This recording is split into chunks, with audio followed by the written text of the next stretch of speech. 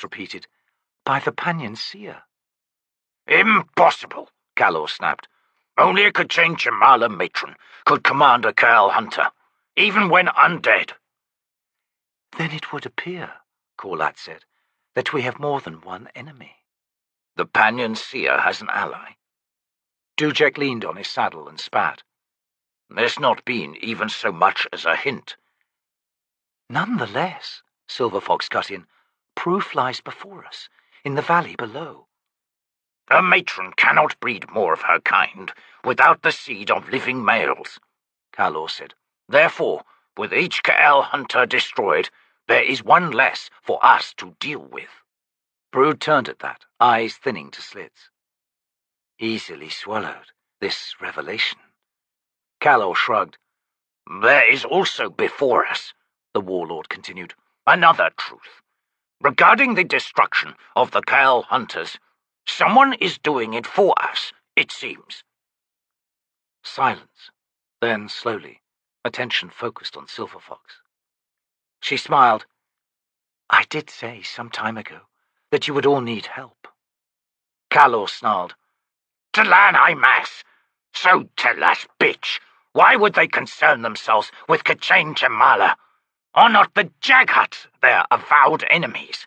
Why task your undead followers with a new one? Why have you and the T'lan Imass joined this war, woman?" "We have joined nothing," she replied, her eyes heavy-lidded, standing as Tattersall would stand, hands clasped and resting on the folds of her belly, her body solid yet curvaceous beneath her deer-hide tunic. "Ah, I know that look," Whiskeyjack thought. "Sleight of hand. Careful now." "Do you deny, then," Brood began slowly, his expression clouded, uncertain, "that your T'lan Imass were responsible for destroying these Ka'el hunters?" "Have none of you ever wondered," Silver Fox said, looking at each of them, "why the T'lan Imass warred with the Jaghut?" "Perhaps an explanation," Dujek said, "will assist us in understanding." Silver Fox gave a sharp nod. "When the first Imass emerged, they were forced to live in the shadow of the Jaghut. Tolerated, ignored, but only in small, manageable numbers. Pushed to the poorest of lands. Then tyrants arose among the Jaghut, who found pleasure in enslaving them, in forcing upon them a nightmarish existence that successive generations were born into, and so knew of no other life, knew nothing of freedom itself. The lesson was hard, not easily swallowed, for the truth was this. They were intelligent beings in the world who exploited the virtues of others, their compassion, their love, their faith in kin. Exploited and mocked. How many Imass tribes discovered that their gods were in fact Jaghut tyrants? Hidden behind friendly masks, tyrants who manipulated them with the weapon of faith. The rebellion was inevitable, and it was devastating for the Imass. Weaker, uncertain even of what it was they sought, or what freedom would show them should they find it. But we would not relent. We could not. Calor sneered. "There were never more than but a handful of tyrants among the Jaghut, woman." "A handful was too many, and we found allies among the Jaghut, those for whom the activities of the tyrants was reprehensible. But we now carried scars born of mistrust, of betrayal. We could trust only in our own kind. In the name of our generations to come, all Jaghut would have to die. None could be left to produce more children, to permit among those children the rise of new tyrants." "And how," Corlat asked, "does this relate to the Kachin-Chamala?" "Before the Jaghut ruled this world, the Kachin-Chamala ruled. The first Jaghut were to the Kachin-Chamala as the first Imass were to the Jaghut." She paused, her heavy gaze moving among them all. "In each species is born the seeds of domination. Our wars with the Jaghut destroyed us, as a living people, as a vibrant, evolving culture. That was the price we paid, to ensure the freedom you now possess. Our eternal sacrifice." She fell silent once more, then continued in a harder tone. So, now I ask you, all of you, who have taken upon yourselves the task of waging war against a tyrannical, all-devouring empire, of possibly sacrificing your own lives to the benefit of peoples who know nothing of you, of lands you have never and will never set foot upon. I ask you, what is there about us, about the T'lan Imass, that still escapes your understanding? Destroy the Pannion Domin. It must be done. For me, for my T'lan Imass, awaits the task of destroying the threat hiding behind the Pannion Seer, the threat that is the K'chain Chamala. She slowly studied their faces. A matron lives, flesh and blood. Should she find a male of her kind, a flesh and blood male, the tyranny of the Jaghut will be as nothing to that of the K'chain Chamala. This, then, will be our sacrifice. Only the wind filled the silence following her words. Then Caladan Brood turned to Calor. And you find in this woman an abomination? She lies, he rasped in reply. This entire war is meaningless. Nothing more than a feint. A feint? Dujek repeated in disbelief. By whom? Calor snapped his mouth shut, made no reply. The Trigala Trade Guild merchant mage, Haradus, cleared her throat. There may be some truth in that. Not that the woman Silver Fox is lying. I believe she speaks true, as far as she is willing to tell us. No, I meant the feint. Consider the infection of the Warrens. Granted, its focus seems to emanate from the Pannion Domin, and granted, as well, that the poison's taint is that of the Warren of Chaos. Granted all of that, one must then ask, why would a K'chain Chamala matron, who is the repository of a vast wellspring of sorcery, seek to destroy the very conduits of her power? If she was present when Morn was destroyed, when the rent was created, why would she then try to harness chaos again? Ambitious, perhaps, but a fool? That is hard to countenance. Even as the import of her words sank in to Whiskeyjack, there came to him another realization. There is another enemy indeed, he thought, and from the looks on most of the faces around me, barring Dujek and no doubt my own, the revelation is not as surprising as it should be. True, we'd caught a hint, but we'd failed to make the connection. Brood, Corlat, Calor, gods, even Cropper and Artanthos. Remind me to avoid every damn one of them the next time I join a game of bones. He jerked his gaze back to Silver Fox, was met with that sleepy, knowing regard. No, that won't work again. Silver Fox, he growled, you spin a tale to sting sympathy from our hearts, yet it seems that your effort was misdirected, and so you end up undermining all you sought to achieve. If there is a deeper threat, a third hand, deftly manipulating both us and the Pannion Seer, will you and your T'lan Imass then focus your attention on that hand? No. Why?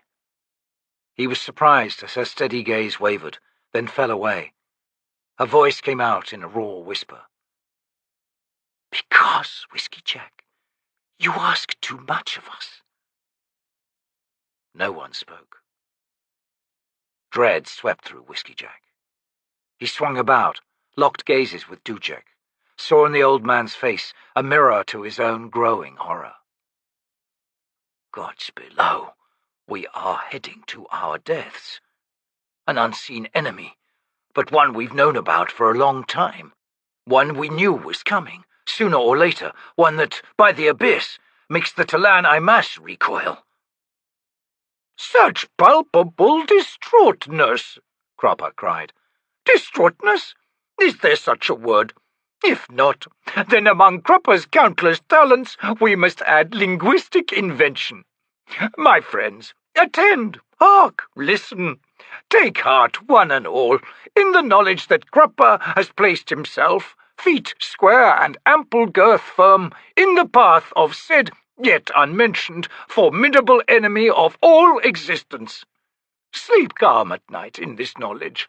slumber as babes in your mother's arms, as each of you once did. Even Calor, though the image shocks and dismays." "Damn it!" Caladan Brood roared. "What in Hood's name are you talking about, little man? You claim to stand in the path of the Crippled God? By the abyss, you are mad. If you do not," he continued in a low tone, as he swung down from his horse, "give instant proof of your efficacy." He strode towards Crupper, one hand reaching for the wrapped handle of his hammer. "I will not predict the extremity of my temper." "I wouldn't do that, Brood," Silver Fox murmured. The warlord twisted to face her, teeth bared. "You now extend your protection to this arrogant fat toad?" Her eyes widened, and she looked to the Daru. "Crupper, do you make such a request?" "Absurd!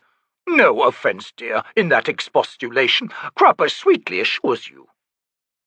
Whiskeyjack stared, disbelieving, as the round little man in his food and drink-stained clothes drew himself up as straight as he was able, and fixed small, glittering eyes on Caladan Brood. "Threaten Crupper of Darujistan, will you? Demand an explanation, do you? Fondling that hammer, are you? Bearing those Silence!"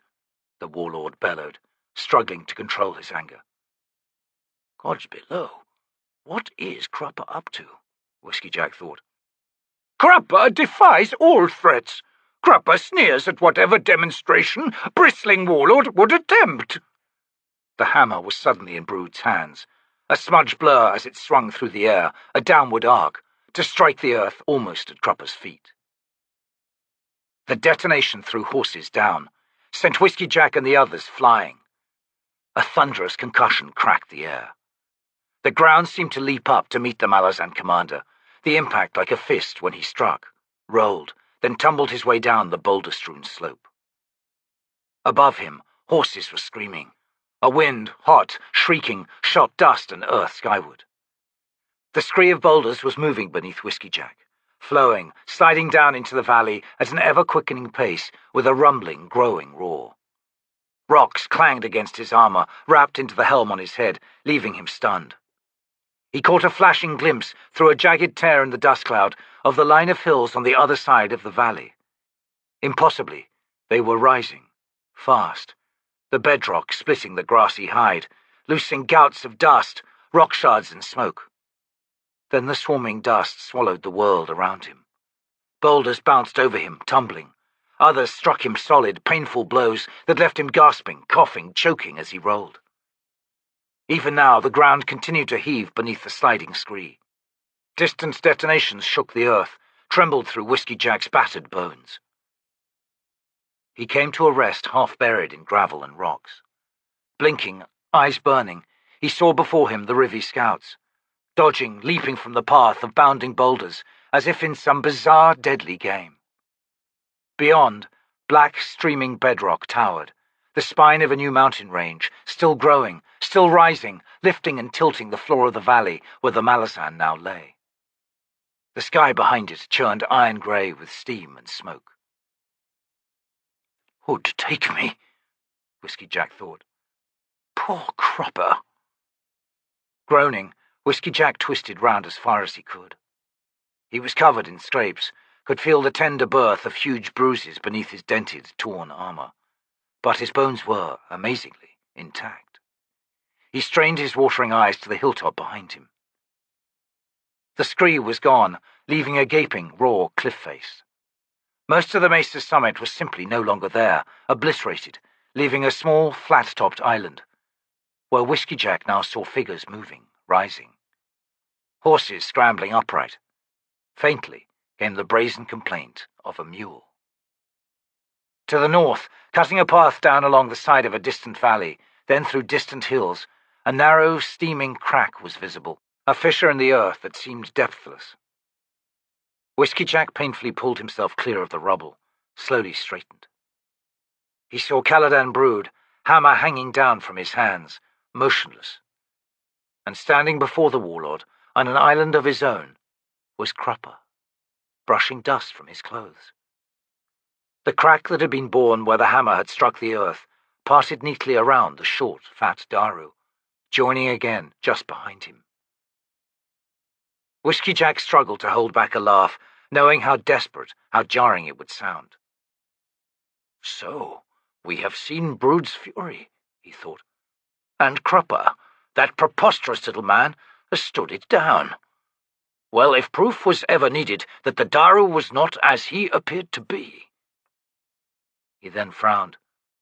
A demonstration indeed. Directed towards whom, I wonder? A cry of dismay cut through his thoughts. Corlat. She faced north, her posture somehow contracted, drawn in on itself. The fissure, Whiskeyjack now saw, all amusement gone, was filling with blood. Fouled blood. Rotten blood, he thought. Beru Fend, the sleeping goddess. Burn sleeps the sleep of the dying, the poisoned. And this, he realized, was the day's final, most terrible revelation. Diseased. The hidden hand of the crippled god. The Maibe's eyes snapped open. The wagon rocked and pitched. Thunder shook the ground. The shouts of Rhivi were on all sides, a wailing chorus of alarm and consternation. Her bones and muscles protested as she was thrown about in the cataclysm, but she would not cry out. She wanted only to hide. The rumbling faded, replaced by the distant lowing of the Bedouin, and, closer by, the soft footpads of her kin as they rushed past the wagon. The herd was close to panic, and a stampede was imminent. Bringing ruin to us all. Yet that would be a mercy. An end to the pain, to my nightmares. In her dreams she was young once more, but those dreams held no joy. Strangers walked the tundra landscape where she invariably found herself. They approached. She fled, darting like a snow hare. Running. Always running. Strangers. She did not know what they wanted, but they were seeking her. That much was clear. Tracking her, like hunters their quarry. To sleep was to awaken exhausted, limbs trembling, chest heaving with agonized breaths. She had been saved from the abyss, from those countless tattered souls lost in eternal, desperate hunger. Saved by a dragon. To what end? Leaving me in a place where I am hunted, pursued without surcease. Time passed, punctuated by the herder's calming words to the frightened Bedouin. There would be no stampede after all. Rumble still trembled through the earth, in diminishing ripples that grew ever farther apart. The Maibe moaned softly to herself as the wagon rocked once more, this time to the arrival of the two Daru, Col and Murillo. "You've awakened," the counsellor noted. "It's no surprise." "Leave me be," she said, drawing the hides around her shivering body and curling away from the two men. "It's so cold," she thought. "Any idea what's happened up ahead?" Murillo asked Cole.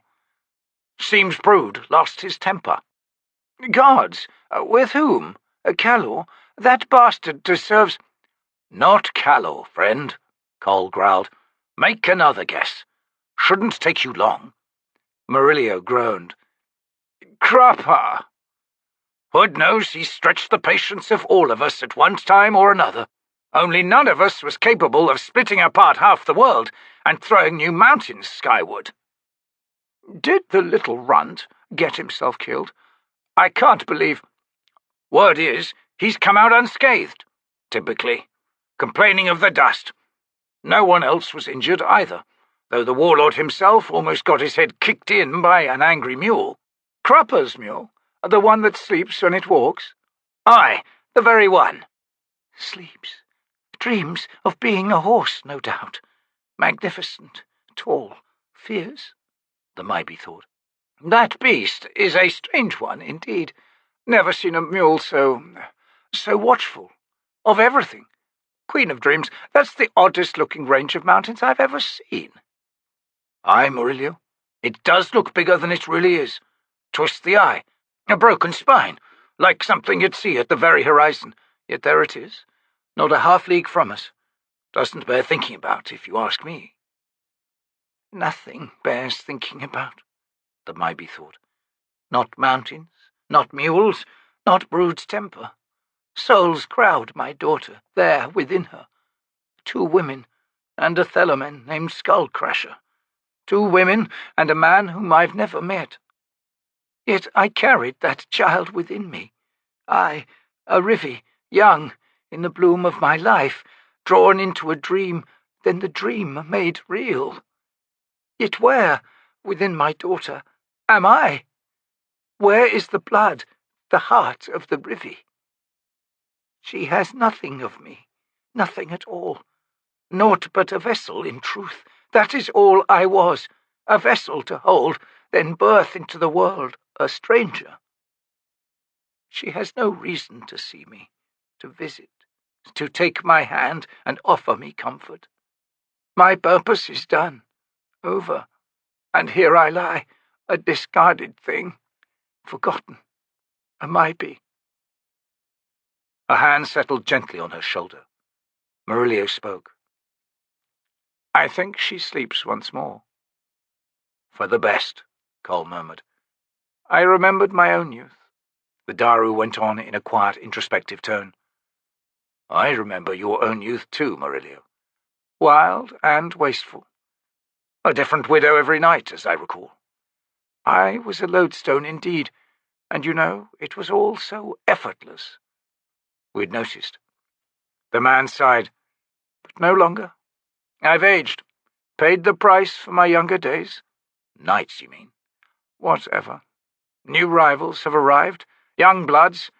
Marek of Paxto, tall and lithe and turning heads wherever he saunters. The smug bastard. Then there's Peril of Manekri. Oh, really, Murillo, spare me all this. The point is, it was all a stretch of years. Full years, pleasurable ones. And for all that I'm on the wane, at least I can look back and recall my days, all right, my nights of glory. But here, with this poor woman. I hear you. Ever notice those copper ornaments she's wearing? There, you can see the pair on her wrist. Krappa's gifts from Darujistan. What about them? Well, as I was saying, ever notice them? It's a strange thing. They get brighter, shinier when she's sleeping. Do they? I'd swear it on a stack of Krappa's handkerchiefs. How odd. They're kind of dull right now, though. There was silence from the 2 men crouched above her. After a long moment, the hand resting on her shoulder squeezed slightly. Ah, my dear, Murillo whispered, would that I could take back my words. Why? The Maybe thought. They were truth, words from your heart, and it is a generous one for all your irresponsible youth. You've given voice to my curse. That changes nothing. Am I to be pitied? Only when I'm asleep, it seems.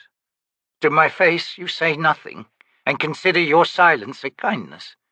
But it mocks me, for it arrives as indifference. And this silence of mine, to those 2 kind men looking down on me right now, which of my countless flaws does this reveal? Your pity, it seems, is no match for my own. Her thoughts trailed away then. The treeless ochre wasteland of her dream world appeared, and she within it. She began running. Dujek flung his gauntlets against the tent wall as he entered, his face dark with fury.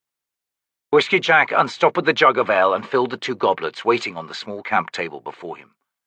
Both men were smeared in sweaty dust. What madness is this? The High Fist rasped, pausing only long enough to snatch up one of the goblets before beginning to pace. Whiskeyjack stretched his battered legs out, the chair creaking beneath him. He swallowed a long draught of ale, sighed, and said, Which madness are you referring to, Dujek? Aye, the list is getting damned long. The Crippled God? The ugliest legends belong to that broken bastard. Fisher Kelteth's poem on the chaining. I'm not one for reading poetry, but hood knows, I've heard bits of it spoken by tavern bards and the like. Vain balls, this isn't the war I signed on to fight. Whiskeyjack's eyes narrowed on the High Fist. Then don't. Dujek stopped pacing, faced his second. "Go on," he said, after a moment. "Brood already knew," he replied with a shrug that made him wince. As did Corlad. "With him, you could reasonably include Anomander Rake, and Calor, though I liked not the avid glint in that man's eye. So, 2 ascendants and 1 would-be ascendant. The Crippled God is too powerful for people like you and me to deal with, High Fist. Leave it to them, and to the gods. Both Rake and Brood were there at the chaining, after all." "Meaning it's their mess?" "Bluntly, yes, it is. For which we're all paying, and might well pay the ultimate price before too long. I'll not see my army used as fodder in that particular game, Whiskeyjack. We were marching to crush the Pannion Domin, a mortal empire, as far as we could determine. Manipulation seems to be going on both sides, Dujek. And am I to be comforted by that?" The High Fist glare was fierce. He held it on his second for another moment, then quaffed his ale. He thrust the empty goblet out. Whiskeyjack refilled it. "We're hardly ones to complain of manipulation," he rumbled. "Are we, friend?" Dujek paused, then grunted. "Indeed. Calm yourself, High Fist," Whiskeyjack thought. "Think clear thoughts. Besides," Whiskeyjack continued, "I have faith." "In what?" his commander snapped. "In whom? Pray tell me." "In a certain short, corpulent, odious little man." "Crupper? Have you lost your mind?" Whiskeyjack smiled. "Old friend, look upon your own seething anger. Your rage at this sense of being manipulated, used, possibly deceived. Now consider how an ascendant like Caladan Brood would feel, upon the realization that he is being manipulated. Enough to shatter the control of his temper? Enough to see him unlimber his hammer and seek to obliterate that smug, pompous puppet master?" Dujek stood unmoving for a long time, then a grin curved his lips. "In other words, he took Crupper seriously." "Darujistan," Whiskeyjack said. "Our grand failure. Through it all, I had the sense that someone, somewhere, was orchestrating the whole damned thing. Not Anomander Rake, not the Cabal, not Volcan and her assassins. Someone else. Someone so cleverly hidden, so appallingly capable, that we were helpless, utterly helpless. And then, at the parley, we all discover who was responsible for Tattersail's rebirth. As Silver Fox, a child of a Rhivi woman, the seed planted and the birth managed within an unknown warren. The drawing together of threads.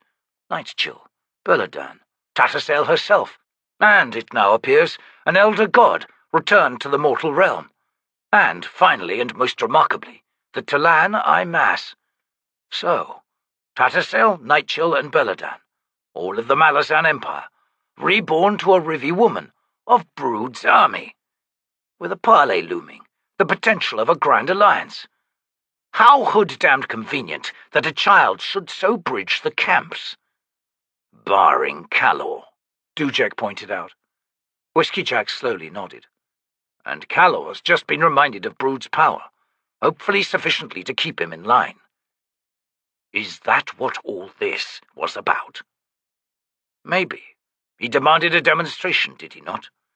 What Crupper manipulates is circumstance, somehow.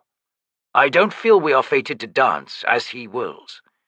There is an elder god behind the Daru, but even there, I think it's more an alliance of mutual benefit, almost between equals. A partnership, if you will. Now, I'll grant you, all this is speculation on my part, but I'll tell you this. I have been manipulated before, as have you. But this time, it feels different, less inimical. Dujek, I sense compassion this time. An alliance of equals, the High Fist muttered. Then he shook his head. What, then, does that make this Crupper? Is he some god in disguise? A wizard of magnitude? An archmage? Whiskeyjack shrugged. My best guess. Crupper is a mortal man, but gifted with an intelligence that is singular in its prowess. And I mean that most literally. Singular, Dujek. If an elder god was suddenly flung back into this realm, would he not seek out as his first ally the greatest of minds? Dujek's face revealed disbelieving wonder. But Whiskeyjack? Crupper? Crupper, who gave us the Trigala Trade Guild, the only traders capable of supplying us on the route we chose to march. Crupper, who brought to the Maybe the surviving possessions of the first Rhivi, for her to wear, and so diminish the pain she feels. And those ornaments are, I suspect, yet to fully flower. Crupper, the only one Silver Fox will speak with, now that Perrin is gone. And finally, Crupper, who has set himself in the Crippled God's path. If just a mortal, then how did he survive Brood's wrath? Well, I expect his ally the Elder God would not wish to see the Daru killed. I guess there was intervention then. What else could it have been? Dujek emptied his goblet. Damn, he sighed. All right. We ignore, as best we can, the Crippled God. We remain focused on the Pannion Domin. Still, my friend, I mislike it. I can't help but be nervous in that we are not actively engaged in considering this new enemy. I don't think we are, Ifist. Dujek's glance was sharp, searching, then his face twisted. Quick, Ben. Whiskeyjack slowly nodded. I think so. I'm not certain. Hood, I don't even know if he's still alive, but knowing Quick, he is. Very much alive. And given his agitation the last time I saw him, he's without illusions, and anything but ignorant. And he's all we've got? To outwit the Crippled God? Ifist, if Crupper is this world's foremost genius, then Quickben's but a step behind him. A very short step. They heard shouts outside the tent, then booted feet. A moment later, the standard-bearer, Artanthos, pulled aside the flap and entered. Sirs, a lone Moranth has been spotted, flying in from the northeast. It's Twist. Whiskeyjack rose, grunting at the cascade of aches and twinges the motion triggered. Queen of Dreams, we're about to receive some news. Let's hope it's cheering news, Dujek growled. I could do with some. Her face was pressed against the lichen-skinned stones, the roughness fading as her sweat soaked the ragged plant. Heart-pounding, breaths coming in gasps, she lay whimpering, too tired to keep running, too tired to even so much as raise her head. The tundra of her dreams had revealed new enemies, not the band of strangers pursuing her this time. This time, she had been found by wolves. Huge, gaunt creatures, bigger than any she had ever seen in her waking life. They had loped into view on the ridge marking the skyline to the north. 8 long-legged, shoulder-hunched beasts, their fur sharing the muted shades of the landscape. The one in the lead had turned, as if catching her scent on the dry, cold wind. And the chase had begun. At first, the Maybe had revelled in the fleetness of her young, lithe legs. Swift as an antelope, faster than anything a mortal human could achieve, she had fled across the barren land. The wolves kept pace, tireless, the pack ranging out to the sides, one occasionally sprinting, darting in from one side or the other, forcing her to turn. Again and again, when she sought to remain between hills, on level land, the creatures somehow managed to drive her upslope. And she began to tire. The pressure never relented. Into her thoughts, amidst the burgeoning pain in her legs, the fire in her chest, and the dry, sharp agony of her throat, came the horrifying realization that escape was impossible, that she was going to die. Pulled down like any other animal doomed to become a victim of the wolves' hunger. For them, she knew, the sea of her mind, whipped now to a frenzied storm of panic and despair, meant nothing. They were hunters, and what resided within the soul of their quarry had no relevance. As with the antelope, the Bedouin calf, the Ranag, grace and wonder, promise and potential, reduced one and all to meat. Life's final lesson, the only truthful one buried beneath a layered skein of delusions. Sooner or later, she now understood, we are all naught but food. Wolves or worms, the end abrupt or lingering, it mattered not in the least. Whimpering, half-blind, she staggered up yet another hillside. They were closer. She could hear their paws crunching through the wind-dried lichen and moss. To her right, to her left, closing, edging slightly ahead.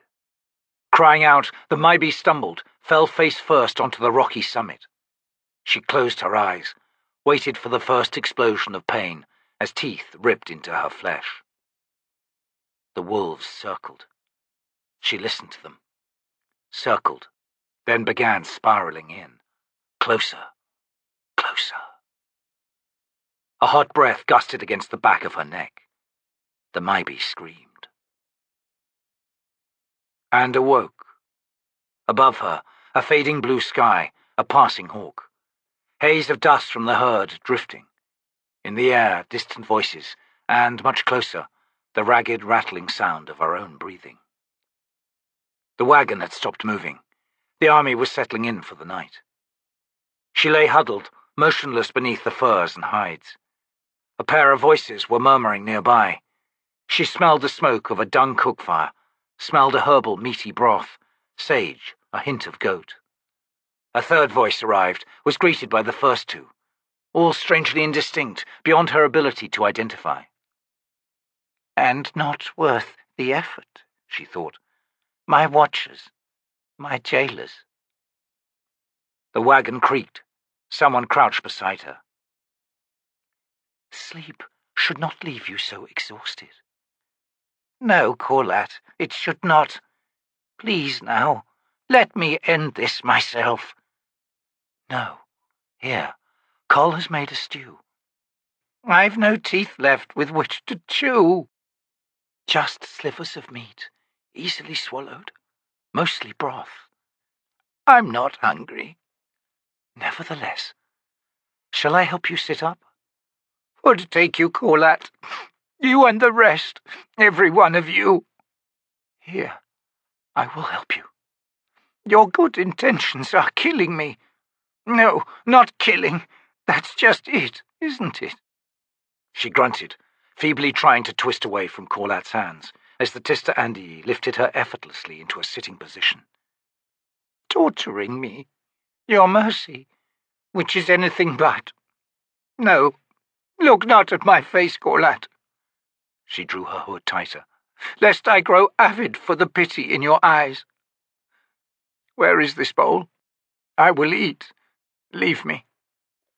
I will sit with you, Maybe, Corlat replied. There are two bowls, after all. The Rhivi woman stared down at her own wrinkled, pocked, skeletal hands, then at the bowl clutched between them, the watery broth with its slivers of wine-stained meat. See this? The butcher of the goat, the slayer.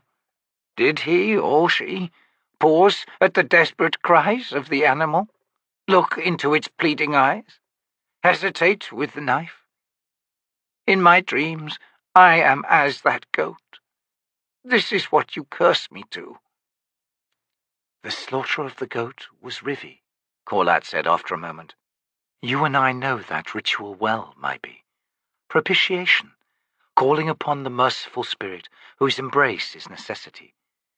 You and I both know how that spirit comes upon the goat, or indeed any such creature whose body shall feed your people, whose skin shall clothe you. And so the beast does not cry out, does not plead. I have witnessed and wondered, for it is indeed a remarkable thing.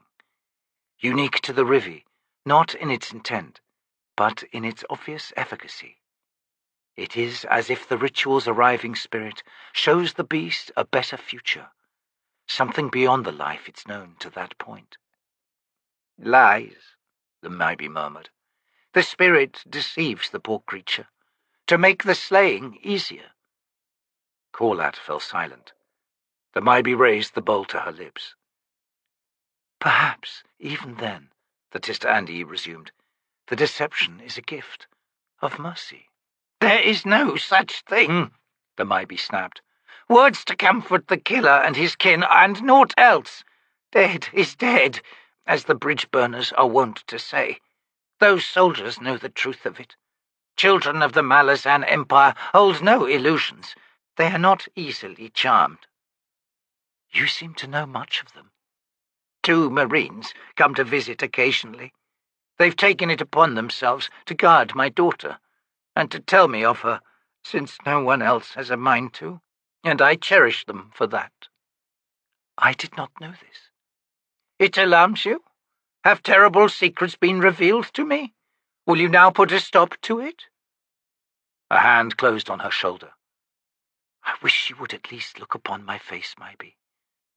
"No, I will do no such thing. Nor am I aware of any dire secrets being kept from you. Indeed, I now wish to seek out these two Marines, to thank them." "Leave them be, Corlat. They do not ask for thanks. They are simple soldiers, 2 women of the Empire. Through them, I know that Crupper visits Silver Fox regularly. He's taken on the role of kindly uncle, perhaps. Such a strange man, endearing despite the terrible curse he has laid upon me." "Curse? Oh. Maybe, of all that I have seen of Crupper, I can tell you, he is not one to curse anyone. I do not believe he ever imagined what the rebirthing of Tattersail would mean to you." "So very true, that. I understand it well, you see. He was called upon by the Elder God, who either chose to become involved or was so already. An abomination had been created, as Calor has called it, and it was an abomination in fact. The withered corpse of Nightchill, Tattersail's soul trapped within it, the apparition webbed by T'lan Imass sorcery, a nightmare creation. The Elder God sought to save it somehow, in some form, and for that it seemed like he needed Crupper. Thus, the Daru did all he could, believing it to be a mercy. But make no mistake now, Corlat. Crupper and his Elder God have decided to make use of the child they fashioned. Opportunistic or deliberate from the start? Does it matter? And lo, Crupper now walks with Silver Fox. Do they conspire? Am I blind?" "Conspire? To what end, maybe?" "You don't know? I find that hard to believe." "Clearly, you have concluded we are all conspiring against you." "Aren't you?" With all the strength she could muster, the Maybe flung the bowl away, heard it splash, bounce off something, heard a shout of surprise from Murillo, who, it seemed, had the misfortune to be in its path of flight. "Guard me," she hissed. "Feed me. Watch me so I don't take my own life. And this is not a conspiracy. And my daughter, my own daughter, does she visit? No. When have I last seen her face? When? I can barely remember the time." The hand tightened on her shoulder. Corlat's voice, when she spoke, was low yet taut. "I hear you, my friend. I shall get to the bottom of this. I shall discover the truth, and then I shall tell you. This I promise, maybe." "Then tell me, what has happened? Earlier today, I felt something, an event. Cole and Murillo spoke of a scene between Crupper and Brood. Tell me, where was Silver Fox in all this?" "She was there," Corlat replied. "She joined me as I rode forward in answer to Whiskeyjack's summons. I will be honest, maybe. Something did occur before the clash between Brood and Crupper. Your daughter has found protectors, but she will not extend that protection to you. For some reason she believes you are in danger. Now, I do not know the source." "Yet I do," the Maybe thought. "Oh, Corlat, your friendship for me has blinded you. I am in danger indeed. From myself." "Protectors? Who? What?" Corlat drew a deep breath, let it out slowly. "Silver Fox asked that I say nothing to you of them. I could not understand why, yet I acquiesced. I realize now that to do so was wrong. Wrong to you, maybe. A conspiracy, and I shall not be party to it. Your daughter's protectors were wolves, ancient, giant beasts." Terror ripped through the Maybe. Snarling, she flung a hand at Corlat's face, felt her nails tear through skin. My hunters! She screamed as the Tiste Andii flinched away. They want to kill me! My daughter! My daughter, she thought, plaguing my dreams. Spirits below, she wants to kill me. Cole and Murillo had leapt onto the wagon, were shouting in alarm even as Corlat hissed at them to calm down. But the Maibi ceased hearing them, ceased seeing anything of the world surrounding her at that moment. She continued thrashing, nails clawing the air, betrayal searing through her chest, turning her heart into ashes. My daughter! My daughter! And my voice, it whimpers, and my eyes, they plead, and that knife is in her hands, and in her gaze there is naught but cold, cold intent. Whiskeyjack's half-smile vanished when he turned upon Corlat's arrival. To see that her eyes were as white-hot iron, to see as she stalked through the tent's entrance 4 parallel slashes on her right cheek, wet with blood that had run down to the line of her jaw, and now dripped onto the rushes covering the floor. The Malazan almost stepped back as the Tiste Andii strode towards him. Corlat, what has happened? Hear my words, lover, the woman grated in an icy voice. Whatever secrets you have withheld from me, about Tattersail Reborn, about those damned T'lan Imass, about what you've instructed those 2 Marines guarding the child to say to the Maibi, you will tell me. Now! He felt himself grow cold, felt his face twitch at the full thrust of her fury. Instructions? He asked quietly. I have given them no instructions. Not even to guard Silver Fox. What they've done has been their own decision. What they might have said, that it should lead to this? Well, I shall accept responsibility for that, for I am their commander. And I assure you, if punishment is required— Stop! A moment, please. Something had settled within her, and now she trembled. Whiskeyjack thought to take her in his arms, but held back. She needed comfort, he sensed, but his instincts told him she was not yet ready to receive it. He glanced around, found a relatively clean handcloth, soaked it in a basin, then held it out to her. She had watched in silence, the shade of her eyes deepening to slate grey, but she made no effort to accept the cloth. He slowly lowered his hand. Why, Corlat asked, did Silver Fox insist that her mother not learn of the T'lan Imass? I have no idea, Corlat, beyond the explanation she voiced. At the time I thought you knew. You thought I knew? He nodded. You thought that I had been keeping from you a secret, something to do with Silver Fox and her mother? Whiskeyjack shrugged. Were you planning to confront me? No. Her eyes widened on him. Silence stretched, then, for Hood's sake, clean my wounds. Relieved, he stepped closer and began, with the gentlest of touches, to daub her cuts. Who struck you? He asked quietly. The Maibi. I think I've just made a dreadful mistake, for all my good intentions. That's often the case, he murmured, with good intentions. Corlat's gaze narrowed searchingly. Pragmatic Malazans, clear-eyed indeed. Why do we keep thinking of you as just soldiers?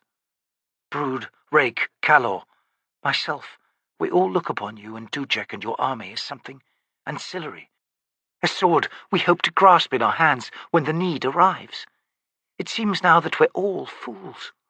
In fact, not one of us has come to realize the truth of how things now stand. He frowned. And how do they now stand? You have become our backbone. Somehow you are what gives us our strength, holds us together. Oh, I know you possess secrets, Whiskeyjack. He smiled wryly. Not as many as you seem to think. I will tell you the biggest one. It's this. We feel outmatched. By you, by Rake, by Caladan Brood, by Calor, by the Tiste Andii army, and that of the Rhivi and the Barghast. Hood, even that mob of mercenaries accompanying you makes us nervous. We don't have your power. We're just an army. Our best wizard isn't even ranked. He's a squad mage, and right now he's very far away, and I suspect feeling like a fly in a web. So, come the battles, we know we'll be the spear's head, and it's going to cost us dear. As for the seer himself, and whatever hides behind him, well, we're now hoping you'll deal with that. Same goes for the Crippled God. You're right, Caladan. We're just soldiers. Tired ones at that. If we're this combined army's backbone, then, who'd help us, it's a bowed, brittle one. She reached up and laid her hand over his, pressed it against her cheek. Their eyes locked. Bowed and brittle? I think not. Whiskeyjack shook his head. I'm not being modest, Caladan. I speak the truth, though I fear you're not prepared to hear it. Silver Fox is manipulating her mother, the Tiste Andii said after a moment. Somehow. Possibly even being responsible for the old woman's terrible nightmares. I find that hard to countenance. Not something Tattersall would do, right? But what of this Night Chill? Or the Thelomen? You knew them, Whiskeyjack. Better than any of us, at least. Is it possible that one of them, or both, are responsible for this? He said nothing while he completed wiping clean the wounds on her cheek. This will require a healer's touch, Caladan, lest infection... Whiskeyjack? He sighed, stepped back. Night Chill, I fear, might well harbour feelings of betrayal. Her targets for vengeance could be chosen indiscriminately. Same for Beladan Skullcrusher. Both were betrayed after all.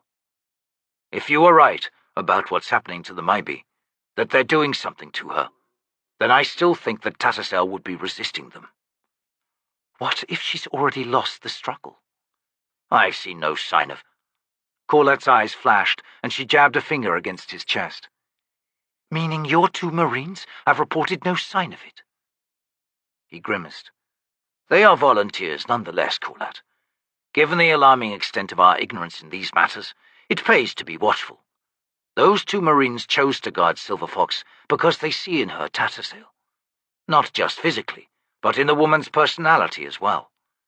If anything had gone awry, they would have noticed it, and they would have come to me. Fast. Caladan lowered her head. She sighed. And here I've come storming in to tear your head from your shoulders. Damn you, Whiskeyjack. How did I come to deserve you?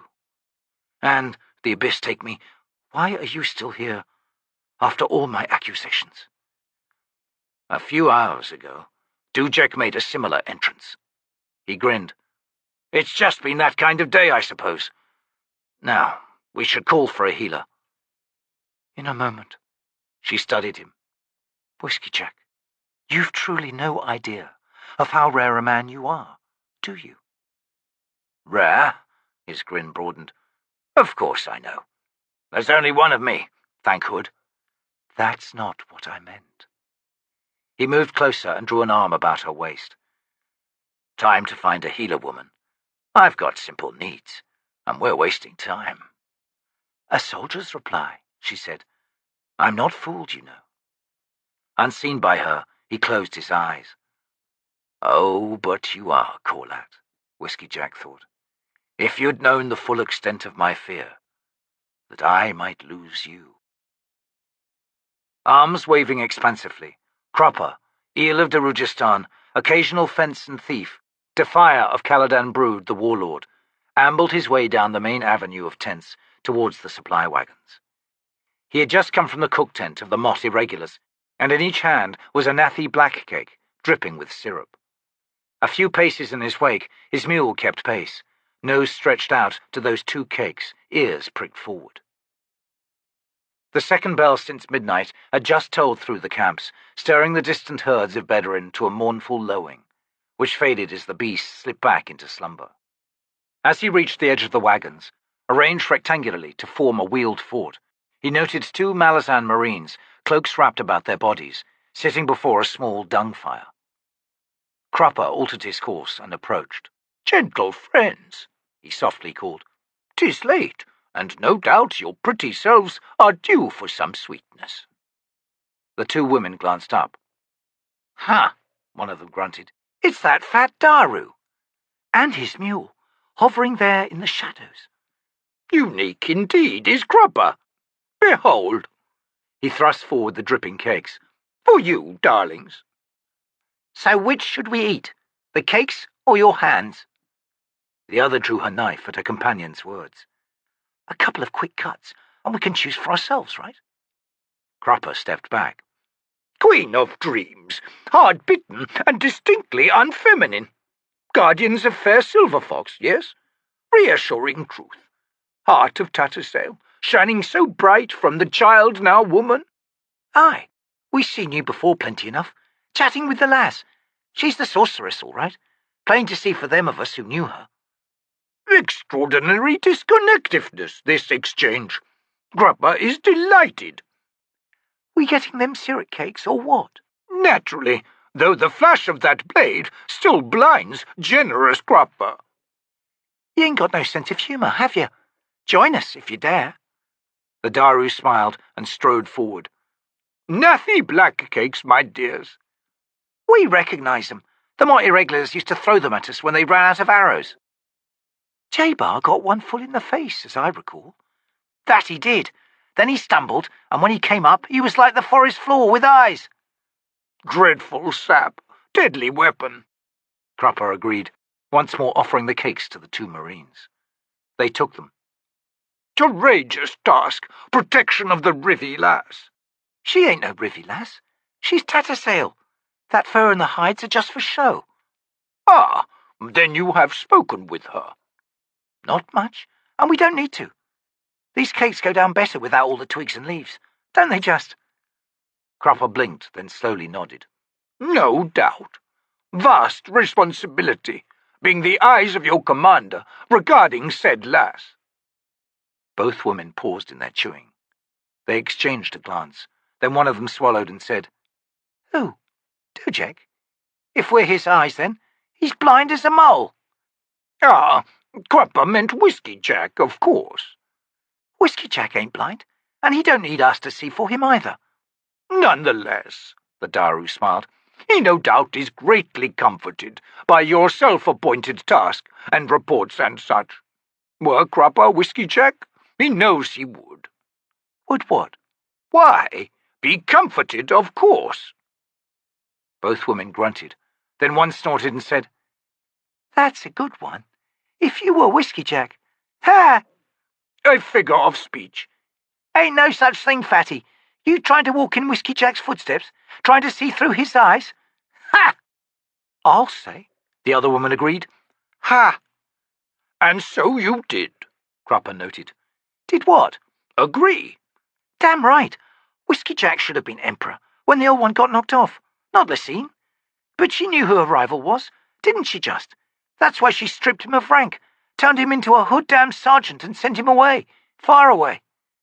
An ambitious man, this Whiskeyjack, then. Not in the least, Daru, and that's the whole point. Would have made a good emperor, I said.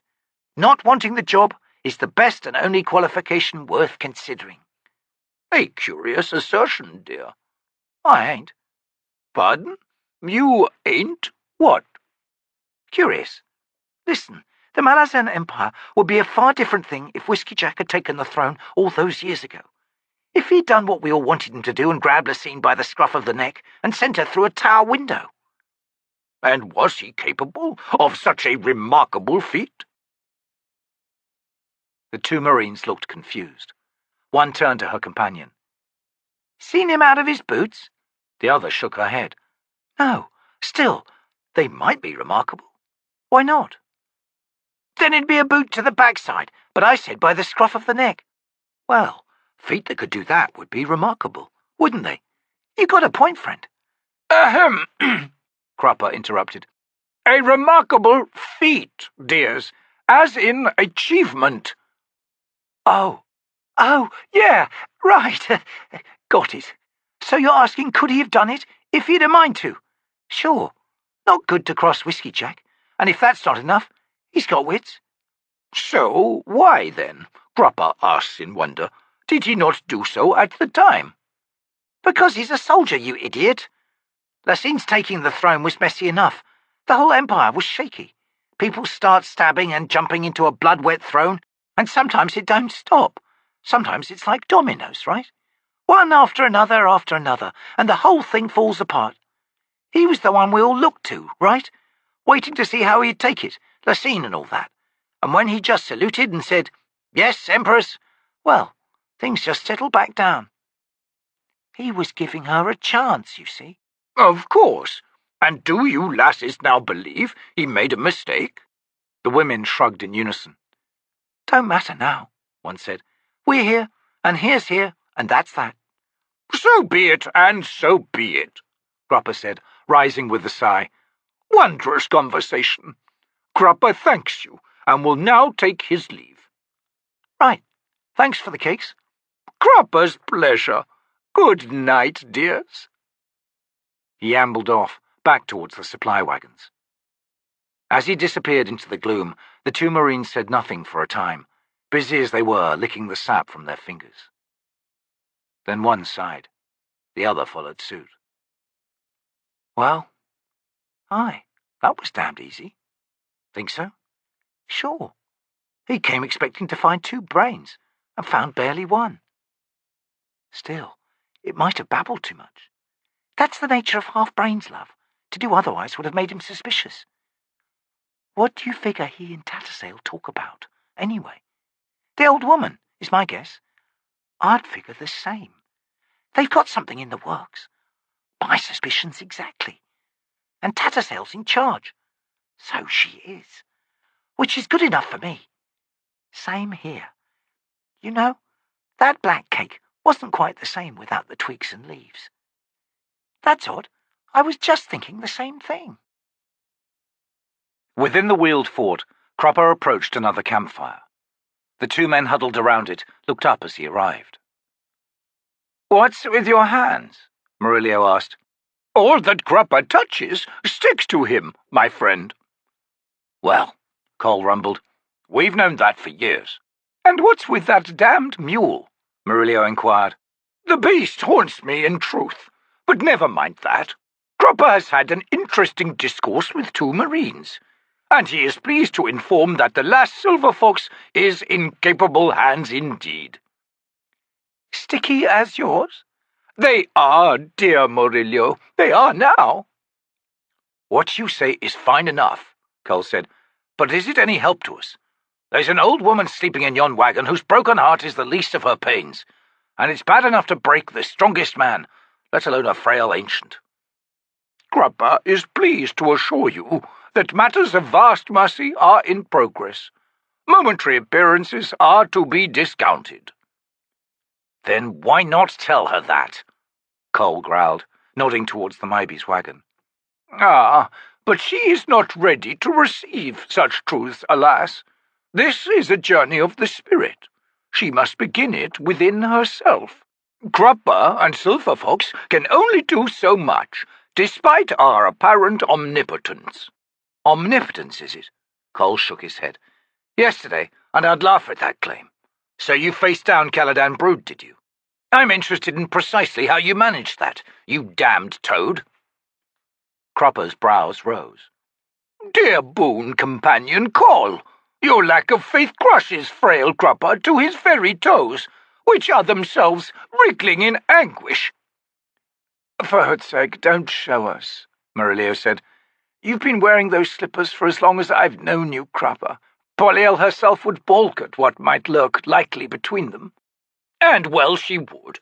To answer Cole with succinct precision, Cropper proclaims that anger, nay, rage, has no efficacy against one such as himself, for whom the world is as a pearl nestled within the slimy confines of his honed and muscled brain. Perhaps the allusion falters with second thought, and worse with third. Cropper tries again. For whom, it was said, the world is naught but a plumage to dream of colours and wonders unimagined, where even time itself has lost meaning. Speaking of which, it's very late, yes? Sleep beckons. The stream of calm transubstantiation that metamorphoses oblivion into reparation and rejuvenation.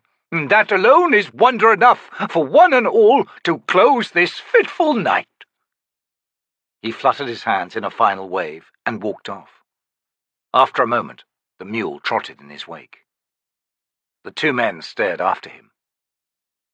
"Would that brute's hammer connected with that oily pate?" Cole rumbled after a moment.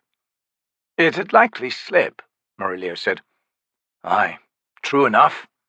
Muscles and brains and cheesy toes, by the abyss. I think I'm going to be sick."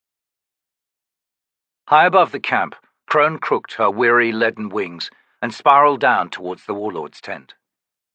Despite her exhaustion, shivers of excitement and curiosity ran through her. The fissure to the north of the encampment still bled Byrne's fouled blood. The great raven had felt that detonation when still over the Vision Mountains far to the southeast, and had instantly known it for what it was: Caladan Brood's anger. Kiss of the hammer, and with it an explosive reshaping of the natural world. She could see despite the darkness, and the shapely defined spine of a basaltic mountain range loomed where no mountains belonged, here at the heart of the T'lan Plain, and the sorcery emanating from the blood of the sleeping goddess. It, too, Crone recognized. The touch of the Crippled God. Within Byrne's veins, a transformation was taking place. The Fallen One was making her blood his own. "And that is a taste I know well, for it was as mother's milk to me so very long ago," Crone thought. "To me and to my kin." Changes had come to the world below, and Crone revelled in changes. Her soul and that of her kin had been stirred once more to acute wakefulness. She had never felt more alive. Slipping beneath the warm thermals, she descended, bobbing on pockets of cool air, echoes of the traumatic disturbance that had churned through the atmosphere at the eruption of Brood's fury, then sliding down to land with a soft thump on the earth before the Warlord's tent. No light showed within. Faintly cackling, Crone hopped beneath the half-hitched entrance flap. "Not a word," Brood rumbled from the darkness. "About my temper's snapped leash." The great raven cocked her head towards the cot. The Warlord was seated on its edge, head in his hands. "As you wish," Crone murmured. "Make your report." "I shall. First, from Anomander Rake. He has succeeded. Moonspawn has passed unseen, and now hides. My children are ranging far over the lands of the Pannion Seer. Warlord, not just their eyes have witnessed the truth of all that lies below. I myself have seen—" "Save those details for later. Moonspawn is in place. Good. Did you fly to Capustan as I requested?" "I did, Grave One, and was witness to the first day and first night of battle." "Your assessment, Crone?" "The city will not hold, Warlord, though no fault of the defenders. What opposes them is too vast." Brood grunted. "Perhaps we should have reconsidered Dujek's disposition of the Black Moranth." "Ah, they too are emplaced, precisely where Onearm wanted them to be." Crone hesitated, turning first one eye then the other towards Caladan Brood. "One unusual detail must be uttered now, Warlord. Will you hear it?" "Very well." "The Seer wages a war to the south." Brood's head snapped up. "Aye," Crone nodded. "My children have seen Domin armies routed and retreating north, to Outlook itself. The Seer has unleashed formidable sorceries against the unknown enemy. Rivers of ice, walls of ice, blistering cold, winds and storms. It has been a long time since we have witnessed said particular warren unveiled." "Umptos Velak, the warren of the Jagged." "Even so. Warlord, you seem less surprised by that than I had anticipated." "Of a war to the south, I am indeed surprised, Crone." He rose, drawing a fur blanket about his shoulders, and began pacing. "Of Umptos Velak? No, I am not surprised." "Thus, the Seer is not as he seems." "Evidently not. Rake and I had suspicions." "Well," Crone snapped, "had I known them, I would have more closely examined the situation at Outlook. Your recalcitrance wounds us all." "With no proof, Crone. Besides, we value your feathered hide too highly to risk your close approach to an unknown enemy's vastness. It is done. Tell me, does the Seer remain in Outlook? My kin were unable to determine that. There are condors in the area, and they did not appreciate our presence. Why should mundane birds cause you trouble? Not entirely mundane. Aye, mortal birds are little more than feathered lizards, but these particular condors were more lizard than most. The seer's own eyes? Possibly. That could prove troublesome. Crone shrugged with her wings half-crooked. Have you some slivers of meat? I hunger. There's leftover goat from supper in the refuse pit behind the tent. What? You would have me eat from a refuse pit? You're a damned raven, Crone. Why not? Outrage, but if that's all there is... It is. Clucking to contain her fury, Crone hopped towards the tent's back wall.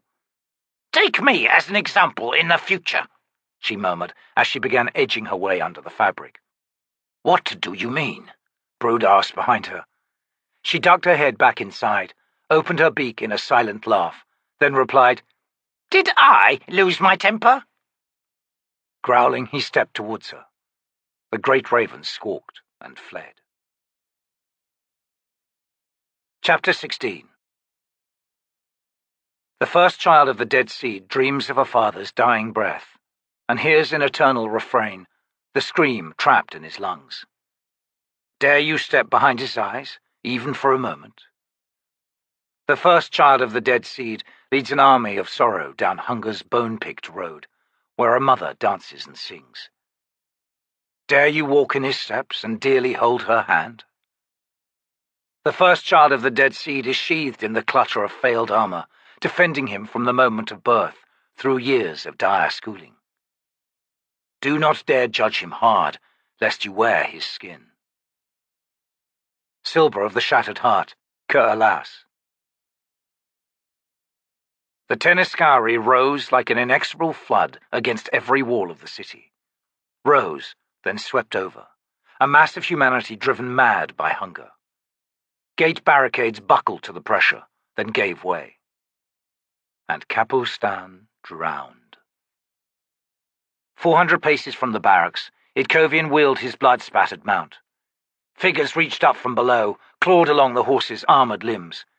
The beast, in cold fury, stamped down repeatedly, crushing bones, caving in chests and heads. 3 mains of grey swords surrounded the shield anvil, where they had been cut off from the barracks atop the gentle hill that was the cemetery of pillars. Most of those upright coffins had been toppled, shattering to spill their mouldy, cloth-wrapped contents, now jumbled among their cousins in death. Itkovian could see the barracks gate, against which bodies were piled high enough to climb, which is what scores of Teniscari were doing, clambering up towards the flanking revetments, only to be met by the serrated blades of long-handled pikes. Pikes that killed, that wounded peasants who made no effort to defend themselves, that whipped back and forth, trailing banners of blood and gore. Itkovian had never witnessed such a horrifying sight. For all his battles, for all the terrors of combat, and all that a soldier could not help but see, the vision before him swept all else from his mind.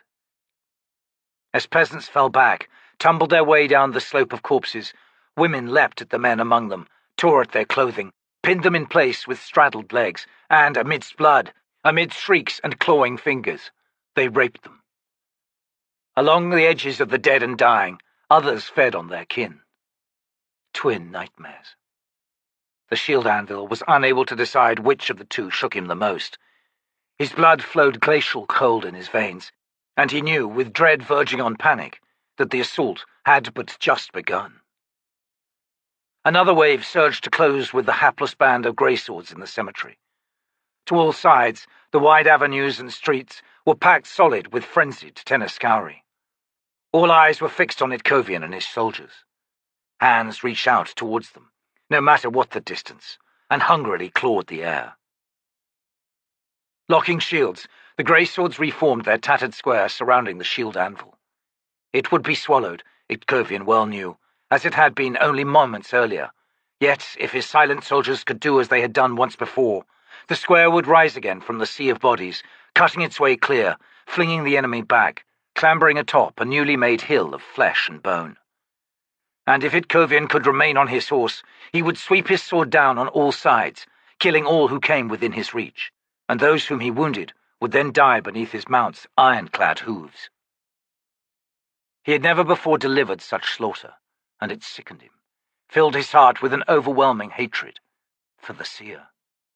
To have done such a thing to his own people, and for Septarch Kulpath, for his bloodless cruelty in sending these hapless peasants into the maw of a desperate army. Even more galling, the tactic looked likely to succeed. Yet at a cost beyond comprehension, Itkovian thought. With a roar, the Teniscari attacked. The first to reach the bristling square were cut to pieces. Reeling, shrieking, they were pulled back by their comrades into a devouring midst that was even more vicious than the enemy they'd faced when in the front line. Others pushed ahead to suffer an identical fate. Yet still more came, climbing the backs of the ones before them, now whilst others clambered over their own shoulders. For the briefest of moments, Itkovian stared at a three-tiered wall of savage humanity. Then it collapsed inward, burying the grey swords. The square buckled beneath the weight. Weapons were snagged, shields were pulled down, helms ripped from heads, and everywhere the shield anvil looked, there was blood. Figures scrambled over the heaving surface. Cleavers and hatchets and knives swung down in passing, but Itkovian was their final target, as he knew he would be. The shield anvil readied his broadsword and shield. A slight shift in the pressure of his legs began turning his mount into a ceaseless spin. The beast's head tossed, then ducked low to defend its throat. The armor covering its brow, neck, and chest was already smeared and dented. Hooves stamped, eager to find living flesh. The first peasant came within range. Itkovian swung his sword, watched the head spin away from its body, watched as the body shivered and twitched before crumpling. The horse lashed out its hind hooves, connecting with crunching thumps. Then the animal righted itself and reared, iron-shod front hooves kicking and clawing, dragging a screaming woman down. Another Teniscari leapt to grab one of the horse's front legs. Itkovian leaned forward and drove his sword against the man's lower back, cutting deep enough to sever his spine. The horse spun, the leg flinging the corpse away. Head snapped forward, teeth cracking down on a peasant's hair-matted pate, punching through bone to pull back with a mouthful of hair and skull. Hands clawed against Itkovian's thigh on his shield side. He twisted, swung down against his mount's withers. The blade had chopped through muscle and clavicle. Blood and meat reeled away. His horse kicked again, bit and stamped and whirled, but hands and pressure and weight were on all sides now. Itkovian's sword flashed, whipped blindly, yet never failed to find a target. Someone climbed up onto the horse's rump behind him. He arched his back, gauntleted hands swinging up over his own head, point driving downward behind him. He arched his back, gauntleted hand swinging up over his own head, point driving downward behind him. He felt the edge slice its way through skin and flesh, skitter along ribs, then punch down into lower belly. A flood of bile and blood slicked the back of his saddle. The figure slid away. He snapped a command, and the horse ducked its head. Itkovian swung his weapon in a sweeping horizontal slash. Cutting, glancing contact stuttered its entire path. His mount pivoted, and the shield anvil reversed the slash. Spun again, and Itkovian whipped the sword again. Man and beast turned in a full circle in this fashion, a circle delivering dreadful wounds. Through the blistering heat beneath his visored helm, Itkovian gained a fragmented collection of the scene on all sides. There would be no rising from his grey swords. Not this time. Indeed, he could not see a single familiar surcoat. The Teniscari closed on the shield anvil from all sides, a man's height's worth of bodies under their feet. And somewhere beneath that heaving surface were Itkovian's soldiers, buried alive, buried dying, buried dead. He and his horse were all that remained, the focus of hundreds upon hundreds of avid, desperate eyes. Captured pikes were being passed forward to those peasants nearest him. In moments, those long-handled weapons would begin jabbing in on all sides. Against this, neither Itkovian's nor his horse's armor would be sufficient. "Twin tusks, I am yours," he thought. "To this, the last moment." "Break!" His warhorse was waiting for that command. The beast surged forward. Hooves, chest, and shoulders battered through the press. Itkovian carved his blade down on both sides. Figures reeled, parted, disappeared beneath the churning hooves. Pikes slashed out at him, skittered along armor and shield. The ones to his right he battered aside with his sword. Something punched into the small of his back, snapping the links of his chain, twisting and gouging through leather and felt padding. Agony lanced through Itkovian as the jagged point drove through skin and grated against his lowest rib, close to the spine. At the same moment, the horse screamed as it stumbled onto the point of another pike, the iron head plunging deep into the right side of its chest. The animal lurched to the left, staggering, head dipping, jaws snapping at the shaft.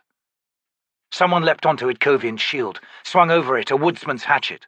The wedged blade buried itself deep between his left shoulder and neck, where it jammed. The shield anvil jabbed the point of his sword into the peasant's face. The blade carved into one cheek, exited out through the other. Itkovian twisted the blade, his own visored face inches from his victim's, as his sword destroyed her youthful visage. Gurgling, she toppled back. He could feel the weight of the pike, its head still buried in his back, heard it clatter along the horse's rump armor as the beast slewed and pitched. A fishmonger's knife found the unprotected underside of his left knee, searing up into the joint. Itkovian chopped weakly down with the lower edge of his shield, barely sufficient to push the attacker away. The thin blade snapped, the 6 inches remaining in his knee grinding and slicing through tendon and cartilage. Blood filled the space between his calf and the felt padding sheathing it. The shield anvil felt no pain. Brutal clarity commanded his thoughts. His god was with him, now, at this final moment. With him, and with the brave, indomitable warhorse beneath him. The beast's sideways lurch ceased as the animal, pike plucked free, righted itself, despite the blood that now gushed down its chest. The animal leapt forward, crushing bodies under it, kicked and clawed and clambered its way towards what seemed, impossibly to Itkovian's eyes, a cleared avenue, a place where only motionless bodies waited. The shield anvil, comprehending at last what he was seeing, renewed his efforts. The enemy was melting away, on all sides. Screams and the clash of iron echoed wildly in Itkovian's helmet. A moment later, and the horse stumbled clear, hooves lashing out as it reared, not in rage this time, but in triumph. Pain arrived as Itkovian sagged onto the animal's armored neck, pain like nothing he had known before. The pike remained embedded in his back, the broken knife blade in the heart of his left knee, the hatchet buried in the shattered remains of his collarbone. Jaws clenched, he managed to quell his mount's pitching about, succeeded in pivoting the animal round, to face, once more, the cemetery. Disbelieving, he saw his grey swords carving their way free of the bodies that had buried them, rising as if from a barrow of corpses, silent as ghosts, their movements jerky, as if they were clawing their way awake after a horrifying nightmare. Only a dozen were visible, yet that was 12 more than the shield anvil had thought possible. Boots thumped up to Itkovian. Blinking gritty sweat from his eyes, he tried to focus on the figures closing in around him. Grey swords. Battered and stained surcoats, the young pale faces of Capan recruits. Then, on a horse to match Itkovian's own, the mortal sword. Brucalian, black-armoured, his black hair a wild, blood-matted mane, Fena's holy sword in one huge, gauntleted hand. He had raised his visor. Dark eyes were fixed on the shield anvil. "Apologies, sir," Brucalian rumbled as he drew rein beside him, "for our tardiness." Behind the mortal sword, Itkovian now saw Carnadas, hurrying forward. His face, drawn and pale as a corpse's, was nevertheless beautiful to the shield anvil's eyes. "Destrient," he gasped, weaving on his saddle. "My horse, sir. My soldiers." "Fena is with me, sir," Carnadas replied in a trembling voice, "and so shall I answer you." The world darkened then. Itkovian felt the sudden tug of hands beneath him, as if he had fallen into their embrace. Pondering that, his thoughts drifted. My horse, my soldiers, then closed into oblivion. They battered down the flimsy shutters, pushed in through the rooms above the ground floor. They slithered through the tunnel of packed bodies that had once been stairwells. Gruntle's iron fangs were blunt, nicked, and gouged. They'd become ragged clubs in his hands. He commanded the main hallway and was slowly, methodically creating barricades of cooling flesh and broken bone. No weariness weighed down his arms or dulled his acuity. His breathing remained steady, only slightly deeper than usual. His forearms showed a strange pattern of bloodstains, barbed and striped, the blood blackening and seeming to seep into his skin. He was indifferent to it. There were Seerdomin scattered here and there within the human tide of Tenaskari, probably pulled along without volition. Gruntle cut down peasants in order to close with them. It was his only desire, to close with them, to kill them. The rest was chaff, irritating, getting in the way, impediments to what he wanted. Had he seen his own face, he would barely recognize it. Blackened stripes spread away from his eyes and bearded cheeks. Tawny amber streaked the beard itself. His eyes were the color of sun-withered prairie grass. His militia was 100 strong now, silent figures who were as extensions of his will, unquestioning, looking upon him with awe. Their faces shone when he settled his gaze on them. He did not wonder at that either, did not realize that the illumination he saw was reflected, that they but mirrored the pale, yet strangely tropical emanation of his eyes. Gruntle was satisfied. He was answering all that had been visited upon Stoni. She now fought alongside his second-in-command, that small, wiry Lestari soldier, holding the tenement block's rear stairwell. They'd met but once since withdrawing to this building hours earlier, and it had shaken him, jarred him in a deep place within himself, and it was as if he had been shocked awake, as if all this time his soul had been hunkered down within him, hidden, silent, whilst an unknown implacable force now ruled his limbs, rode the blood that pumped through him. She was broken still, the bravado torn away to reveal a human visage, painfully vulnerable, profoundly wounded in its heart. The recognition had triggered a resurgence of cold desire within Gruntle. She was the debt he had only begun to pay. And whatever had rattled her upon their meeting once more, well, no doubt she had somehow comprehended his desire's bared fangs and unsheathed claws. A reasonable reaction, only troubling in so far as it deserved to be. The decrepit ancient Daru tenement now housed a storm of death, whipping winds of rage, terror, and agony, twisting and churning through every hallway, in every room, no matter how small. It flowed vicious and without surcease. It matched in every detail the world of Gruntle's mind, the world within the confines of his skull. There existed no contradictions between the reality of the outer world and that of his inner landscape. This truth beggared comprehension. It could only be grasped instinctively, a visceral understanding glimpsed by less than a handful of Gruntle's followers, the Lestari lieutenant among them. He knew he had entered a place devoid of sanity, knew, somehow, that he and the rest of the militia now existed more within the mind of Gruntle than they did in the real world.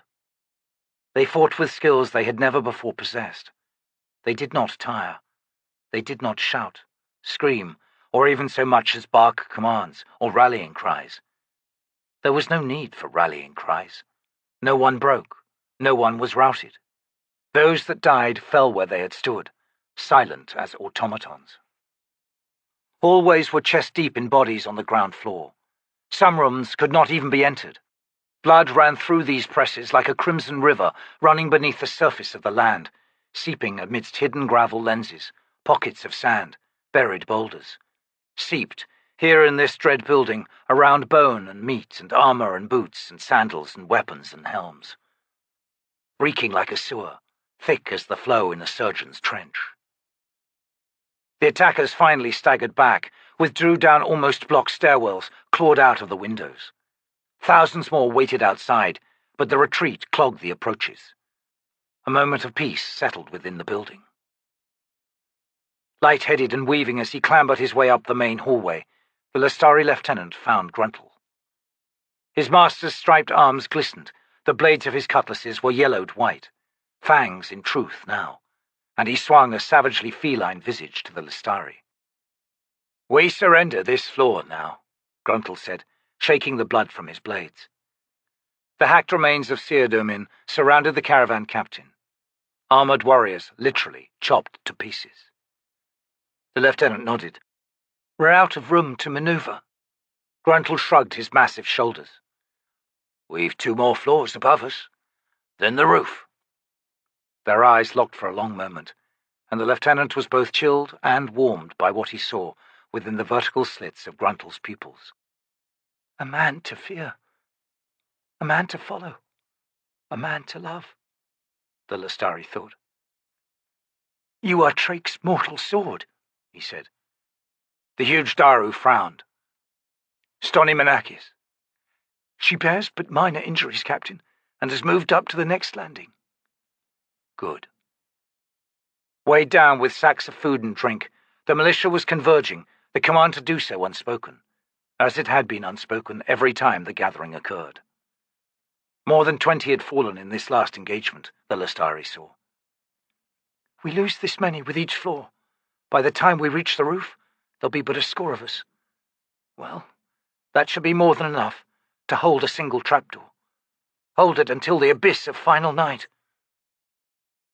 The silent followers were collecting serviceable weapons, scraps of armor, mostly from the Tiste Andii. The Lestari watched with dull eyes a Capan woman pick up a gauntleted hand, severed raggedly at the wrist by one of Gruntle's cutlasses, and calmly pull the hand from the scaled glove, which she then donned. Gruntle stepped over bodies on his way to the stairwell. It was time to retreat to the next level, time to take command of the outer-lying rooms with their feebly shuttered windows, and the back stairs and the central stairs. Time to jam yet more souls down Hood's clogged, choking throat, the Lestari thought. At the stairs, Gruntle clashed his cutlasses. Outside, a resurging tide of noise. Brocalion sat astride his huge, lathered warhorse, watching as the Destriant's cutters dragged a barely breathing Itkovian into a nearby building that would serve for the next bell or two as a triage.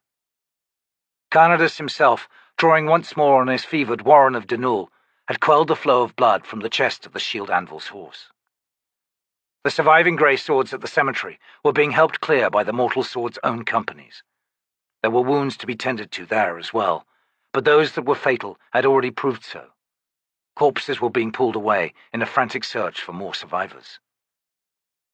The cutters carrying Itkovian now faced the task of removing buried iron from the shield anvil, weapons that had, by virtue of remaining embedded, in all likelihood saved the man's life. And Carnadus would be on hand for that surgery, to quench the blood that would gush from each wound as the iron was drawn free. Brocalion's flat, hard eyes followed the Destriant as the old man stumbled after his cutters.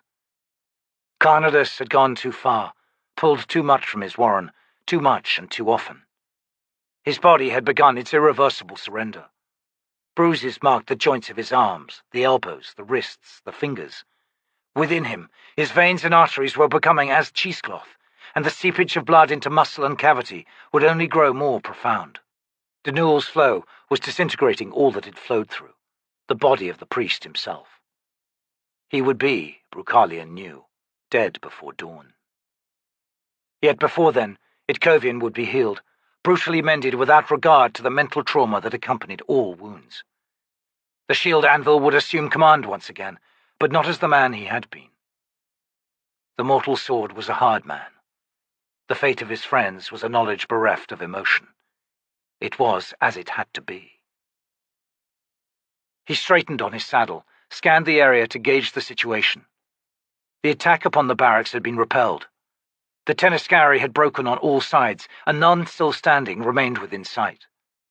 This was not the case elsewhere, Brocalion well knew. The grey swords had been virtually obliterated as an organized army. No doubt pockets of resistance remained, but they would be few and far between. To all intents and purposes, Capustan had fallen. A mounted messenger approached from the northwest, horse leaping the mounds of bodies littering the avenue, slowing as it neared the mortal sword's companies. Brocalion gestured with his blade, and the young Capan woman reined in before him. "Sir," she gasped, "I bring word from Rathvina. A message passed on to me by an acolyte. Let us hear it then, sir. The thrall is assailed. Rathfena invokes the Rev's 8th command. You are to ride with all in your company to his aid. Rathfena kneels before the hooves. You are to be the twin tusks of his and Fena's shadow. Bruchalian's eyes narrowed. Sir, this acolyte managed to leave the thrall in order to convey his priest's holy invocation. Given the protective sorcery around the building, how was this managed? The young woman shook her head. I do not know, sir.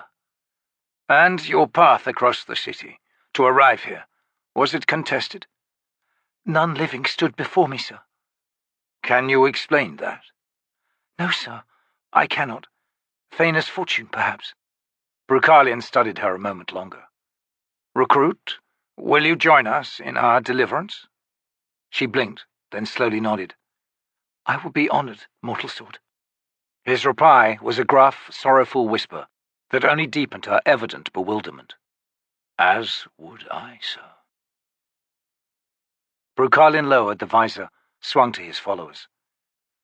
11th Main to remain with the Destriant and his cutters, he commanded.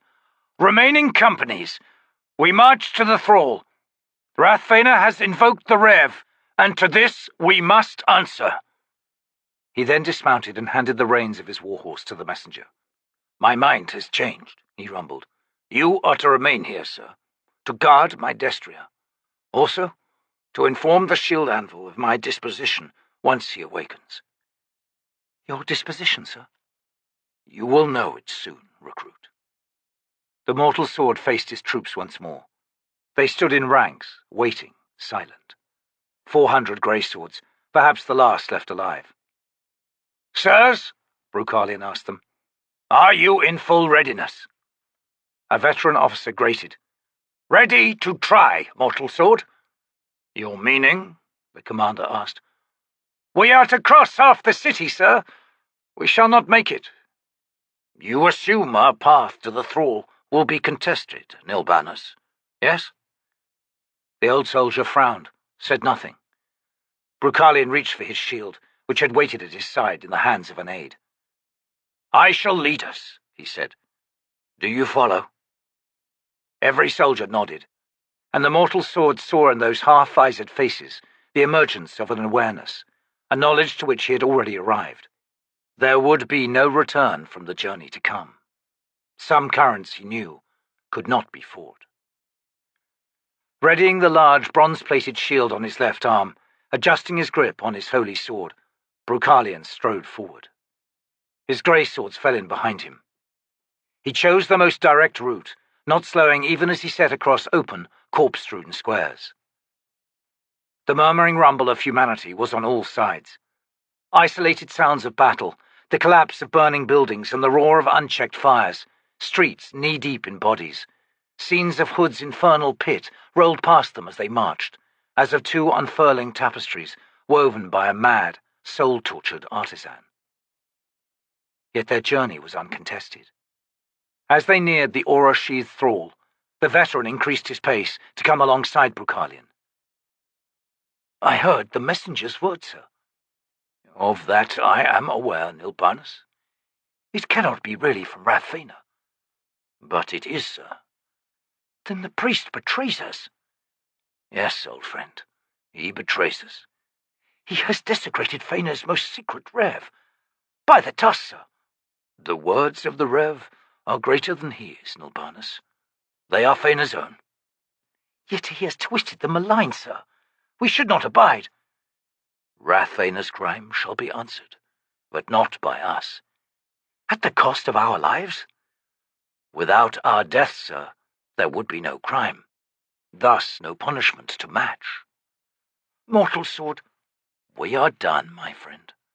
Now, in this manner, we choose the meaning of our deaths. But what does he gain, betraying his own god? No doubt, Bruchalian said, with a private, grim smile, his own life. For a time. Should the thrall's protective sorcery be sundered, should the Council of Masks be taken, he will be spared the horrors that await his fellow priests. He judges this a worthwhile exchange. The veteran was shaking his head. And so Fëanor allows his own words to assume the weight of betrayal. How noble his bestial mien when he finally corners Wrath Fëanor. Our god shall not be the one to deliver the punishment, Nilbanus. You are right, he could not do so in fullest conscience, for this is a betrayal that wounds him deeply, leaves him weakened and vulnerable to fatal consequence, sir. Then, the man almost sobbed, then who shall be our vengeful hand, Bruchalion? If anything, the mortal sword's smile grew grimmer. Even now, the shield anvil no doubt regains consciousness, and is moments from hearing the messenger's report, moments from true comprehension. Nilbanus, our vengeful hand shall be Itcovian's. What is your countenance now, old friend? The soldier was silent for another half-dozen paces. Before them was the open concourse before the gate to the thrall. I am calmed, sir, he said, his voice deep and satisfied. I am calmed. Bruchalion cracked his sword against his shield. Black fire lit the blade, sizzled and crackled. They surround the concourse before us. Shall we enter? Aye, sir, with great joy. The mortal sword and his 400 followers strode into the clearing, not hesitating as the streets and alley mouths on all sides swiftly filled with Septarch Culpath's crack troops, his Erdemen, Seodomin, and Bataclites, including the avenue they had just quitted. Archers appeared on the rooftops, and the hundreds of Seodomin lying before the thrall's gate, feigning death, now rose, readying weapons. At Bruchalion's side, Nilbanus snorted. Pathetic. The mortal sword grunted a laugh that was heard by all. The Septarch deems himself clever, sir, and us stupid with honour. Aye, we are that indeed, are we not, old friend? Nilbanus raised his sword and roared triumphantly. Blade whirling over his head, he spun in place his dance of delighted defiance. The grey swords locked shields, ends curling to enclose the mortal sword, as they readied their last stand in the centre of the concourse. The veteran remained outside it, still spinning, still roaring, sword high in the air. 5,000 Pannions and the Septarch himself looked on, in wonder, disbelieving, profoundly alarmed by the man's wild bestial stamping on the cobbles. Then, with a silent snarl, Culpath shook himself and raised one gauntleted hand. He jerked it down. The air of the concourse blackened as 1,500 bows whispered as one. Eyes snapping open, Itcovian heard that whisper. He saw with a vision filling his awareness to the exclusion of all else, as the barbed heads plunged into the shielded turtle that was the grey swords. Shafts slipped through here and there. Soldiers reeled, fell, folded in on themselves. Nilbanus, pierced through by 100 arrows or more, whipped round one last time in a haze of blood droplets, then collapsed. In roaring masses, the Pannion foot soldiers surged onto the concourse, crashed against the locked shields of the surviving greyswords, even as they struggled to close the gaps in their ranks. The square was shattered, ripped apart. Battle turned to slaughter. Still standing, the mortal sword's whirling blade raged with black fire. Studded with arrow shafts, he stood like a giant amidst feral children. And fought on. Pikes drove into him from all sides, lifted him from his feet. Sword arm swinging down, he chopped through the shafts, landed amidst writhing bodies. Itcovian saw as a double-bladed axe separated Bruchalion's left arm from his body, at the shoulder, where blood poured unchecked as the severed, shield-laden arm fell away, frenziedly contracting at the elbow, as would an insect's dismembered limb. The huge man folded to his right. More pikes jabbed, ripping into his torso. The grip on the sword did not falter. The burning blade continued to spread its devouring flame outward, incinerating as it went. Screams filled the air. Erdemen closed in with their short, heavy blades, began chopping. The mortal sword's intestines, snagged on a sword tip, unraveled like a snake from his gut. Another axe crashed down on Bruchalian's head, splitting the heavy black iron helm, then the skull, then the man's face. The burning sword exploded in a dark flash, the shards cutting down yet more panions. The corpse that was Fena's mortal sword tottered upright a moment longer, riven through, almost headless, then slowly settled to its knees, back hunching, a scarecrow impaled by a dozen pikes, countless arrows.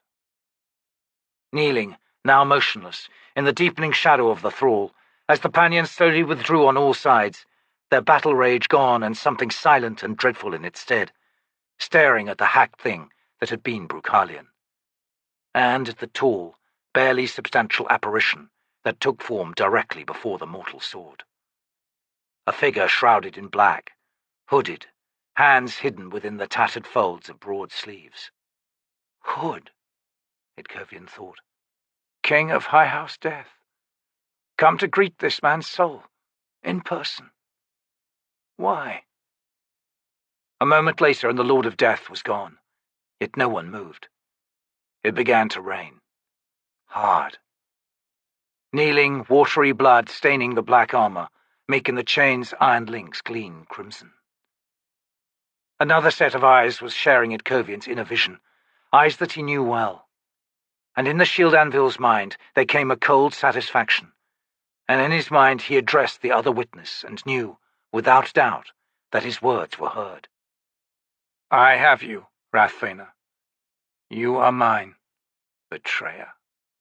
Mine. The sparrowhawk twisted through the wind-whipped rain clouds, felt the drops like nails as they battered its wings, its splayed tail. Lurid flames glimmered in the city below amidst the grey, blackening buildings. The day was drawing to a close, but the horror did not relent. Buke's mind was numb with all that he had witnessed, and the distance afforded him by his soul-taken form was no release. These eyes were too sharp by far. He banked hard directly over the estate that was home to Beauchelain and Corbel Broach. The gate was a mass of bodies. The mostly ornamental corner towers and the walkways along the compound's walls were occupied by silent sentinels, dark and motionless in the rain. Corbel Broach's army of animated corpses had grown. Hundreds of Tenniscauri had breached the gate and poured into the compound earlier. Beauchelain had greeted them with waves of deadly sorcery, magic that blackened their flesh, cracked it, then made it curl away in strips from their bones. Long after they were dead, the spell continued its relentless work until the cobbles were ankle-deep in charred dust. 2 more attempts had been made, each more desperate than the last. Assailed by sorcery and the implacable savagery of the undead warriors, the Tenniscauri had finally reeled back, fleeing in terror. A company of Becklights fared no better later in the afternoon. Now, as dust swept in behind the rain, the streets surrounding the estate held only the dead. On wearying wings, Buke climbed higher once more, following the Daru district's main avenue westward. Gutted tenement buildings, smoke billowing from rubble, the fitful lick of flames. Seething mobs of Tenniscauri, huge bonfires where spitted human flesh roasted. Roving squads and companies of Scalandi, Becklights and Pataclites, Erdeman and Seerdemin. Bewildered, enraged, wondering where Kapustan's citizens have gone, Buke thought. Oh, you have the city now, yet you feel cheated nonetheless. His acute vision was failing with the fading light. To the southeast, hazy with rain and smoke, rose the Prince's Palace towers, dark, seemingly inviolate. Perhaps its inhabitants held out still. Or perhaps it was, once more, a lifeless edifice, home only to ghosts. Returned to the comfort of silence, such as it had known for centuries before the coming of the Kappan and Daru. Turning his head back, Buke caught a glimpse of a single tenement building just off to his left. Fire surrounded it, but it seemed the squat structure defied the flames. In the glow of the banked bonfires, he saw red-limbed, naked corpses, filling the surrounding streets and alleys. No, that must be a mistake, Buke thought. My eyes deceive. Those dead are lying on rubble. They must be. Gods, the tenement's ground level isn't even visible. Buried. Rubble. They cannot be naught but bodies, not piled that high. Oh, depthless abyss! The building was where Gruntle had taken a room. And, assailed by flames, it would not burn. And there, lit on all sides from below, the walls wept. Not water, but blood. Buke wheeled closer, and the closer he flew, the more horrified he became. He could see windows, shutterless on the first visible floor, packed with bodies. The same on the next floor, and on the one above that, directly beneath the roof. The entire building was, he realized, virtually solid. A mass of flesh and bone, seeping from the windows tears of blood and bile. A giant mausoleum, a monument to this day. He saw figures on the roof, a dozen huddled here and there beneath makeshift awnings and lean-to shelters. And one, standing apart, head bowed as if studying the horrors in the street below. Tall, hulking, broad sloping shoulders, strangely barbed in shadows. A cutlass hung heavy in each gauntleted hand, stripped and gleaming like bone. A dozen paces behind him a standard had been raised, held upright by bundles that might be food packs, such as the grey swords issued. Sodden, yellow-stained, with dark bars of blood, a child's tunic. Buke drew still closer, then swung away. He was not ready. Not for Gruntle. Not for the man as he was now, as he had become. A terrible transformation. One more victim of this siege, as are we all. Blinking, Idkovian struggled to make sense of his surroundings. A low, damp, blighted ceiling, the smell of raw meat. Yellow lantern light, the weight of a rough woolen blanket on his chest. He was lying on a narrow cot, and someone was holding his hand. He slowly turned his head, wincing at the lash of pain, the motion elicited from his neck. Healed, yet not yet healed. The mending, incomplete. Carnadas was at his side, collapsed onto his haunches, folded and motionless, the pale, wrinkled pate of his bowed head level with Idkovian's eyes. The hand gripping his was all bone and deathly dry skin, icy cold. The shield anvil squeezed it slightly. The Destrian's face, as he lifted it into view, was skeletal, the skin mottled with deep bruises originating from the joints of his jaw. His red-webbed eyes sunken within charcoal-black pits. "Ah," the old man rasped. "I have failed you, sir." "You have not." "Your wounds." "The flesh is sealed. I can feel as much." "My neck, my back, my knee. There is naught but a tenderness, sir. Easily managed." He slowly sat up, keeping his expression calm despite the agony that ripped through him. Flexing his knee left him bathed in sweat, suddenly chilled and light-headed. He did not alter his firm grip on the Destrian's hand. "Your gift ever humbles me, sir." Carnadas settled his head on Idkovian's thigh. "I am done, my friend," he whispered. "I know," the shield anvil replied. "But I am not." The Destrian's head moved in a nod, but he did not look up. Idkovian glanced around. 4 other cots, each bearing a soldier. Rough blankets had been drawn up over their faces. 2 of the priest's cutters sat on the blood-gummed floor, their backs to a wall, their eyes closed in the sleep of the exhausted. Near the small room's door stood a grey-sword messenger, Cap'n by her features beneath the rim of her helmet. He had seen a younger version of her among the recruits, perhaps a sister. "How long have I been unconscious? Do I hear rain?" Carnadas made no answer. Neither surgeon stirred awake. After a moment, the messenger cleared her throat. "Sir, it is less than a bell before midnight. The rain came with the dusk." "With the dusk, and with a man's death," Idkovian thought. The hand holding his slackened in increments. "How many soldiers here, sir? How many do I still command?" She flinched. "There are 137 in all, sir. Of these, 96 recruits, Of the mains who stood with you at the cemetery, 11 soldiers survive. Our barracks? Fallen, sir. The structure burns. Jalarkin's palace? She shook her head.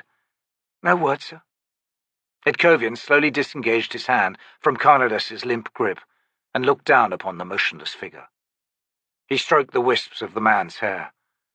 Moments passed, then the shield anvil broke the silence. Find us an orderly, sir. The destriant is dead. Her eyes widened on him. He joins our mortal sword, Brucalion. It is done.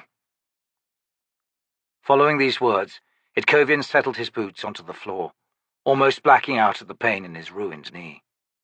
He drew a deep, shaky breath, slowly straightened. Do any armorers remain? An apprentice, sir, she replied after a moment, her tone brittle as burned leather.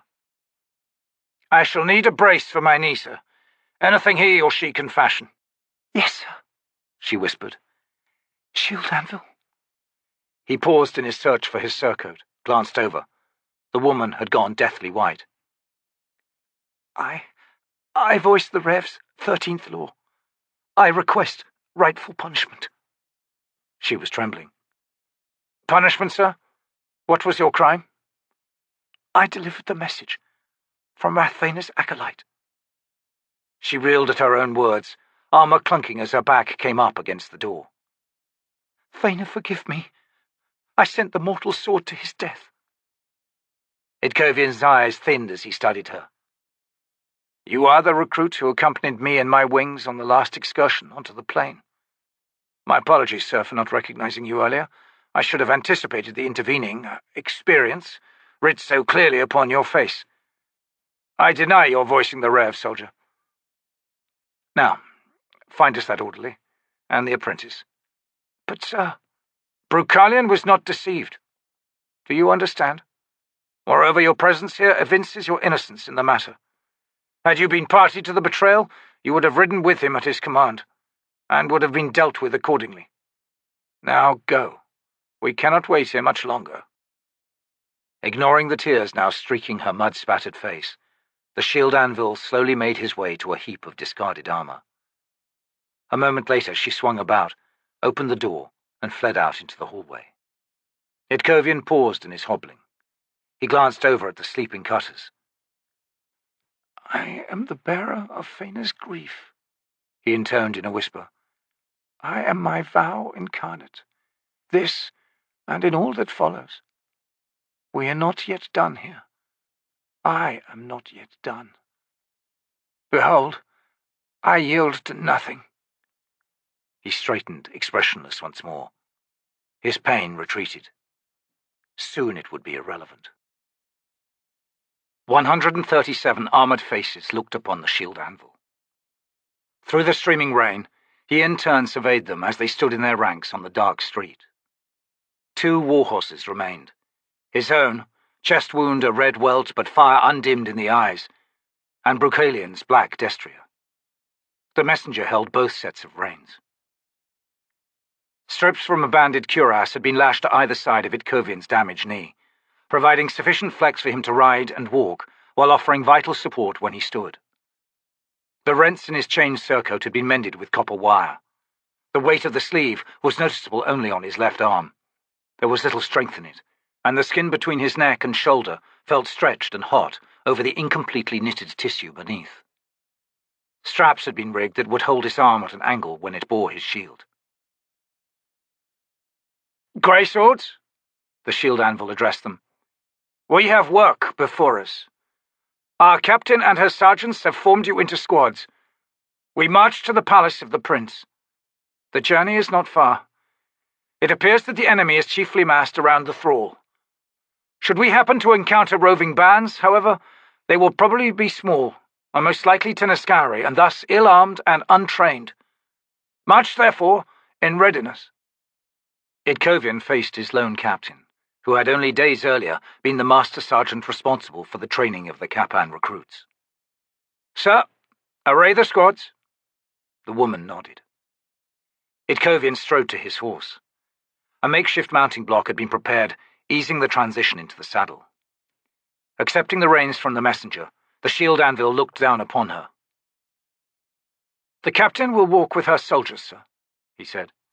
"The mortal sword's horse should be ridden. She is yours, recruit.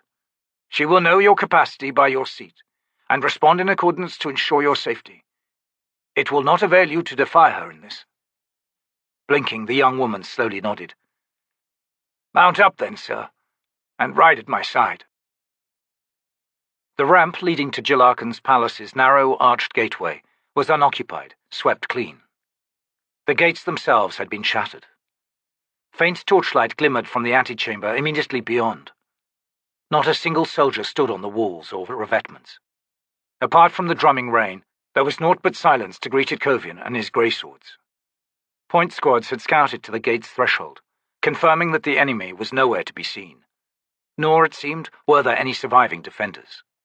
Or bodies.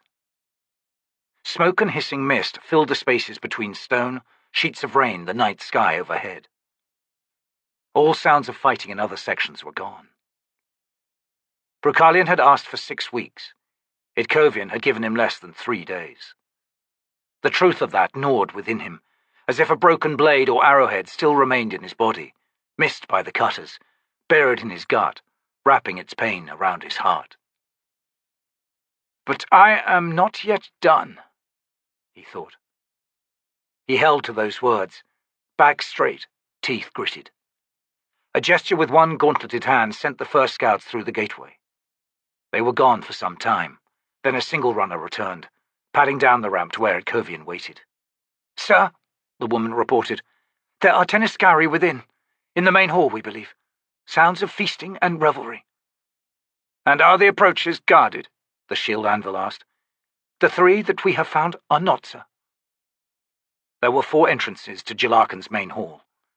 The double doors facing the gate on the other side of the antechamber, 2 flanking portals in the chamber itself that led to guest and guard rooms, and a narrow, curtain-shielded passage directly behind the prince's throne. "Very well.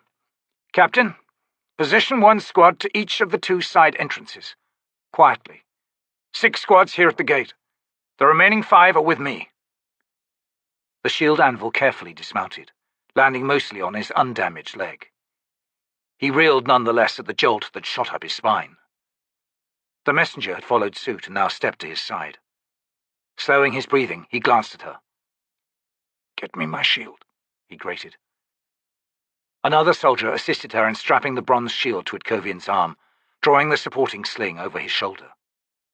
The shield anvil lowered the visor on his helm, then slid his sword from its scabbard, while the captain issued commands to the 5 squads arrayed around them. "Those with crossbows to the second line. Stay low and keep your weapons cocked, but lower still. Front line overlapping shields, swords on guard. All visors down." "Sir," the captain addressed Itkovian, "we are ready." He nodded, said to the recruit, "You are to be on my left. Now, forward at my pace." He strode slowly up the rain-slick ramp. 53 silent soldiers followed.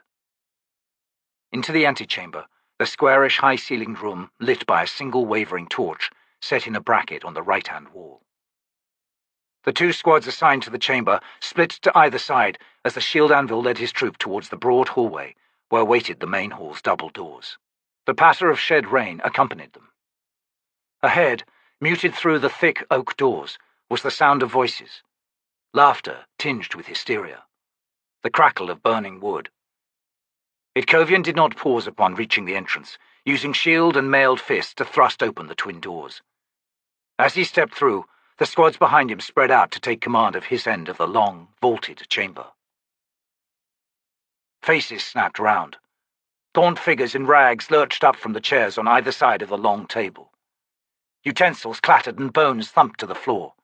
A wild-haired woman shrieked, scrabbled madly towards the young man seated in Jalarkan's throne.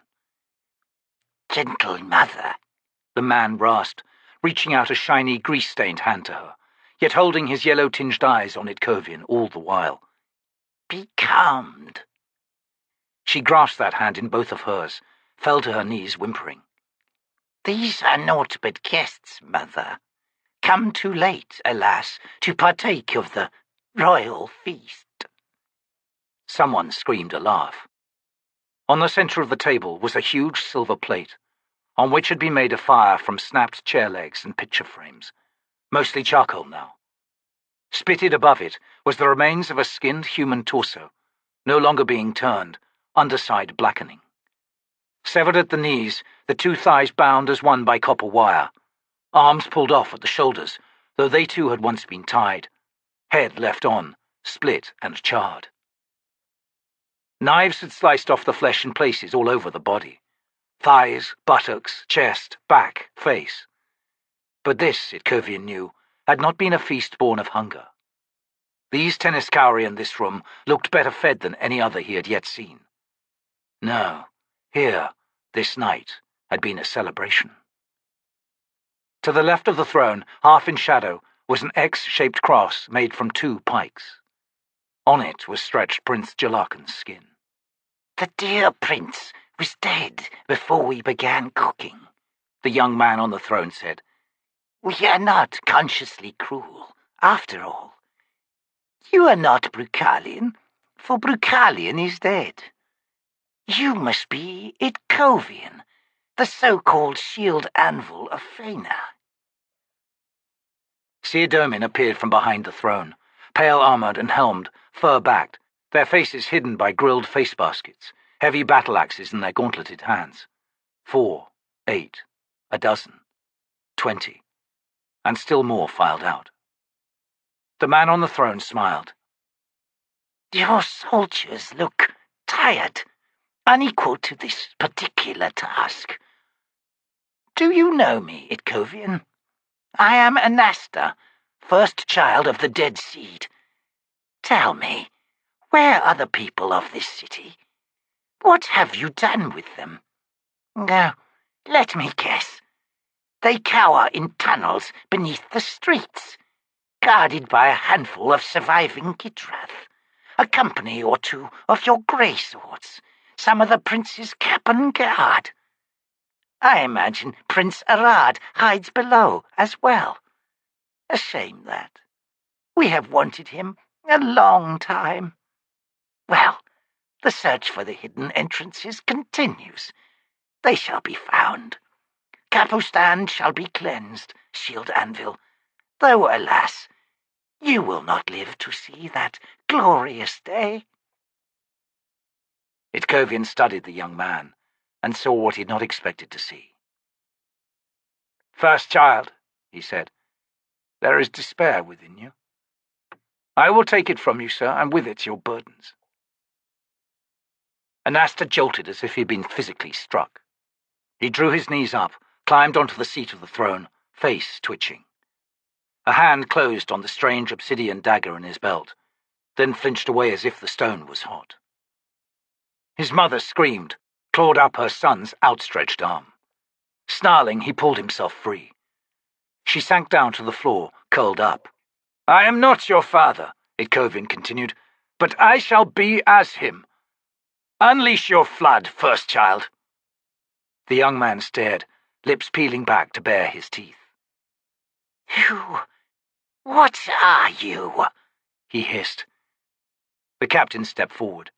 "We forgive your ignorance, sir," she said. "He is the shield anvil.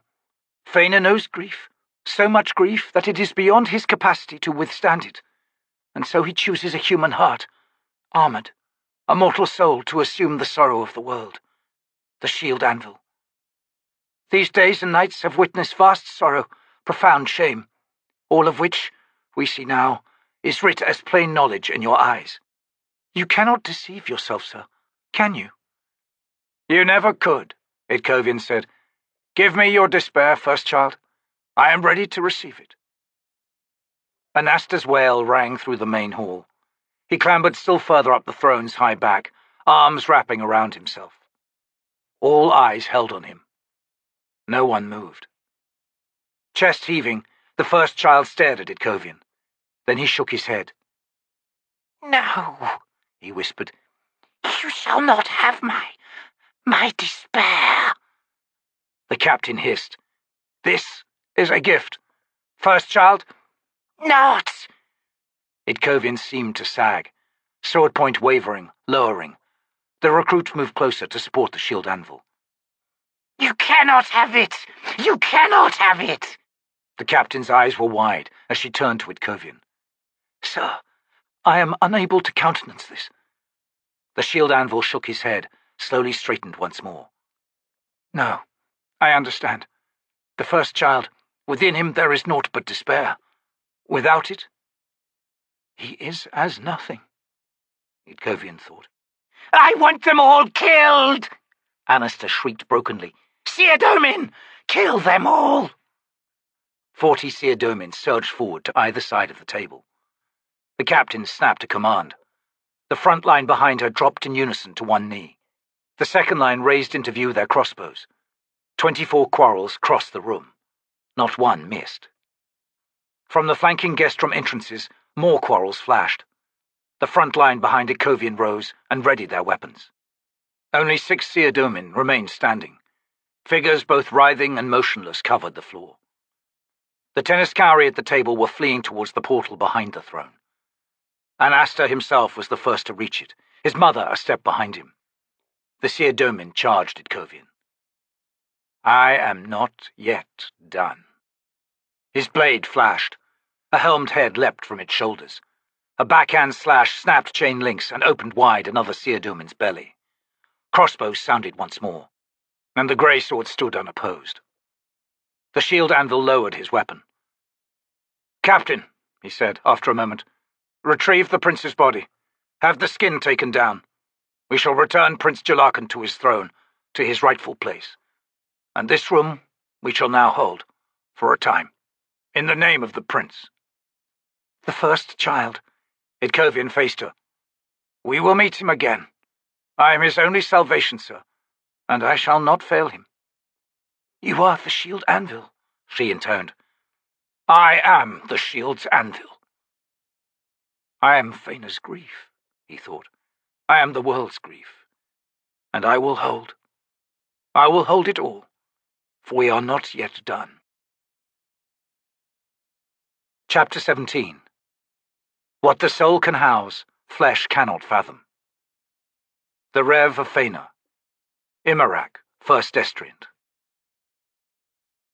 Hot, fevered, the pebbled skin moved like a damp rock-filled sack. The matron's body exuded an acrid oil. It had permeated Tok the Younger's ragged clothes. He slid between folds of flesh as the huge bloated K'chain Shimala shifted about on the gritty floor, massive arms wrapped around him in a fierce embrace. Darkness commanded the cave. The glimmers of light he saw were born within his mind. Illusions that might have been memories. Torn, fragmented scenes of yellow-grass low hills beneath warm sunlight. Figures caught at the very edge of his vision. Some wore masks. One was naught but dead skin stretched over robust bone. Another was beauty, perfection. He believed in none of them. Their faces were the faces of his madness, looming ever closer, hovering at his shoulder. When sleep took him, he dreamed of wolves, hunting, not to feed, but to deliver. Something else. He knew not what. The quarry wandered alone. The quarry fled when it saw him. Brothers and sisters at his side, he pursued. Relentless, leagues passing effortlessly beneath his paws. The small, frightened creature could not elude them. He and his kin drew nearer, exhausting it against the slopes of hills, until finally it faltered, then collapsed. They surrounded it. As they closed in to deliver what was to be delivered, the quarry vanished. Shock, then despair. He and his kin would circle the spot where she had lain. Heads lifted skyward, mournful howls issuing from their throats, howling without surcease. Until Tok the Younger blinked awake, in the embrace of the matron, the turgid air of the cave seeming to dance with the fading echoes of his howls. The creature would tighten her hold, then, whimpering, prodding the back of his neck with a fanged snout, her breath like sugared milk. The cycles of his life. Sleep, then wakefulness punctuated by hallucinations. Smeared scenes of figures in golden sunlight, delusions of being a babe in his mother's arms, suckling at her breast. The matron possessed no breasts, so he knew these to be delusions, yet was sustained by them nonetheless, and times when he began voiding his bladder and bowels, and she held him out when he did this, so he fouled only himself. She would then lick him clean, a gesture that stripped him of his last shreds of dignity. Her embrace broke bones. The more he screamed with the pain, the tighter she held him. He had learned to suffer in silence. His bones knitted with preternatural swiftness, sometimes unevenly. He knew himself to be malformed, his chest, his hips, the blades of his shoulders. Then there came the visitations. A ghostly face, sheathed in the wrinkled visage of an old man, the hint of gleaming tusks, took form within his mind. Yellowed eyes that shone with glee fixed on his own.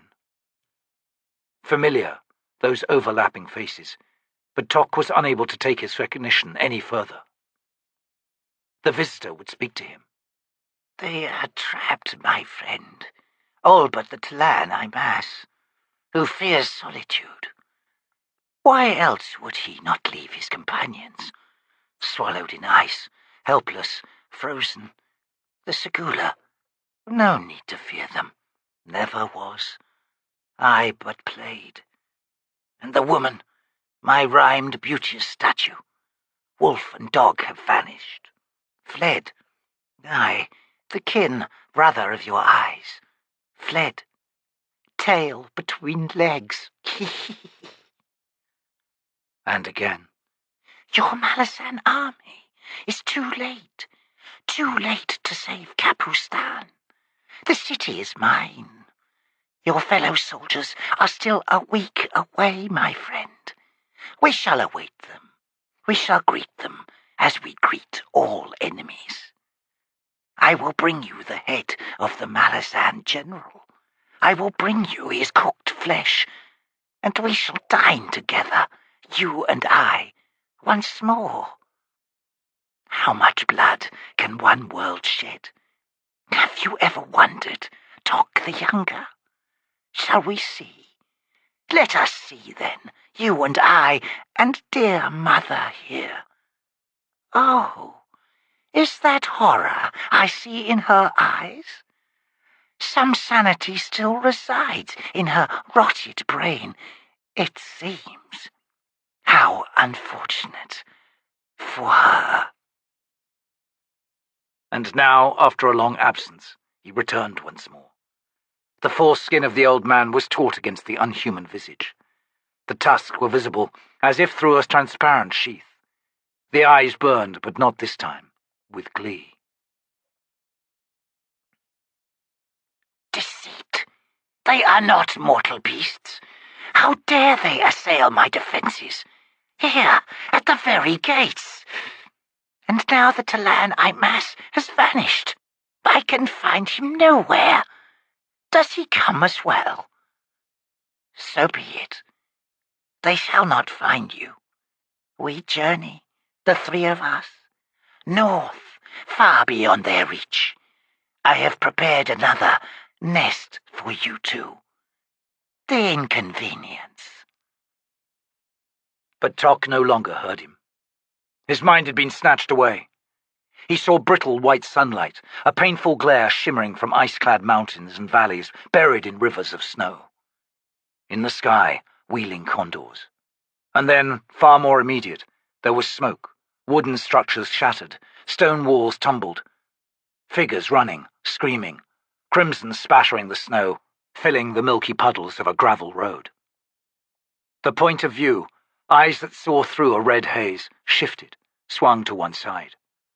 A mottled black and grey hound kept pace, shoulders at eye level to the armoured figures it was tearing into with blurred savagery. The creature was driving towards a second set of gates, an arched portal at the base of a towering fortress. None could stand before it, none could slow its momentum. Grey dust swirled from the hound's shoulders, swirled, spun, twisted into arms, legs gripping the creature's flanks, a bone-helmed head, torn fur, a ragged wing behind it. Raised high, a rippled sword the colour of old blood. "His bones are well, his flesh is not," Tog thought. My flesh is well. My bones are not. Are we brothers? Hound and rider, nightmare vision, struck the huge iron-banded gates. Wood exploded. In the archway's gloom, terror plunged among a reeling knot of Tiste Andii. Loping towards the breached portal, Tok rode his wolf's vision, saw into the shadows, where huge reptilian shapes stepped into view, to either side of the hound and its undead rider.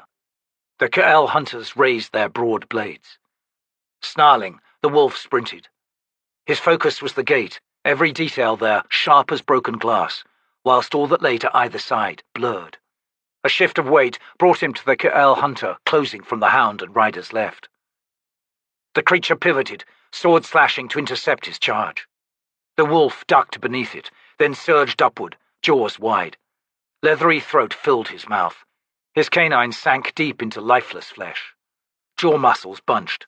Bone cracked, then crumbled as the wolf inexorably closed its vice grip, even as the momentum of his charge drove the Ka'el hunter back onto its tail, crashing against a wall that shuddered with the impact. Upper and lower canines met. Jagged molars ground together, slicing through wood-like tendon and dry muscle. The wolf was severing the head from the body. The T'lan shook beneath him, spasmed. A flailing blade sliced into the wolf's right haunch. Tok and beast flinched at the pain, yet did not relent. The ornately helmed head fell back, away, thumped as it struck the slush-covered cobbles. Snarling, lifeless shreds snagged on his teeth, the wolf spun round. The hound crouched, spine hunched, in a corner of the archway. Blood poured from it. Alone, to battle its wounds. The undead swordsman, my brother, was on his leather-wrapped feet now, his flint sword trading blows with the other Ka'el hunter's twin blades, at speeds unimaginable. Chunks of the T'lan flew. A sword-bound forearm spun end over end to land near the flinching hound. The Ka'el hunter lurched back in the face of the onslaught. Shin bones snapped with a brittle report. The huge creature fell over, spraying slush out to all sides. The undead warrior clambered onto it, systematically swinging his sword to dismember the T'lan. It was a task swiftly completed. The wolf approached the wounded hound. The animal snapped a warning to stay away. Tok was suddenly blind, ripped away from the wolf's vision. Bitter winds tore at him, but the matron held him tight. On the move, swiftly. They travelled a warren, a path of riven ice. They were, he realized, fleeing Outlook, fleeing the fortress that had just been breached. By Buljag! And Gareth and Tool! Gareth! Those wounds! Silence! A voice shrieked. The seer was with them, leading the way through Omto's Felak. The gift of clarity remained in Tok's mind. His laugh was a ragged gurgle. Shut up! The entire warren shook to distant thunder, the sound of vast ice, cracking, exploding in a conflagration of sorcery. Lady Envy, with us once more! The seer screamed. Reptilian arms clenched Tok. Bones cracked, splintered. Pain shoved him over a precipice. My kin, my brothers. He blacked out. The night sky to the south was lit red. Though over a league distant, from the slope of the sparsely wooded hill, Kapustan's death was plain to see, drawing the witnesses to silence apart from the rustle of armor and weapons, and the squelch of boots and moccasins in mud. Leaves dripped a steady susurration. The soaked humus filled the warm air with its fecundity. Somewhere nearby a man coughed. Captain Perrin drew a dagger and began scraping the mud from his boots. He had known what to expect at this moment, his first sight of the city. Umbral Tor's scouts had brought word back earlier in the day. The siege was over. The Grey Swords might well have demanded an emperor's ransom for their services, but fire-charred, tooth-gnawed bones could not collect it. Even so, knowing what to expect did little to diminish the pathos of a dying city. Had those Grey Swords been Crimson Guard, the scene before Perrin might well be different. With the lone exception of Prince Kaz Devora's Company of the Avowed, mercenaries were less than worthless as far as the captain was concerned. Tough talk and little else. Let's hope these children of Humbrol Tor have fared better, Perrin thought. It did not seem likely. Pockets of resistance perhaps remained. Small knots of cornered soldiers, knowing mercy was out of the question, would fight to the last. In alleys, in houses, in rooms. Capustan's death throes would be protracted. Then again, if these damned Barghast can actually manage a double time, instead of this squabbling saunter, we might be able to adjust that particular fate's conclusion, he thought. Perrin turned at the arrival of his new commander, Trots. The huge Barghast's eyes glittered as he studied the burning city. The rains have done little to dim the flames, he rumbled, scowling. Perhaps it's not as bad as it looks, Perrin said. I can make out maybe 5 major fires. It could be worse. I've heard tales of firestorms. Aye, we saw one from afar, in 7 cities once. What's Humbrol Tor had to say, Warchief? Do we pick up our pace, or do we just stand here? Trots bared his filed teeth. He will send the Baran and the Akrata clans southeast. They are tasked with taking the landings and the floating bridges and barges. His own Senan and the Gilk will strike towards Capustan. The remaining clans will seize the Septarch's main supply camp, which lies between the landings and the city. That's all very well, but if we keep dawdling, Heaton and Kafal, Tor's children, are alive and not at risk, so the shouldermen insist. The bones are being protected by strange sorceries. Strange, yet profoundly powerful. There is... Damn you, Trots! People are dying down there! People are being devoured! The Barghast grin broadened. Thus, I have been given leave to lead my clan at a pace of my own choosing. Captain, are you eager to be first among the white faces into Capustan? Perrin growled under his breath. He felt a need to draw his sword, felt a need to deliver vengeance, to finally, after all this time, strike a blow against the Pannion Domin. Quickben, in those moments when he was lucid and not raving with fever, had made it clear that the Domin held dire secrets, and a malevolence stained its heart. The fact of the Tennis-Cowrie was proof enough of that to the captain's mind. But there was more to his need. He lived with pain. His stomach raged with spot fires. He had thrown up acidic bile and blood, revealing that truth to no one. The pain bound him within himself, and those bindings were getting tighter. And another truth, he thought, one I keep pushing away. She's haunting me, seeking my thoughts, but I'm not ready for her, not yet, not with my stomach aflame. It was no doubt madness, a delusion, but Perrin believed that the pain would relent, all would be well once more, as soon as he delivered to the world the violence trapped within him. Folly or not, he clung to that belief. Only then will these pressures relent, he thought. Only then. He was not ready to fail. Call up the Bridgeburners, then, Perrin muttered. We can be at the north gate inside of a bell. Trots grunted. All 30-odd of us? Well, damn if we can't shame these Barghast into some haste. This is your hope? Perrin glanced over at the man. Hood take us all, Trots. You were the one who asked Tor to grant you leave. Do you expect the 37 of us to retake Capustan all on our own, with an unconscious mage in tow? The Barghast, eyes thinned to slits as he studied the city ahead, rolled his shoulders and said, We leave Quickben behind. As for retaking the city, I mean to try. After a long moment, the captain grinned. Glad to hear it. The march of the white-faced Barghast had been slow, tortuous.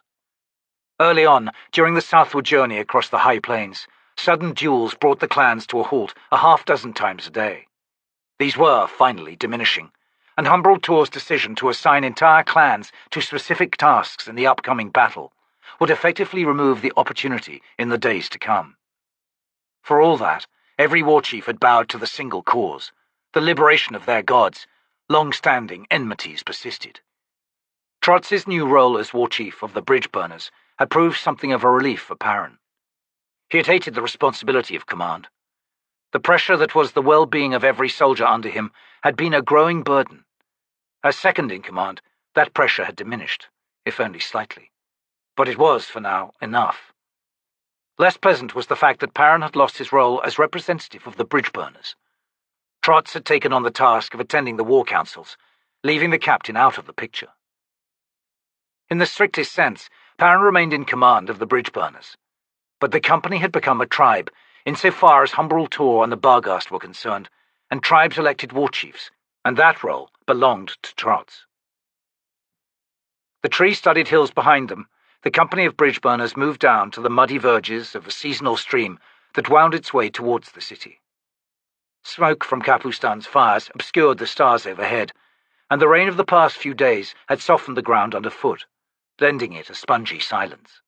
Armor and weapons had been strapped tight. The Bridgeburners padded forward through the darkness without a sound. Pannion was 3 paces behind Trotz, who still held to his old role in Whiskeyjack's squad, that of taking point. Not the ideal position for the commander, but one that complemented the Barghast role of war chief. The captain was not happy with it. Worse, it showed Trotz's stubborn side all too clearly, a lack of adaptability that was disturbing in a leader. An invisible presence seemed to settle on his shoulder, the touch of a distant, familiar mind. Pannion grimaced. His link with Silver Fox was growing stronger. This was the 3rd time she had reached out to him this week. A faint brush of awareness, like the touching of fingers, tip to tip. He wondered if that made her able to see what he saw, wondered if she was reading his thoughts. Given all that he held within himself, Pannion was beginning to instinctively recoil from her contact. His secrets were his own. She had no right to plunder them if that was what she was doing. Even tactical necessity could not justify that to his mind. His frown deepened as her presence lingered. If it is her, what if? Ahead, Trotz stopped, settling into a crouch, one hand raised. He gestured twice. Pannion and the soldier immediately behind him moved to join the Barghast warrior. They had reached the Pannion's north pickets. The encampment was a shambles, bereft of organization, sloppily prepared, and seriously undermanned. Litter cluttered the trodden paths between trenches, pits, and the ragged sprawl of makeshift tents. The air was redolent with poorly placed latrines. The 3 men studied the scene for a moment longer, then withdrew to rejoin the others. The squad sergeant slipped forward. A huddle was formed. Spindle, who had been the soldier accompanying Pannion, was the first to speak. "Medium infantry on station," he whispered. 2 small companies by the pair of standards. 200, Trotz agreed. More in the tents, sick and wounded. "Mostly sick, I'd say," Spindle replied. "Dysentery, I'd guess, by the smell. Those Pannion officers ain't worth dung. Them sick ones won't be in the fighting, no matter what we do. Guess everyone else is in the city." "The gate's beyond," Trotz growled. Pannion nodded. "Lots of bodies before it. 1,000 corpses, maybe more. No barricades at the gates themselves, nor could I see any guard. The overconfidence of victors." "We gotta punch through them medium infantry," Sergeant Anstey muttered. "Spindle, how are you and the rest of the sappers for more munitions?" The small man grinned. "Found your nerve again, eh, Anstey?" The sergeant scowled. "This is fighting, ain't it? Now answer my question, soldier." "We got plenty. Wish we had a few of them lobbers Fiddler makes, though." Pannion blinked, then recalled the oversized crossbows Fiddler and Hedge used to extend the range of cussers. "Doesn't Hedge have one?" he asked. "He broke it, the idiot. No, we'll prime some cussers, but that'll be just for sewing. Sharpers tonight. Burners would make too much light. Let the enemy see how few of us there really are. Sharpers. I'll gather the lads and lasses." "I thought you were a mage," Pannion muttered, as the man turned towards the waiting squads. Spindle glanced back. "I am, Captain, and I'm a sapper too. Deadly combination, eh?" "Deadly for us," Anstey retorted. "That and your damned hair shirt." "Hey, the burnt patches are growing back. See?" "Get to it," Trotz growled. Spindle started tagging off squad sappers. "So we just punch right through," Pannion said. "With the sharpers that should be no problem. but then the ones on the outside flanks will sweep in behind us. Spindle rejoined them in time to grunt and say, "That's why we'll sow cusses, Captain. 2 drops on the wax, 10 heartbeats. The words, 'Run.' And when we shout it, that's what you'd better do. And fast. If you're less than 30 paces away when they go up, you're diced liver." "You ready?" Trots asked Spindle. "Aye. 9 of us. So expect just under 30 paces wide, the path we carve." "Weapons out," the Barghast said. Then he reached out and gripped Spindle's hair shirt and dragged him close. Trots grinned. "No mistakes." "No mistakes," the man agreed, eyes widening as Trots clacked his sharpened teeth inches from his face. A moment later, Spindle and his 8 fellow sappers were moving towards the enemy lines, hooded and shapeless in their raincapes. The presence brushed Perrin's awareness once again. He did all he could in his mind to push it away. The acid in his stomach swirled, murmuring a promise of pain. He drew a deep breath to steady himself. "If swords clash," he thought, "it will be my first. After all this time, my first battle." The enemy medium infantry were huddled in groups, 20 or more to each of a row of hearths on the encampment's only high ground, what used to be a cart track running parallel to the city wall. Perrin judged that a path 30 paces wide would take out most of 3 groups, leaving well over 100 Pannions capable of responding. If there were any capable officers among them, this could get ugly. Then again, he thought, if there were any capable officers there, the squads wouldn't be clumped up the way they are. The sappers had gone to ground. The captain could no longer see them. Shifting his grip on his sword, he checked back over a shoulder to scan the rest of the Bridgeburners. Picker was at the forefront, a painful expression on her face. He was about to ask her what was wrong when detonations cracked through the night. The captain spun round. Bodies writhed in the firelight of the now scattered hearths. Trots loosed a quavering war cry. The Bridgeburners sprinted forward. More sharpers exploded, out to the sides now, dropping the mobbed, confused soldiers around adjacent hearths. Perrin saw the dark forms of the sappers converging directly ahead, squatting down amidst dead and dying Pannions. Crossbows thunked in the hands of the dozen or so Bridgeburners who carried them. Screams rang. Trots leading the way, the Bridgeburners reached the charnel path, passed around the crouching sappers who were one and all readying the larger cussers. 2 drops of acid to the wax plug, sealing the hole in the clay grenado. A chorus of muted hisses. "Run!" Perrin cursed. 10 heartbeats seemed suddenly no time at all. Cussers were the largest of the Moranth munitions. A single one could make the intersection of 4 streets virtually impassable. The captain ran. His heart almost seized in his chest as he fixed his eyes on the gate directly ahead. The 1,000 corpses were stirring. "Oh, damn," he thought. "Not dead at all. Sleeping. The bastards were sleeping. Down, down, down!" The word was Malazan. The voice was Hedges. Perrin hesitated only long enough to see Spindle, Hedge, and the other sappers arrive among them, to throw cussers. Forward, into the massing ranks of Tenniscari between them and the gates. Then they dived flat. "Oh, Hood!" The captain threw himself down, slid across gritty mud, releasing his grip on his sword and clamping both hands to his ears. The ground punched the breath from his lungs, threw his legs into the air. He thumped back down in the mud, on his back. He had time to begin his roll before the cussers directly ahead exploded. The impact sent him tumbling. Bloody shreds rained down on him. A large object thumped beside Perrin's head. He blinked his eyes open, to see a man's hips, just the hips, the concavity where intestines belonged yawning black and wet. Thighs were gone, taken at the joints. The captain stared. His ears were ringing. He felt blood trickling from his nose. His chest ached. Distant screaming wailed through the night. A hand closed on his raincape, tugged him upright. Mallet. The healer leaned close to press the captain's sword into his hands, then shouted words Perrin barely heard. "Come on! They're all getting the hood out of here!" A shove sent the captain stumbling forward. His eyes saw, but his mind failed to register, the devastation to either side of the path they now ran down towards the north gate. He felt himself shutting down inside, even as he slipped and staggered through the human ruin. Shutting down as he had once before, years ago, on a road in Idgo Khan. The hand of vengeance stayed cold only so long. Any soul possessing a shred of humanity could not help but see the reality behind cruel deliverance, no matter how justified it might have at first seemed.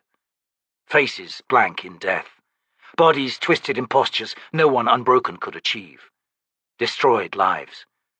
Vengeance yielded a mirror to every atrocity, where notions of right and wrong blurred and lost all relevance.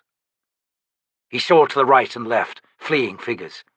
A few sharpers cracked, hastening the rout. The Bridgeburners had announced themselves to the enemy. We are their match, the captain realized as he ran, in calculated brutality. But this is a war of nerves, where no one wins. The unchallenged darkness of the gate swallowed Pannion and his fellow Bridgeburners. Boots skidded as the soldiers halted their mad sprint, dropping into crouches, reloading crossbows. Not a word spoken. Trots reached a hand out and dragged Hedge close. The Barghast shook the man hard for a moment, then made to throw him down. A squeal from Spindle stopped him. Hedge, after all, carried a leather sack half full of munitions. His face still a mass of bruises from Datoran's fond touch, Hedge cursed. Ain't no choice, you big ape! Pannion could hear the words. An improvement. He wasn't sure who he sided with on this one, but the truth of it was, it no longer mattered. Trots! He snapped. What now? If we wait here? The Barghast grunted. Into the city, low and quiet. Which direction? Antsy asked. We head to the thrall. Fine. And what's that? The glowing keep, you thick-skulled idiot. They edged forward, out from beneath the archway's gloom, onto the concourse immediately beyond. Their steps slowed as flickering firelight revealed the nightmare before them. There had been vast slaughter, and then there had been a feast.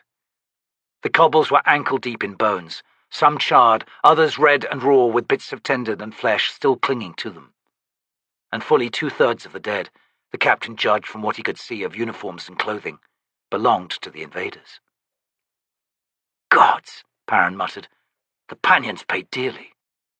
I think I should revise my estimation of the Greyswords, he thought. Spindle nodded. Even so, numbers will tell.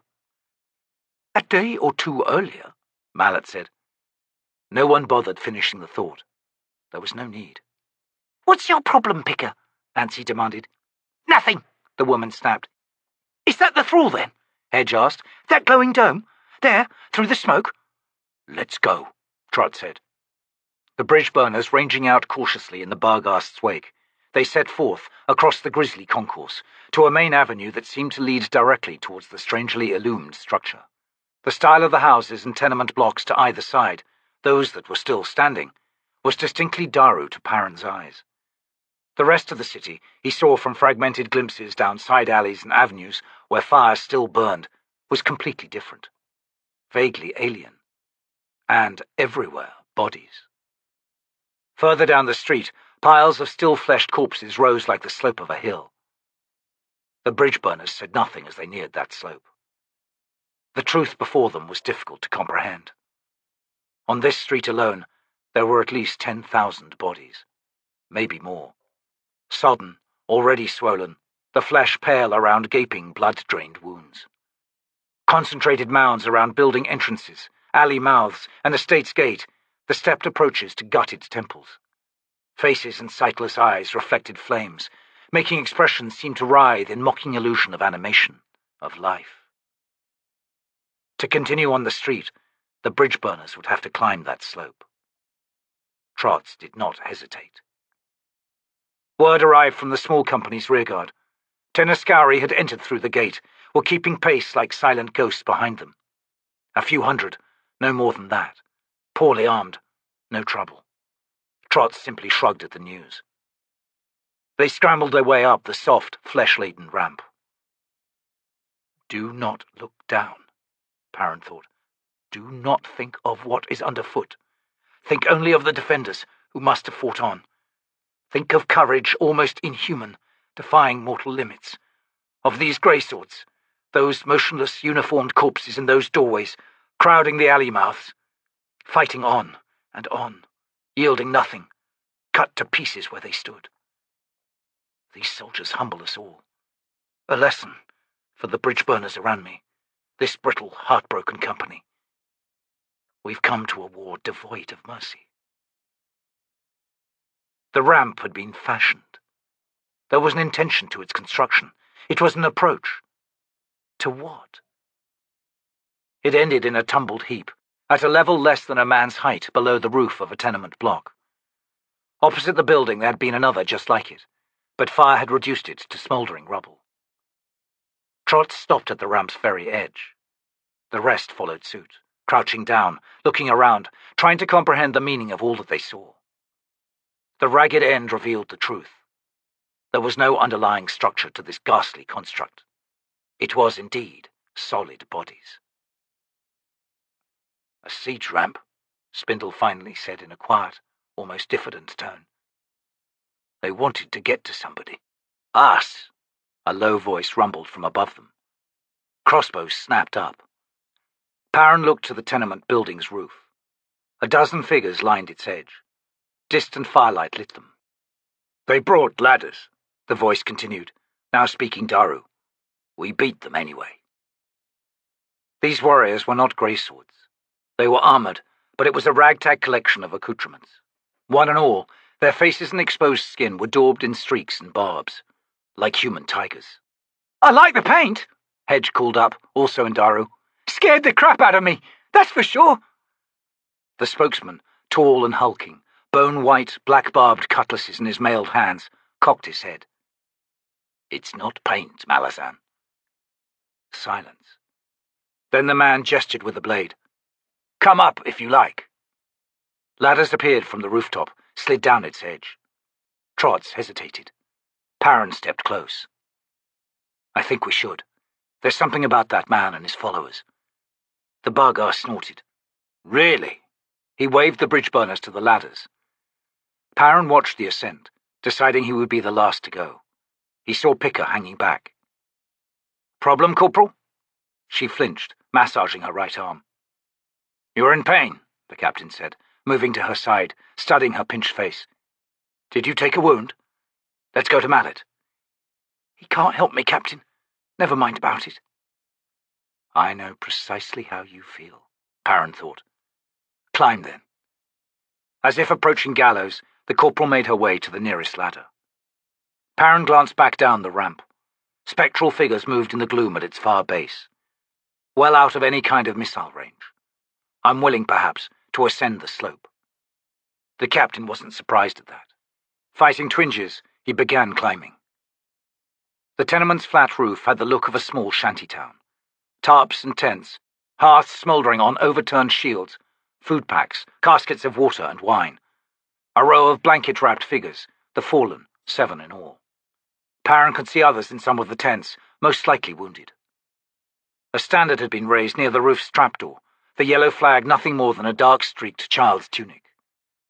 The warriors stood silent, watchful as Trot sent squads out to each corner of the roof, where they checked on whatever lay both below and opposite the building. Their spokesman turned suddenly, a fluid, frighteningly graceful motion, and faced Corporal Picker. "You have something for me?" he rumbled. Her eyes widened. "What?" He sheathed one of his cutlasses and stepped up to her. Perrin and the others nearby watched as the man reached out to Picker's right arm. He gripped her chain-sleeved bicep. A muted clatter sounded. Picker gasped. After a moment she dropped her sword to clunk on the tarred rooftop and began stripping off her chain surcoat with quick, jerky motions. In a flood of relief she spoke. "Beru's blessing! I don't know who in Hood's name you are, sir, but they've been killing me, getting tighter and tighter. God's the pain! He said they'd never come off. He said they'd be on me for good. Even Quickben said that.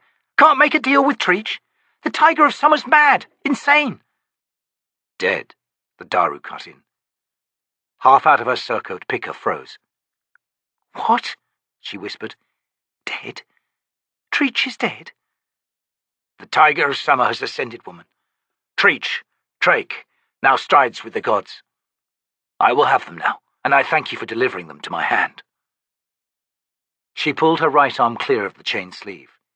3 ivory arm torques clattered down to her hand. "Here! Yes, please! Glad to oblige." "Hood, take your tongue, picker," Ansi snapped. "You're embarrassing us. Just give him the damn things." The corporal stared about. "Blend, where in the abyss you hiding, woman?" "Here," a voice murmured beside Perrin. Startled, he stepped back. "Damn her," he thought. "Ha!" Picker crowed. "You hear me, Blend? Ha!" The squads were converging once more. The Daru rolled up a tattered sleeve. The striped pattern covered the large, well-defined muscles of his arm. He slid the 3 torques up past the elbow. The ivory clicked. Something flashed amber in the darkness beneath the rim of his helmet. Perrin studied the man. A beast resides within him, he thought. An ancient spirit, reawakened. Power swirled around the Daru, but the captain sensed that it was born as much from a natural air of command as from the beast hiding within him. For that beast preferred solitude. Its massive strength had, somehow, been almost subsumed by that quality of leadership. Together, a formidable union, he thought. There's no mistaking, this one's important. Something's about to happen here, and my presence is no accident. "I am Captain Perrin, of Onearm's host." "Took your time, didn't you, Malazan?" Perrin blinked. "We did the best we could, sir. In any case, your relief this night and tomorrow will come from the Whiteface clans. Heaton and Kafal's father, Umbral Tor. Good. Time's come to turn the tide." "Turn the tide?" Ansi sputtered. "Looks like you didn't need no help to turn the tide, man." "Trots," Edge called out. "I ain't happy about what's underfoot. There's cracks. This whole roof is nothing but cracks." "Same for the walls," another sapper noted. "All sides." "This building is filled with bodies," said a small warrior in Lastari armor beside the Daru. "They're swelling, I guess." His eyes still on the big Daru, Perrin asked, "Do you have a name?" "Gruntle." "Are you some kind of sect or something? Temple warriors?" Gruntle slowly faced him, his expression mostly hidden beneath the helm's visor. "No, we are nothing. No one. This is for a woman. And now she's dying." "Which tent?" Mallet interrupted, in his high, thin voice. "The Warren of Danul is poisoned." "You feel that, do you, Gruntle?" "Curious." The healer waited, then asked again, "Which tent?" Gruntle's Lastari companion pointed. "There. She was stuck through bad. Blood in the lungs. She might already be." He fell silent. Perrin followed Mallet to the tattered shelter. The woman lying within was pale, her young face drawn and taut. Frothy blood painted her lips. "And here, there's more," Perrin thought. The captain watched the healer settle to his knees beside her, reach out his hands. "Hold it," Perrin growled. "The last time damn near killed you." "Not my gift, Captain.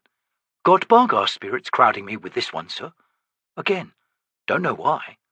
Someone's taken a personal interest, maybe. It may be too late, anyway. We'll see. All right." After a moment, Perrin nodded. Mallet laid his hands on the unconscious woman, closed his eyes. A dozen heartbeats passed. "Aye," he finally whispered. "Layers here. Wounded flesh.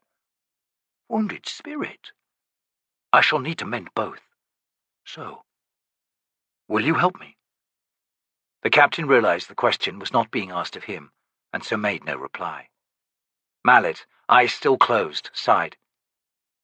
"You will sacrifice so many for this woman?" He paused, eyes still closed, then frowned.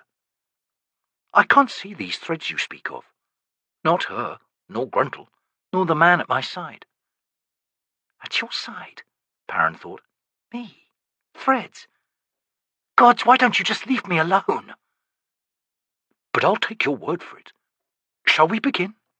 Moments passed, the healer motionless above the woman. Then she stirred on her pallet, softly moaned. The tent was torn from around her, guide wires snapping.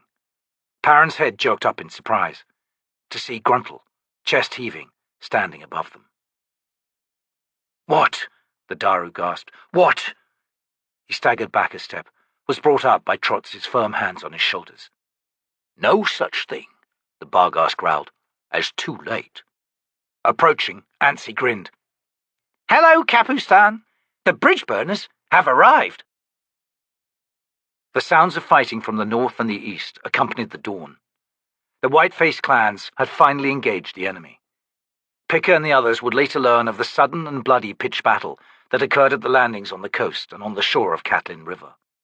The Baran and Arkrata clans had collided with newly arrived regiments of Bataclites and Betrulid cavalry. The commander there had elected to counterattack rather than hold poorly prepared defensive positions, and before long the Barghast were the ones digging in, harried on all sides.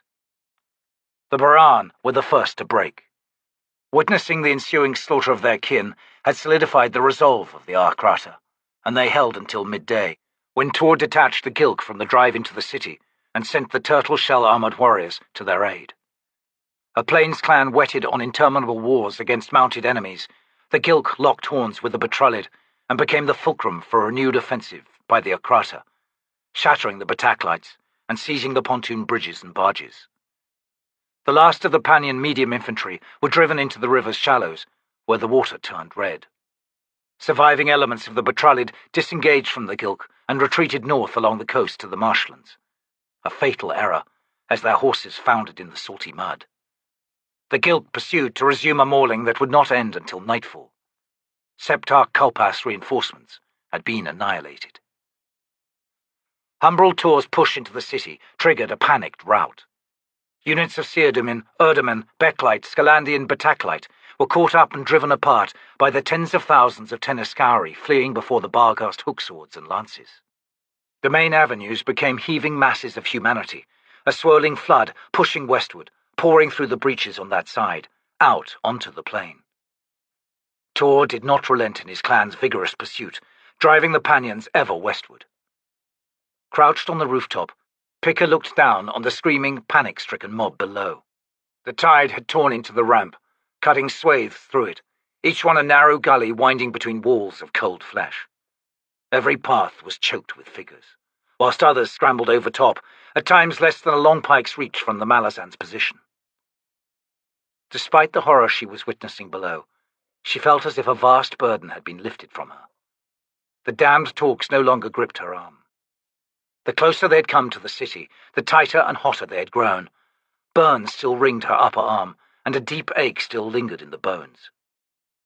There were questions surrounding all that, but she was not yet prepared to mull on them. From a few streets to the east came the now familiar sound of slaughter, the discordant battle chants of the Barghast, a rumbling undercurrent. A Pannion rearguard of sorts had formed, ragged elements of Becklite, Erdaman, and Seerdumin joining ranks in an effort to blunt the whiteface advance. The rearguard was fast disintegrating, overwhelmed by numbers.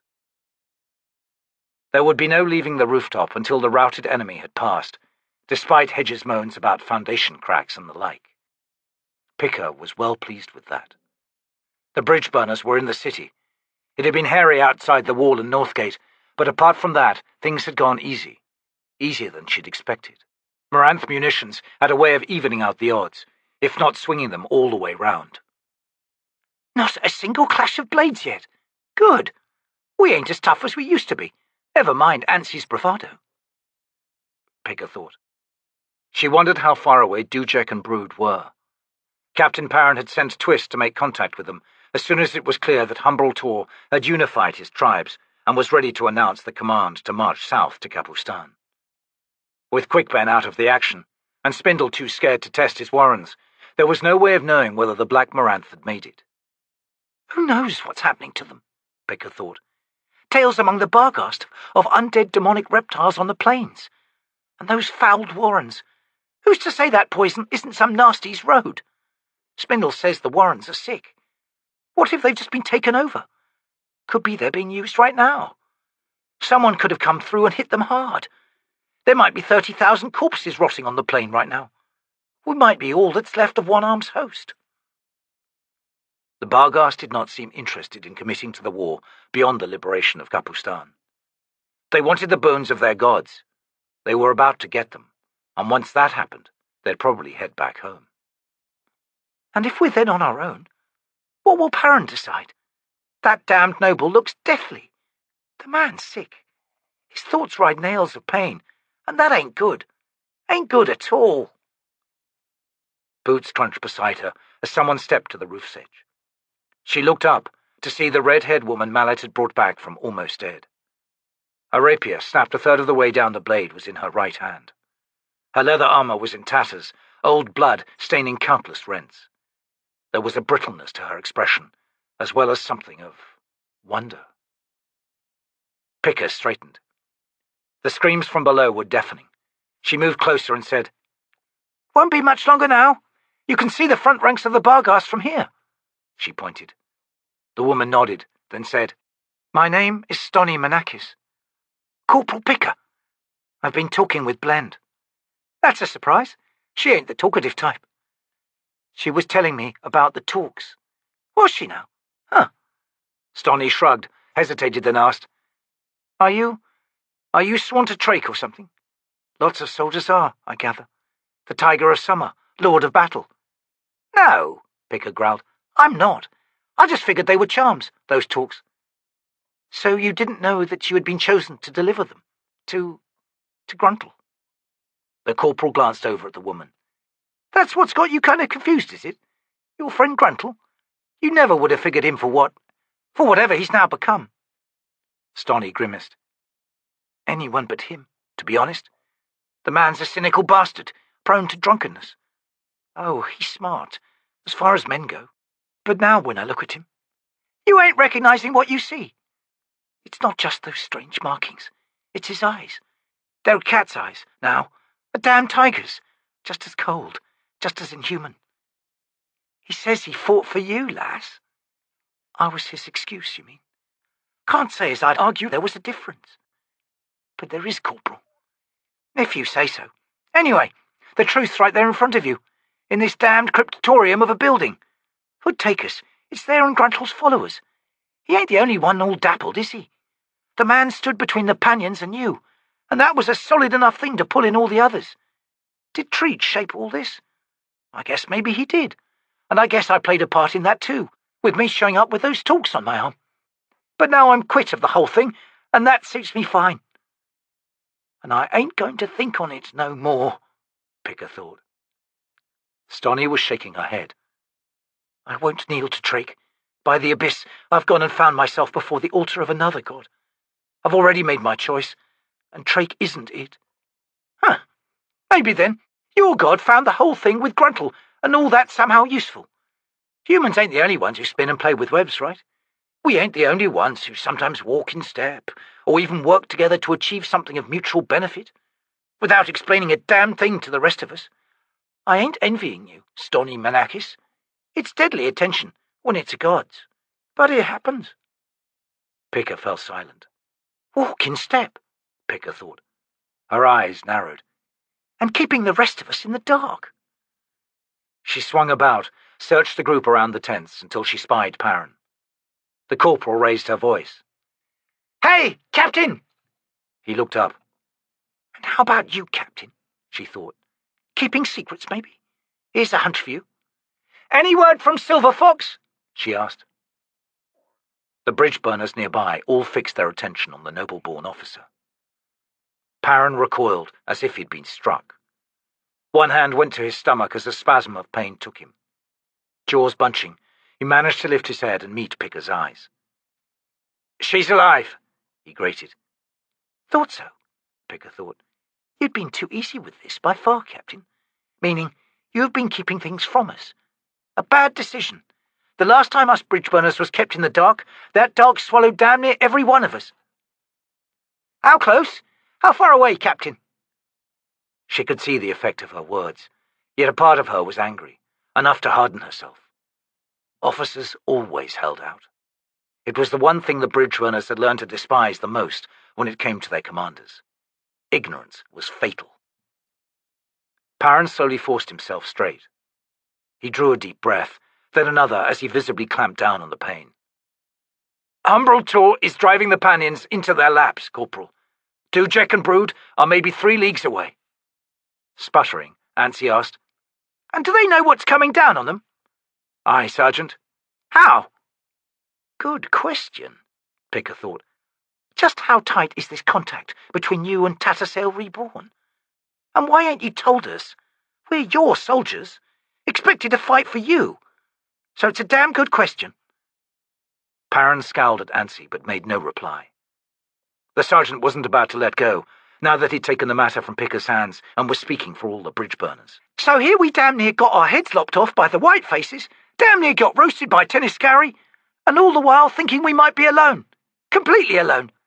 Not knowing if the alliance has held, or if Dujek and Brood have ripped each other apart, and there's nothing but rotting bones to the west. And yet you knew. So, if you was dead, right now, sir." "We'd know nothing. Not a damn thing," Picker thought. "If I was dead, we wouldn't be having this conversation," Perrin replied. "So why don't we just pretend, Sergeant?" "Maybe we don't pretend at all," Andii growled, one hand reaching for his sword. From nearby, where he had been crouching near the roof's edge, Gruntle slowly turned, then straightened. "Now wait a minute," Picker thought. "Sergeant," Picker snapped, "you think Tattersail will turn a smile on you the next time she sees you? If you go ahead and do what you're thinking of doing?" "Quiet, Corporal," Perrin ordered, eyes on Andii. "Let's get it over with. Here, I'll make it even easier." The captain turned his back to the sergeant, waited. So sick he wants it ended, Picker thought. Shit. And worse. All this in front of an audience. "Don't even think it, Andii," Mallet warned. "None of this is as it seems." Picker turned on the healer. "Well, now we're getting somewhere. You was jawing enough with Whiskeyjack before we left, Mallet. You and Quickben. Out with it. We got a captain hurting so bad he wants us to kill him, and ain't nobody's telling us a damned thing. What in Hood's name is going on?" The healer grimaced. "Aye, Silver Fox is reaching out to the captain, but he's been pushing her away, so there hasn't been some kind of endless exchange of information going on. He knows she's alive, as he says, and I guess he can make out something of just how far away she is, but it goes no further than that. Damn you, Picker. You think you and the rest of us Bridgeburners have been singled out for yet another betrayal, just because Perrin's not talking to you? He's not talking to anyone.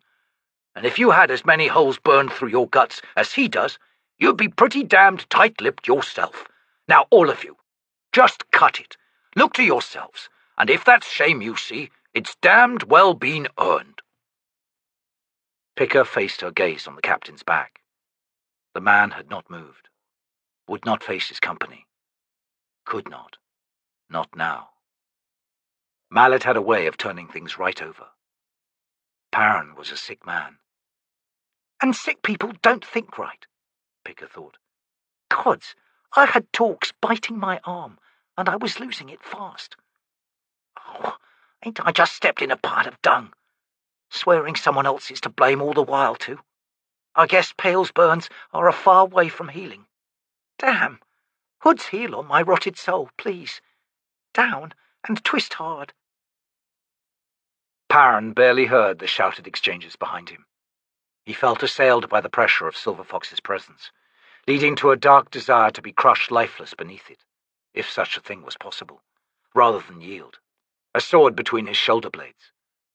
No god to intervene this time, he thought, or a final torrential gush of blood into his stomach as its walls finally gave way. A painful option, but nonetheless as final as any other. Or a leap down into the mob below to get torn apart, trampled underfoot. Futility whispering of freedom. She was close indeed, as if she strode a bridge of bones stretching from her to where he now stood. No, not her. Her power that was so much more than just Tattersail, making its relentless desire to break through his defences much deadlier of purpose than a lover's simple affection. Much more, even, than would be born of strategic necessity. Unless Dujek and Brood and their armies are under assault, Perrin thought. And they're not. Gods, I don't know how I know, but I do, with certainty. This isn't Tattersail at all. It's Nightchill, Beladan, one or both. What do they want? He was suddenly rocked by an image, triggering an almost audible snap within his mind. Away. Towards. Dry flagstones within a dark cavern, the deeply carved lines of a card of the deck, stone-etched, the image seeming to writhe as if alive. Obelisk. One of the unaligned, a leaning monolith. Now of green stone. Jade.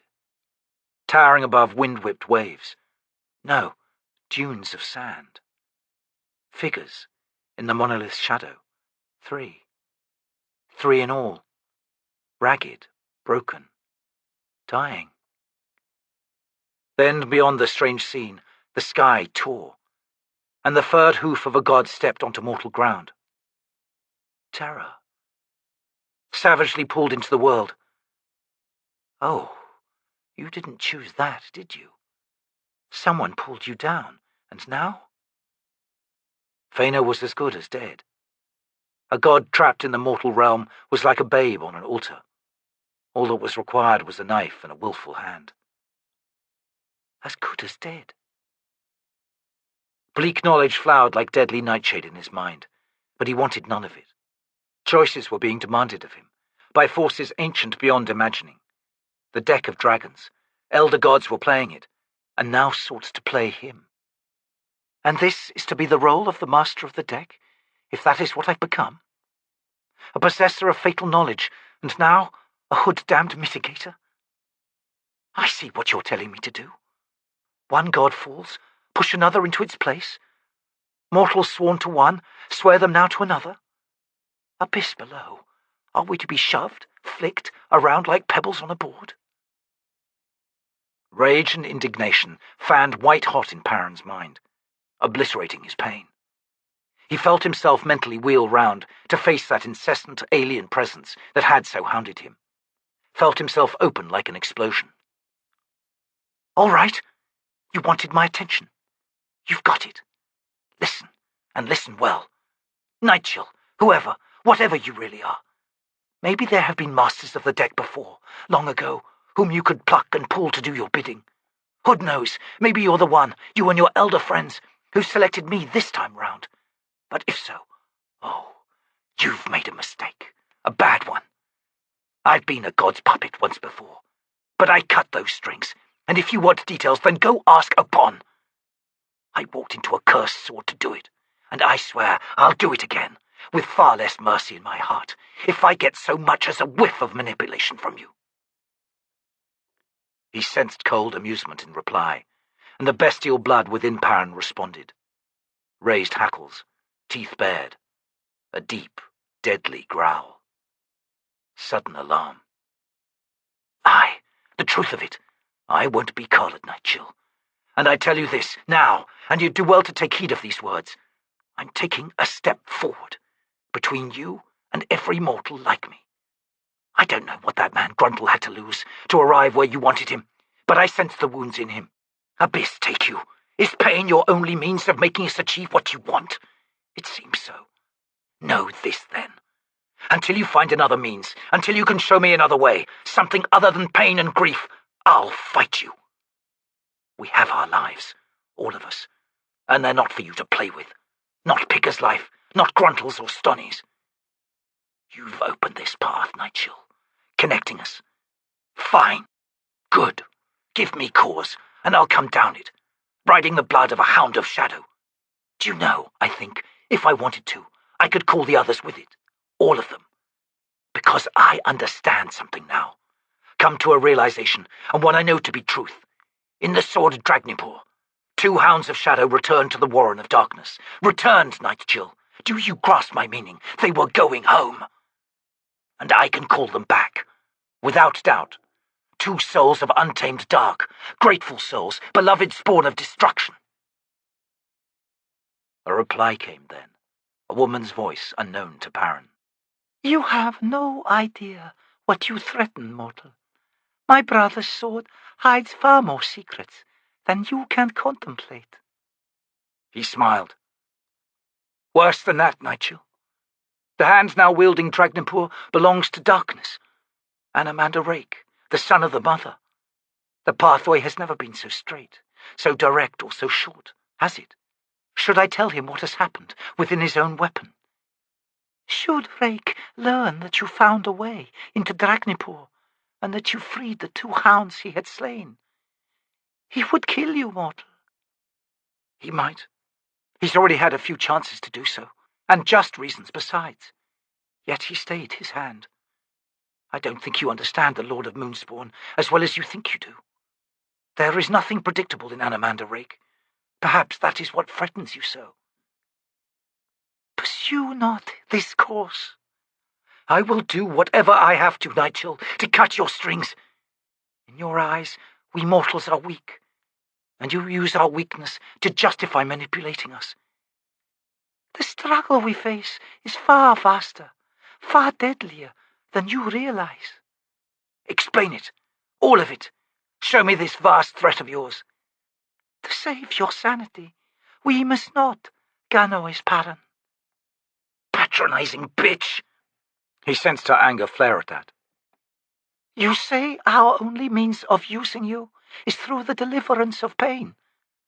To that we have but one answer. Appearances deceive. Keeping us ignorant is your notion of mercy. Bluntly worded, but in essence, you are correct, Gano's parent. A master of the deck cannot be left ignorant, Nightchill.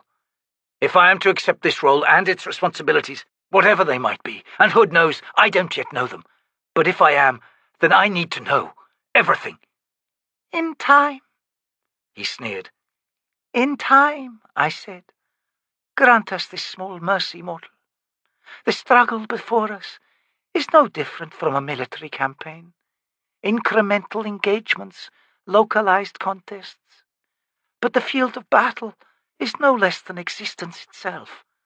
Small victories are each in themselves vital contributions to the pandemic war we have chosen to undertake. Who is we?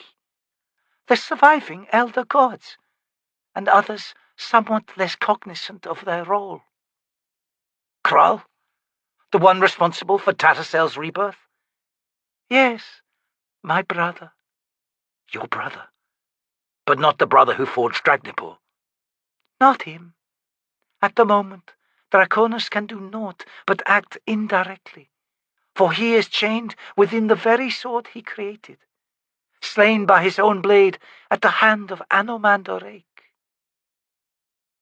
Perrin felt the cold steel of suspicion slide into him. Indirectly, you said.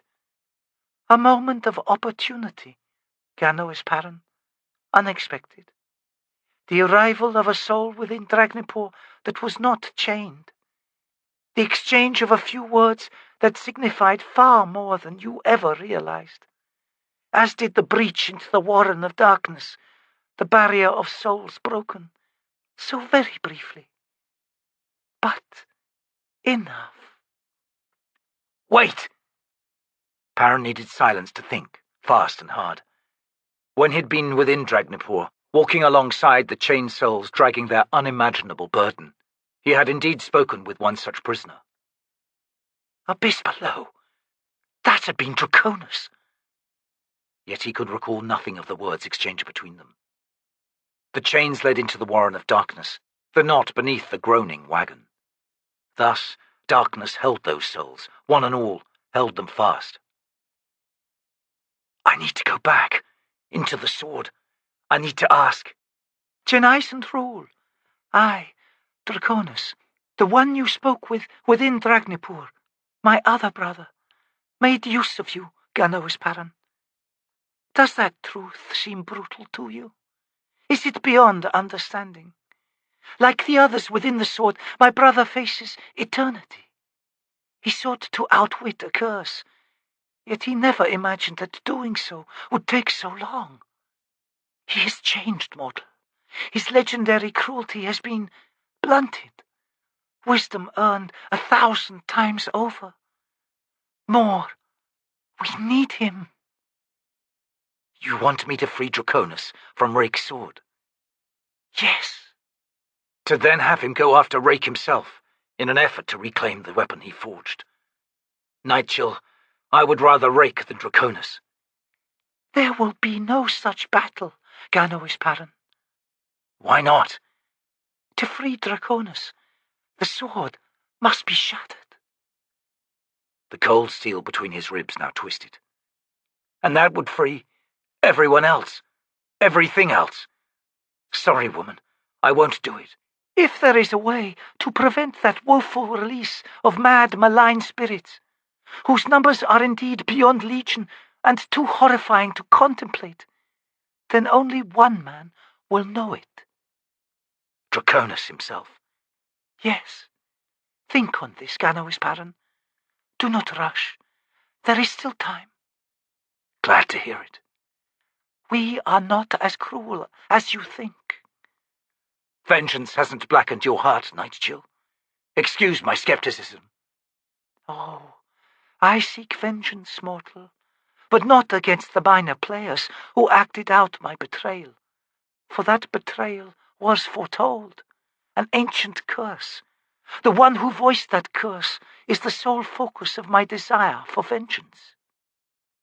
I'm surprised he or she's still around. There was a cold smile in her words. Such was our curse against him. I'm beginning to think you all deserve each other. There was a pause, then she said, Perhaps we do, Ganois Paran. What have you done with Tattersail? Nothing. Her attentions are presently elsewhere. So I was flattering myself, thinking otherwise. Damn it, Paran, you're still a fool. We shall not harm her, mortal. Even were we able, which we are not. There is honor within her, and integrity, rare qualities for one so powerful. Thus we have faith. A gloved hand on his shoulder startled Paran awake. He blinked, looked around. The roof. I'm back. Captain? He met Mallet's concerned gaze. What? Sorry, sir.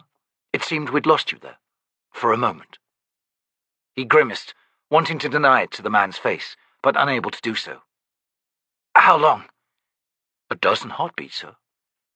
Is that all? Good. We have to get moving. To the thrall. Sir? I'm between them and us now, Mallet, Paran thought. But there's no more of us than you realize. Damn, I wish I could explain this, without sounding like a pompous bastard. Not replying to the healer's question, he swung round and found Trods. War Chief, the thrall beckons. Aye, Captain. The Bridgeburners were one and all avoiding his gaze.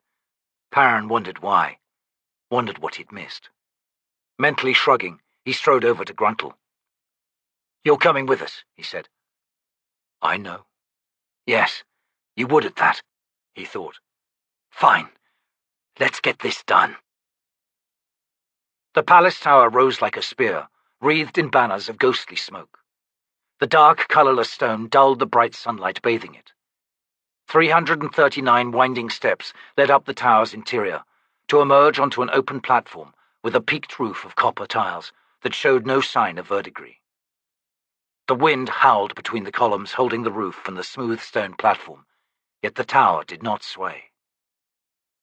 Itkovian stood looking east, the wind whipping against his face. His body felt bloodless, strangely hot beneath the tattered armor. He knew that exhaustion was finally taking its toll. Flesh and bone had its limits. The defense of the dead prince in his great hall had been brutal and artless. Hallways and entrances had become abattoirs. The stench of slaughter remained like a new layer beneath his skin. Even the wind could not strip it away. The battles at the coast and the landings were drawing to a grim close. A lone surviving scout had reported. The Betrayed had been broken, fleeing north along the coast, where the shield anvil well knew their horses would become mired in the salt marsh.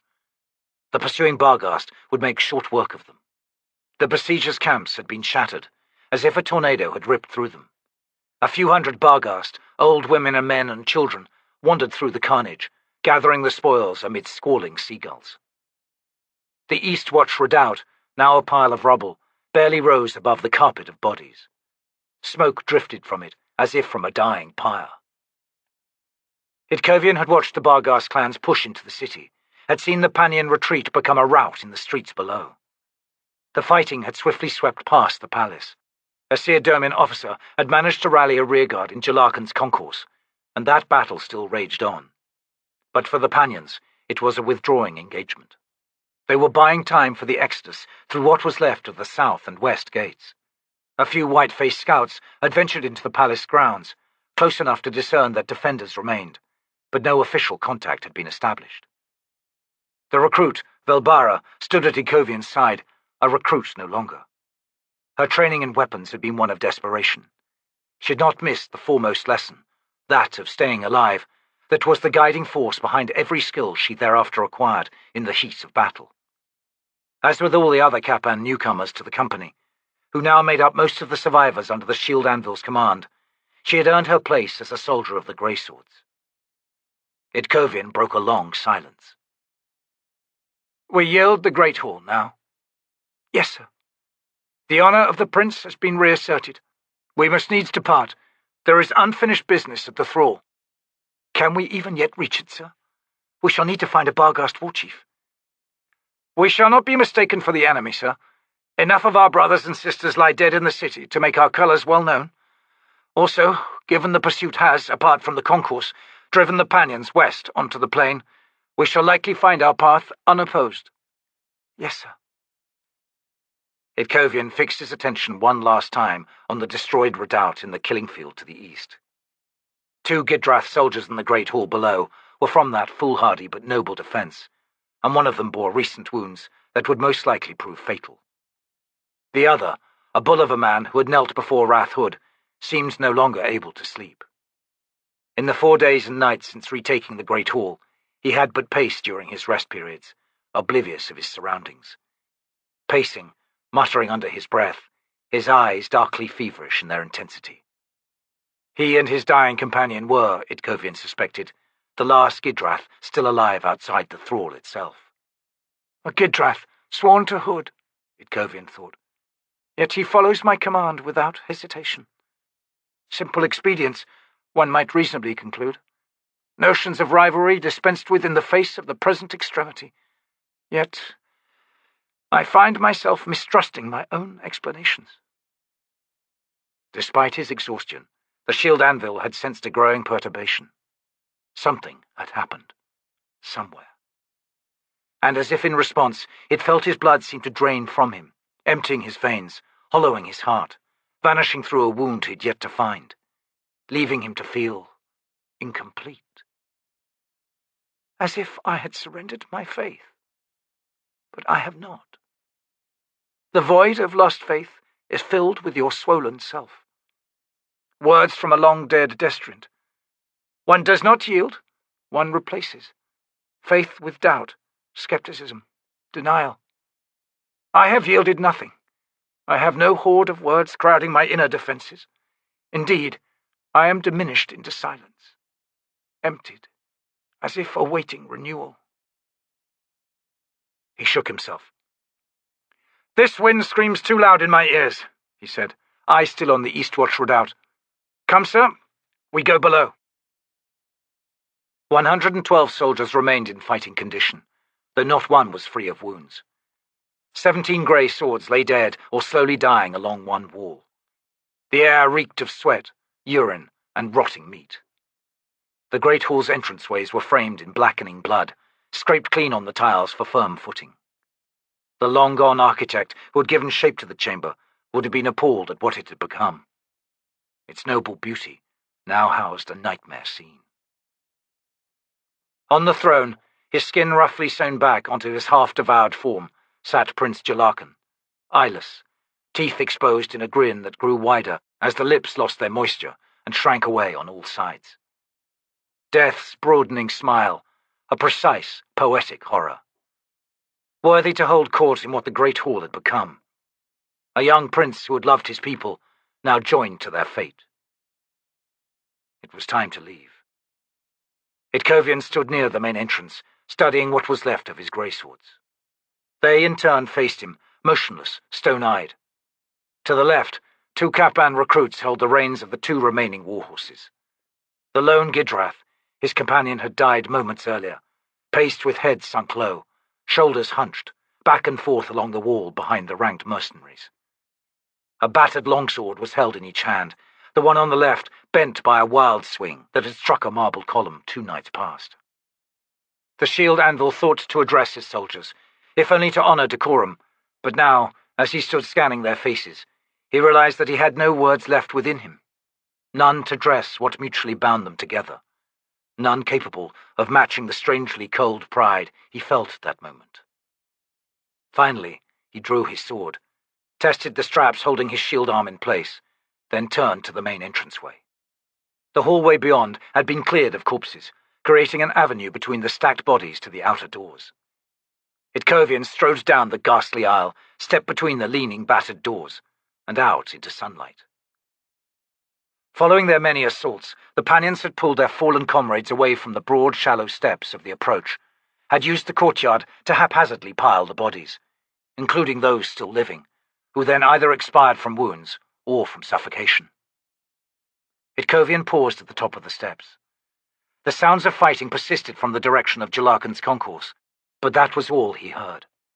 Silence shrouded the scene before him, a silence so discordant in what had been a lively palace forecourt, in what had been a thriving city, that Itkovian was deeply shaken for the first time since the siege began. "Dear Faina, find for me the victory in this," he thought. He descended the steps, the stones soft and gummy under his boots. His company followed, not a word spoken. They strode through the shattered gate, began picking their way through the corpses on the ramp, then in the street beyond. Uncontested by the living, this would nevertheless prove a long journey. Nor would it be a journey without battle. Assailing them now were what their eyes saw, what their noses smelled, and what they could feel underfoot. A battle that made shields and armor useless, that made flailing swords futile. A soul hardened beyond humanity was the only defense, and for Itkovian, that price was too high. "I am the shield anvil," he thought. "I surrender to what lies before me. Thicker than smoke, the grief unleashed and now lost, churning this lifeless air. A city has been killed, even the survivors huddling in the tunnels below. Fenner take me, better they never emerge, to see this." Their route took them between the cemeteries. Itkovian studied the place where he and his soldiers had made a stand. It looked no different from anywhere else his eye scanned. The dead lay in heaps. As Brukelian had promised, not one pavestone had gone uncontested. This small city had done all it could. Pannion victory might well have been inevitable, but thresholds nevertheless existed, transforming inexorable momentum into a curse. And now the white-faced clans of the Barghast had announced their own inevitability. What the Pannions had delivered had been in turn delivered upon them. "We are all pushed into a world of madness, yet it must now fall to each of us to pull back from this abyss, to drag ourselves free of the descending spiral. From horror, grief must be fashioned, and from grief, compassion." As the company entered a choked avenue at the edge of the Daru district, a score of Barghast emerged from an alley mouth directly ahead. Bloodied hook swords in hands, white-painted faces spattered red. The foremost among them grinned at the shield anvil. "Defenders!" he barked in harshly accented Kappan. "How sits this gift of liberation?"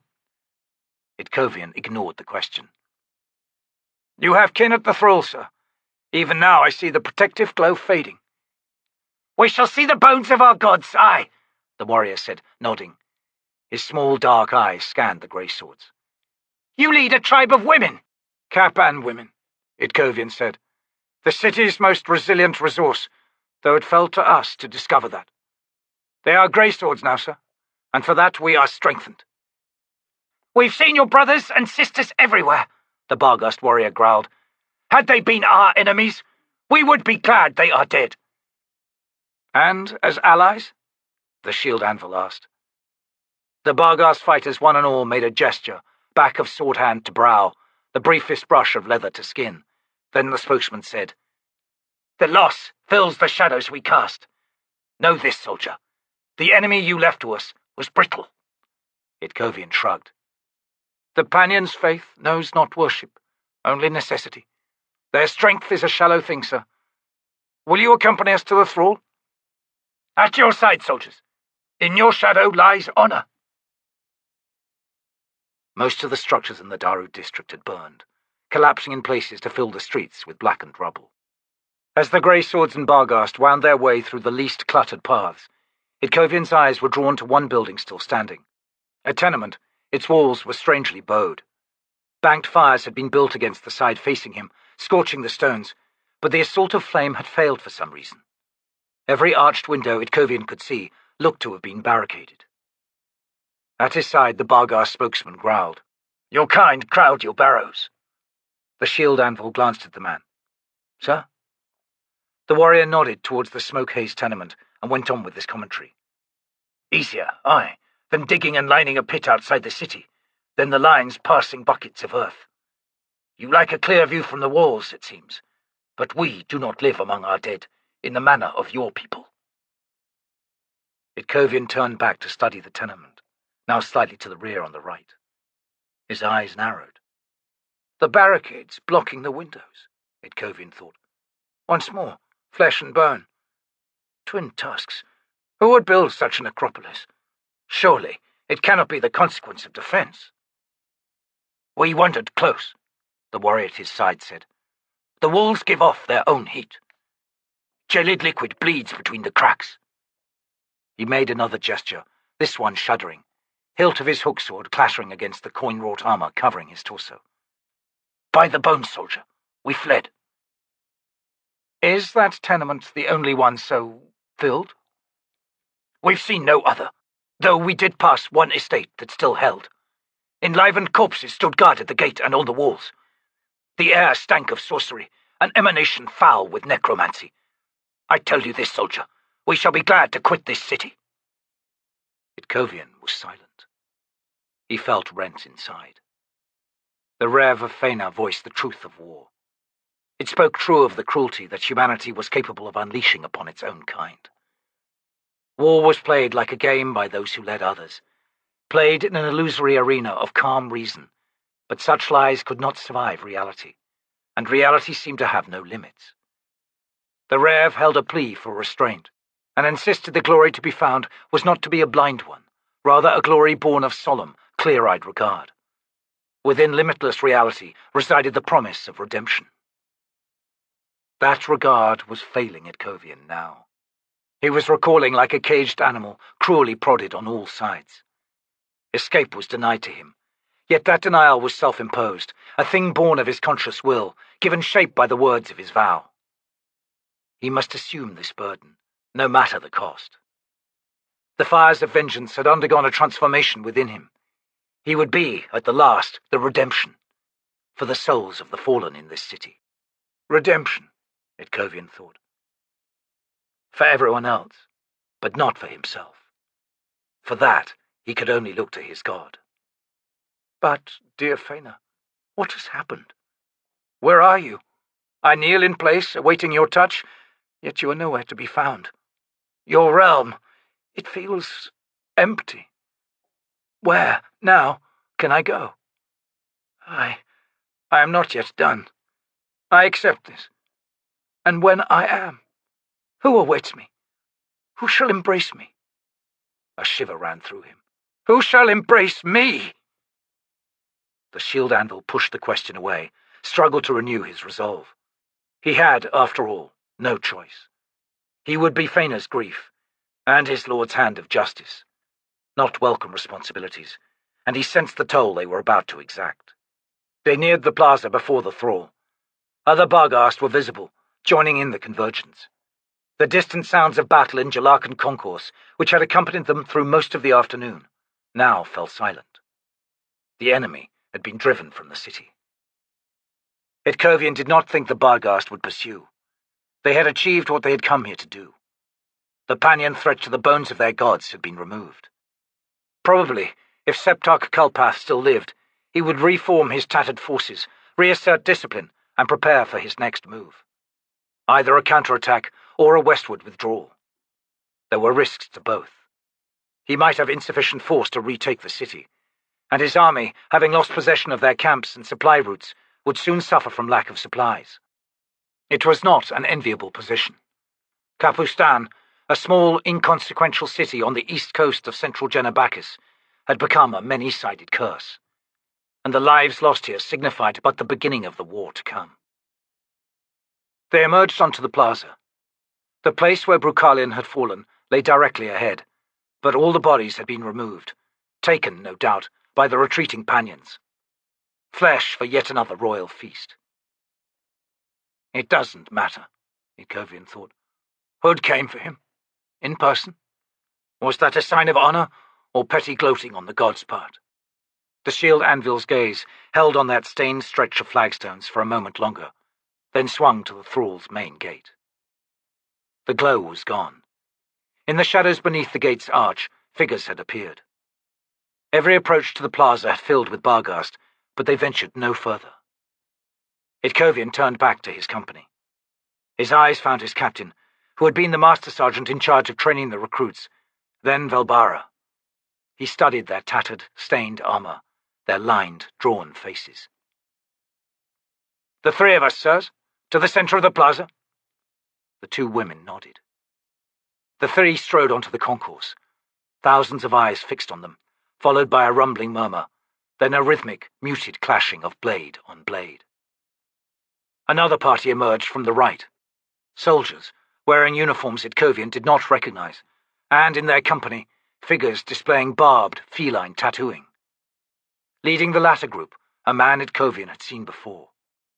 The shield anvil's steps slowed. Gruntle! The name was a hammer blow to his chest.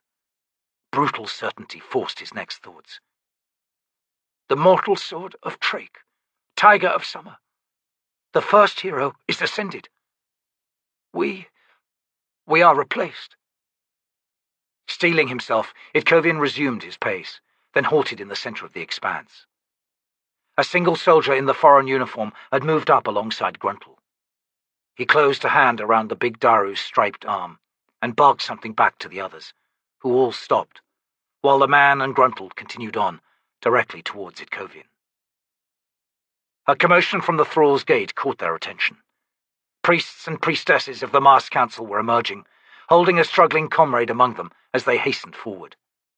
In the lead, Rath Trake. A step behind, the Daru merchant, Karuli.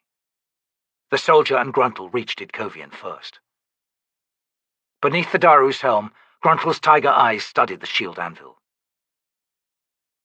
"Itkovian of the Grey Swords," he rumbled. "It is done." Itkovian had no need to ask for elaboration. The truth was a knife in his heart. "No, it isn't," the foreign soldier snapped. "I greet you, shield anvil. I am Captain Parron of the Bridgeburners, Onearm's host." "He is more than that," Gruntle muttered. "What he claims now is nothing I do willingly," Parron finished. "Shield anvil. Fëanor has been torn from his realm. He strides a distant land. You, your company, you have lost your god." "And so it is known to all," Itkovian thought. "We are aware of this, sir. Gruntle says that your place, your role, is done. The Grey Swords must step aside, for a new god of war has gained preeminence. But that doesn't have to be. A path for you has been prepared." Parron's gaze went past Itkovian. He raised his voice. "Welcome, Umbral Tor! Your children no doubt await within the thrall." The shield anvil glanced back over his shoulder to see, standing 10 paces behind him, a huge Barghast warchief in coin-threaded armor. "They can wait a while longer," Umbral Tor growled. "I would witness this." Parron grimaced. "Nosy bastard." "Aye." The Malazan returned his attention to Itkovian and made to speak, but the shield anvil interrupted him. "A moment, sir." He stepped past the two men. Rath Fëanor jerked and twisted in the grip of his fellow priests. His mask was awry, wisps of grey hair pulled free of the leather strapping. "Shield anvil," he cried upon seeing Itkovian's approach. "In the name of Fëanor." "In his name, aye, sir," Itkovian cut in. "To my side, Captain Norrell. The Rev's law is invoked." "Sir," the grizzled woman replied, stepping forward. "You can't!" Rathfena screamed. "For this, only the mortal sword can invoke the rev." Itkovian stood motionless. The priest managed to pull one arm forward to jab a finger at the shield anvil. "My rank is as destriant, unless you've one to make claim to that title." Destriant Carnidus is dead. "That man was no destriant, shield anvil. An aspirant, perhaps, but my rank was and remains preeminent. Thus, only a mortal sword can invoke the rev against me, and this you know." Gruntle snorted. Itkovian, Paran here told me there was a betrayal. Your priest sold Brucalian's life to the Pannions. Not only disgusting, but ill-advised. So. He paused. Will any mortal sword do? If so, I invoke the rev. He bared his teeth at Rathfena. Punish the bastard. We are replaced, Itkovian thought. The Lord of Battle is transformed indeed. "He cannot!" Rathfena shrieked. A bold claim, Itkovian said to the masked priest. In order to deny this man's right to the title, sir, you must call upon our God. In your defence. Do so, sir, and you shall walk from here a free man. The eyes within the mask went wide. "You know that is impossible, Itkovian." Then your defence is over, sir. The rev is invoked.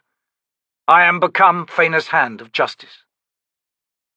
Rathtrake, who had been standing nearby in watchful silence, now spoke.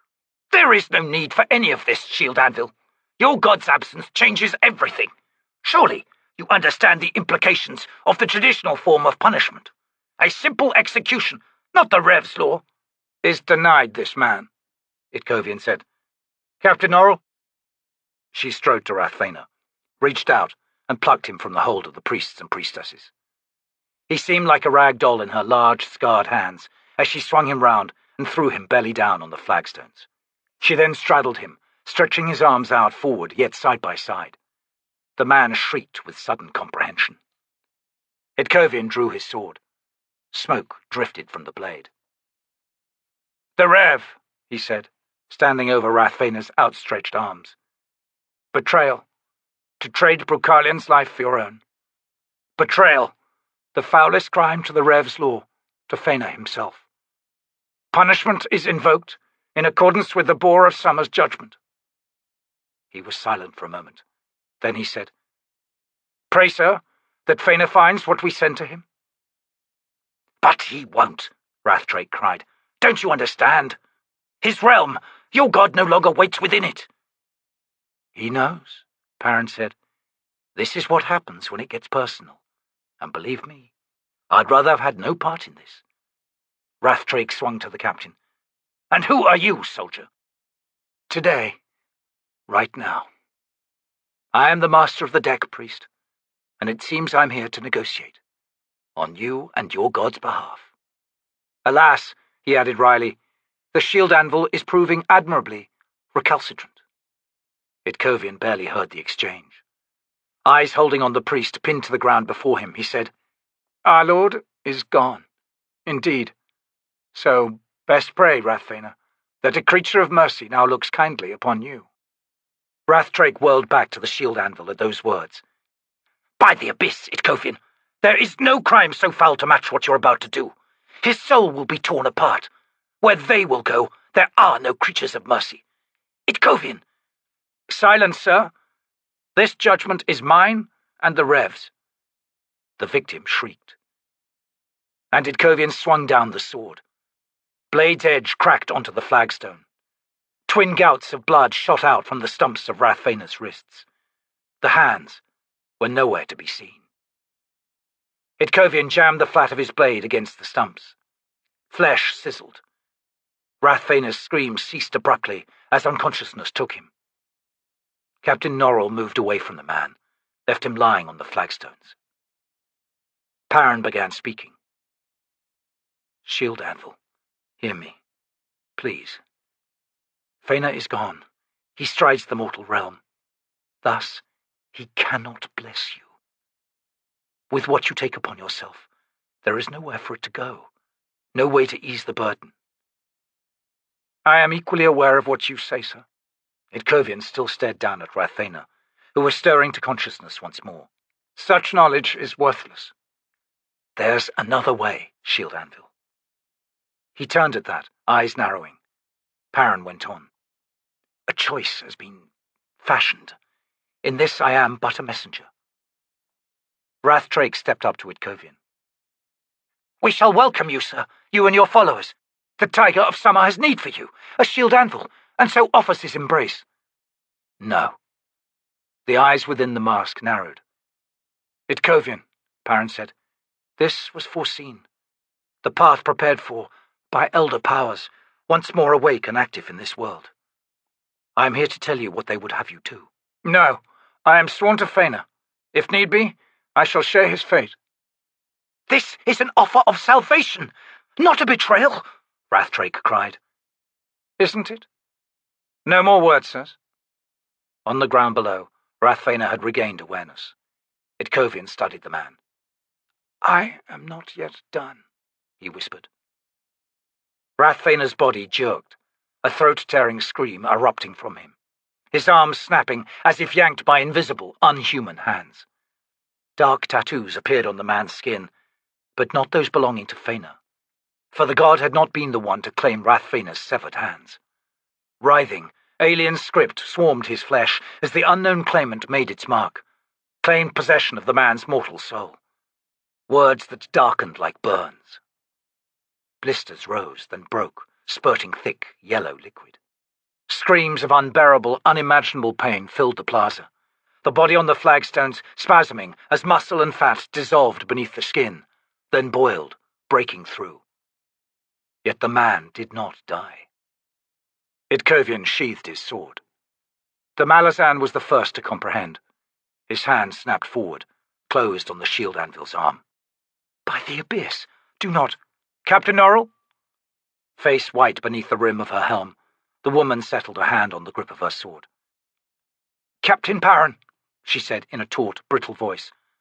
Withdraw your touch. He swung on her. Aye, even you recoil at what he plans. Nevertheless, sir, release him, or I will kill you. The Malazan's eyes glittered strangely at that threat, but Itkovian could spare no thought for the young captain. He had a responsibility. Rathfëanor had been punished enough. His pain must end. And who shall save me? Itkovian thought. Perrin relinquished his grip.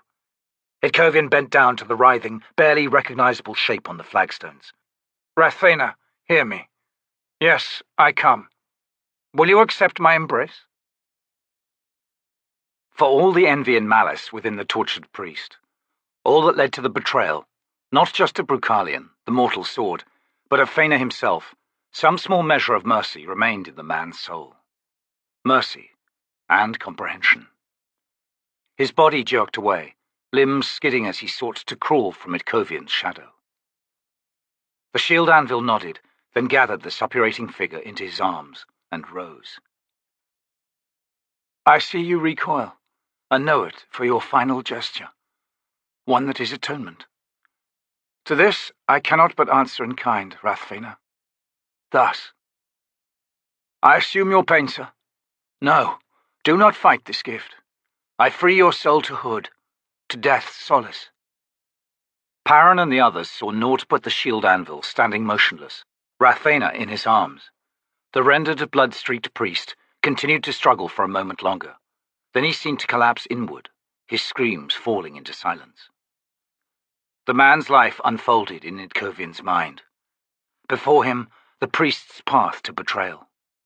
He saw a young acolyte, pure of heart, cruelly schooled, not in piety and faith, but in the cynical lessons of secular power struggles. Rule and administration was a viper's nest, a ceaseless contest among small and petty minds with illusory rewards. A life within the cold halls of the thrall that had hollowed out the priest's soul. The self filled the new cavern of lost faith, beset by fears and jealousies, to which malevolent acts were the only answer. The need for preservation made every virtue a commodity, to be traded away. Itkovian understood him, could see each step taken that led inevitably to the betrayal, the trading of lives as agreed between the priest and the agents of the Pannion Domin. And within that, Rathfena's knowledge that he had, in so doing, wrapped a viper about himself, whose kiss was deadly. He was dead either way, but he had gone too far from his faith, too far to ever imagine he might one day return to it. I comprehend you now, Rathfena, but comprehension is not synonymous with absolution. The justice that is your punishment does not waver. Thus you were made to know pain. Aye, Fëanor should have been awaiting you. Our God should have accepted your severed hands, so that he might look upon you following your death, that he might voice the words prepared for you, and you alone, the words on your skin. The final atonement to your crimes. This is as it should have been, sir. But Fëanor is gone, and what holds you now has other desires. I now deny it the possession of you.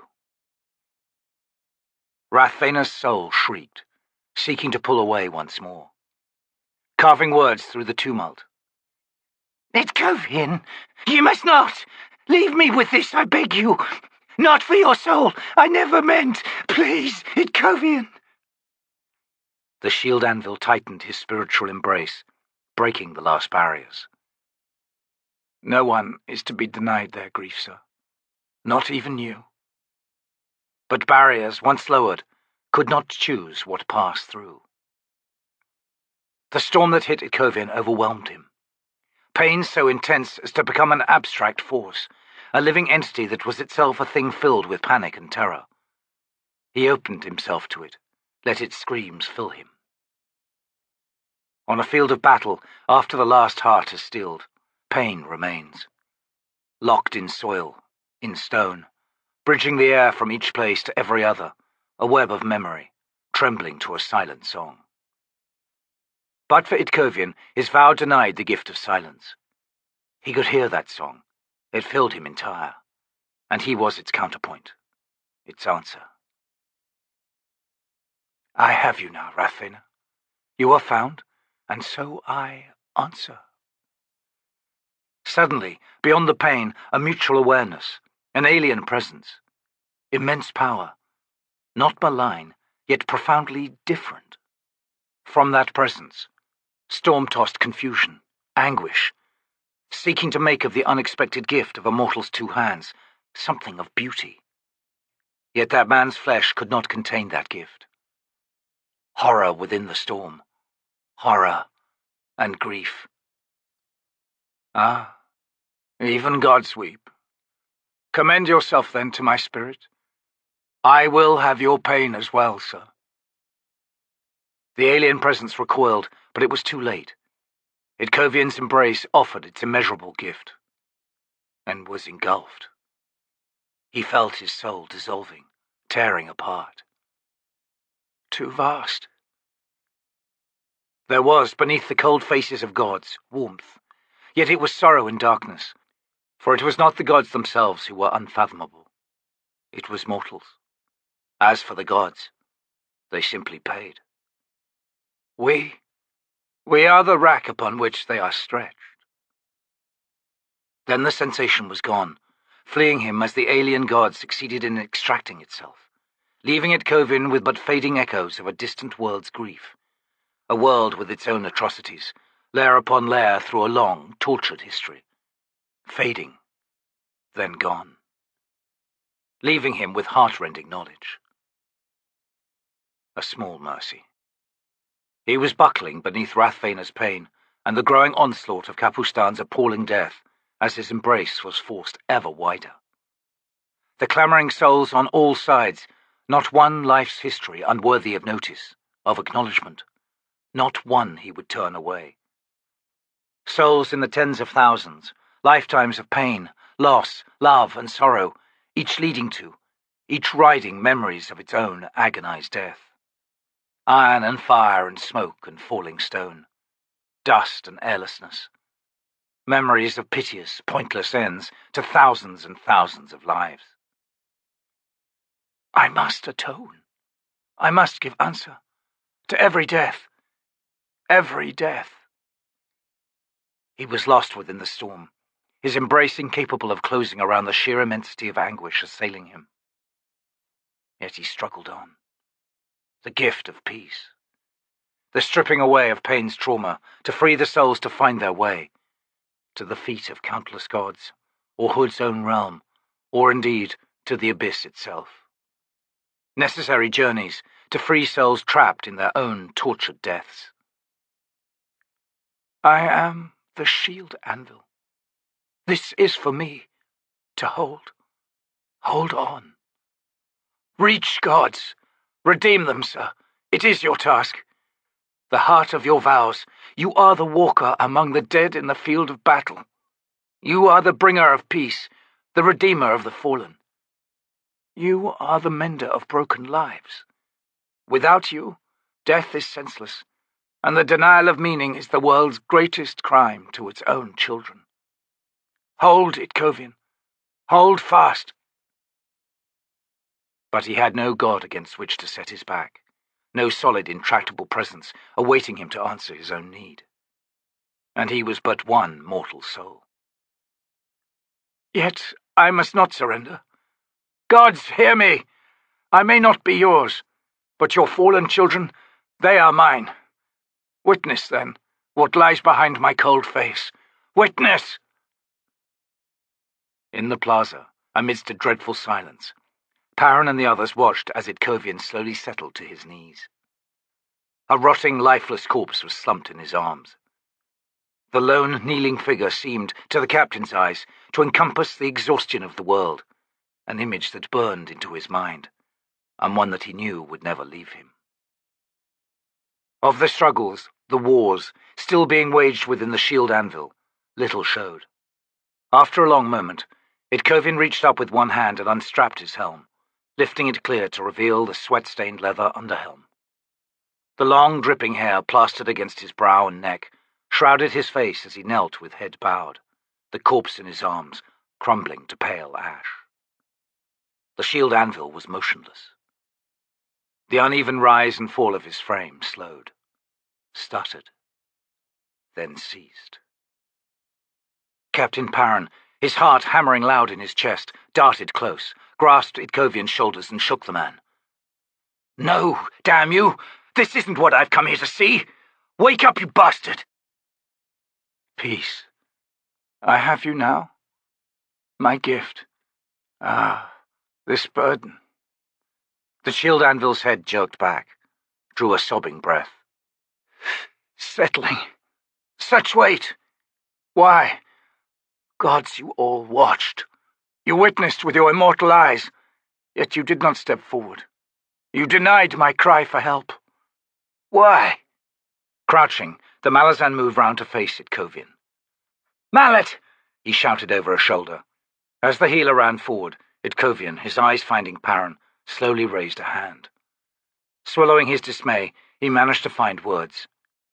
I know not how, he rasped, but you have returned me. Perrin's grin was forced. You are the shield anvil. Aye, Itkovian whispered.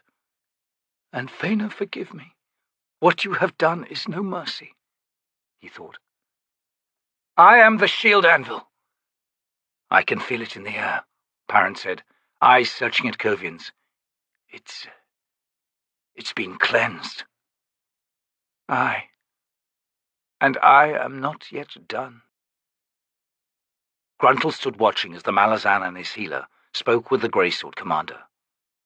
The fog of his thoughts, which had been closed around him for what he now realized was days, had begun to thin. Details now assailed him, and the evidence of the changes within himself left him alarmed. His eyes saw differently, unhuman acuity. Motion, no matter how slight or peripheral, caught his attention, filled his awareness.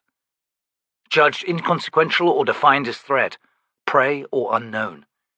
Instinctive decisions yet no longer buried deep, now lurking just beneath the surface of his mind. He could feel his every muscle, every tendon and bone, could concentrate on each one to the exclusion of all the others, achieving a spatial sensitivity that made control absolute. He could walk a forest floor in absolute silence if he so wished. He could freeze, shielding even the breath he drew, and become perfectly motionless. But the changes he felt were far more profound than these physical manifestations. The violence residing with him was that of a killer, cold and implacable, devoid of compassion or ambiguity. And this realization terrified him. "The Tiger of Summer's mortal sword," he thought. "Yes, Drake, I feel you. I know what you have made of me. Damn it, you could have at least asked." He looked upon his followers, knowing them to be precisely that. Followers, his very own sworn. An appalling truth. Among them, T'lan Imass. No, she isn't Drake's. She's chosen Caruli's elder god. Good. If she was ever to kneel before me, we wouldn't be thinking religious thoughts. And how likely is that? Ah, lass. Sensing his gaze, she looked at him. Gruntle winked. Her brows rose, and he understood her alarm, making him even more amused. His only answer to his terror at the brutal murderer hiding within him. She hesitated, then approached. "Gruntle?" I feel like I've just woken up." "Yeah, well, the hangover shows, believe me." "What's been going on?" "You don't know?" "I think I do, but I'm not entirely sure. Of myself, of my own memories. We defended our tenement, and it was uglier than what's between Hood's toes. You were wounded, dying. That Malazan soldier there healed you. And there's Itkovian, the priest in his arms that has just turned to dust. Gods, he must have needed a bath." "Beru fend us all. It really is you, Gruntle. I thought you were lost to us for good." "I think a part of me is, lass. Lost to us all." "Since when were you the worshipping type?" "That's the joke on Drake. I'm not. He's made a terrible choice. Show me an altar, and I'm more likely to piss on it than kiss it." "You might have to kiss it, so I suggest you reverse the gestures." "Ha ha." He shook himself, rolling his shoulders and sighed. Stony recoiled slightly at the motion. That was too cat-like for you. Your muscles rippled under that barbed skin. And it felt damned good. Rippled. You should be considering new possibilities, lass. Keep dreaming, oaf." The banter was brittle, and they both sensed it. Stony was silent for a moment, then the breath hissed between her teeth. "Puke. I guess he's gone." "No, he's alive. Circling overhead right now, in fact. That Sparrowhawk. Caruli's gift to help the man keep an eye on Corbel Brooch. He's soul-taken now." Stony was glaring skyward, hands on her hips. "Well, that's just great." She swung a venomous look upon Caruli, who was standing well off to one side, hands within sleeves, unnoticed, watching all in silence. "Everybody gets blessed but me. Where's the justice in that?" "Well, you're already blessed with incomparable beauty, Stony." "Another word and I'll cut your tail off, I swear it." "I haven't got a tail." "Precisely." She faced him. "Now listen, we've got something to work out. Something tells me that for both of us, heading back to Darujistan isn't likely, at least not for the next while anyway. So now what? Are we about to part ways, you miserable old man?" "No rush on all that, lass. Let's see how things settle." "Excuse me." Both turned at the voice, to find that Drake had joined them. Gruntle scowled at the masked priest. "What?" "I believe we have matters to discuss, you and I, Mortal Sword." "You believe what you like," the Dari replied. "I've already made it plain to the Whiskered One that I'm a bad choice." Drake seemed to choke. "The Whiskered One?" he sputtered in indignation. Stony laughed and clouted the priest on the shoulder. "He's a reverent bastard, ain't he just?" "I don't kneel to anyone," Gruntle growled, "and that includes gods. And if scrubbing would do it, I'd get these stripes off my hide right now." The priest rubbed his bruised shoulder, the eyes within the feline mask glaring at Stony. At Gruntle's words, he faced the Daru again. These are not matters open to debate, mortal sword. You are what you are. I'm a caravan guard captain, and damn good at it. When I'm sober, that is. You are the master of war in the name of the Lord of Summer. We'll call that a hobby. A what? They heard laughter. Captain Perrin, still crouching beside Idkovian, was looking their way, and had clearly heard the conversation. The Malazan grinned at Rathrake. It never goes how you think it should, does it, priest? That's the glory of us humans, and your new god had best make peace with that, and soon. Gruntle, keep playing by your own rules. I hadn't planned otherwise, Captain, Gruntle replied. How fares the shield anvil? Idkovian glanced over. I am well, sir. Now that's a lie, Stony said. Nonetheless, the shield anvil said, accepting Mallet's shoulder as he slowly straightened. Gruntle looked down at the two white cutlasses in his hands. "Would take me," he muttered. "But these have turned damned ugly." He forced the blades into their scarred, tattered sheaths. "They are not to leave your hands until this war is done," Rathrake snapped. "Another word from you, priest," Gruntle said, "and you'll be done." No one else had ventured onto the plaza. Corporal Picker stood with the other Bridgeburners at the alley mouth, trying to determine what was going on. Conversation surrounded her, as the soldiers conjectured in time-honoured fashion, guessing at the meaning of the gestures and muted exchanges they witnessed among the dignitaries. Picker glared about. "Blend, where are you?" "Here," she replied at the corporal's shoulder. "Why don't you sidle out there and find out what's happening?" She shrugged. "I'd get noticed." "Really? Besides, I don't need to. It's plain to me what's happened." "Really?" Blend made a wry face. "You lose your brain when you give up those talks, Corporal. Never seen you so consistently wide-eyed before." "Really?" Picker repeated, this time in a dangerous drawl. "Keep it up, and you'll regret it, soldier." "An explanation? All right. Here's what I think I've been seeing. The Greyswords had some personal business to clear up, which they've done, only it damn near ripped that commander to pieces. But Mallet, drawing on who knows whose powers, has lent some strength, though I think it was the captain's hand that brought the man back from the dead. And no, I never knew Perrin had it in him, and if we've been thinking lately that he was more than just a willow-spined noble-born officer, we've just seen proof of our suspicions. But I don't think that's necessarily a bad thing for us. He won't stick a sword in our backs, Corporal. He might step in front of one heading our way, in fact. As for Gruntle, well, I think he's just shaken himself awake, and that masked priest of Trakes ain't happy about it. But no one else gives a damn, because sometimes a smile is precisely what we all need." Picker's reply was a grunt. "And finally, after watching all that," Blend continued, "it's time for Humbrol Tor and his Barghast." Humbrol Tor had raised his axe high and had begun walking towards the Thrall's Gate. War chiefs and shouldermen and women emerged from the gathered tribes, crossing the plaza in the giant warrior's wake. Trotz pushed his way through the knot of Bridgeburners and joined them. Staring at his back, Picker snorted. "He goes to meet his gods," Blend murmured. "Give him that, Corporal." "Let's hope he stays with them," she replied. "Who knows? He don't know how to command." "But Captain Perrin does," Blend said. She glanced at her companion, then shrugged. "I suppose he does at that."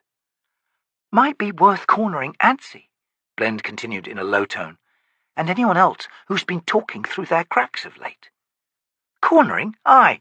Then beating them senseless. Sound plan, Blend. Find us to Turin. Seems we got personal business too to clear up." "Well, guess your brain's working after all." Picker's only reply was another grunt. Blend slipped back into the crowd. "Personal business. I like the sound of that. We'll straighten them up for you, Captain. Hood knows. It's the least I can do."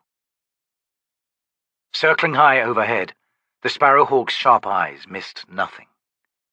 The day was drawing to a close, shadows lengthening. Banks of dust on the plain to the west revealed the retreating Pannions, still being driven ever westward by elements of Humbrol Tor's Baran clan. In the city itself, still more thousands of Barghast moved through the streets, clearing away dead, whilst tribes worked to excavate vast pits beyond the north wall, which had begun filling as commandeered wagons began filing out from Kapustan. The long, soul-numbing task of cleansing the city had begun. Directly below, the plaza's expanse was now threaded with figures, Barghast moving in procession from streets and alley mouths, following Humbrol Tor as the war chief approached the Thrall's Gate. The sparrowhawk that had once been Buke heard no sound but the wind, lending the scene below a solemn, ethereal quality.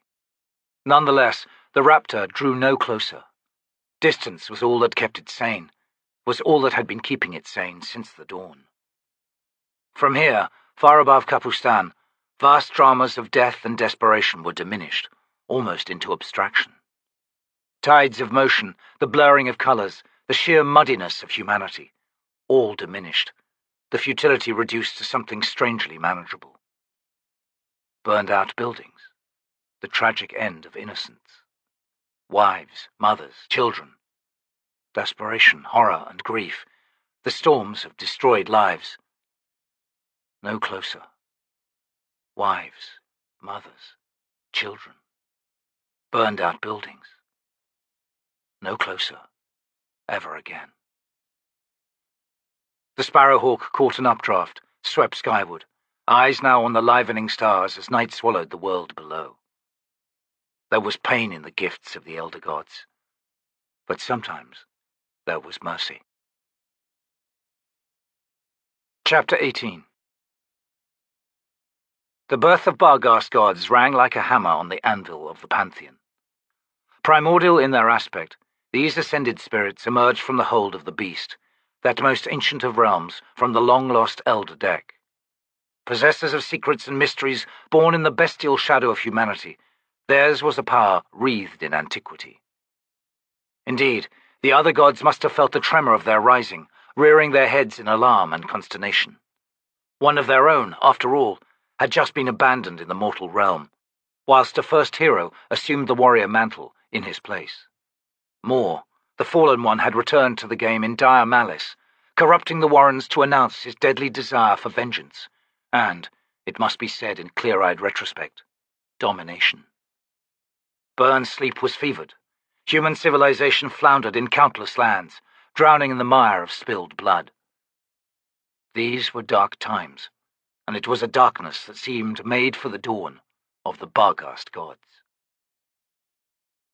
In the wake of dreams, Imragin Talabant the Younger. The wizard's eyes opened, to see, squatting atop a backpack directly in front of him, a small figure of wrapped sticks and knotted twine, its head an acorn, that now cocked slightly to one side. Awake! Yes! A mind once more sound. Quickben grimaced. Talamanders. For a moment there, I thought I was reliving a particularly unpleasant nightmare. By your ravings these past few days and nights, Benade von Delat, you've lived through more than a few unpleasant nightmares, yes? Light rain was pattering on the tent's sloped walls. The wizard pushed the furs from his body and slowly sat up. He found he was wearing little more than his thin wool undergarments. Leather armor and quilted tunic had been removed. He was sweat-chilled, the grubby, coarse wool damp. Ravings? The stick-snare's laugh was soft. Oh, yes, and I listened. I listened indeed. So, do you know the cause of the illness besetting the sleeping goddess? You would set yourself in the crippled god's path, match his wits if not his power, and defeat all he seeks. Mortal, yours is a surpassing conceit, which I cannot but applaud. Quickben sighed, scanning the tumbled contents of the tent. Mockingly, no doubt. Where are the rest of my clothes? I do not mock you, wizard. Indeed, I am humbled by the depth of your integrity. To find such in a common soldier, one serving a malevolent, spiteful empress who sits on a blood-stained throne, ruling an empire of murderers? Now hold on, you misbegotten puppet. Talamandus laughed. Oh, but it has always been so, has it not? Within the rotting corpse hide diamonds. pure of heart and stalwart with honour, yet besieged within their own house by the foulest of masters. And when the historians are done, the ink drying, may the house shine and sparkle even as it burns." "You've lost me, runt," Quickben muttered. "How long have I been out?" "Long enough. With the city retaken, the thrall yielding the bones of our founders, and the Pannions driven into the maw of Brood and your Malazan kin, well, you have missed most of the fun. For the moment, in any case. The tale's far from done, after all." The wizard found his quilted tunic. "All of that," he muttered as he pulled the heavy garment on, "would have been nice to witness, but given my present lack of efficacy—" "Ah, as to that—" Quickben glanced to the stick snare. "Go on." "You would best the Crippled God, yet you find yourself unable to use the powers you possess. How then will you manage?" He reached for his leggings. "I'll think of something eventually.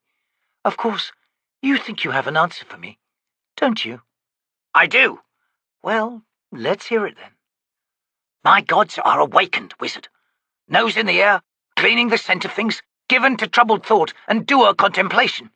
You, Benedefont, pursue a worthy cause, sufficiently bold to snare their regard, leading to certain conclusions. Sacrifices must be made, to your cause. Into the warrens a necessary step. Thus the need to supply you with suitable armour, so that you may be fended from the Crippled God's poisons." Quickben massaged his brow. "Talamandus, if you and your gods have sewn together some kind of impervious cloak or baldric or something, just say so. Please." "Nothing so bland, wizard. No, your flesh itself must be immune to infection. Your mind must be implacable to fevers and other similar plagues. You must be imbued with protective powers that by nature defy all that the Crippled God attempts when he seeks to thwart you." "Talamandus, what you describe is impossible." "Precisely." The stick snare untangled itself and rose. "Thus, before you stands the worthy sacrifice. Twigs and twine do not sicken. A soul that has known death cannot be made fevered. The protective powers binding me are ancient and vast, the highest of sorceries to trap me within myself." "Yet you were taken once before, torn from your barrow." "By necromancers, rot their foul hearts. There shall be no repetition. My gods have seen to that, with the power of their own blood. I shall accompany you, Benedefont, into the warrens. I am your shield. Use me. Take me where you will." Quickben's dark eyes narrowed as he studied the stick snare. "I don't walk straight paths, Talamandus, and no matter how little sense my actions may make to you, I won't waste time with explanations." "My gods have given their trust in you, mortal." "Why?" "Because they like you." "Hood's breath, what have I been raving about?" "I cannot in truth tell you why they trust you, wizard, only that they do. Such matters are not for me to question. In your fevered state, you revealed the way your mind works. You wove a net, a web, yet even I could not discern all the links, the connecting threads. Your grasp of causality surpasses my intellect, Benedefont. Perhaps my gods caught a glimmer of your design, perhaps no more than a hint, triggering an instinctive suspicion that in you, mortal, the Crippled God will meet his match." Quickben climbed to his feet and strode to where his leather armor and Bridgeburner colors waited in a heap near the tent flap. "That's the plan, anyway. All right, Talamandus, we've a deal. I admit I was at a loss as to how to proceed without my warrants." He paused, turned to the stick snare once more. "Maybe you can answer me a few questions. Someone else is in this game, seems to be shaping its own opposition to the fallen one. Do you know who or what that might be?" Talamandus shrugged. "Elder gods, wizard. My Barghast gods conclude their actions have been reactionary by and large." "Reactionary?" "Aye, a kind of fighting withdrawal. They seem incapable of changing the future, only preparing for it." "That's damned fatalistic of them." "Their perennial flaw, wizard." Quickben shrugged himself into his armor. "Mind you," he muttered, "it's not really their battle, except for maybe Corral." Talamander leapt to the floor and scrambled to stand directly in front of the wizard. "What did you say? Kral? What do you know of him?" Quickben raised an eyebrow. "Well, he made the warrens, after all. We swim his immortal blood. We mages and everyone else who employs the pathways of sorcery, including the gods. Yours too, I imagine." The stick snare hopped about, twig fingers clutching at the yellowed grass bound to its acorn head. "No one knows all that. No one. You, how can you? The web of your infernal brain." Kral is in worse shape even than Burn, given the nature of the Crippled God's assault, Quickben said. So, if I felt helpless, imagine how he must feel. Makes that fatalism a little more understandable, don't you think? And if that's not enough, all the last surviving Elder Gods have lived under a host of nasty curses for a long, long time, haven't they? Given those circumstances, who wouldn't be feeling a little fatalistic? "Bastard mortal! Warp and weft! Deadly snare! Out with it, damn you!" Quickben shrugged. Your Barghast gods aren't ready to go it alone. Not by throwing all their weight behind me, in any case. Not a chance, Talamanders. They're still babes in the woods. Now, the Elder Gods have been on the defensive. Tried to go it alone, I imagine. Legendary hubris with that lot. But that isn't working, so they've gone looking for allies. Thus, who was at work refashioning you into something capable of shielding me in the warrens? Hood, for one, I'd imagine. Layers of death protecting your soul. And your own Barghast gods, of course. Cutting those binding spells that constrained your own power. And Faina's thrown you a bone, or Treach, or whoever's on that particular roost right now. You can hit back if something comes at you. And I'd guess the Queen of Dreams has stepped in, a bridge between you and the sleeping goddess, to turn you into a lone and likely formidable crusader against the poison in her flesh, and in Kral's veins. So, you're all ready to go? But where? How? And that's where I come in. How am I doing so far, Talamanders? "We are relying upon you, Benedict Fontelat," the stick snare growled. To do what? "Whatever it is you're planning to do," Talamander shrieked. "and it had better work." After a long moment, Quickben grinned down at the creature, but said nothing. The stick snare scrambled after Quickben when he left the tent. The mage paused to look around.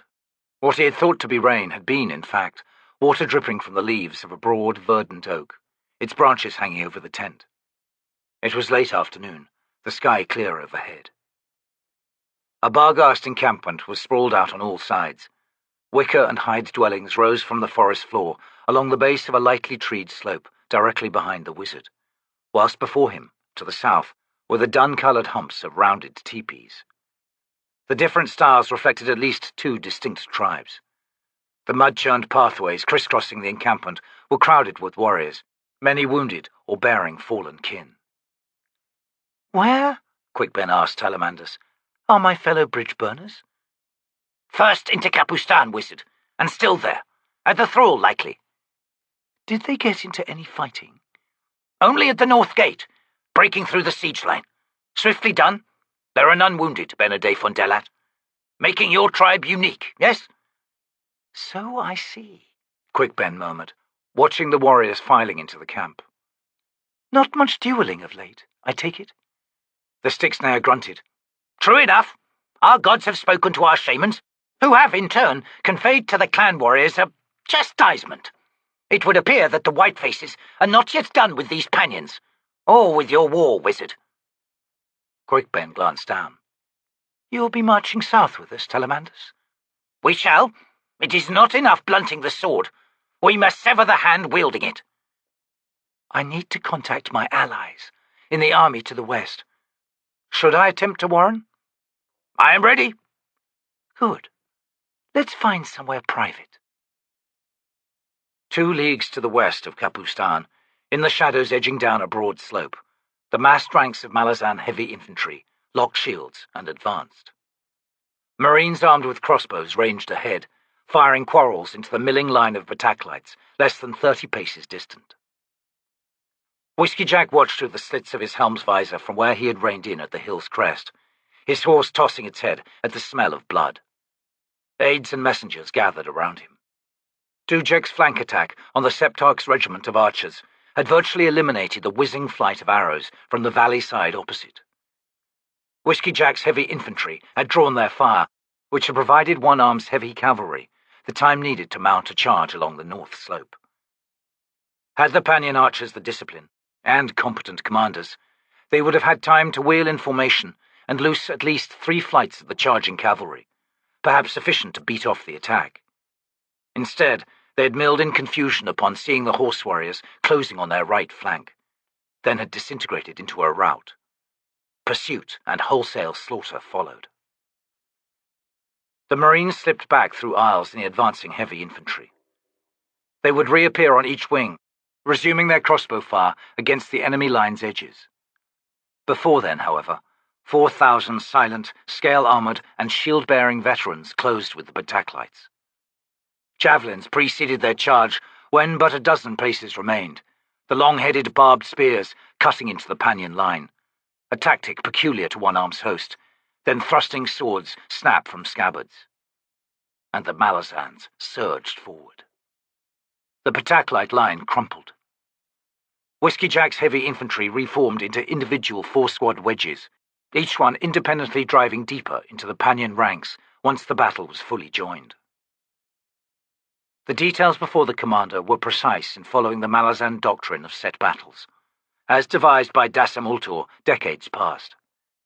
Shield-lock lines and squares worked best in defending engagements.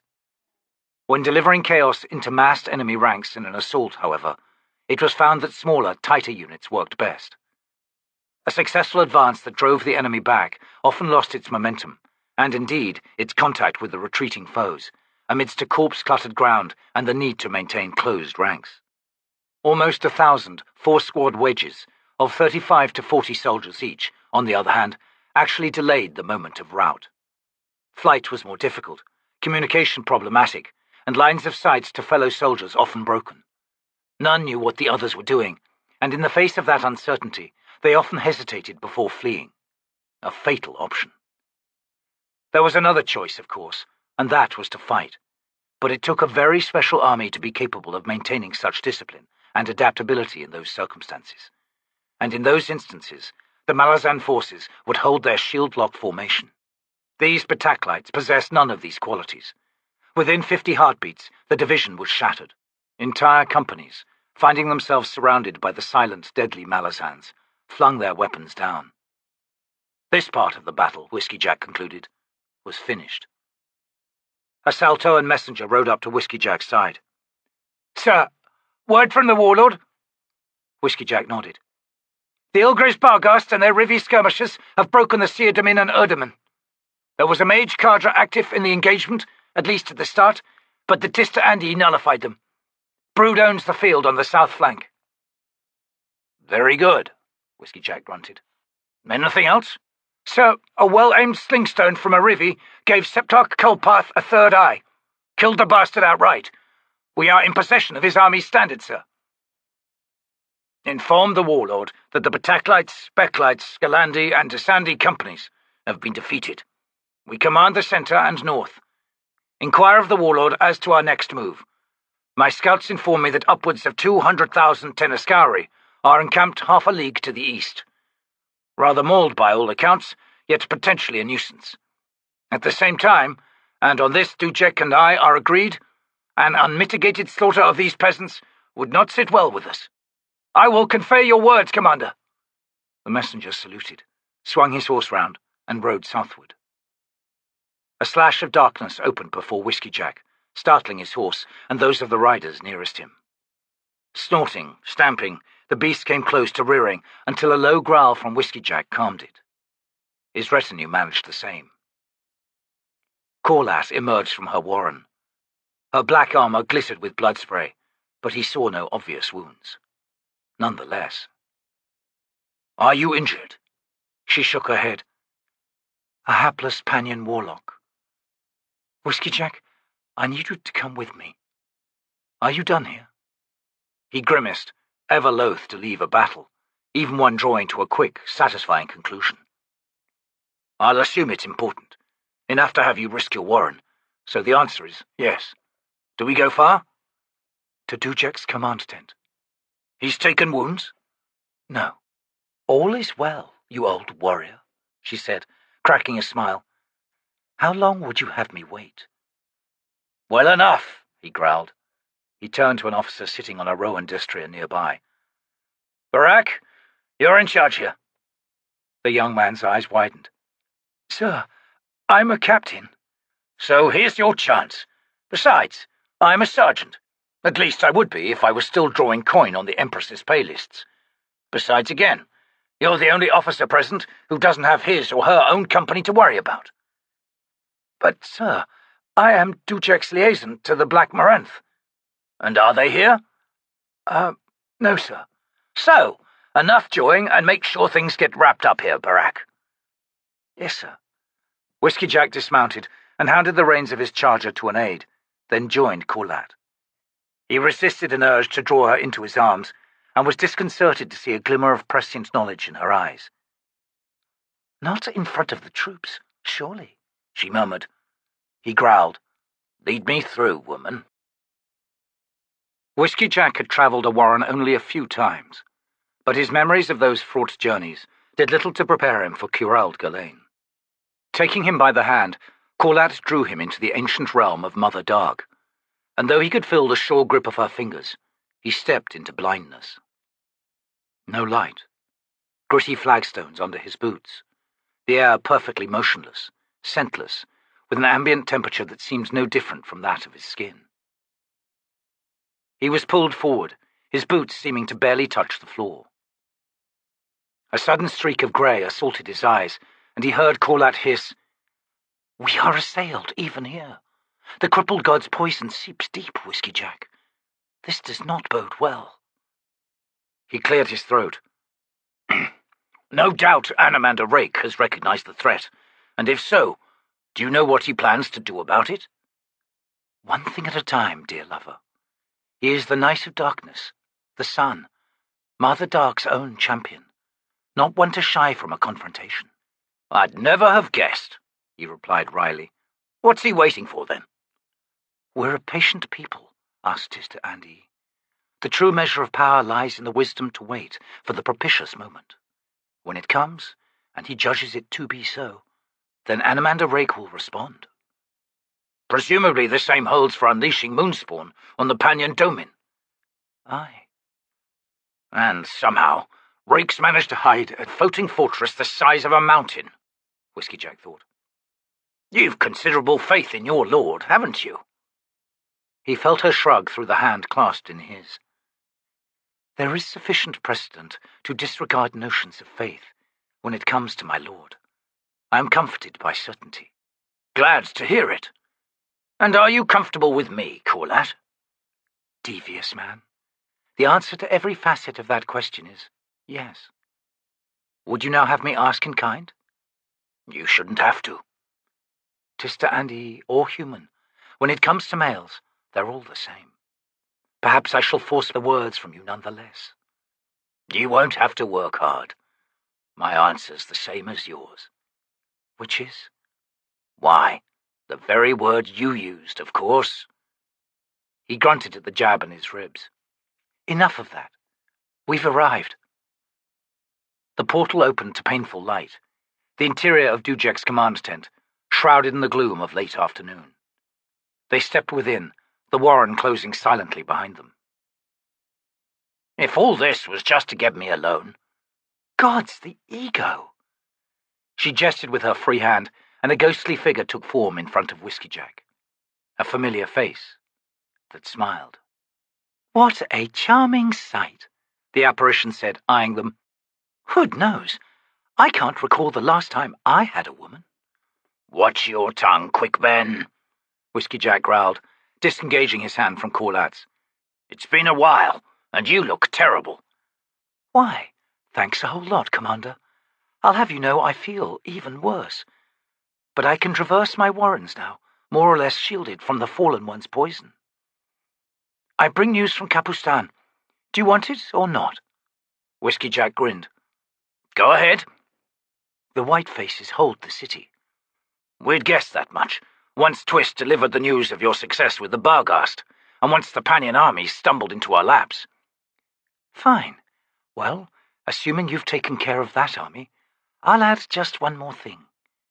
The Barghast are marching with us. South.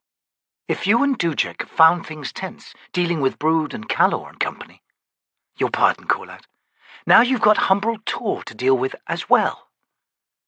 Whiskeyjack grunted at that. What's he like, then? Too clever by half, but at least he's united the clans, and he's clear-eyed on the mess he's heading into. I'm glad one of us is.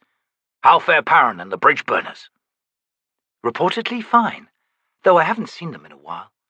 They are at the Thrall, with Humbrel Tor and the survivors of the city's defenders. Whiskeyjack's brows rose. There are survivors?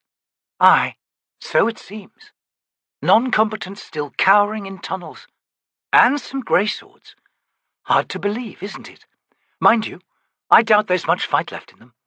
From what I've heard about Capustan's streets. Quickben shook his head. You'll have to see it to believe it. So will I, in fact, which is what I'm about to do. With your leave, that is. With caution, I trust. The wizard smiled. No one will see me unless I want them to, sir. When do you anticipate reaching Capustan? Whiskeyjack shrugged. We've the Teneskari to deal with. That could get complicated. Quickben's dark eyes narrowed. You're not intending to parley with them, are you? Why not? Better than slaughter, wizard. Whiskeyjack, the Barghast are returning with stories of what happened in Capustan, of what the Teneskari did to the defenders. They have a leader, those Teneskari, a man named Anasta, the first child of the Dead Seed. The latest rumor is he personally skinned Prince Jalarkan, then served him up as the main course of a banquet, in the prince's own throne room. The breath hissed from Corlad. Grimacing, Whiskeyjack said, If such crimes can be laid with certainty at the feet of this Anasta, or of any Teneskari, then Malazan military law will prevail. Simple execution grants them a mercy not accorded their victims. Then they will be fortunate that Onearm's host captured them, and none other. Quickben still looked troubled. And Capustan's surviving citizens, the defenders and the priests of the Thrall, will they have no say in the disposition of the prisoners? Sir, troubled times await us. Thank you for the warning, wizard. After a moment, Quickben shrugged, then sighed. See you in Capustan, Whiskeyjack. Aye. The apparition faded. Corlad turned to the commander. Malazan military law. He raised his brows. My sense of Caladan Brood is that he's not the vengeful type. Do you anticipate a clash? I know what Calor will advise. A hint of tension was present in her tone. So do I, but I don't think the Warlord's inclined to listen. Who knows? He hasn't thus far.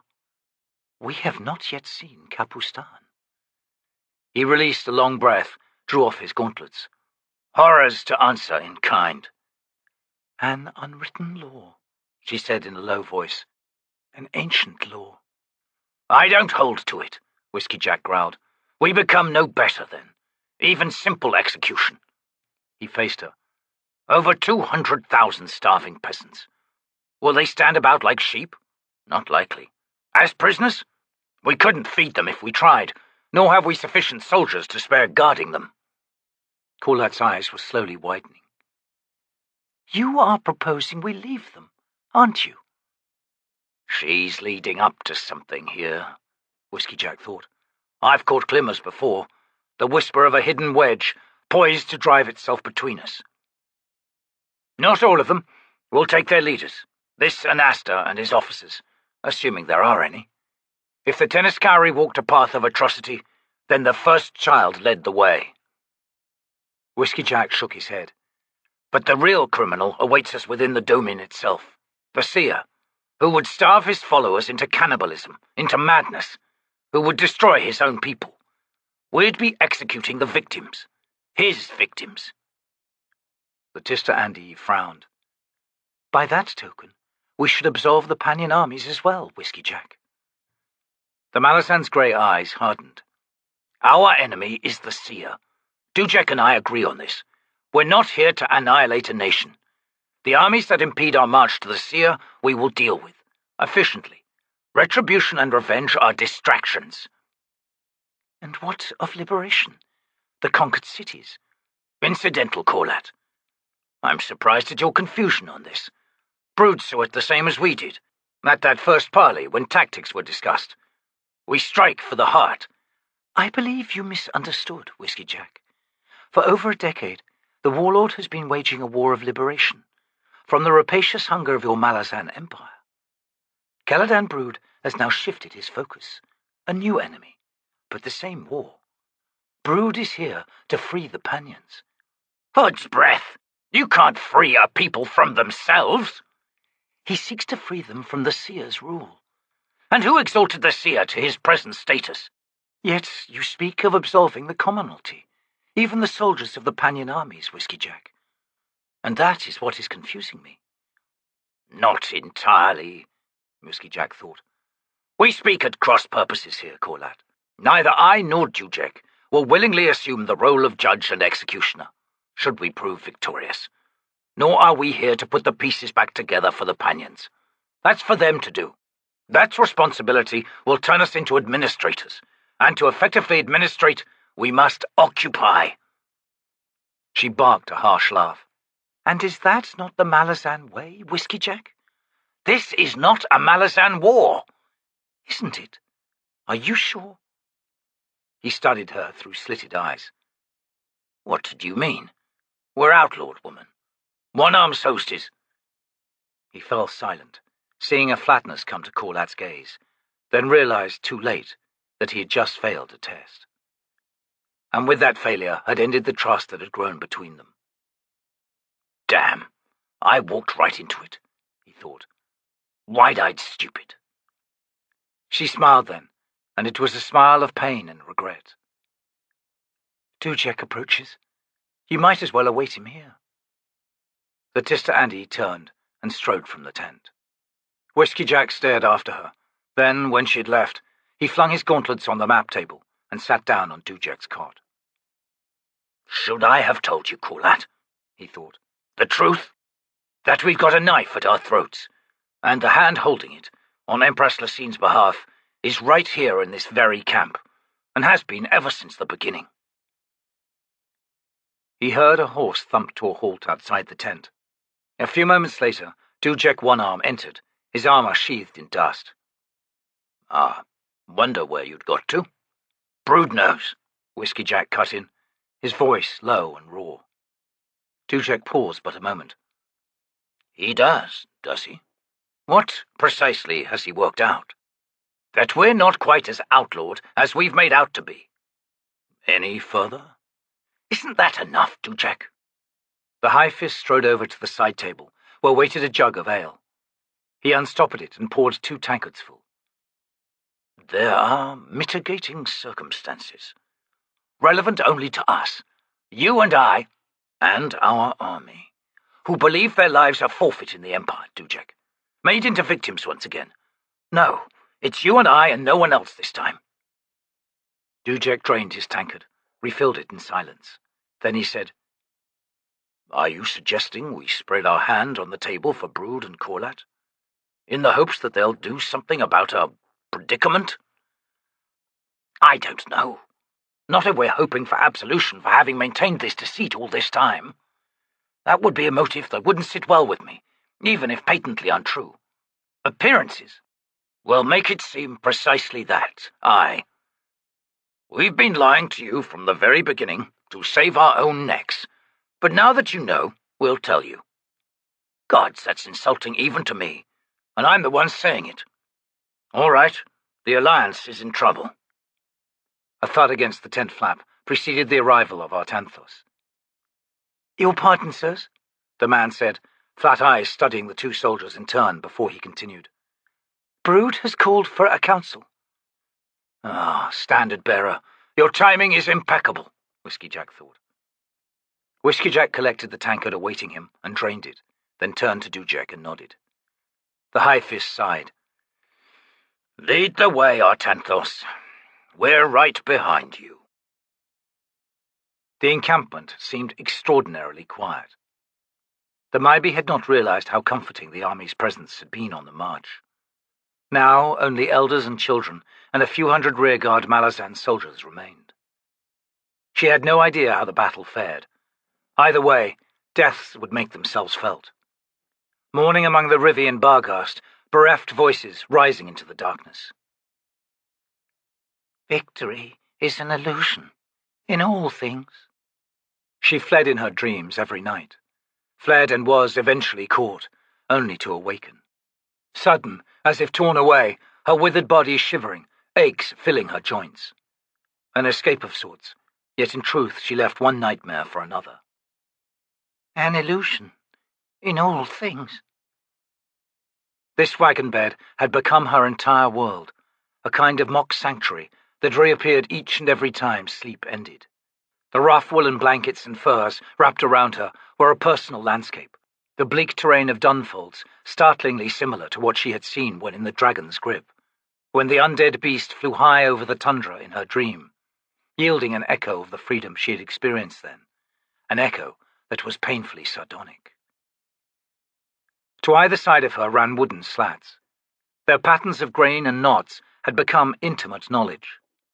Far to the north, she recalled, among the Nathii, the dead were buried in wood boxes. The custom had been born generations ago, arising from the more ancient practice of interring corpses in hollowed-out tree trunks. The boxes were then buried, for wood was born of earth, and to earth it must return. A vessel of life, now a vessel of death. The Maibi imagined that if a dead Nathii could see, moments before the lid was lowered and darkness swallowed all, that Nathii's vision would match hers. Lying in the box, unable to move, awaiting the lid. A body past usefulness, awaiting the darkness. But there would be no end. Not for her. They were keeping it away. Playing out their own delusions of mercy and compassion. The Daru who fed her, the Rhivi woman who cleaned and bathed her and combed the wispy remnants of her hair. Gestures of malice, playing out, over and over, scenes of torture. The Rhivi woman sat above her now, steadily pulling the horn comb through the Maibi's hair, humming a child's song. A woman the Maibi remembered from her other life. Old, she had seemed back then, a hapless woman who had been kicked in the head by a Bedouin, and so lived in a simple world. I'd thought it simple, but that was just one more illusion. No, she lives amidst unknowns, amidst things she cannot comprehend. It is a world of terror. She sings to fend off the fear born of her own ignorance, given tasks to keep her busy. Before I had come along for her, this woman had helped prepare corpses. After all, the spirits worked through such childlike adults. Through her, the spirits could come close to the fallen, and so comfort them and guide them into the world of the ancestors. It could be nothing other than malice, the Maibi concluded, to have set this woman upon her. Possibly, she was not even aware that the subject of her attentions was still alive. The woman met no one's eyes, ever. Recognition had fled with the kick of a Bedouin's hoof. The comb dragged back and forth, back and forth. The humming continued its ceaseless round. Spirits below, I would rather even your terror of the unknown. Rather that than the knowledge of my daughter's betrayal. The wolves she has set upon me, to pursue me in my dreams. The wolves which are her hunger. The hunger which has already devoured my youth, and now seeks yet more. As if anything's left. Am I to be naught but food for my daughter's burgeoning life? A final meal? A mother reduced to nothing more than sustenance? Ah, Silver Fox, Are you every daughter? Am I every mother? There have been no rituals severing our lives. We have forgotten the meaning behind the Rhivi ways, the true reasons for those rituals. I ever yield, and you suckle in ceaseless demand. And so we are trapped, pulled deeper and deeper, you and I. To carry a child is to age in one's bones, to weary one's blood, to stretch skin and flesh. Birthing splits a woman in two, the division a thing of raw agony, splitting young from old. And the child needs, and the mother gives. I have never weaned you, Silver Fox. Indeed, you have never left my womb. You, daughter, draw far more than just milk. Spirits, please, grant me surcease. This cruel parody of motherhood is too much to bear. Sever me from my daughter, for her sake. My milk is become poison. I can feed naught but spite, for there is nothing else within me, and I remain a young woman in this aged body. The comb caught on a snarl, tugging her head back. The Maybe hissed in pain, shot a glare up at the woman above her. Her heart suddenly lurched. Their gazes were locked. The woman, who looked at no one, was looking at her. I, a young woman in an old woman's body. She, a child in a woman's body. Two prisons in perfect reflection. Eyes locked. Dear lass, you look weary. Settle here with magnanimous Crupper, and he will pour you some of this steaming herbal brew. I will, thank you. Crupper smiled, watching Silver Fox slowly lower herself onto the ground and lean back against the spare saddle, the small hearth between them. The well-rounded curves of the woman were visible through the worn deer-leather tunic. So where are your friends? She asked. Gambling, with the crew of the Trigalic Trade Guild. Crupper, for some odd reason, has been barred from such games. An outrage. The Daru handed her a tin cup. Mostly sage, alas. If you've a cough— I haven't, but it's welcome anyway. Crupper, of course, never coughs. And why is that? Why? Because he drinks sage tea. Her brown eyes slipped past his and settled on the wagon a dozen paces away. How does she fare? Crupper's brows lifted. You might ask her, lass. I can't. I can be nothing other than an abomination for my mother. A stolen youth, in the flesh. She despises me with good reason, especially now that Corlat's told her about my T'lan Imass.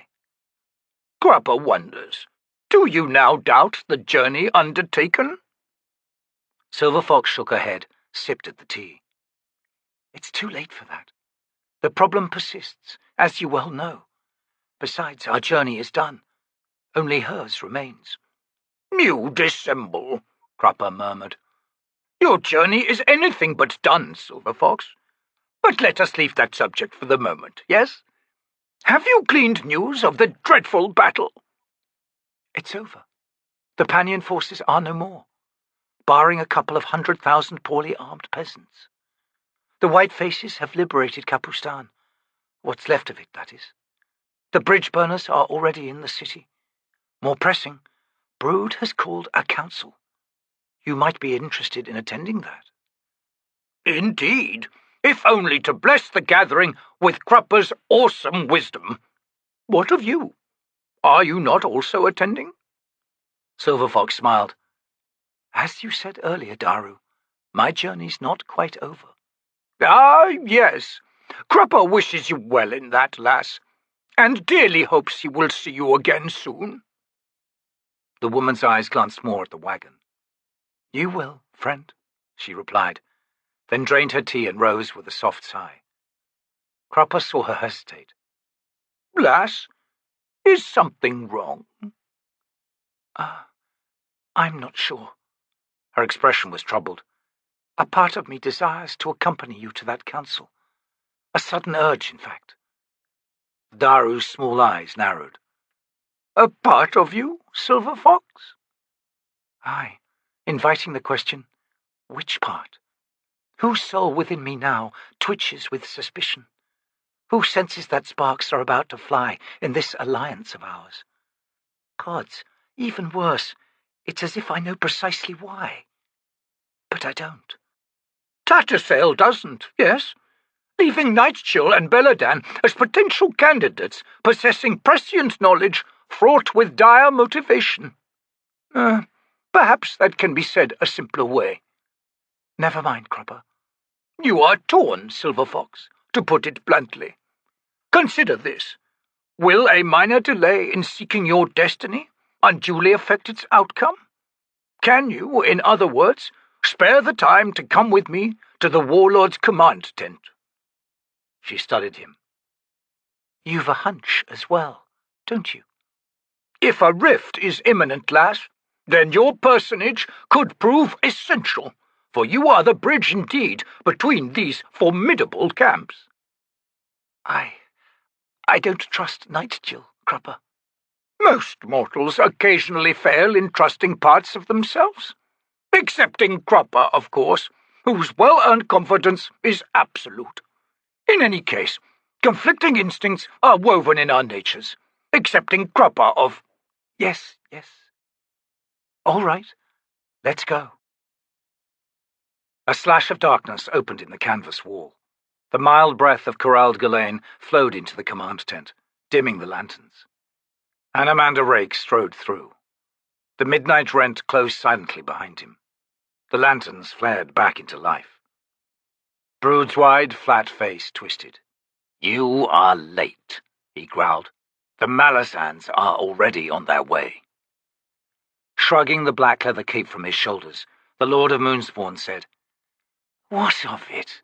Or am I to adjudicate yet again? Her back to one side of the tent wall, Corlat cleared her throat. There have been revelations, Lord. The alliance itself is in question. A dry snort came from Calor, the last person present. In question? We've been lied to from the very start. A swift strike against Onearm's host, before it's had a chance to recover from today's battles, is imperative. Corlat watched her master study his allies in silence. After a long moment, Rake smiled. Dear Caladan, if by lying you are referring to the hidden hand of the Empress, the daggers poised behind the backs of Dujek, Onearm, and Whiskeyjack, well, it would seem that, should action be required, which I add I do not believe to be the case, our position should be one of intervention. On behalf of Dujek and Whiskeyjack, that is. Unless, of course, his eyes flattened on Brood, you are no longer confident of their capabilities as commanders. He slowly withdrew his gauntlets. Yet Crone's report of me of today's engagement was characterized by naught but grudging praise. The Malazans were professional, perfunctory, and relentless. Precisely as we would have them. It's not their fighting ability that is the problem, Calor rasped. This was to be a war of liberation. Don't be a fool, Rake muttered. Is there wine or ale? Who will join me in a drink? Brood grunted. Aye, pour me one, Rake. But let it be known, whilst Calor has uttered foolish statements in the past, he did not do so now. Liberation, the Pannion Domin, is just another empire, the Lord of Moonspawn drawled, and as such, its power represents a threat, which we are intending to obliterate. Liberation of the commonalty may well result, but it cannot be our goal. Free an adder, and it will still bite you, given the chance.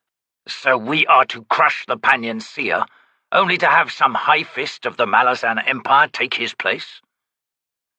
Rake handed the warlord a cup of wine. The Tiste Andii's eyes were veiled, almost sleepy as he studied Brood. The Domin is an empire that sows horror and oppression amongst its own people, Rake said. None of us here would deny that. Thus, for ethical reasons alone, there was just cause for marching upon it. Which is what we've been saying all along. I heard you the first time, Calor. Your penchant for repetition is wearisome. I have described but one excuse, one reason. Yet it appears that you have all allowed that reason to overwhelm all others, whilst to my mind it is the least in importance. He sipped his wine, then continued. However, let us stay with it for a moment. Horror and oppression, the face of the Pannion Domin. Consider, if you will, those cities and territories on Genabackis that are now under Malazan rule. Horror? No more so than mortals must daily face in their normal lives. Oppression? Every government requires laws, and from what I can tell, Malazan laws are, if anything, among the least repressive of any empire I have known. Now, the seer is removed. A high-fist and Malazan-style governance replaces it. The result? Peace, reparation, law, order. He scanned the others, then slowly raised a single eyebrow. 15 years ago, Genabackis was a fetid sore on the northwest coast, and Nathilog even worse. And now, under Malazan rule, rivals to Darujistan herself. If you truly wish the best for the common citizens of Pannion, why do you not welcome the Empress?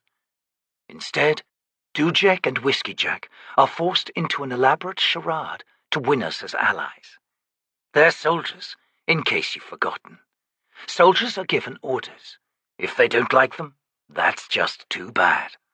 If it means a false proclamation of outlawry, without letting every private in the army in on the secret, and thereby eliminating the chance of it ever remaining a secret, then a good soldier grits his teeth and gets on with it. The truth is simple, to me at least. Brood, you and I, we have fought the Malazans as liberators in truth, asking no coin, no land. Our motives aren't even clear to us. Imagine how they must seem to the Empress. Inexplicable. We appear to be bound to lofty ideals, to nearly outrageous notions of self-sacrifice. We are her enemy, and I don't think she even knows why. Sing me the abyss, Calor sneered. In her empire, there would be no place for us. Not one of us. Does that surprise you? Rake asked. We cannot be controlled. The truth laid bare is we fight for our own freedom. No borders for Moonspawn. No world-spanning peace that would make warlords and generals and mercenary companies obsolete. We fight against the imposition of order and the mailed fist that must hide behind it, because we're not the ones wielding that fist. Nor would I ever wish to, Brood growled. Precisely.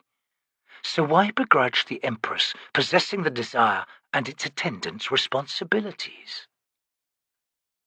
Corlat stared at her lord, stunned once again, thrown off balance yet one more time.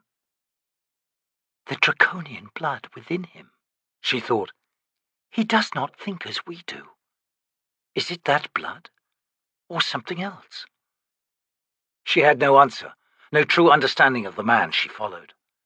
A sudden welling of pride filled her. He is the son of darkness, a master worth swearing fealty to, perhaps the only one. For me, for the Tiste Andii. Caladan Brood set out a gusting sigh. Pour me another, damn you. I shall set aside my disgust, Calor said, rising from his chair in a rustle of chain armor, and voice a subject only marginally related to what's been said thus far. Kabustan has been cleansed. Before us, the river. South of that, 3 cities to march on. To do so in succession as a single army will slow us considerably. Seta, in particular, is not on our path to Coral. So, the army must divide in 2, meeting again south of Lest and Seta, perhaps at Malric, before striking for Coral. Now, the question. Along what lines do we divide? A reasonable subject, Rake murmured, for discussion at this pending meeting. And none other, aye, Caladan Brood rumbled. Won't they be surprised? They will indeed. Regret seeped through Corlat's thoughts. And more. I have done Whiskeyjack an injustice. I hope it is not too late to make reparations. It is not well for a Tiste Andii to judge in haste. My vision was clouded. Clouded? No, more like a storm. Of emotions, born of need and of love. Can you forgive me, Whiskeyjack? The tent flap was drawn back, and the two Malazan commanders entered, trailed by the standard-bearer, Artanthos. Dujek's face was dark. Sorry we were delayed, he growled. I have just been informed that the Teneskari are on the move. Straight for us. Corlat sought to meet Whiskeyjack's eyes, but the man was studying the warlord as he added, Expect another battle, at dawn, a messy one. Leave that to me, Anomander Rake drawled. The voice pulled Whiskeyjack round in surprise. Lord, forgive me. I didn't see you. I'm afraid I was somewhat, preoccupied. Dujek asked, You are offering to set your Tiste Andii against the Teneskari, Lord? Hardly, Rake replied. I mean to scare them witless. In person. No one spoke for a moment. Then Caladan Brood began rummaging in a trunk for more cups. We have another issue to discuss, High Fist, he said. So I gather. The old man looked positively sick, while Whiskeyjack's colour was high. The warlord poured more wine, then gestured at the cups he had filled. Help yourselves. Calor has noted a pending problem in the disposition of our forces. Oh, the bastards are making fun of this. Enough. Corlat spoke. High Fist, to the south await 3 cities. Lest and Seta should be taken simultaneously, if possible, with the rejoining of our forces at Malric, before continuing on to Coral. We would like to discuss with you how to divide the armies. Whiskeyjack's eyes found hers. She offered him a half-smile. He frowned in reply. I see, Dujek said after a moment. He collected his cup and sat down on a camp chair. Well enough, and for the moment said no more. Whiskeyjack cleared his throat and spoke. The division, at least initially, seems fairly obvious. Onearm's hosts southwest to Seta, which will close our lines of communication with our Black Moranth, who remain in place in the Vision Mountains. The warlord and his forces straight south to Lest. Once we have taken Seta, we strike for the headwaters of the Malric River, then follow the course south to Malric itself. Possibly you will have arrived there first, but that is not especially problematic. Agreed, Brood said. I said initially, alas, Whiskeyjack continued. The others turned to him. The man shrugged. The white-faced Barghast are joining the campaign. We also have to consider the surviving elements of Kapustan's defenders. They might well desire to accompany us. Finally, there is the looming question of Silverfox and her T'lan Imass. If we allow the bitch and her T'lan Imass into this war, Calor snarled, we will have lost all hope of guiding it. Whiskeyjack studied the ancient warrior. Yours is a singular obsession, Calor. It has twisted your mind. And sentiment has twisted yours, soldier. Perhaps a day will come when you and I can test our respective resolve. Enough, Brood cut in. It seems, then, that this meeting must be adjourned. We can reconvene when all the relevant commanders are present. The warlord turned to Rake. How fares Moonspawn? The Tiste Andii lord shrugged. We will rendezvous at Coral as planned. It might be worth noting that the seer has been under serious assault from the south, which he answers with Omto's Felak sorcery. My great ravens have caught sight of his enemy, or at least some of them. A T'lan Imass, a she-wolf, and a very large dog. Thus the old battle. Omtos Felak, ever retreating from T'lan. There might well be other players as well. Lands to the south of Outlook have been completely shrouded in mists, born of dying ice. The significance of all this is that the seer has fled Outlook and is heading by Warren to Coral. There was silence as the implications of Rake's revelations slowly settled in the minds of those present. Whiskeyjack was the first to speak. A lone T'lan Imass? A bonecaster, then, to have sufficient power to single-handedly sunder a Jaghut sorcery. Having heard the summons made by Silverfox, Dujek added. Yes, that's likely. This T'lan Imass is a warrior, Rake responded laconically, wielding a two-handed flint sword. Bonecasters carry no weapons. Clearly, he has singular skill. The wolf is an eye, I believe, a creature thought long extinct. The hound rivals those of shadow. And they are driving the seer into our laps, Brood rumbled. It seems that Coral will not simply be the last city we can reach this campaigning season. We'll be facing the seer himself. Damn well ensuring that the battle will be fraught with sorcery, Dujek muttered. Bloody terrific. We've plenty of time to formulate our tactics, Brood said after a moment. This meeting is adjourned. 30 paces from the command tent, as darkness settled ever deeper on the camp, Silverfox slowed her steps. Crupper glanced at her. Ah, lass, you sense the storm's passing unbroken, as do I. Shall we pay a visit to formidable personages in any case? She hesitated, then shook her head. No. Why precipitate a confrontation? I must now turn to my own destiny. If you please, Crupper, inform no one of my departure. At least not for a while. The gathering is come. It is, she agreed. I sense the imminent convergence of the T'lan Imass, and would rather it occur somewhere beyond the sight of anyone else. A private matter, of course. Nonetheless, Silverfox, would you resent company?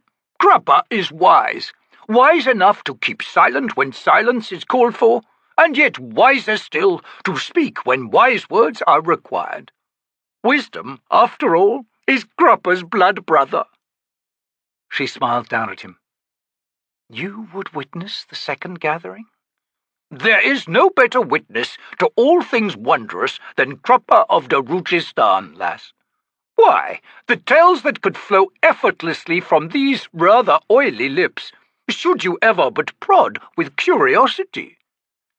Forgive me if I refrain from doing so, she replied, at least in the near future. Lest you become distracted, of course. It is clear, is it not, that even Crupper's mere presence generates wisdom in bounty. Very clear. Very well. We'll have to find your horse, since I plan to ride. A horse? Horrors! Foul beasts! Nay, I hold to my trusty mule. Tightly. To the limits of my physical abilities, aye. He turned at a clopping sound behind them. Ah! Speak of the demon. And look, a moonstruck horse follows like a pup on a leash, and is it any wonder when one looks upon my handsome, proud beast? Silverfox studied the saddled horse, trailing the mule with narrowed eyes. Tell me, Crupper, who else will be witness to the gathering through you? Through Crupper? Why, naught but Crupper himself. He swears. Not the mule, surely. Lass, the mule's capacity for sleep, in no matter what the circumstances, is boundless, unaffected, and indeed admirable. I assure you, none shall witness through its eyes. Sleep, is it? No doubt to dream. Very well. Let us be on with it, Crupper. I trust you're comfortable with a ride through the night? Not in the least, but perseverance is Crupper's closest cousin. Walk with me. Pausing as he emerged from the tent entrance, Whiskeyjack looked left, to see Anomander Rake standing in the gloom. Ah, not caller then, he thought. Oh well. Of course, Lord. The Son of Darkness led him through the tent rows, southward, out to the very edge of the encampment, then beyond. They ascended a ridge and came within sight of Catlin River. Starlight played on its swirling surface 200 paces away. Moths fluttered like flecks of snow fleeing the warm wind. Neither man spoke for a long while. Finally, Anomander Rake sighed, then asked, "How fares the leg?" "It aches," Whiskeyjack answered truthfully, "especially after a full day in the saddle." Brood is an accomplished healer. Hide and all. He would not hesitate should you ask. When there's time. There has been plenty of that, as we both know. Nonetheless, I share something of your stubbornness, so I'll not raise the subject again. Have you been contacted by Quick Ben? Whiskeyjack nodded. He's in Capustan, or should be by now. I am relieved. The assault on the Warrens has made being a mage somewhat perilous. Even Curald Galain has felt the poison's touch. I know. Rake slowly turned to regard him. I had not expected to find in her such renewal. A heart I'd believed closed forever. To see it flowering so. Whiskeyjack shifted uneasily. I may have wounded it this evening. Momentarily, perhaps. Your false outlawry is known. Thus the meeting, or so we thought. I pulled the thorn before you and the High Fist arrived. The Malazan studied the Tiste Andii in the gloom. I wasn't sure. The suspicion could find no root, however. Because to you, my position makes no sense. Aye. Rake shrugged. I rarely see necessity as a burden. Whiskeyjack thought about that, then nodded. You still need us. More than ever, perhaps. And not just your army. We need Quick Ben. We need Humbrol Tor and his white-faced clans. We need your link to Silver Fox, and through her to the T'lan Imass. We need Captain Perrin. Gano is Perrin? Why? He is the master of the Deck of Dragons. It's no secret, then. It never was. Do you know, Whiskeyjack asked, what that role signifies? A genuine question, because frankly I don't, and wish I damn well did. The Crippled God has fashioned a new house, and now seeks to join it to the Deck of Dragons. A sanction is required, a blessing, if you will, or conversely, a denial. Whiskeyjack grunted. What of the House of Shadow, then? Was there a master of the deck around who sanctioned its joining? There was no need. The House of Shadow has always existed, more or less. Shadowthrone and Cotillion simply reawakened it. And now you want Perrin, the master of the deck, to deny the Crippled God's house? I believe he must. To grant the Fallen One legitimacy is to grant him power. We see what he is capable of in his present weakened state. The House of Chains is the foundation he will use to rebuild himself. Yet you and the gods took him down once before. The chaining. A costly endeavor, Whiskeyjack. One in which the god Faina was vital. Tell me, among your soldiers, the Tusked One is a popular god. Have you priests as well? No. Faina's popular enough, being the Lord of Battle. Malazans are somewhat relaxed when it comes to the Pantheon. We tend to discourage organized cults within the military. Faina is lost to us, Rake said. Lost? What do you mean? Torn from his realm, now striding the mortal earth. How? There was a grim smile in Rake's tone as he explained. By a Malazan, a once priest of Faina, a victim of the Rev. Which means? His hands were ritually severed. The power of the Rev then sends those hands to the hooves of Faina himself. The ritual must be the expression of purest justice, but this one wasn't. Rather, there was a perceived need to reduce the influence of Faina, and in particular, that high priest, by agents of the Empire, likely the Claw. You mentioned the discouraging of cults within the army. Perhaps that was a factor. My knowledge is not complete, alas. Certainly the High Priest's penchant for historical analysis was another. He had completed an investigation that concluded that the Empress Lassine, in fact, failed in her assassination of the Emperor and Dancer. Granted, she got the throne she so badly wanted, but neither Kellanved nor Dancer actually died. Instead, they ascended. I can see why Surly's back would crawl at that revelation. Surly?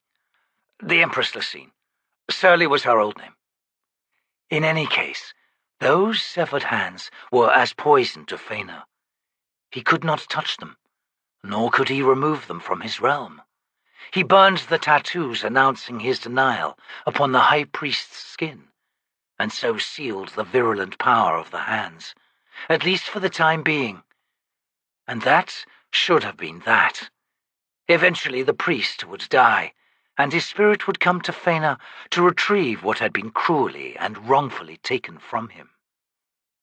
That spirit would then become the weapon of Faina's wrath, his vengeance upon the priests of the fouled temple, and indeed upon the Claw and the Empress herself. A dark storm awaited the Malazan Empire, Whiskeyjack. But something's happened. Aye. The High Priest has, by design or chance, come into contact with the Warren of Chaos. An object, perhaps, forged within that Warren. The protective seal around his severed hands was obliterated by that vast, uncontrolled surge of power. And, finding Faina, those hands pushed. Hood's breath, Whiskeyjack muttered, his eyes on the glittering river. And now, Rake continued, the Tiger of Summer ascends to take his place. But Treach is young, much weaker, his warren but a paltry thing, his followers far fewer in number than Faina's. All is in flux. No doubt the Crippled God is smiling. Wait a moment, Whiskeyjack objected. Treach has ascended? That's one huge coincidence. Some fates were foreseen, or so it seems. By whom? The Elder Gods. And why are they so interested in all this? They were there when the Crippled God fell, was dragged down to this earth. The fall destroyed many of them, leaving but a few survivors. Whatever secrets surround the fallen one, where he came from, the nature of his aspect, the ritual itself that captured him, Corral and his kin possess them. That they have chosen to become directly involved, now that the Crippled God has resumed his war, has dire implications as to the seriousness of the threat. Quite an understatement, Lord.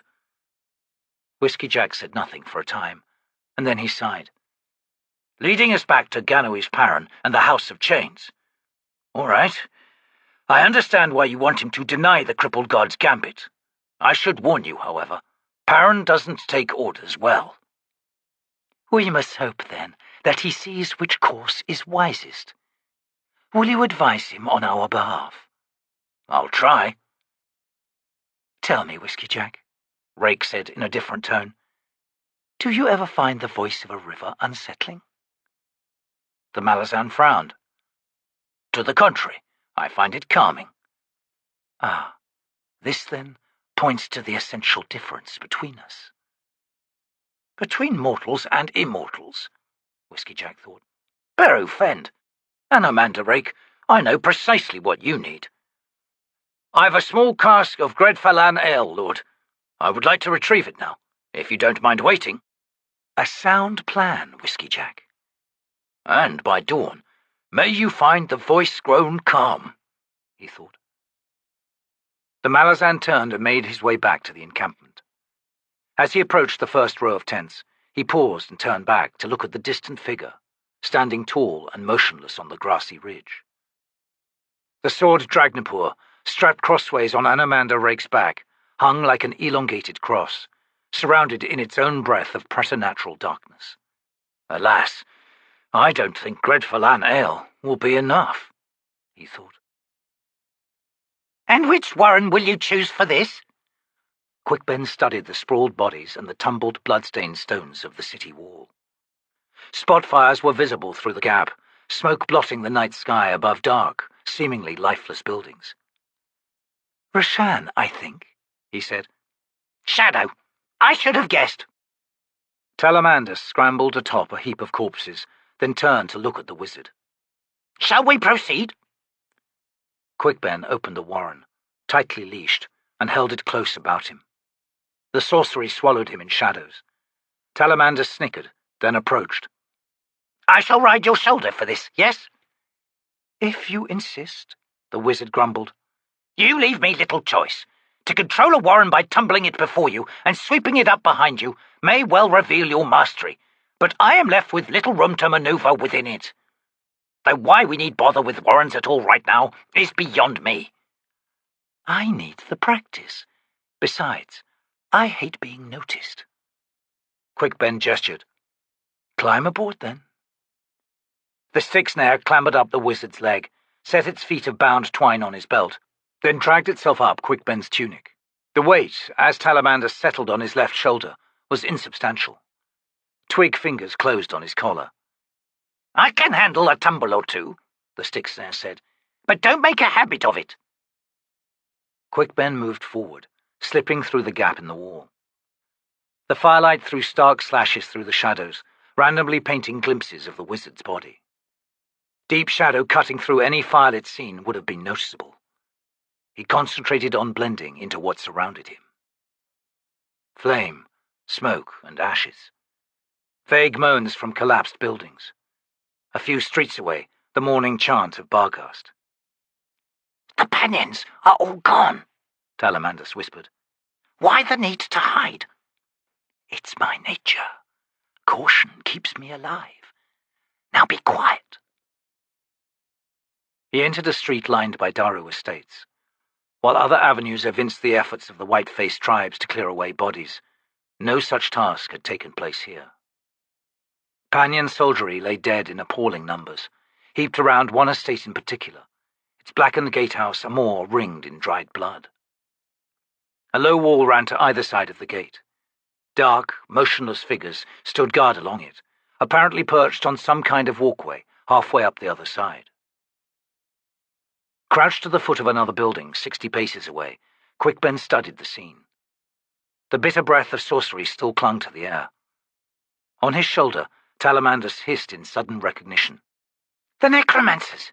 The ones who tore me from my barrow! I thought you had nothing to fear from them anymore, Quickben murmured. I don't, but that does nothing to diminish my hatred or disgust. That's unfortunate, because I want to talk to them. Why? To take their measure. Why else? Idiocy, wizard. Whatever they are is nothing good. And I am? Now let me think. You never get past those undead guards. When I say let me think, I mean shut up. Grumbling, shifting about on Quickben's shoulder, T'lan reluctantly subsided. We'll need a different warren for this, the wizard finally said. The choice is this, Hood's Own or Aral Gamelon. Aral what? I've never heard. Demonic. Most conjurers who summon demons are opening a path to Gamelon, though they probably don't know it, not by its true name anyway. Granted, one can find demons in other warrens, the Aptorians of Shadow, for example. But the Corvalerai and the Ghislaine, the Empire's favoured, are both of Gamelon. Anyway, if my instincts are accurate, there's both kinds of necromancy present in that estate. You did say there were 2 of them, didn't you? Aye, and 2 kinds of madness. Sounds interesting. This is a whim. Have you learned nothing from your multiple souls, wizard? Whims are deadly. Do something for no reason but curiosity, and it closes like a wolf's jaws on your throat. And even if you manage to escape, it haunts you. Forever. You talk too much, Sticksnare. I've made my decision. Time to move. He folded the warren of Rashan about himself, then stepped forward. Ashes in the urn, Talamandas hissed. Aye, Hood's own. Comforted by the familiarity? It's the safer choice, since Hood himself has blessed you, right? I am not comforted. That wasn't too surprising, as Quickben studied the transformation around him. Death ran riot in this city. Souls crowded the streets, trapped in cycles of their own last moments of life. The air was filled with shrieks, wailing, the chop of weapons, the crushing collapse of stone, and the suffocating smoke.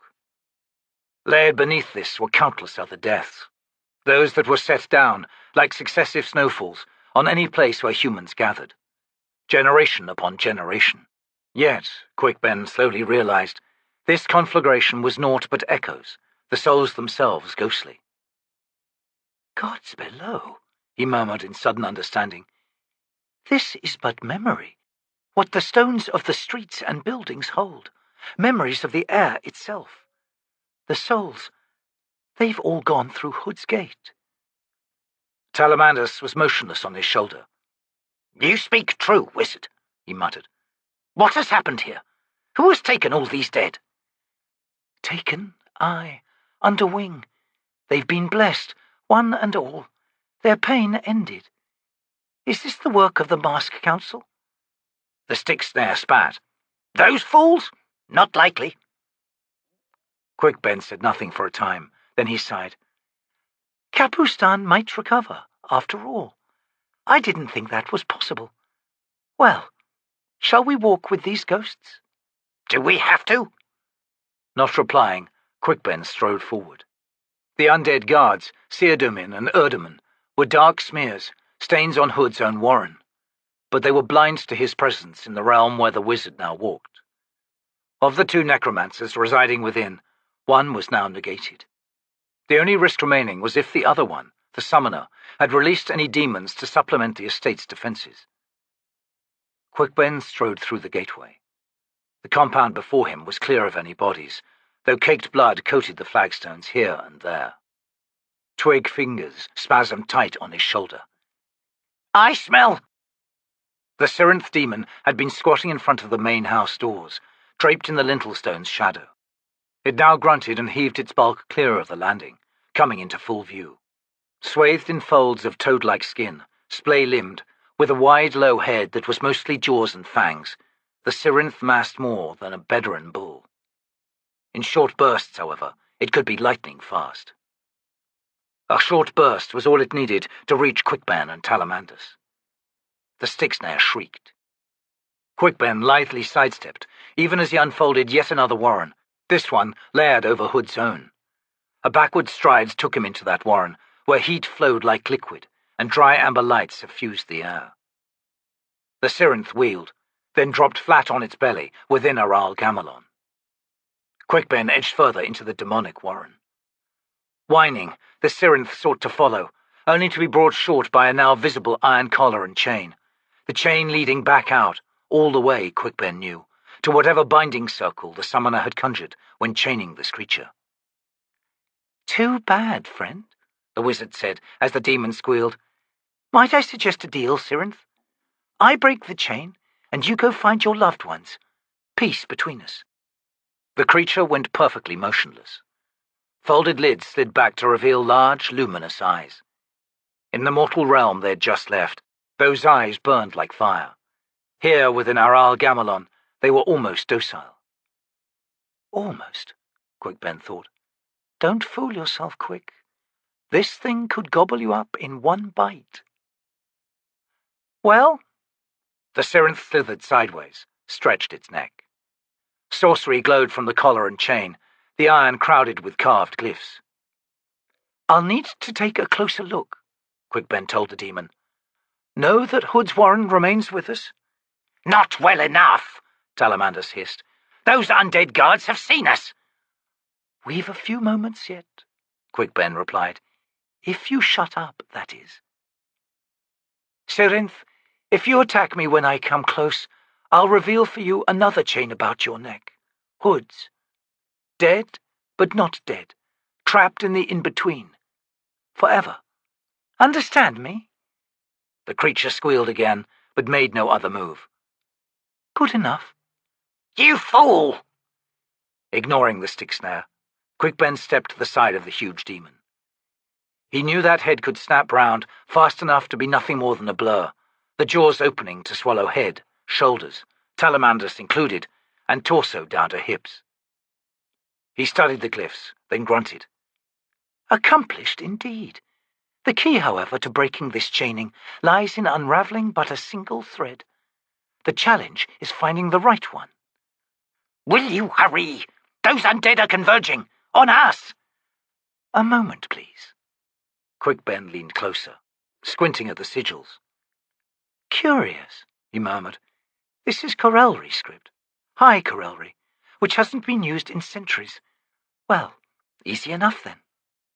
He reached out, muttering a few words, and scored one glyph with the nail of his thumb, thus changing its meaning.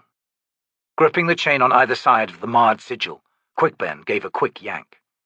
The chain snapped. The Syrinth lunged forward, then spun, jaws wide. Talamandus screamed. Quickben was already in the air, through the Warren's gate, back into Hood Zone, where he dipped a shoulder as he struck the flagstones, rolling over then back onto his feet, with Talamandus still clinging to his tunic. The wizard then froze. They were surrounded by dark, insubstantial figures, now motionless as their quarry was no longer visible. Wisely, Talamandus said nothing. Still crouching, Quickben slowly, silently edged between two undead guards, then padded clear, approaching the double doors. Gods! The stick snare moaned in a whisper. Why are we doing this? Because it's fun. The doors were unlocked. Quickben slipped inside and shut the door behind them, the soft click of the latch seeming overloud in the alcove. So, Talamandus breathed, which Warren now? Ah, do I sense you're getting into the spirit of the thing? Bad word to choose, mortal. Smiling, Quickben closed Hood Zone. It should be clear why I'm doing this, stick snare, Quickben thought. I've been without warrens for too long. I need the practice. More, I need to know just how efficacious you are. And so far, so good. The poison is held at bay, unable to close on me. I'm pleased. He strode to the nearest wall, set both hands against the cool stone. Talamandus chuckled. Triss, the path of stone. Clever bastard. Quickben pushed the warren open, slid into the wall. There was nothing easy in this. Stone could be traversed easily enough, its resistance no more than water, but mortar was less yielding, tugging at his passage like the strands of a particularly stubborn spider's web. Worse, the walls were thin, forcing him to edge along sideways. He followed the wall's course from room to room, working his way ever inward. Daru-style architecture was predictable and symmetrical. The main chamber of the ground floor would be central. Upper levels were more problematic, but more often than not, the ground floor's main chamber was vaulted, pushing the upper rooms to the building's sides. The rooms were visible to him, but just barely. Grainy, grey, the furniture smudged and indistinct, but living flesh positively glowed. Stone knows blood, but cannot hold it. Stone yearns for life, yet can only mimic it. The words were ancient ones, a mason and sculptor who'd lived centuries ago in Unter. Appropriate enough when on the path of Driss, when in the flesh of the sleeping goddess. Slipping round a corner, Quickben caught his first sight of the main chamber. A figure reclined on some kind of divan near the fireplace. He seemed to be reading a book. Another man stoked the fire's faintly pink, dull flames, muttering under his breath. Pacing back and forth on the mantel was a small creature, a crow or raven perhaps. The man on the divan was speaking even as he flipped parchment pages in his book, his words made muted and brittle-sounding by the stone. "When you're done there, Emancipor, return the guards to their positions on the wall. Having them standing in the courtyard all facing inward on a nothing is suggestive of the ridiculous. Hardly a scene to inspire fear in potential intruders." If you don't mind my saying so, master, Emancipor said, as he rose from before the hearth and wiped soot from his hands. If we've unwelcome company, shouldn't we be doing something about it? Much as I dislike losing my demons, dear servant, I do not assume that all visitors are malign. Dismissing my Cyrinth was no doubt the only option available, and even then it must have been a risk-laden endeavour. The chain is but half of the gears, of course. The commands within the collar cannot so easily be defeated. Thus, some patience, now, until our guest decides to make formal his or her visit. Talamandus's acorn head touched Quickben's ear. Leave me here when you step through, wizard. Treachery from this man is not just a likelihood, it's a damned certainty. Quickben shrugged. The stick snare's weight left his shoulder. Smiling, the wizard stepped from the warren, began brushing gritty dust from his tunic and raincape. The seated man slowly closed his book without looking up. "Some wine, Emancipor, for me and my guest?" The servant spun to face Quickben. Hood's breath! Where did he come from? "The walls have ears, eyes, and all the rest. Be on with your task, Emancipor." The man finally lifted his head and met the wizard's gaze. Now that's a lizard's regard, Quickben thought. Well, I've never quailed from the like before, so why should I now? Wine would be wonderful, Quickben said, matching the seated man's daru. "Something flowery," the necromancer added, as the servant strode towards a side door. The crow on the mantel had ceased its pacing, and now studied the wizard with cocked head. After a moment it resumed its back-and-forth ambling. "Please, be seated. My name is Beauchelin." "Quickben." The wizard walked to the plush chair opposite the necromancer and settled into it. He sighed. "An interesting name, aptly chosen, if I may so presume. To have dodged the Cyrinth's attack. I assume it attacked once you'd released it." "Clever," Quickben conceded. "Locking a hold-over spell in that collar. One last command to kill whomever frees it. I assume that doesn't include you, its summoner." "I never free my demons," Beauchelin said. "Never?" "Every exception to a magical geas weakens it. I allow none." "Poor demons." Beauchelin shrugged. "I hold no sympathy for mere tools. Do you weep for your dagger when it breaks in someone's back?" "That depends on whether it killed the bastard or just made him mad." "Ah, but then you weep for yourself." "I was making a joke." Beauchelin raised a single, thin eyebrow. The subsequent silence was broken by Emancipor's return, bearing a tray on which sat a dusty bottle and 2 crystal goblets. "Not a glass for yourself?" the necromancer asked. "Am I so unegalitarian, Emancipor?" I took a swig below, master. "You did?" To see if it was flowery. "And was it?" "Not sure. Maybe. What's flowery?" We must resume your education, I think, of such finer things. Flowery is the opposite of woody. Not bitter memory of sap, in other words, but something sweet, as of narcissus or skullcrown." "Those flowers are poisonous," Quickben noted in faint alarm. "But pretty and sweet in appearance, yes? I doubt any of us are in the habit of eating flowers. Thus, in analogy, I sought visual cues for dear Emancipor." "Ah, I see." "Before you pour from that bottle, then, Emancipor, was the aftertaste bitter or sweet?" It was kind of thick, master, like iron." Beauchelin rose and grasped the bottle. He held it close, then sniffed the mouth. "You idiot. This is blood from Corporal Broach's collection. Not that row, the one opposite. Take this back to the cellar." Emancipor's lined face had gone parchment white. "Blood? Whose?" "Does it matter?" As Emancipor gaped, Quickben cleared his throat and said, "To your servant, I think the answer would be, yes, it does." The crow cackled from the mantelpiece, head bobbing. The servant sagged on watery knees, the goblets on the tray clinking together. Frowning, Beauchelin collected the bottle again and sniffed once more. "Well," he said, returning it to the tray, "I'm not the one to ask, of course, but I think it's virgin's blood." Quickben had no choice but to inquire. "How can you tell?" Beauchelin regarded him with raised brows. "Why? It's woody."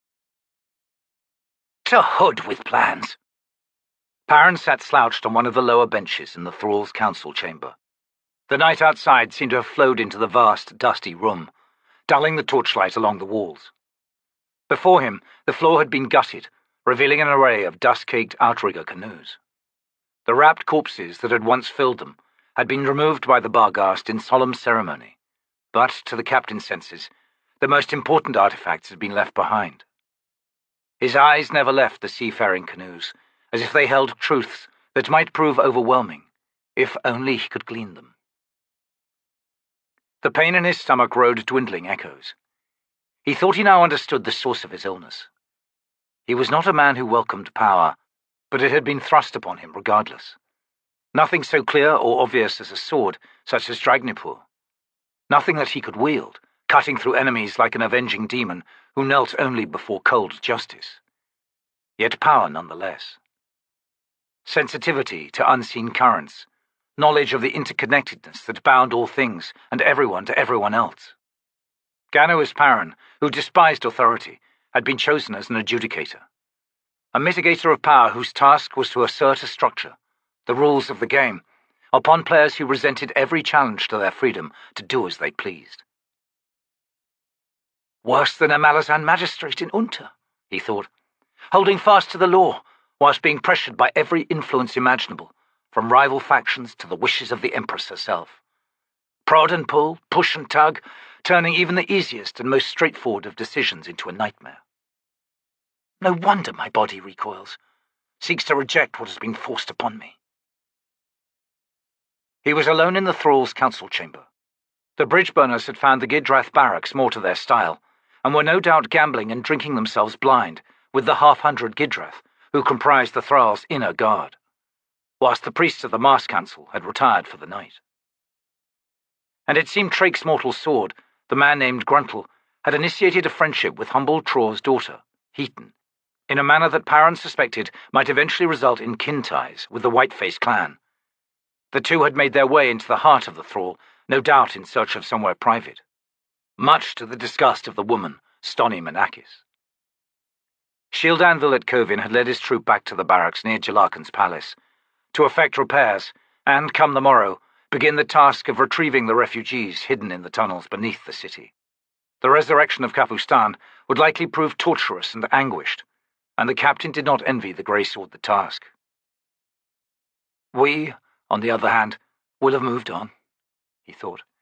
Kovin will need to find among the survivors someone with royal blood, no matter how thinned, to set on that stained throne. The city's infrastructure is in ruins. Who will feed the survivors? How long before trade is re-established with cities like Saltone and Darujistan? Hood knows the Barghast don't owe the people of Kapustan anything. Peace had come to his stomach, finally. He drew a tentative breath, slowly sighed. Power, he thought. His thoughts had a way of slipping into mundane considerations, a means to procrastination he well knew, and it was a struggle to return to the one issue he would have to deal with sooner or later. A storm of plans, each one trying to make me into a fulcrum. I need only spread the fingers of one hand and so encompass the entire deck of dragons. A truth I'd rather not recognize. But I feel those damned cards within me, like the barely articulated bones of a vast beast, so vast as to be unrecognizable in its entirety. A skeleton threatening to blow apart. Unless I can hold on, and that is the task forced upon me now, to hold it all together. Players in the game, wanting no others. Players outside the game, and wanting in. Players to the forefront and ones behind, moving in the shadows. Players who play fair, players who cheat. Gods, where do I begin to unravel all of this? He thought about Gruntle, mortal sword to the newly ascended Treach. In a way, the Tiger of Summer had always been there, silently padding in Faina's wake. If the tales were true, the first hero had lost his way long ago, surrendered entirely to the bestial instincts of his soul-taken form. Still, the sheer, overwhelming coincidence, he thought. Perrin had begun to suspect that the Elder Gods had not orchestrated matters to the degree Nightchill had implied. That opportunism and serendipity were as much responsible for the turn of events as anything else. Otherwise, against the Elder Gods, none of us stand a chance, including the Crippled God. If it was all planned, then that plan would have had to involve Treach losing his way, thereby becoming a sleeper in the game, his threat to Faina deftly negated until the moment the first hero was needed. And his death, too, would have had to have been arranged, the timing made precise, so that he would ascend at the right moment. And every event that led ultimately to Faina's extremity, his sudden brutal vulnerability, would have had to have been known to the Elder Gods, down to the last detail. Thus, unless we are all playing out roles that are predetermined and so inevitable, thereby potentially knowable by such beings as the Elder Gods, unless that, then what each and every one of us chooses to do or not to do can have profound consequences. Not just on our own lives, but on the world, the worlds, every realm in existence. He recalled the writings of historians who had asserted precisely that. The old soldier, Diker, for one, though he's long since fallen out of favor. Any scholar who accepts an imperial robe is immediately suspect, for obvious reasons of compromised integrity and bias. Still, in his early days, he was a fierce proponent of individual efficacy. The curse of great minds. Arriving young to an idea, surviving the siege that invariably assails it, then, finally, standing guard on the ramparts long after the war's over, weapons dull in leaden hands. Damn, I'm wondering yet again. So he was to be the fulcrum, a position demanding a sudden burgeoning of his ego, the unassailable belief in his own efficacy. That's the last thing I'm capable of, alas, plagued by uncertainty, skepticism, by all the flaws inherent in someone who's chronically without purpose, who undermines every personal goal like a tree gnawing its own roots, if only to prove its grim opinion by toppling. Gods, talk about the wrong choice. A scuffling sound alerted Perrin to the presence of someone else in the chamber. Blinking, he scanned the room. A figure was among the canoes, hulking, armored in tarnished coins. The captain cleared his throat. Paying a last visit? The Barghast warrior straightened. His face was familiar, but it was a moment before Perrin recognized the young man. Kafal, isn't it? Brother to Heaton. And you are the Malazan captain. Gano is Perrin. The one who blesses. Perrin frowned. No, that title would better fit Itkovian, the shield anvil. Kafal shook his head. He but carries burdens. You are the one who blesses. Are you suggesting that if anyone is capable of relieving Itkovian's burden, then it's me? I need only bless him? Adjudicator, I'd thought. Obviously more complicated than that. The power to bless? Peru fend. Not for me to say, Kafal growled, his eyes glittering in the torchlight. You can't bless someone who denies your right to do so. A good point. No wonder most priests are miserable. Teeth glimmered in either a grin or something nastier. Oh, I think I dislike this notion of blessing. But it makes sense. How else does a master of the deck conclude arbitration? Like an unton magistrate, indeed, only there's something of the religious in this, and that makes me uneasy. Mull on that later, Ganois. I was sitting here, Perrin said, thinking, every now and then, that there is a secret within those decaying canoes. Kafal grunted. If I take that as agreement, would I be wrong? No. Perrin smiled. He learned that Barghast hated saying yes to anything, but an affirmative could be gleaned by guiding them into saying no to the opposite. Would you rather I leave? No. Only cowards hoard secrets.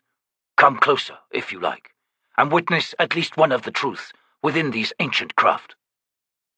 Thank you, Perrin replied, slowly pushing himself upright. He collected a lantern and strode to the edge of the pit, then climbed down to stand on the mouldy earth beside Kafal. The Barghast's right hand was resting on a carved prow. Perrin studied it. Battle scenes. On the sea. Not the secret I would show you, Kafal rumbled. The carvers possessed great skill. They hid the joins, and even the passing of centuries has done little to reveal their subterfuge. See how this canoe looks to have been carved of a single tree. It was, but nonetheless, the craft was constructed in pieces. Can you discern that, Ganois Paran? The captain crouched close. Barely, he said, after a while, but only because some of the pieces have warped away from the joins. These panels with the battle scenes, for example. Aye, those ones. Now, witness the secret. Kafal drew a wide-bladed hunting knife. He worked the point and edge between the carved panel and its underlying contact. Twisted. The battle scene gunwale sprang free at the prow end. Within, a long hollow was visible. Something gleamed dull within it. Returning the knife to his belt, Kafal reached into the cavity and withdrew the object. A sword, its water-edged blade narrow, single-edged, and like liquid in the play of torchlight. The weapon was overlong, tip flaring at the last handspan. A small diamond-shaped hilt of black iron protected the sinew-wrapped grip. The sword was unmarked by its centuries, unoiled and unsheathed. There is sorcery within that. No. Kafal raised the weapon, closing both hands in an odd finger-locking grasp around the grip. In our people's youth, patience and skill were wedded in perfect union. The blades we made were without equal then, and remain so now. Forgive me, Kafal, but the hook blades and spears I've seen among your warriors hardly evince singular skill. Kafal bared his teeth. No need to forgive. Indeed, you tread too kindly with your words. The weapons our smiths forge these days are poorly made. We have lost the ancient knowledge. I can't imagine a wholly mundane sword to survive unscathed such neglect, Kafal. Are you sure it has not been imbued with... I am. The blend of metals defies time's assault. Among them, metals that have yet to be rediscovered, and now, with sorcery so prevalent, may never be. He held the sword out to Paran. It looks unbalanced, yes? Top-heavy. Here.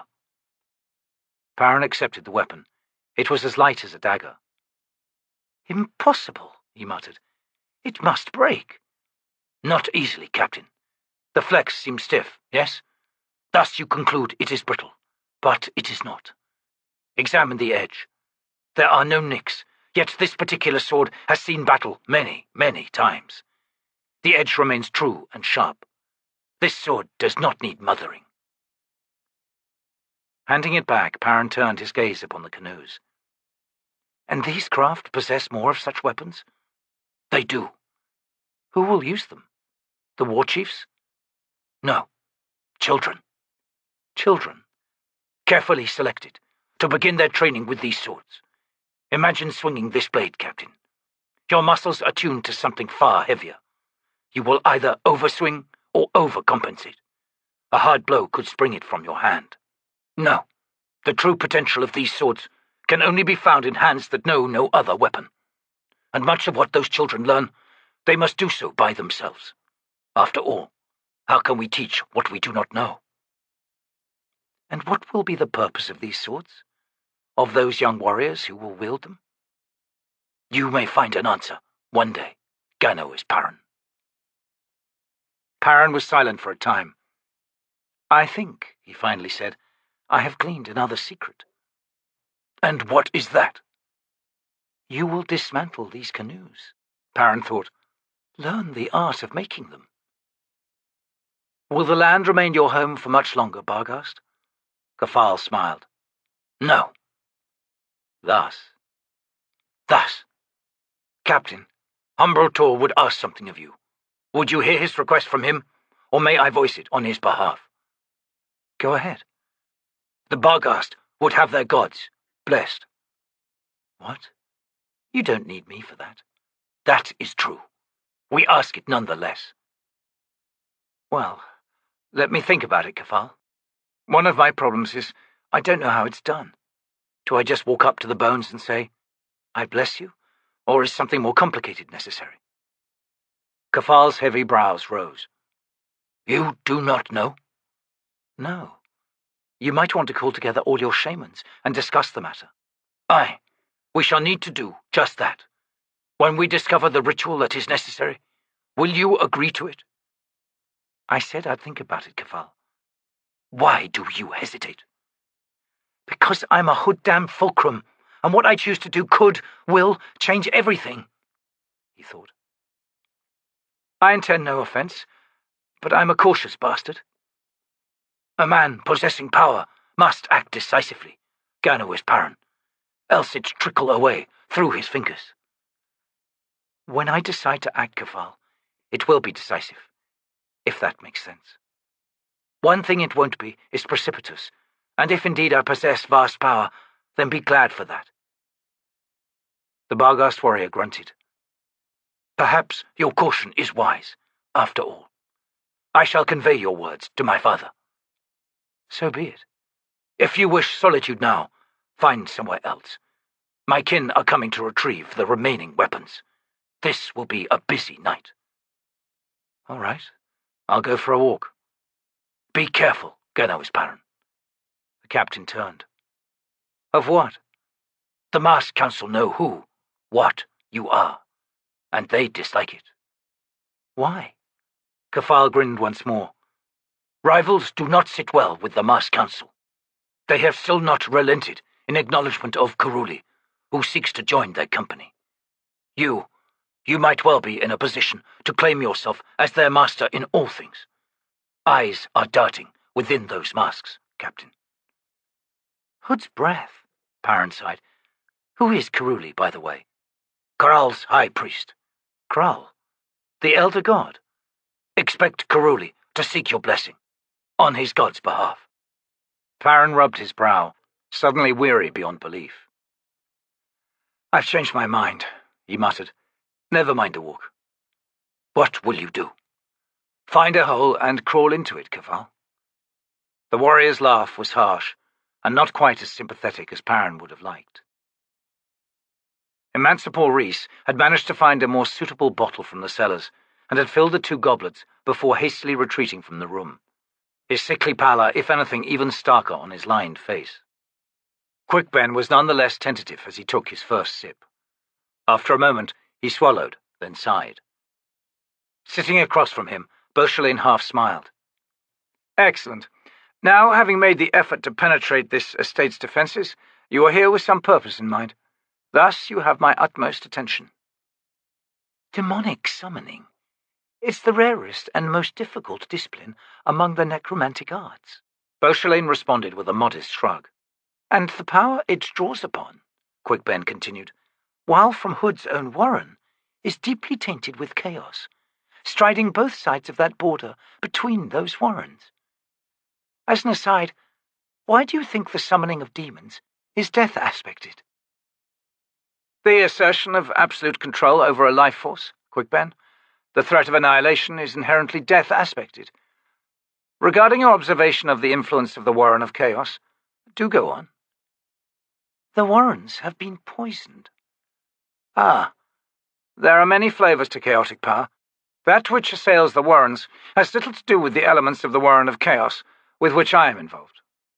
So, your access to your Warrens has not been affected? I did not say that, Beauchelin replied, pausing to drink some wine. The infection is an irritant, an unfortunate development that threatens to get worse. Perhaps, at some point in the future, I shall find need to retaliate upon whomever is responsible. My companion, Corbel Broach, has communicated to me his own growing concern. He works more directly through Hood's Warren, and thus has felt the greater brunt. Quickben glanced over at the crow on the mantelpiece. Indeed. Well, he added, returning his gaze to Beauchelin, as to that, I can tell you precisely who is responsible. And why would you tell us, Mage? Unless it be to elicit our help. I am assuming you are opposing this poisoner, and are in search of potential allies. Allies? Elicit your help? No, sir. You misunderstand me. I offer my information freely. Not only do I expect nothing in return, should you offer, I will respectfully decline. Curious. Is yours a power to rival the gods, then? I don't recall referring to gods in this conversation, Beauchelain. True enough. However, the entity responsible for poisoning all the Warrens is, without doubt, a formidable individual. If not a god, then an aspirant. In any case, Quickben said with a smile, I don't rival gods. A wise decision. But sometimes I beat them at their own game. Beauchelain studied the wizard, then slowly leaned back. I find myself appreciating your company, Quickben. I'm not easily entertained, but you have indeed proved a worthy diversion this night, and for that I thank you. You're quite welcome. My companion, Corporal Broach, alas, would like to kill you. Can't please everyone. Very true. He dislikes being confused, you see, and you have confused him. Best he remain perched on the mantelpiece, Quickben quietly advised. I don't treat hecklers very well. Beauchelain raised a brow. The shadow of wings spread suddenly vast to Quickben's left as Corporal Broach dropped from his position and began assembling even as he descended.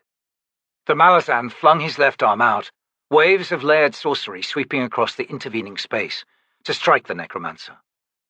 Half man, half bedraggled crow, Corporal Broach had not completed his assembling into human form. The waves of power had yet to blossom. The necromancer was lifted from his feet by the magical impact, caught in the crest of that sorcery. It struck the wall above the fireplace, carrying the oddly winged, semi-human figure with it, then detonated. Painted plaster exploded in a cloud of dust. The wall shook, crumpling inward at the point where Corporal Broach hit, punching a hole through to whatever was on the other side. The last sight Quickben had of the man was that of his boots, before the roiling dust and twisting tendrils of power obscured the wall. There was the sound of a heavy thump beyond, in what was probably a corridor. Then the patter of plaster on the hearthstone was all that broke the silence. Quickben slowly settled back into his chair. "More wine?" Beauchelain asked. "Please. Thank you. Apologies for the mess." "Think nothing of it. I have never before seen, 6, perhaps 7 Warrens all unleashed at once, all intricately bound together in such complementary fashion.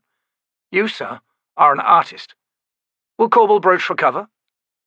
"I am your guest, Beauchelain. It would be poor form to kill your companion.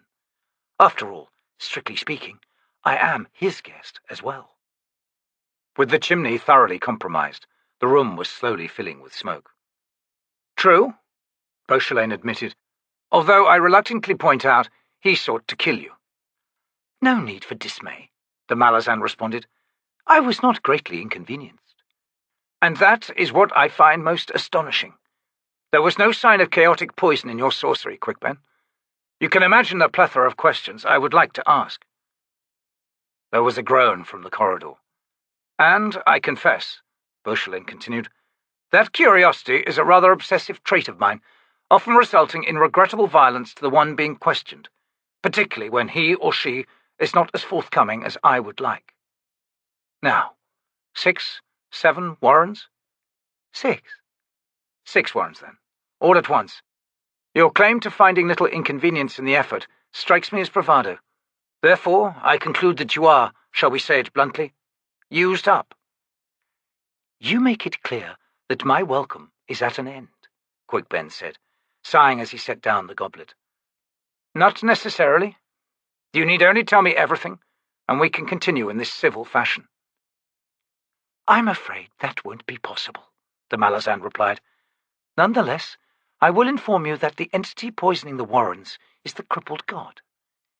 You will have to consider retaliation against him rather sooner than you might think." "Thank you. I'll not deny I'm impressed by your mastery of 6 Warrens, Quickben. In retrospect, you should have held back on at least half of what you command." The man made to rise. "But, Beauchelain," the wizard replied, "I did."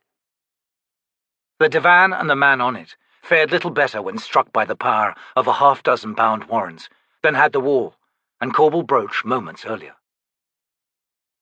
Quickben met Emancipor Rhys in the smoky hallway leading to the estate's front doors. The servant had wrapped a cloth around the lower half of his face, his eyes streaming as he squinted at the wizard. Your masters require your attention, Emancipor. They're alive? Of course, although smoke inhalation. The servant pushed past Quickben. What is wrong with all of you? He barked. What do you mean? The Malazan asked after him. Emancipor half-turned. Ain't it obvious? When you swat a wasp to the ground, you then use your heel, right?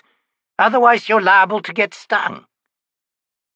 Are you encouraging me to kill your masters?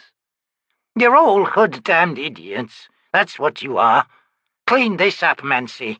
Scrub that down. Bury this in the garden. Pack those trunks. We're leaving in a hurry. It's my curse. No one kills them. You think I like my job? Idiots! You think... The old man was still roaring as Quickben retreated outside. Talamandus awaited him on the threshold. He's right, you know. Quiet, the wizard snapped.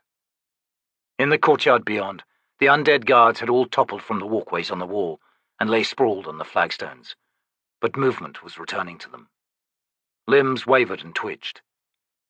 Like armoured beetles on their backs, Quickben thought. We'd better get out of here, because now I am all used up. I'd almost moved to that wall you destroyed, you know. That would have been very unfortunate, Quickben replied. Climb aboard. We're leaving. Finally, some wisdom. Beauchelain's eyes opened. Emancipor looked down on him. We're in the garden, master, the servant said. I dragged you and Corbel out. Doused the fire, too. Got to go open all the windows now. Very good, Emancipor. The grey-bearded necromancer groaned after a moment. Emancipor? He called when the servant made to move away. Master? I confess to a certain confusion. Do we possess some chronic flaw, Emancipor? Sir? Underestimate... Oh, never mind, Emancipor. Be about your task, then. Aye, master. Oh, and you've earned a bonus for your efforts. What do you wish? The servant stared down at Beauchelain for a dozen heartbeats. Then he shook his head. It's all right, master. Part of my job. And I'll be about it now. The necromancer raised his head to watch the old man trudge back into the house. Such a modest man, he breathed. He looked down the length of his tattered, bruised body and raggedly sighed. What's left in my wardrobe, I wonder? Insofar as he could recall, and given recent events, not much. Shrouded once more in shadow, Quickben made his way down the rubble-littered street. Most of the fires had either died down or been extinguished, and not one of the remaining structures showed any light behind shutters or from gaping windows. The stars commanded the night sky, though darkness ruled the city. Damned eerie, Talamandus whispered. The wizard softly grunted. That's rich, coming from someone who spent generations in an urn in the middle of a barrow. Wanderers like you have no appreciation of familiarity, the stick-slayer sniffed. The dark mass of the thrall blotted the skyline directly ahead. Faint torchlight from the square before the main gate cast the structure's angled stones in dulled relief. As they entered an avenue that led to the concourse, they came upon the first knot of Barghast, surrounding a small fire built from broken furniture. Tarps slung between the buildings down the avenue's length made the passage beyond a kind of tunnel, strikingly similar to market streets in 7 cities. Figures lay sleeping along the edges down the entire length. Various cookfires painted smoke-stained, mottled patterns of light on the undersides of the tarps. A good many Barghast warriors remained awake, watchful. Try wending unseen through that press, wizard, Talamandus murmured. We'll have to go round, assuming you still cling to your bizarre desire to think like a mouse in a hut full of cats. In case you've forgotten, those are my kin. Be quiet, Quickben commanded under his breath. Consider this another test of our partnership, and the Warrens. We're going straight through?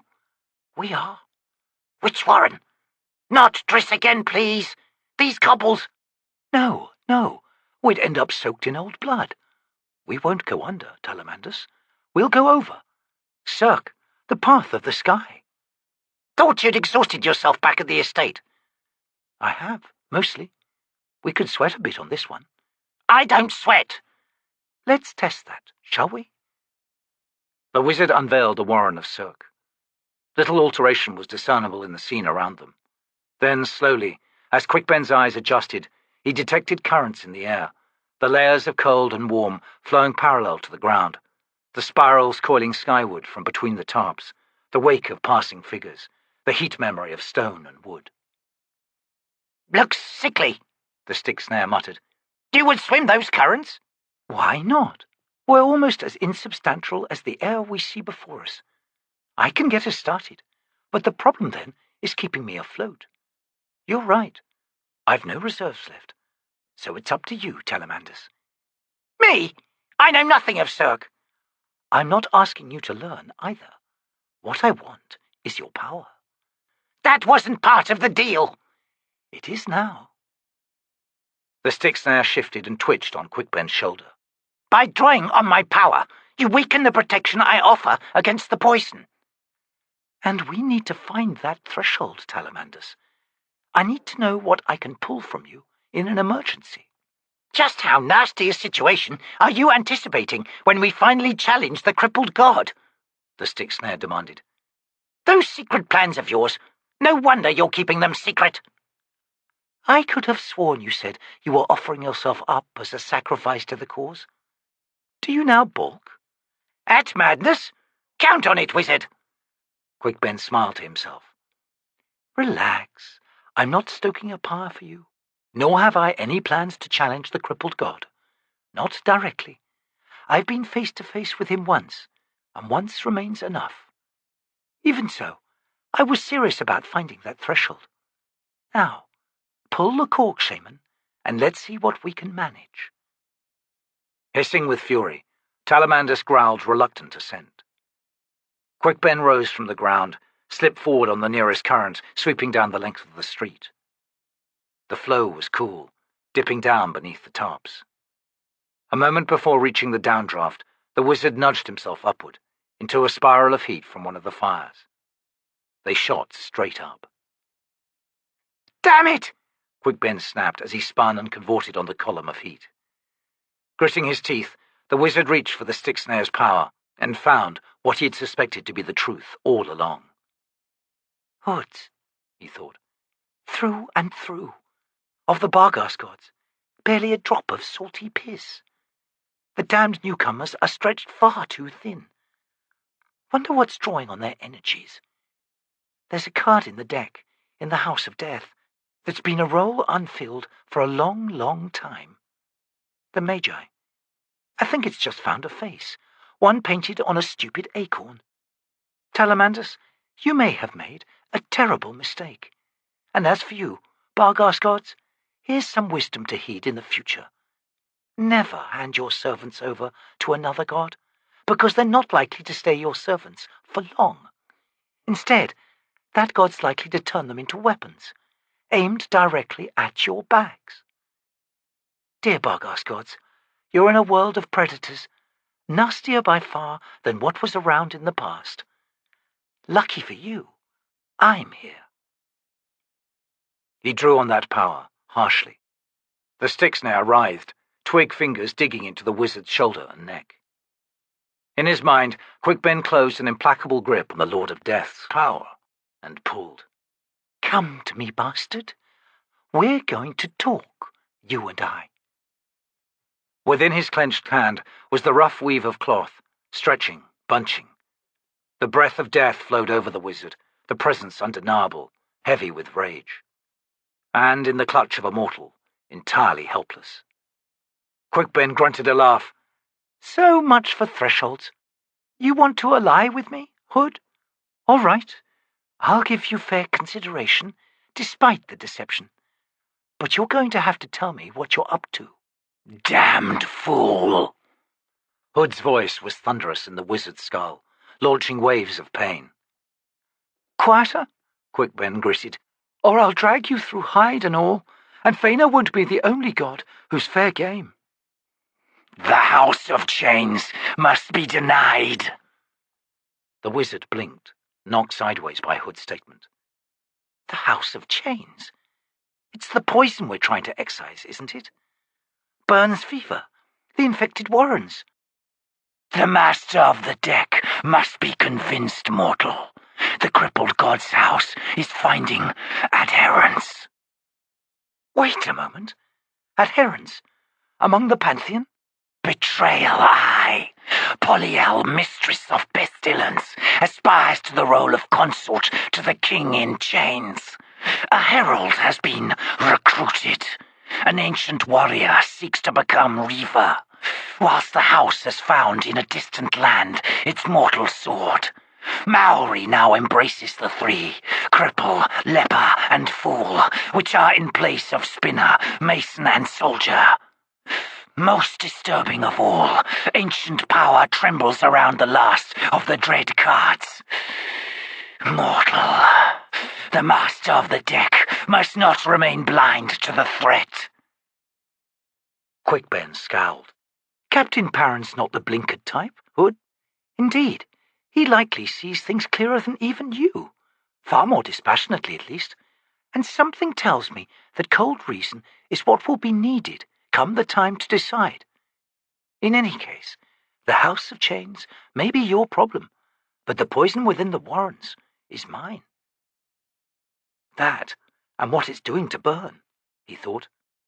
Misdirection, wizard. You are being led astray. You will find no answers, no solutions within the Pannion Domin, for the seer is at the heart of an altogether different tale. I'd guessed as much, Hood. Even so, I plan on unravelling the bastard, and his power. Which will avail you nothing. That's what you think, Quickben replied, grinning. I am going to call upon you again, Hood. And why should I answer? You've not heard a word I have. But consider this, Lord. The Barghast gods may be young and inexperienced, but that won't last. Besides, young gods are dangerous gods. Scar them now, and they'll not forget the one who delivered the wound. You've offered to help, so you'd better do just that, Hood. You dare threaten me? Now who's not listening? I am not threatening you, I am warning you. And not just about the Barghast gods either. Treach has found a worthy mortal sword. Can you not feel him? Here I am, 1,000 paces or more away from him, with at least 20 walls of stone between us, and I can feel the man.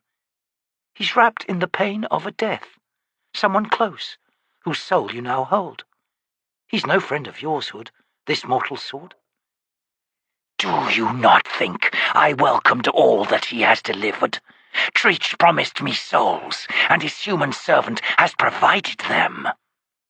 In other words, the Tiger of Summer and the Barghast gods have followed through on their sides of the deal. Now, you'd better do the same, and that includes relinquishing Talamandus when the time comes. Hold to the spirit of the agreement, Hood, unless you learned nothing from the mistakes you made with Dassem Ultor. The wizard felt seething rage burgeon from the Lord of Death, yet the god remained silent. Aye, Quickben growled. Think on that. In the meantime, you're going to ease loose your power, sufficient to carry me over this crowd of Barghast, and into the plaza in front of the thrall. Then you're going to withdraw, far enough to give Talamandus the freedom he's supposed to have. Hover behind his painted eyes, if you so desire, but no closer, until I decide I need you once more. You will be mine one day, mortal. No doubt, Hood. In the meantime, let's just luxuriate in the anticipation, shall we? With these words, the wizard released his grip on the god's cloak. The presence flinched back. Power flowed steady, the currents of air drawing Quickben and the stick snare clinging to his shoulder, over the tops of the canopies. Talamandus hissed. What has happened? I have vanished for a moment. Everything's fine, the wizard murmured. Does the power feel true, stick snare? Aye, it does. This I can use. Glad to hear it. Now, guide us to the plaza. A thin gauze of old smoke dulled the stars overhead. Captain Perrin sat on the wide steps of the thrall's main entrance. Directly ahead, at the end of a wide avenue, stood the gatehouse. Visible through its open doorway in the plaza beyond, firelight from Barghast camps gleamed through gathering mists. The Malazan was exhausted, yet sleep would not come to him. His thoughts had wandered countless paths since he had left Kafal's company 2 bells earlier.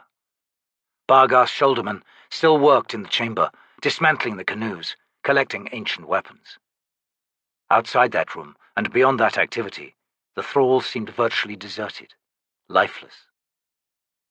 The empty halls and corridors led Perrin inexorably to what he imagined his parents' estate in Unter might now look like, with his mother and father dead, Felicin chained to a line in some mining pit 1,000 leagues away, and dear sister Tavora dwelling in a score opulent chambers in Lassine's palace. A house alone with its memories, looted by servants and guards, and the street's gutter rats. Did the adjunct ever ride past? Did her thoughts turn to it in the course of her busy day? She was not one to spare a moment to sentiment. Cold-eyed, hers was a brutal rationality, pragmatism with 1,000 honed edges, to cut open anyone foolish enough to come close. The Empress would be well pleased with their new adjunct. "And what of you, Felicin?" he thought, "with your wide smile and dancing eyes? There is no modesty in the Ototeral mines, nothing to shield you from the worst of human nature. You'll have been taken under wing, nonetheless, by some pimp or pit thug.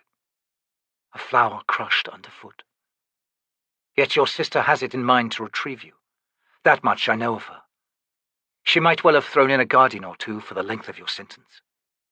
But she'll not be rescuing a child. Not any more. No smile, and something hard and deadly in those once dancing eyes. You should have found another way, sister. Gods, you should have killed Felicin outright. That would have been a mercy. And now I fear you will some day pay dearly." Perrin slowly shook his head. His was a family none would envy. Torn apart by our own hands, no less.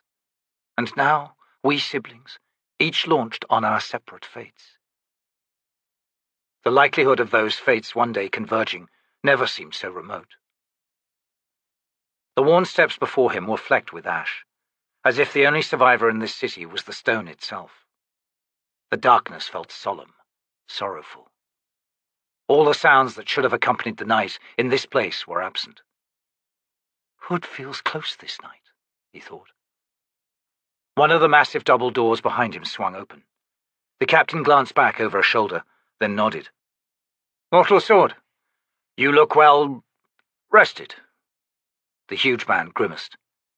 "I feel beaten to within a finger's breadth of my life. That's a mean woman." "I've heard men say that of their women before, and always there's a pleased hint to the complaint, as I hear now." Gruntle frowned. "Aye, you're right. Funny, that." "These stairs are wide. Have a seat if you like." "I would not disturb your solitude, Captain." "Please do. It's nothing I would regret abandoning. Too many dark thoughts creep in when I'm alone." The mortal's sword moved forward and slowly settled down onto the step at Perrin's side, his tattered armor, straps loose, rustling and clinking. He rested his forearms on his knees, the gauntleted hands dangling. "I share the same curse, Captain." "Fortunate, then, that you found Heaton." The man grunted. "Problem is, she's insatiable." "In other words, you're the one in search of solitude, which my presence has prevented." "So long as you don't claw my back, your company is welcome." Perrin nodded. "I'm not the catty type." Sorry." "No need. If Drake ain't got a sense of humour, that's his problem. Then again he must have, since he picked me as his mortal sword." Perrin studied the man beside him. Behind the barbed tattoos was a face that had lived hard years. Weathered, roughly chiselled, with eyes that matched those of a tiger's now that the god's power was within his flesh and blood. Nonetheless, there were laugh lines around those eyes. "Seems to me Drake chose wisely." "Not if he expects piety or demands vows. Hood knows. I don't even like fighting. I'm not a soldier, and have no desire to be. How then am I supposed to serve the god of war? Better you, I think, than some bloodlusting squarefoot with a single eyebrow, Gruntle. Reluctance to unsheathe those swords, and all they represent, seems a good thing to me. The gods know it's rare enough at the moment. Not sure about that. This whole city was reluctant. The priests, the Gidrath, even the Greyswords. If there'd been any other way. He shrugged. The same for me. If it wasn't for what happened to Harlow and Stoney, I'd be down in the tunnels right now, gibbering with the rest of them. Stoney's your friend with the broken rapier, right? Who's Harlow? Gruntle turned his head away for a moment. Another victim, Captain. Bitterness filled his tone. Just one more on the trail. So I hear that your Malazan army's just west of here, come to join this death-cursed war. Why? A temporary aberration. We ran out of enemies. Soldier's humor. I could never understand it. Is fighting that important to you? If you mean me personally, then no, it isn't. But for men like Dujek Onearm and Whiskeyjack, it's the sum total of their lives. They're makers of history. Their gift is the power to command. What they do revises the scholars' maps. As for the soldiers who follow them, I'd say that most of them see it as a profession, a career, probably the only one they're any good at. They are the physical will of the commanders they serve, and so are their own makers of history, one soldier at a time. And what happens if their commanders are suicidal fools? It's a soldier's lot to complain about their officers. Every mud-crusted footman is an artist at second-guessing, master strategists after the fact. But the truth is, the Malazan Empire has a tradition of superb, competent commanders. Hard and fair, usually from the ranks, though I'll grant you my own noble class has made destructive inroads on that tradition. Had I myself followed a safer path, I might well be a fist by now. Not through competence, of course, or even experience. Connections would have sufficed. The Empress has finally recognized the rot, however, and has already acted upon it, though likely too late. Then why in Hood's name would she have outlawed Dujek Onearm? Perrin was silent for a moment. Then he shrugged. Politics. Expedience can force even the hand of an empress, I suppose. Has the sound of feint to me, Gruntle muttered. You don't cut loose your best commander in a fit of pique. You might be right. Alas, I'm not the one who can either confirm or deny. There's some old wounds still festering between Lassine and Dujek, in any case. Captain Perrin, you speak too freely for your own good. Not that I'm a liability, mind you. But you've an openness and an honesty that might earn you the gallows someday. Here's some more, mortal sword. A new house has appeared, seeking membership in the Deck of Dragons. It belongs to the Crippled God. I can feel the pressure, the voice of countless gods, all demanding that I deny my sanction, since it seems that I am the one cursed with that responsibility. Do I bless the House of Chains, or not? The arguments against such blessing are overwhelming, and I don't need any god whispering in my head to apprise me of that. So where is the problem, Captain? It's simple. There's a lone voice crying out, deep within me, so buried as to be almost inaudible. A lone voice, Gruntle, demanding the very opposite, demanding that I must sanction the House of Chains. I must bless the Crippled God's right to a place within the Deck of Dragons. And whose voice cries out such madness? I think it's mine. Gruntle was silent for a dozen heartbeats, yet Perrin felt the man's unhuman eyes fixed on him. Eventually the mortal sword looked away and shrugged. I don't know much about the Deck of Dragons. Used for divinations, yes? Not something I've ever pursued. Nor I, Perrin admitted. Gruntle barked a laugh, sharp and echoing. Then he slowly nodded. And what did you say of me earlier? Better a man who hates war to serve the god of war than one who lusts for it? Thus, why not a man who knows nothing of the Deck of Dragons to adjudicate it, rather than a lifelong practitioner? You may have something there. Not that it alleviates my sense of inadequacy. Aye, just that. He paused, then continued. I felt my god recoil at your words, Captain. Your instinct on the Crippled God's House of Chains. But, as I said before, I'm not a follower, so I guess I saw it different. If Drake wants to tremble on 4 watery legs, that's his business. Your lack of fear has me curious, Gruntle. You seem to see no risk in legitimizing the House of Chains. Why is that? The man shrugged his massive shoulders. But that's just it, isn't it? Legitimizing. Right now, the Crippled God's outside the whole damned game, meaning he's not bound by any rules whatsoever. Perrin suddenly sat straight. You're right. Abyss, take me, that's it. If I bless the House of Chains, then the Crippled God becomes bound. Just another player, aye, jostling on the same board. Right now, he just keeps kicking it whenever he gets the chance. When he's on it, he won't have that privilege. Anyway, that's how it seems to me, Captain. So when you said you wanted to sanction the House, I thought, why the fuss? Sounds perfectly reasonable to me. The gods can be damned thick-witted on occasion. Probably why they need us mortals to do the straight thinking when straight thinking's required. Listen to that lone voice, lad. That's my advice. And it's good advice. Maybe, or maybe not. I might end up being roasted over the eternal fires of the Abyss by Drake and all the other gods for having given it. I'll have company then, Perrin said, grinning. Good thing we both hate solitude. That's a soldier's humour, Gruntle. Is it? But I was being serious, Captain. Oh. Gruntle glanced over. Got you. A sliding downdraft of cool air brought Quick Ben onto the gritty flagstones of the plaza. A dozen paces ahead loomed the gatehouse. Beyond it, seated side by side on the thrall's wide, low steps, were Captain Perrin and the mortal sword. Just the two I wanted to talk with, the wizard muttered, relinquishing the warren of Cirque. No more arguments, please, Talamandas replied from his perch on Quick Ben's shoulder. Those are 2 powerful men. Relax, the wizard said. I'm not anticipating a confrontation. Well, I'll make myself unseen, just in case. Suit yourself. The stick snare vanished, though the wizard could still feel his meagre weight and the twig fingers gripping his cloak.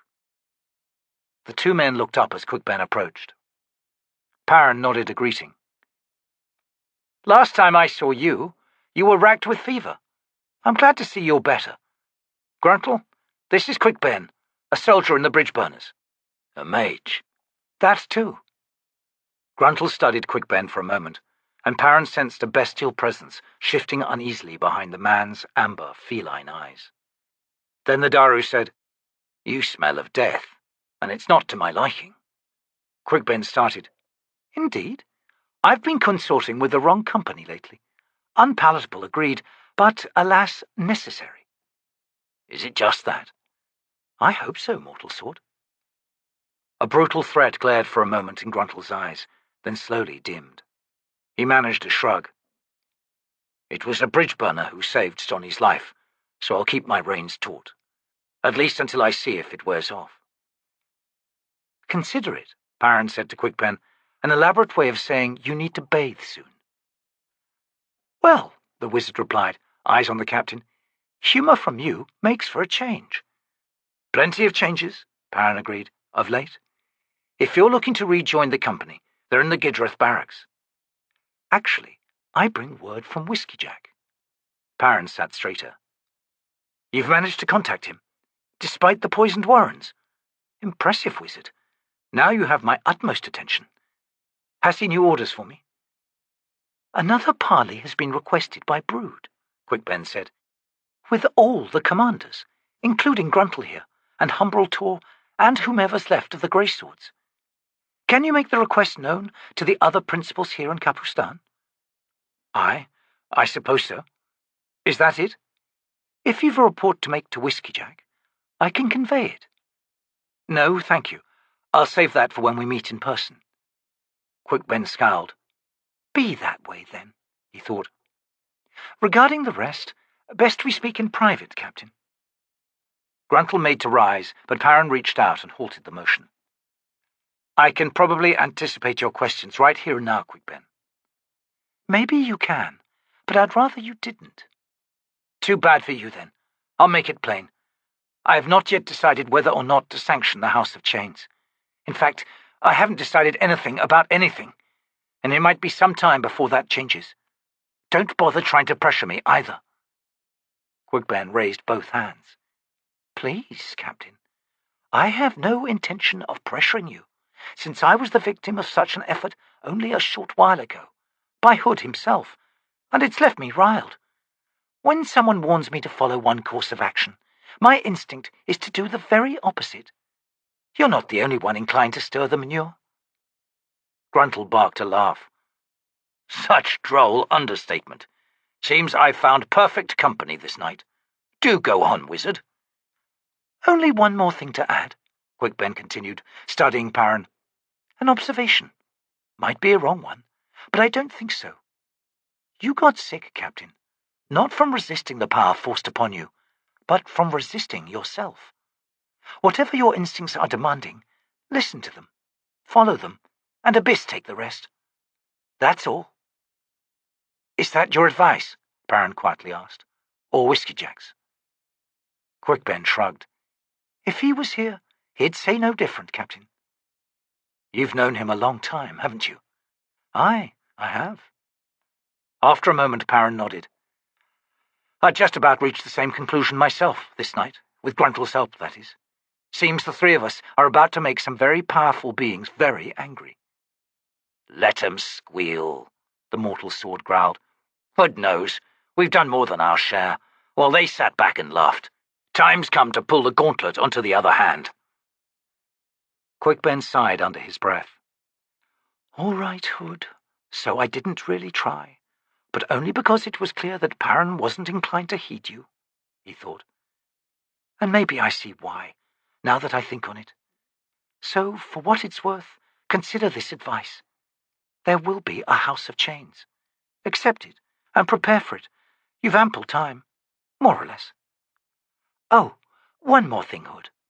You and your fellow gods have been calling out the rules uncontested for far too long. Step back now and see how us mortals fare. I think you're in for a surprise or two. One, dirt-smeared, but alive.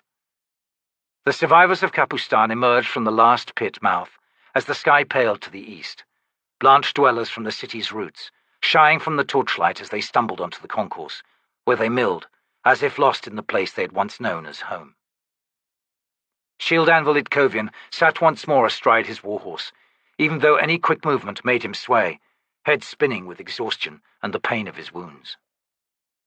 His task now was to be visible. His sole purpose was his presence. Familiar, recognizable, reassuring. Come the new day, the priests of the Mass Council would begin a procession through the city, to add their own reassurance. That authority remained, that someone was in control, that things, life, could now begin again. But here in the still darkness, a time Itkovian had chosen to ease the shock of the surrounding ruination, with the priests sleeping soundly in the thrall, the Greyswords, numbering 319 in all, when including those from the tunnels, were positioned at every tunnel mouth and at every place of convergence. They were there to ensure martial law and impart a somber order to the proceedings, but their greatest value, as Itkovian well knew, was psychological. We are the defenders, and we will stand. While grieving was darkness, victory and all it meant was a greying to match the dawn, a lessening of the oppression that was loss, and of the devastation that slowly revealed itself on all sides. There could be no easing of the conflict within each and every survivor. The brutal randomness of fate that plagued the spirit, but the grey swords made of themselves a simple, solid presence. They had become, in truth, the city's standard. And we will stand. Once this task was complete, the contract was, to Itkovian's mind, concluded. Law and order could be left to the Gidrath from the thrall. The surviving grey swords would leave Capustan, likely never to return. The question now occupying the shield anvil concerned the company's future. From over 7,000 to 319. This was a siege from which the grey swords might never recover. But even such horrific losses, if borne alone, were manageable. The expelling of Faina from his warren was another matter. An army sworn to a god bereft of its power was, as far as Itkovian was concerned, no different from any other band of mercenaries. A collection of misfits and a scattering of professional soldiers. A column of coins offered no reliable backbone. Few were the existent companies that could rightly lay claim to honor and integrity. Few would stand firm when flight was possible. Recruiting to strength had become problematic. The Grey Swords needed sober, straight-backed individuals, ones capable of accepting discipline of the highest order, ones for whom a vow held meaning. Twin tusks, what I need is fanatics. At the same time, such people had to be without ties, of any sort, an unlikely combination. And, given such people could be found, to whom could they swear? Not Drake. That army's core already existed, centered around Gruntle. There were two other war-aspected gods that Itkovian knew of. Northern gods, rarely worshipped here in the Midlands or to the south. What did Heaton call me? She never likened me to a cat or a bear. No, in her eyes I was a wolf. Very well, then.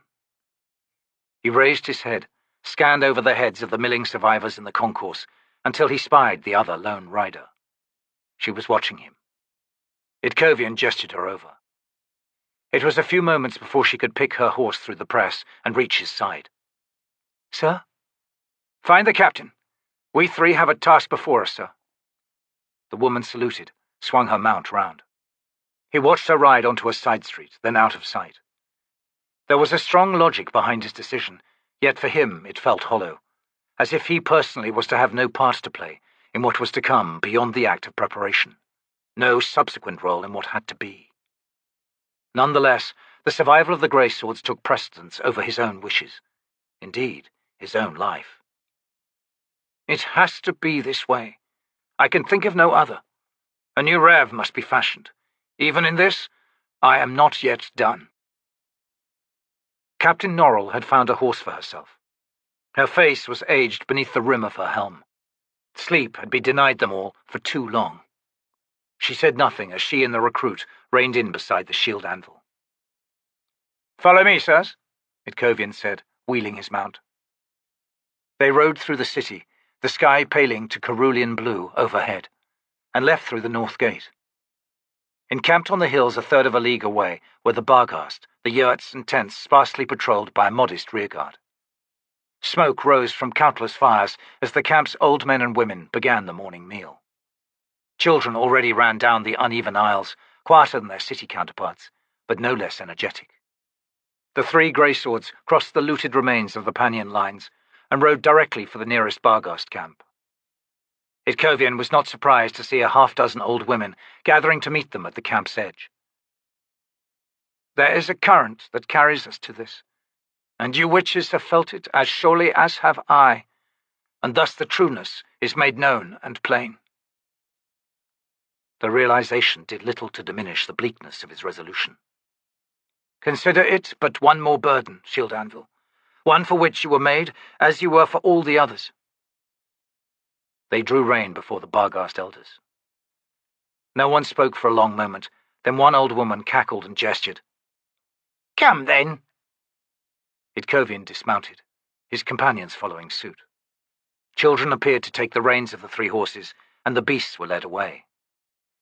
The elders, led by the spokeswoman, set off down the camp's main path to a large yurt at the far end.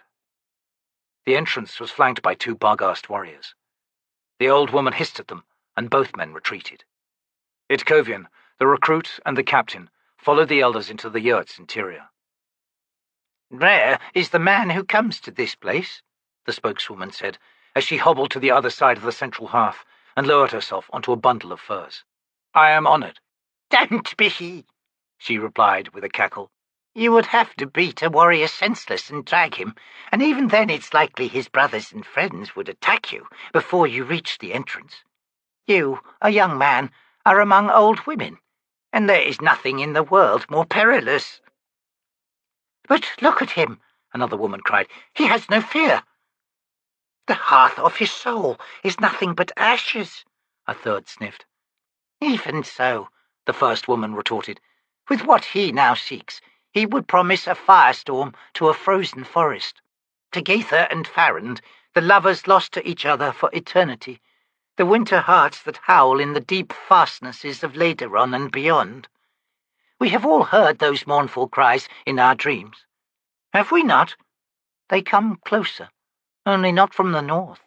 Oh, no, not the north. And now this man. She leaned forward, lined face indistinct behind the hearth smoke. This man. The last words were a sigh. Itkovian drew a deep breath, then gestured to the recruit. The mortal sword? No, the old woman growled. The shield anvil faltered. But, no, she repeated. He has been found. He exists. It is already done. Look at her hands, Wolf. There is too much caring in them. She shall be the destriant. Are you? Are you certain of this? The old woman nodded towards the captain. And this one, she continued, ignoring Itkovian's question, she is to be what you were. She will accept the burden. You, Wolf, have shown her all she must know. The truth of that is in her eyes, and in the love she holds for you. She would be its answer, in kind, in blood. She shall be the shield anvil. The other elders were nodding agreement, their eyes glittering in the gloom above beaked noses, as if a murder of crows now faced Itkovian. He slowly turned to Captain Norrell. The veteran looked stricken. She faced him. Sir, what? For the grey swords, Itkovian said, struggling to contain his own welling of pain and anguish. It must be done, sir, he rasped. Tog, Lord of Winter, a god of war long forgotten, recalled among the Barghast as the wolf spirit, Togitha, and his lost mate, the she-wolf, Fandere. Farand is the Barghast tongue. Among our company now, more women than men. A rev must be proclaimed, kneeling before the wolf god and the wolf goddess. You are to be the shield anvil, sir. And you, he said to the recruit, whose eyes were wide, are to be the destriant. The grey swords are remade, sirs. The sanction is here, now, among these wise women. The captain stepped back, armour clanking. Sir, you are the shield anvil of the grey swords. No, I am the shield anvil of Faena, and Faena, sir, is gone. The company is virtually destroyed, sir, the veteran pointed out. Our recovery is unlikely. The matter of quality... You will require fanatics, Captain. The cast of mind, of breeding and culture, is vital. You must search, sir. You must needs find such people. People with nothing left to their lives, with their faith dismantled. People who have been made lost. Norrell was shaking her head, but he could see growing comprehension in her grey eyes. Captain, Itkovian continued inexorably, the grey swords shall march with the 2 foreign armies, south, to see the end of the Pannion Domin, and at a time deemed propitious, you will recruit. You will find the people you seek, sir, among the Tenascari. Fear not. I shall not abandon you yet, my friend, Itkovian thought. There is much you must learn, and, it seems, no end to my purpose. He saw the bleakness come to her, saw it, and struggled against the horror of what he had done. Some things should never be shared. And that is my most terrible crime, for to the title, the burden that is shield anvil, I gave her no choice. I gave her no choice. Chapter 19. There were dark surprises that day. The year of the gathering, Coralb. We are being followed. Silver Fox turned in her saddle, eyes narrowing. She sighed. My 2 Malazan minders. She hesitated, then added, I doubt we'll dissuade them. Cropper smiled. Clearly, your preternaturally unseen departure from the camp was less than perfect in its sorcerous efficacy. More witnesses, then, to the forthcoming fell event. Are you shy of audience, lass? Dreadful flaw, if so. No, Cropper, I am not. Shall we await them? Something tells me they prefer it this way, at a distance. We go on, Daru. We're almost there. Crupper scanned the low, grass-backed hills on all sides. The sun's morning light was sharp, stripping away the last of shadows in the broad, shallow basins. There were, barring the 2 Malazan soldiers, 1,000 paces behind them, entirely alone. "A modest army, it seems," he observed. "Entrenched in gopher holes, no doubt." "Their gift and curse," Silver Fox replied, "as dust in all things, the T'lan Imass." Even as she spoke, their mounts carrying them along at a slow trot, shapes appeared on the flanking hills. Gaunt wolves loping in silence. The T'lan Imass, at first only a score to either side, then in their hundreds. Crupper's mule brayed, ears snapping and head tossing. "Be calmed, beast," the Daru cried, startling the animal yet further. Silver Fox rode close and stilled the mule with a touch to its neck. They approached a flat-topped hill between 2 ancient, long-dry riverbeds, the channels wide, their banks eroded to gentle slopes. Ascending to the summit, Silver Fox reined in and dismounted. Crupper hastily followed suit. The T'lan Imass remained circling at a distance. The wolves numbered in the thousands now, strangely spectral amidst the dust lifted into the air by their restless padding. Arriving behind Rhivi and Daru, and ignored by the T'lan Imass, the 2 Marines walked their horses up the slope. "It's going to be a hot one," one commented. "Plenty hot," the other woman said. "Good day to miss a scrap, too." "That it is. Wasn't much interested in fighting Tenescari in any case. A starving army's a pathetic sight, walking skeletons." "Curious image, that," Crupper said, "all things considered." The 2 Marines fell silent, studying him. "Excuse my interrupting the small talk," Silver Fox said dryly. "If you would all take position behind me. Thank you. No, a little farther back. Say 5 paces at the very least. That will do. I prefer no interruptions, if you please, in what follows." Crupper's gaze, and no doubt that of the women flanking him, had gone past her, to the lowlands surrounding the hill, where squat, fur-clad, desiccated warriors were rising from the ground in a sea of shimmering dust. A sudden, uncannily silent conjuration.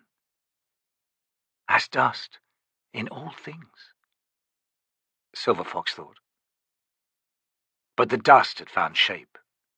Uneven ranks, the dull glimmer of flint weapons a rippling of grey, black and russet brown, amidst the beetle tones of withered, polished skin. Skull helms, a few horned or antlered, made of every slope and every basin, a spread of bone, as of stained, misaligned cobbles on some vast plaza. There was no wind to stir the long, ragged hair that dangled beneath those skullcaps, and the sun's light could not dispel the shadow beneath helm and brow ridge that swallowed the pits of the eyes. But every gaze was fixed on Silver Fox, a regard of vast weight. Within the span of a dozen heartbeats, the plain to all sides had vanished. The T'lan Imass, in their tens of thousands, now stood in its place, silent, motionless. The T'lan Imass were no longer visible, ranging beyond the periphery of the amassed legions. Guardians, kin, hood forsworn. Silver Fox turned to face the T'lan Imass. Silence. Crupper shivered. The air was pungent with undeath, the gelid exhalation of dying ice, filled with something like loss. Despair. "Or perhaps, after this seeming eternity, only its ashes," Crupper thought. "There is, all about us, ancient knowledge. That cannot be denied. Yet Crupper wonders, are these memories, true memories, of enlivened flesh and the wind's caress, of the laughter of children? Memories of love? When frozen between life and death, in the glacial in-between, what can exist of mortal feeling? Not even an echo. Only memories of ice and no more than that. Gods below, such sorrow." Figures approached the slope before Silver Fox, weaponless, robed in furs from ancient, long-extinct beasts. Crupper's eyes focused on one in particular, a broad-shouldered bonecaster, wearing an antlered skullcap and the stained fur of an Arctic fox. With a shock, the Daru realized that he knew this apparition. "Ah, we meet again, Prankol," he thought. "Forgive me, but my heart breaks at the sight of you, at what you have become." The antlered bonecaster was the first to address Silver Fox. "We are come," he said, "to the second gathering." "You have come," Silver Fox grated, "in answer to my summons." The bonecaster slowly tilted his head. "What you are was created long ago, guided by the hand of an elder god. Yet at its heart, Imass, all that follows has run in your blood from the moment of your birth. The wait, summoner, has been long. I am Prankol of T'lan Imass. I stand with Kural to attend your birth." Silver Fox's answering smile was bitter. "Are you my father, then, Prankol?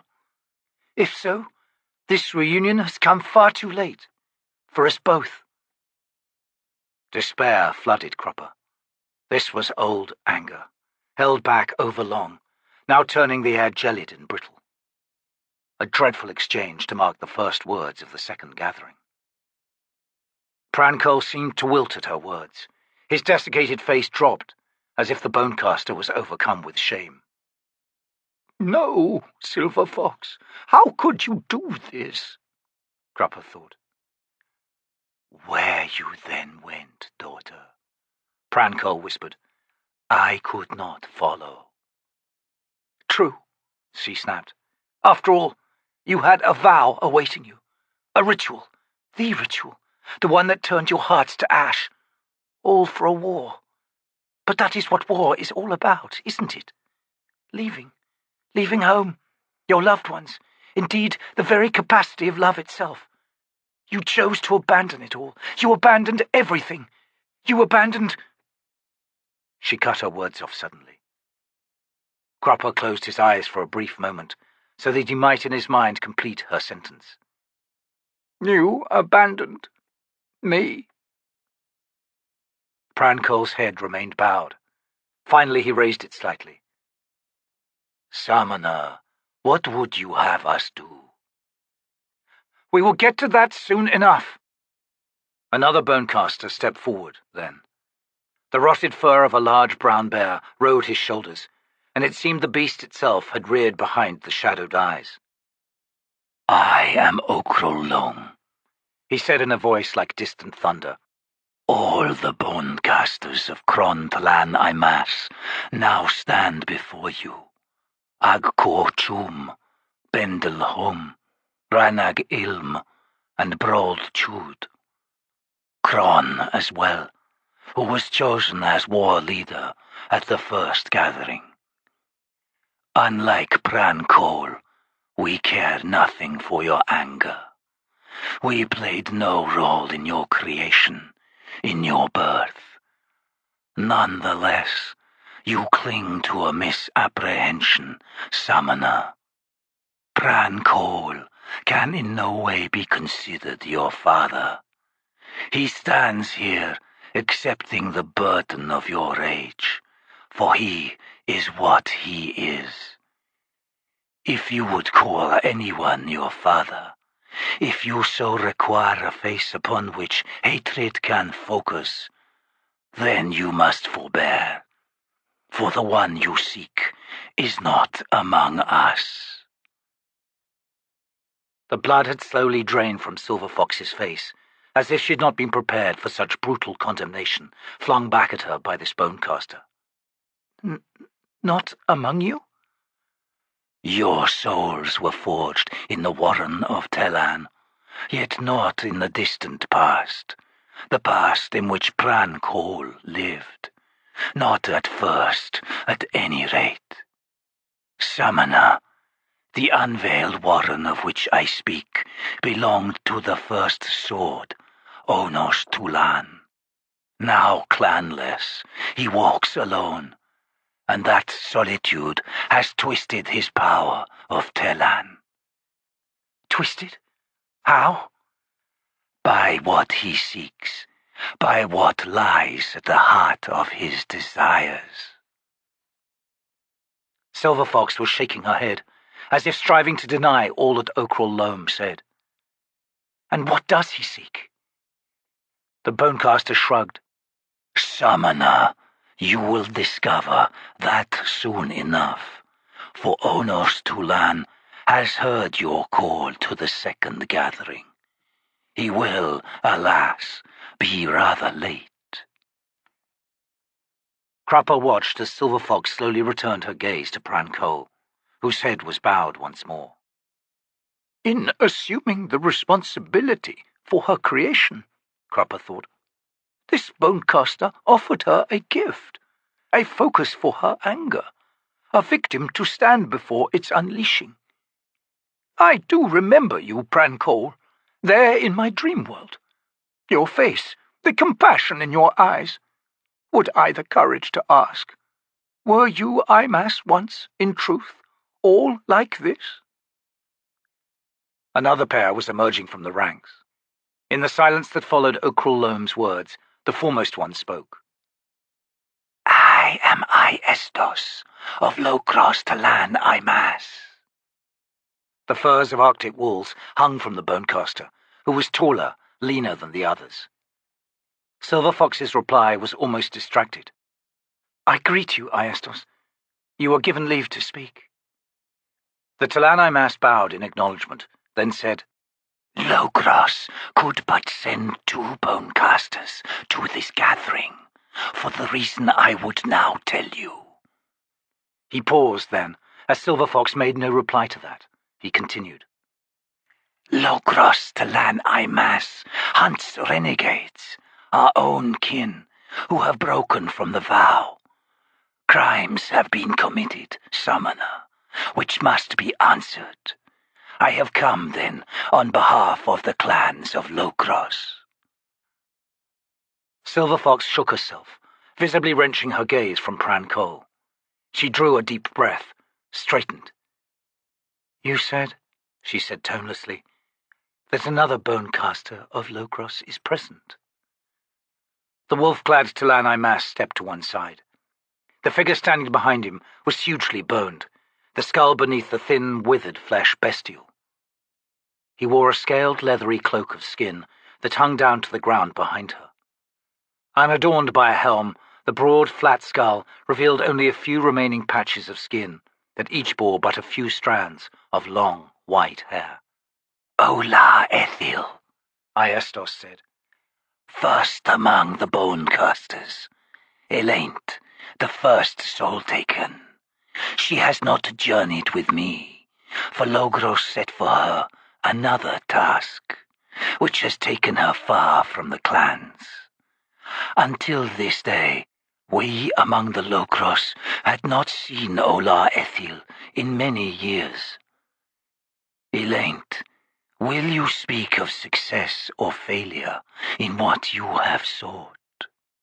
The first Bonecaster tilted her head, then addressed Silver Fox. Summoner, as I neared this place, you commanded my dreams. I did, though I know not who you were. We can discuss that another time. Tell me of this task set for you by Locros. Logros sent me in search of the remaining T'lan Imass armies, such as we know from the first gathering. The Ifail, the Kelum, the Bentract, and the Orshan. And did you find them? She asked.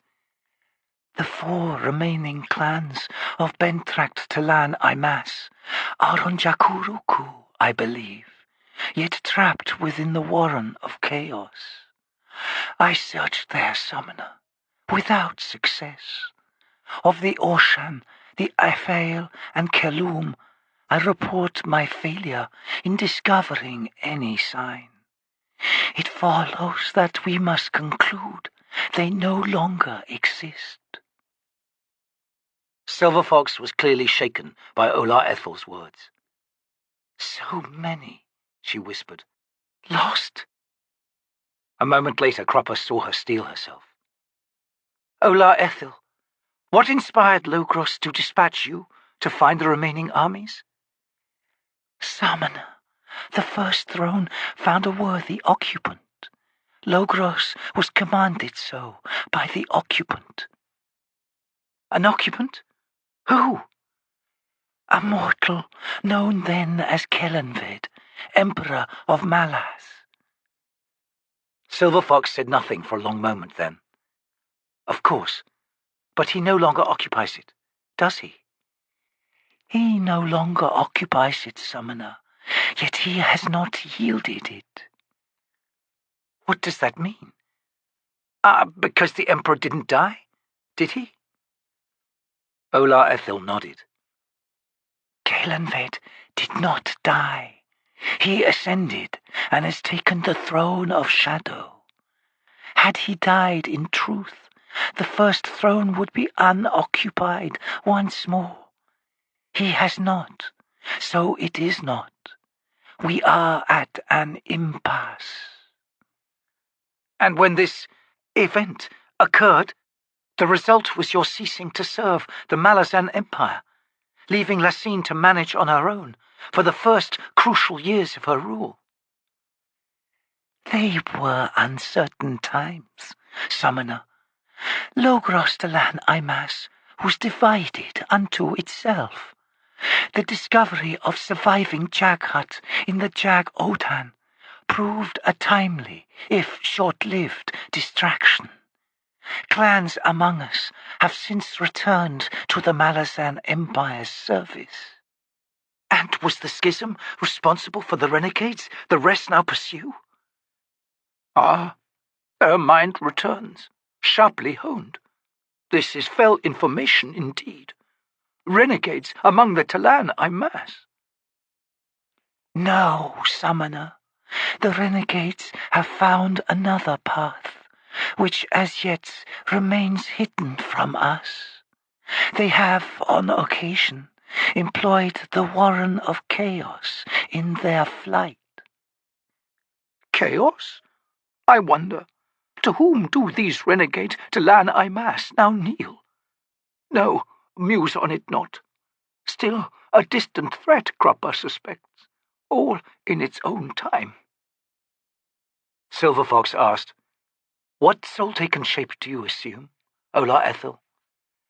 When I veer, I am as an undead twin to Tiam, who spawned all dragons. Nothing more was added. The thousands of T'lan Imass stood motionless, silent.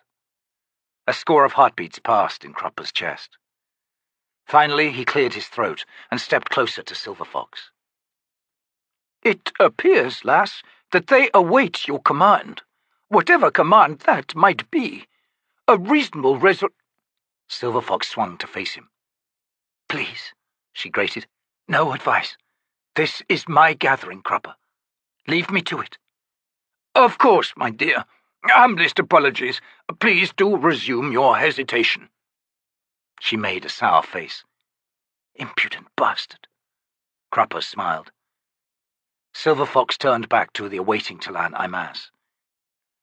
Prancol, please forgive my earlier words. He raised his head. Summoner, it is I who must ask for forgiveness. No, Okrolome was right in condemning my anger.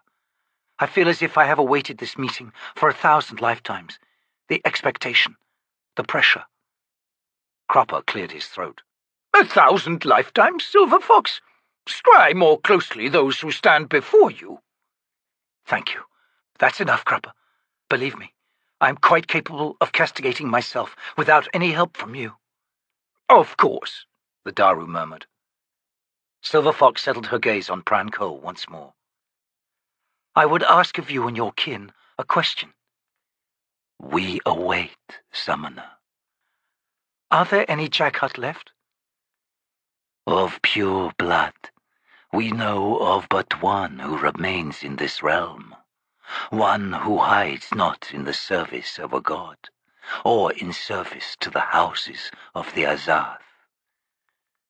And he will be found at the heart of the Pannion Domin, won't he? Yes. Commanding Kachenchimala undead. How can that be? Crupper noted the hesitation in Prankol as the Bronecaster replied. We do not know, Summoner. And when he is destroyed, Prankol, what then? The Bonecaster seemed taken back by the question. Summoner, this is your gathering. You are flesh and blood. Our flesh and blood, reborn. When the last Jaghut is slain... A moment, if you please, Crupper said, edging another step forward. Silver Fox hissed in exasperation, but the Daru continued. Prankol, do you recall worthy Crupper? I do. Worthy, clever Crupper, yes? You said you know of but one Jaghut. No doubt accurate enough. Nonetheless, saying such is not quite the same as saying there is but one left, is it?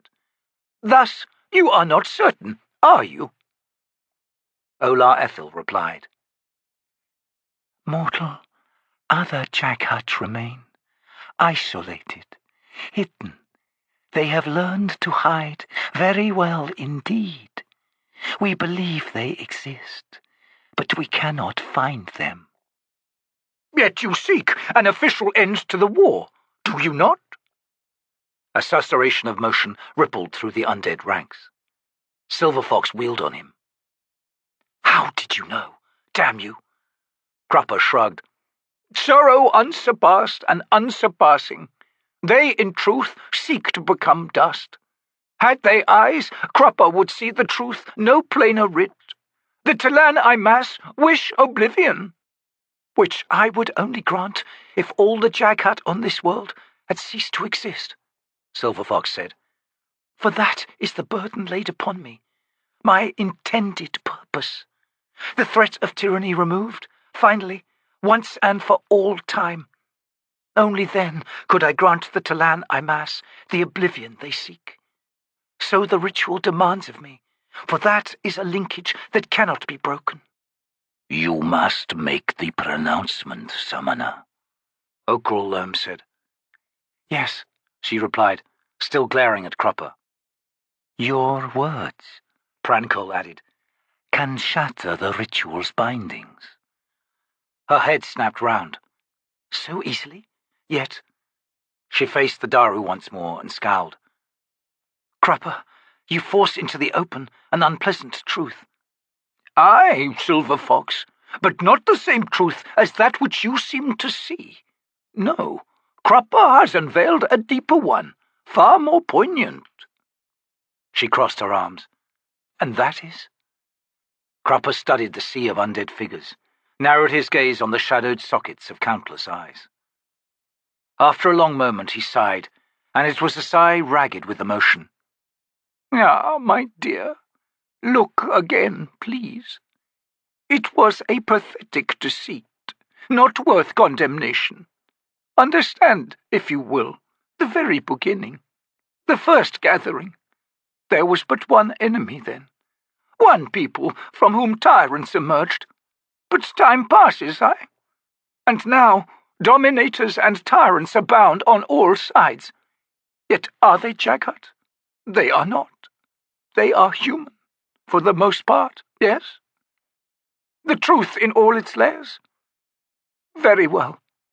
Silver Fox, the T'lan Imass, have won their war. Should a new tyrant emerge from among the few hidden Jaghut, he or she will not find the world so simple to conquer as it once was. There are gods to oppose the effort. Nay, there are mere ascendants.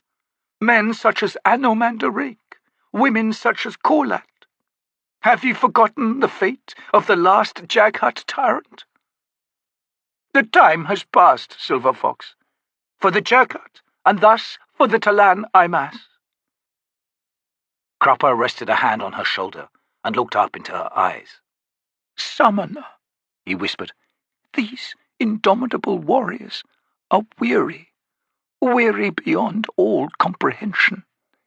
They have existed for hundreds of thousands of years for one sole cause, And that cause is now a farce, pointless, irrelevant. They wanted to end Silver Fox. They tried to arrange it with Kellanved and the First Throne, but the effort failed. Thus they gave shape to you, to what you would become, for this one task. Redeem them, please. Prancol spoke. Summoner, we shall destroy the Jagat who hides within this Pannion Domin, and then we would ask for an end. It is as Krappa has said. We have no reason to exist. Thus we exist without honor, and it is destroying us. The renegades Logros T'lan Imass hunts are but the first. We shall lose more of our kin, or so we fear. Krappa saw that Silver Fox was trembling, but her words were tightly controlled as she addressed the antlered shaman. You create me as the first flesh and blood bonecaster in almost 300,000 years. The first, and it seems, the last. Do we ask, Summoner? And the remainder of your life is yours. What life? I'm neither Rhivi nor Malazan. I'm not even truly human. It is what all of you do not grasp. She jabbed a finger at Krappa and the two Marines to complete an all-encompassing gesture. None of you. Not even Perrin, who thinks... No, what he thinks I will deal with in my own time.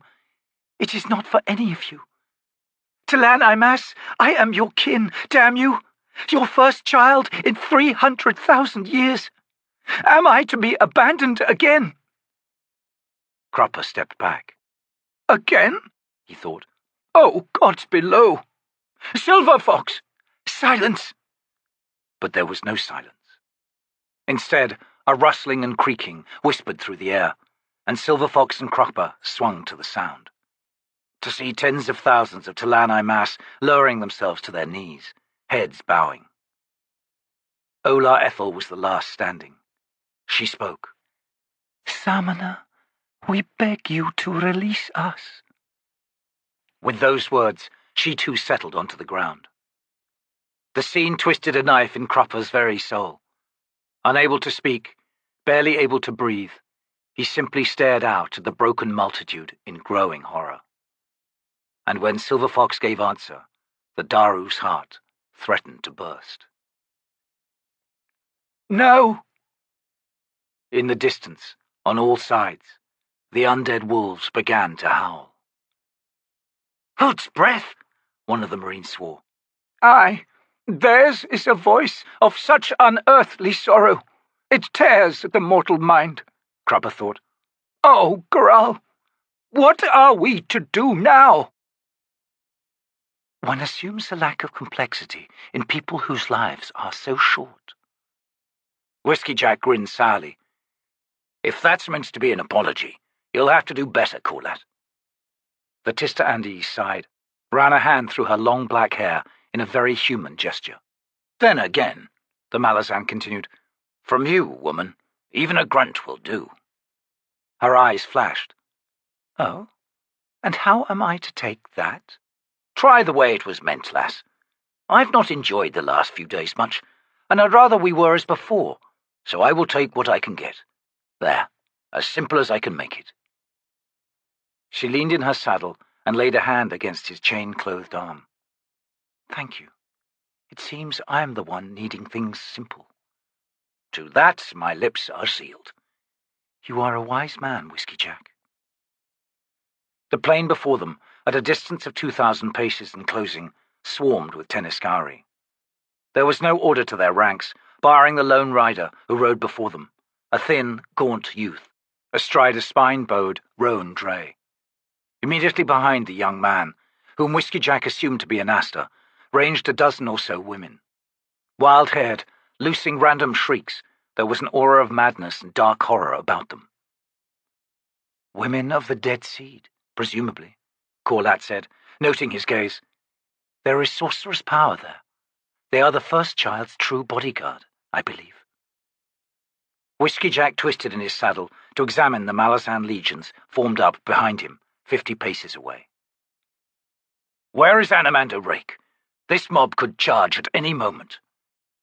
"They will not," Corlat asserted. "Those witches sense my lord's nearness.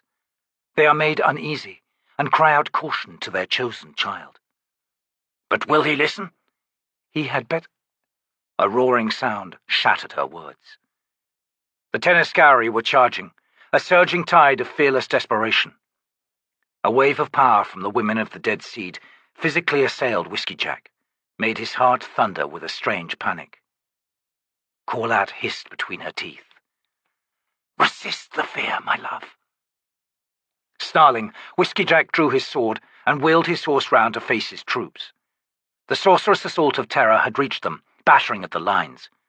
They rippled, but not a single soldier stepped back. A moment later, his Malazan steadied. "Where?" Corlat cried.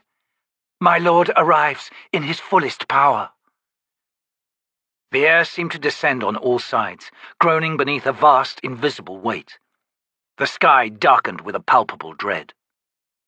Whiskeyjack's horse stumbled, legs buckling momentarily before the animal regained its balance. The beast screamed. A cold, bitter wind whistled fiercely, flattening the grasses before the commander and Corlat. Then it struck the charging mass of Tenescari. The women of the Dead Seed were thrown back, staggering, stumbling, onto the ground where they writhed. Behind them, the front-runners in the mob tried to stop and were overrun. Within a single heartbeat, the front ranks collapsed into chaos, figures seething over others, bodies trampled or pushed forward in a flailing of limbs. The silver-maned black dragon swept low over Whiskeyjack's head, sailing forward on that gelid gale. The lone figure of Anasta, astride his roan horse that had not even flinched, awaited him. The first line of the Tenescari was a tumbling wall behind the first child. Anomander Rake descended on the youth. Anasta straightened in his saddle and spread his arms wide.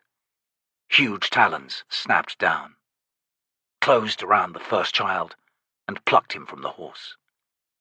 The dragon angled upward with its prize, then seemed to stagger in the air. Corlat cried out. "Gods, he is as poison!" The dragon's leg whipped to one side, flinging Anasta away. The young man spun, cartwheeling like a tattered doll through the air, to plunge into the mob of Tenescari on the far right, where he disappeared from view. Righting himself, Anomander Rake lowered his wedge-shaped head as he closed on the peasant army. Fanged mouth opened. Raw Crippled God issued from that maw. Roiling darkness that Whiskeyjack had seen before, long ago, outside the city of Pale. But then it had been tightly controlled, and more recently, when led by Corlat through the warren itself. Again, calmed.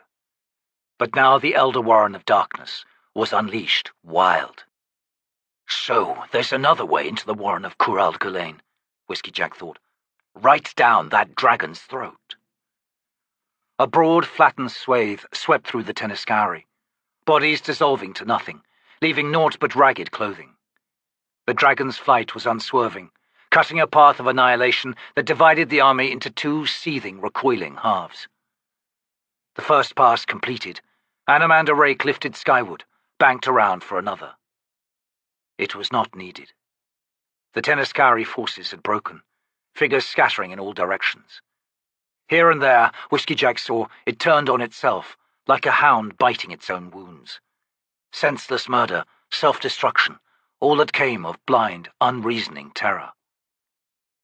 The dragon glided back over the writhing mobs, but did not unleash its warren a second time. Then Whiskeyjack saw Anomander Rake's head turn. The dragon dropped lower, a wide expanse clearing before it as the Tenescari flung themselves away, leaving only a half-score of figures, lying prone but evincing motion nonetheless, slowly, agonizingly attempting to regain their feet. The women of the Dead Seed. The dragon, flying now at a man's height over the ground, sembled, blurred as it closed on the witches, reformed into the Lord of Moonspawn, who strode towards the old women, hand reaching up to draw his sword. "Corlat, I am sorry, Whiskeyjack. He's going to... I know. Whiskeyjack stared in horror as Anomander Rake reached the first of the women, a scrawny, hunchback hag half the Tiste Andii's height, and swung Dragnipur. Her head dropped to the ground at her feet on a stream of gore. The body managed an eerie sidestep, as if dancing, then crumpled. Anomander Rake walked to the next woman. No, this is not right. Please. Ignoring Corlat's plea, Whiskeyjack spurred his horse forward, down the slope at a canter, then a gallop as they reached level ground. Another woman was slain, then a third before the Malazan arrived, sawing his reins to bring his horse to a skidding halt directly in Rake's path. The Lord of Moonspawn was forced to halt his stride. He looked up in surprise, then frowned. Stop this, Whiskeyjack grated. He realized he still held his sword unsheathed, saw Rake's unhuman eyes casually noted before the Tiste Andii replied. To one side, my friend. What I do is a mercy. No, it is a judgment, Anomander Rake. And, he added, eyes on Dragnipur's black blade, a sentence. The Lord's answering smile was oddly wistful. If you would have it as you say, Whiskeyjack. Nonetheless, I claim the right to judgment of these creatures. I will not oppose that, Anomander Rake. Ah, it is the sentence, then. It is. The Lord sheathed his sword. Then it must be by your hand, friend, and quickly, for they recover their powers. He flinched in his saddle. I am no executioner. You'd best become one, or step aside. Now. Whiskeyjack wheeled his horse round. The 7 remaining women were indeed regaining their senses, though he saw in the one nearest him a glaze of incomprehension lingering still in her aged, yellow eyes. Would take me, he thought. He kicked his mount into motion, readied his blade in time to drive its point into the nearest woman's chest. Dry skin parted almost effortlessly. Bones snapped like twigs. The victim reeled back, fell. Pushing his horse on, Whiskeyjack shook the blood from his sword, then reaching the next woman, he swung crossways, opened wide her throat. He forced a cold grip onto his thoughts, holding them still, concentrated on the mechanics of his actions. No errors, no pain-stretched flaws for his victims. Precise executions, one after another, instinctively guiding his horse, shifting his weight, readying his blade, thrusting or slashing as was required. One, then another, then another. Until, swinging his mount around, he saw that he was done. It was over. His horse stamping as it continued circling, Whiskeyjack looked up. To see Onearm's host lining the ridge far to his left. The space between them littered with trampled bodies, but otherwise open, unobstructed. His soldiers. Lining the ridge, silent. To have witnessed this, he thought, now I am indeed damned. From this no return, no matter what the words of explanation, of justification, no matter the crimes committed by my victims. I have slain, not soldiers, not armed opponents, but creatures assailed by madness, stunned senseless, uncomprehending. He turned, stared at Anomander Rake. The Lord of Moonspawn returned the regard without expression. This burden, he thought. You have taken it before, assumed it long ago, haven't you? This burden that now assails my soul, it is what you live with, have lived with for centuries. The price for the sword on your back. You should have left it with me, friend, the Tiste Andii said quietly. I might have insisted, but I would not cross blades with you. Thus, he added with a sorrowful smile, the opening of my heart proves once more a curse, claiming those I care for by virtue of that very emotion. Would that I had learned my lesson long ago. Do you not agree? It seems, Whiskeyjack managed, we have found something new to share. Anomander Rake's eyes narrowed. I would not have wished it. I know. He held hard on his control. I'm sorry I gave you no choice. They regarded each other. I believe Corlat's kin have captured this Anasta, Rake said after a moment. Will you join me in attending to him? Whiskeyjack flinched. No, my friend, Rake said. I yield judgment of him. Let us leave that to others, shall we? In proper military fashion, you mean? Whiskeyjack thought. That rigid structure that so easily absolves personal responsibility. Of course, we've time for that now, haven't we? Agreed, Lord. Lead on, if you please. With another faint, wistful smile, Anomander Rake strode past him. Whiskeyjack sheathed his bloodied sword and followed. He stared at the Tiste Andii's broad back, at the weapon that hung from it. Anomander Rake, how can you bear this burden? He thought. This burden that has so thoroughly broken my heart. But no, that is not what so tears at me. Lord of Moonspawn, you asked me to step aside, and you called it a mercy. I misunderstood you. A mercy, not to the women of the Dead Seed, but to me. Thus your sorrowed smile when I denied you.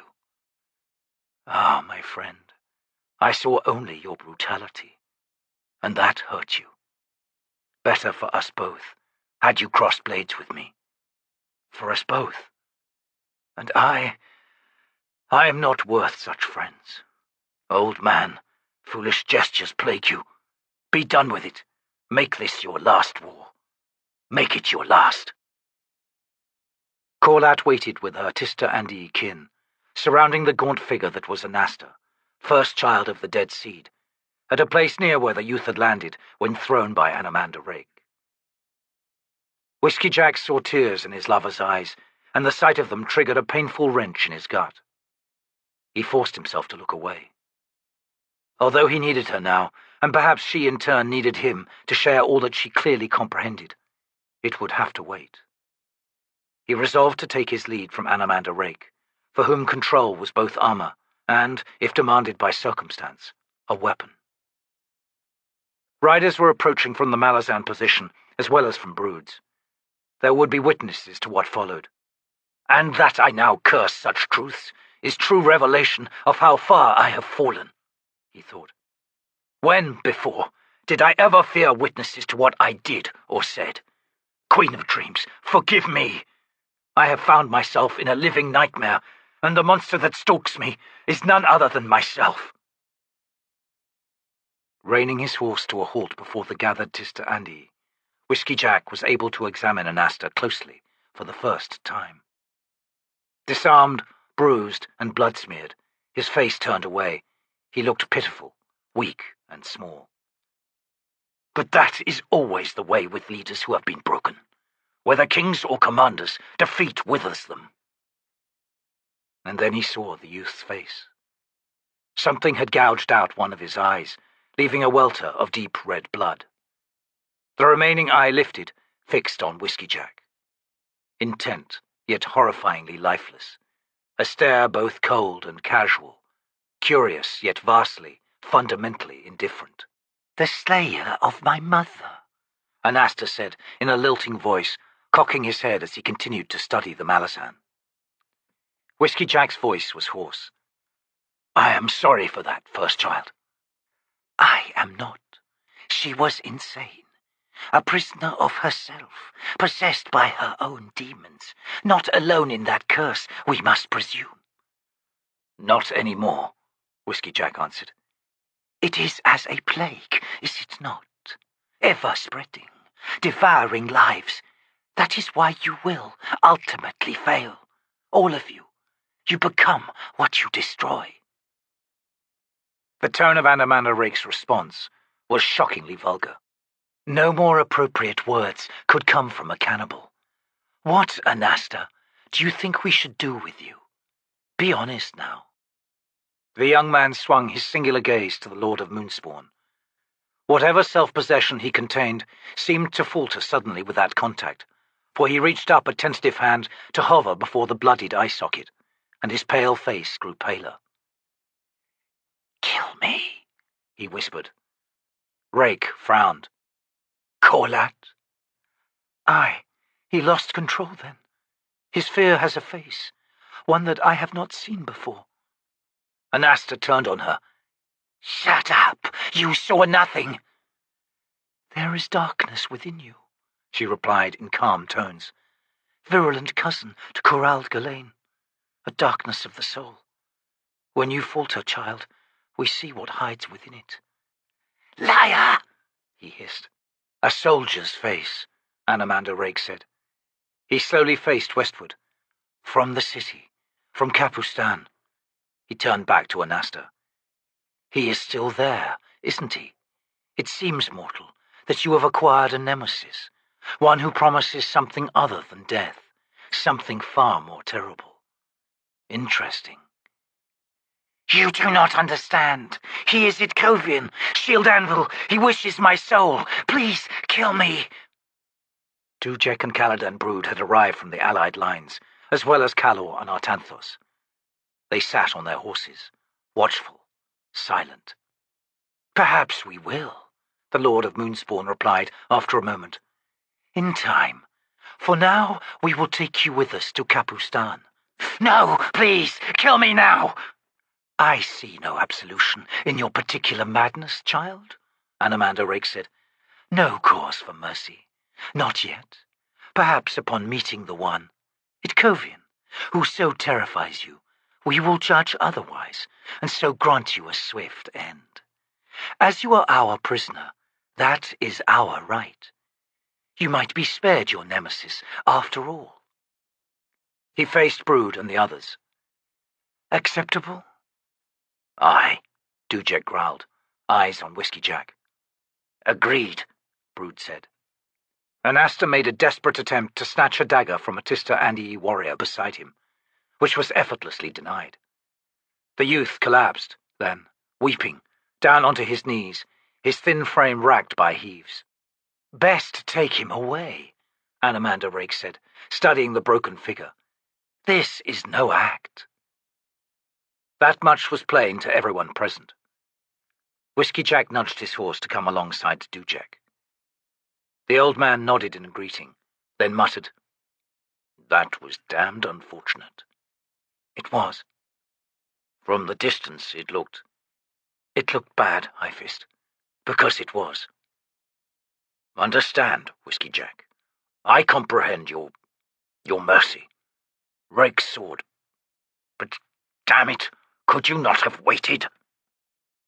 Explanations, sound justifications, crowded Whiskeyjack's mind. But all he said was, no. Executions demand procedures. Then strip me of my rank, sir. Dujek winced, looked away. He sighed roughly. That's not what I meant, Whiskeyjack. I know well enough the significance of such procedures, the real reason for their existing in the first place. A sharing of necessary but brutal acts diminishes the personal cost. Aye, Whiskeyjack answered in low tones. No doubt Anomander Rake could have easily managed those few souls added to his legendary list. But I took them instead. I diminished his personal cost. A paltry effort, granted, and one he asked me not to do. But it is done now. The issue is ended. The issue is anything but, Dujek grated. I am your friend. No. We're not at a risk of crossing blades, so there won't be any sharing of this one, Whiskeyjack thought. No, he repeated. Not this time, he thought. He could almost hear Dujek's teeth grinding. Corlat joined them. A strange young man, the one known as Anasta. The two Malazans turned at her words. Does that surprise you? Dujek asked. She shrugged. There was much hidden within the darkness of his soul, High-Fist, more than just a soldier's face. He could not bear leading his army, could not bear to see the starvation, the loss and desperation, and so was resolved to send it to its death, to absolute annihilation, as an act of mercy, no less, to relieve the suffering. For himself, he committed crimes that could only be answered with death. Execution at the hands of those survivors among his victims. But not a simple death. He seeks something more. He seeks damnation as his sentence, an eternity of damnation. I cannot fathom such self-loathing. I can, for I feel as if I am tottering on the very edge of that steep slope myself, Whiskeyjack thought. One more misstep. Whiskeyjack looked away towards the Malazan legions massed on the distant ridge. The sun flashing from armor and weapons was blinding, making his eyes water. Dujek moved his horse away, rejoining Artanthos, Brood, and Kalor, leaving Whiskeyjack alone with Corlat. She reached up, touched his gauntleted hand. He could not meet her gaze, continued studying the motionless lines of his soldiers. My love, she murmured, those women, they were not defenseless. The power they drew on came from the warren of chaos itself. My lord's initial attack was intended to destroy them. Instead, it but left them momentarily stunned. They were recovering, and in their awakened power they would have unleashed devastation, madness and death for your army. This entire day could have been lost. He grimaced. I do not rail at necessity, he said. It seems you do. War has its necessities, Corlat, and I have always understood that, always known the cost. But this day, by my own hand, I have realized something else. War is not a natural state. It is an imposition, and a damned unhealthy one. With its rules, we willingly yield our humanity. Speak not of just causes, worthy goals. We are takers of life, servants of Hood, one and all. The women of the Dead Seed would have killed hundreds, perhaps thousands, Whiskeyjack. And I have commanded the same in my time, Corlat. What difference is there between us? You are not afraid of the questions that follow such acts, she said. Those that you willingly ask of yourself. Perhaps you see that as self-destructive ruthlessness, but I see it as courage, a courage that is extraordinary. A man less brave would have left my lord to his unseemly task. These are pointless words, Corlat. The army standing over there has witnessed its commander committing murder. Corlat's hissing retort shocked him. Do not dare underestimate them. I have come to know many of your soldiers, Whiskeyjack. They are not fools. Perhaps many of them, if not most, are unable to articulate their fullest understanding. But they understand nonetheless. Do you not think that they, each in his or her own way, have faced the choice you faced this morning? The knife-point turn of their lives? And every one of them still feels the scar within them. I see little. Whiskeyjack, listen to me. They witnessed, they saw, in fullest knowing. Damn you, I know this, for I felt the same. They hurt for you. With every brutal blow, they felt the old wounds within them resonate in sympathy.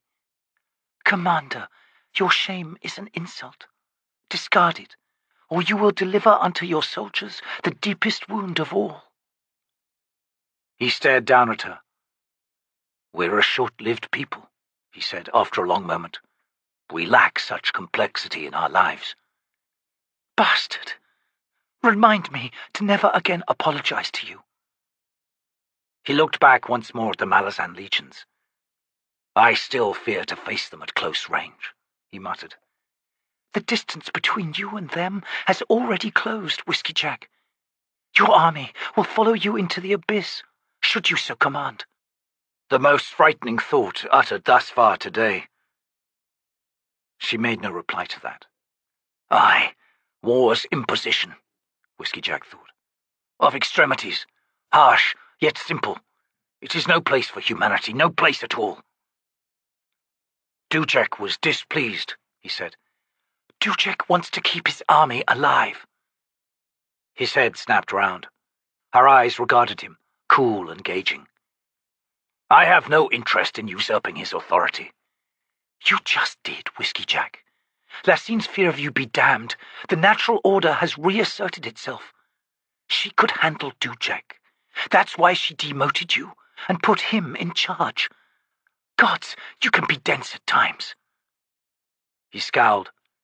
If I am such a threat to her, why didn't she? He stopped, closed his mouth. Oh, Hood, he thought. Pale. Darujistan. It wasn't the Bridgeburners she wanted destroyed. It was me. Guard your trust, my love, Corlat said. It may be that your belief in honor is being used against you. He felt himself go cold inside. Oh, Hood. Hood's marble balls on an anvil. Carl made his way down the gentle slope towards the Mybe's wagon. 30 paces to the right were the last of the Trigala Trade Guild's carriages, a group of shareholders throwing bones on a tarp nearby. Messengers rode in the distance, coming from or returning to the main army's position, a league to the southwest. Murillo sat with his back to one of the Rhivi wagon's solid wood wheels, eyes closed. They opened upon the councillor's arrival.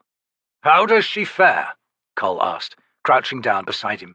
"It is exhausting," Murillo replied. "To see her suffer those nightmares. They are endless. Tell me the news." "Well, Cropper and Silver Fox haven't been seen since yesterday, nor have those 2 Marines Whiskeyjack had guarding the Mybe's daughter. As for the battle," Cole looked away, squinting southwestward, "it was short-lived. Anomander Rake assumed his soul-taken form. A single pass dispersed the Teniscari. Anasta was captured, and, the mages in his service were executed." "Sounds unpleasant," Murillo commented. "By all reports it was. In any case, the peasants are fleeing back to Kapustan, where I doubt they will be much welcome. It's a sad fate indeed for those poor bastards." "She's been forgotten, hasn't she?" Cole did not need to ask for elaboration. "A hard thing to swallow, but it does seem that way." "Outlived her usefulness, and so discarded." "I cling to a faith that this is a tale not yet done, Murillo." "We are the witnesses, here to oversee the descent. Naught else, Cole. Crupper's assurances are nothing but wind, and you and I, we are prisoners of this unwelcome circumstance, as much as she is, as much as that addled Rhivi woman who comes by to comb her hair." Cole slowly swung to study his old friend. "What do you suggest we do?" he asked.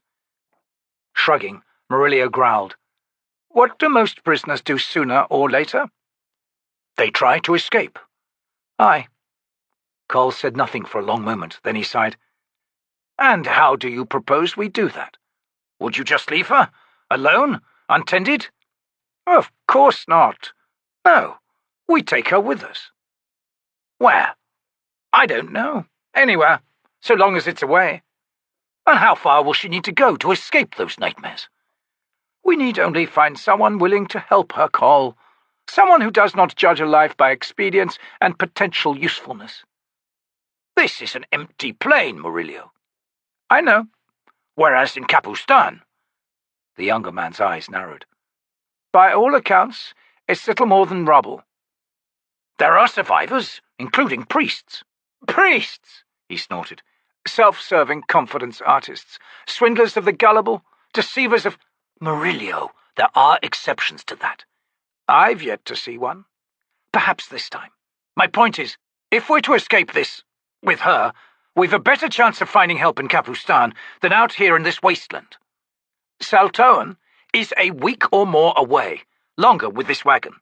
Besides, the city is Hood's crusted navel incarnate. I wouldn't take Ralik Nom's axe-wielding mother to Saltoan." Murillo sighed. "Ralik Nom. What of him?" "I wish he were here." "Why?" "So he could kill someone. Anyone. The man's a wonder at simplifying matters." Cole grunted a laugh. "Ha! Simplifying matters. Wait until I tell him that one. Hey, Ralik, you're not an assassin, you know. You're just a man who simplifies." "Well, it's a moot point in any case, since he disappeared." "He's not dead." "How do you know?" "I just know. So, Murillo, do we wait until Kapustan?" "Agreed. And once there, we follow the example of Cropper and Silver Fox. We slip away, vanish. Hood knows, I doubt anyone will notice, much less care."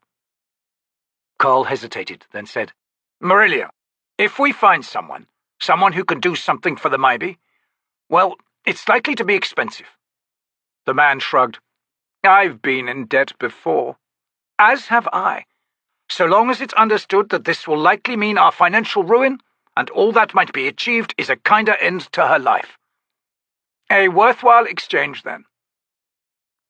Cole did not ask for another affirmation of his friend's resolve. He knew Murillo too well for that. Aye, it's naught but coin, isn't it? Cole thought.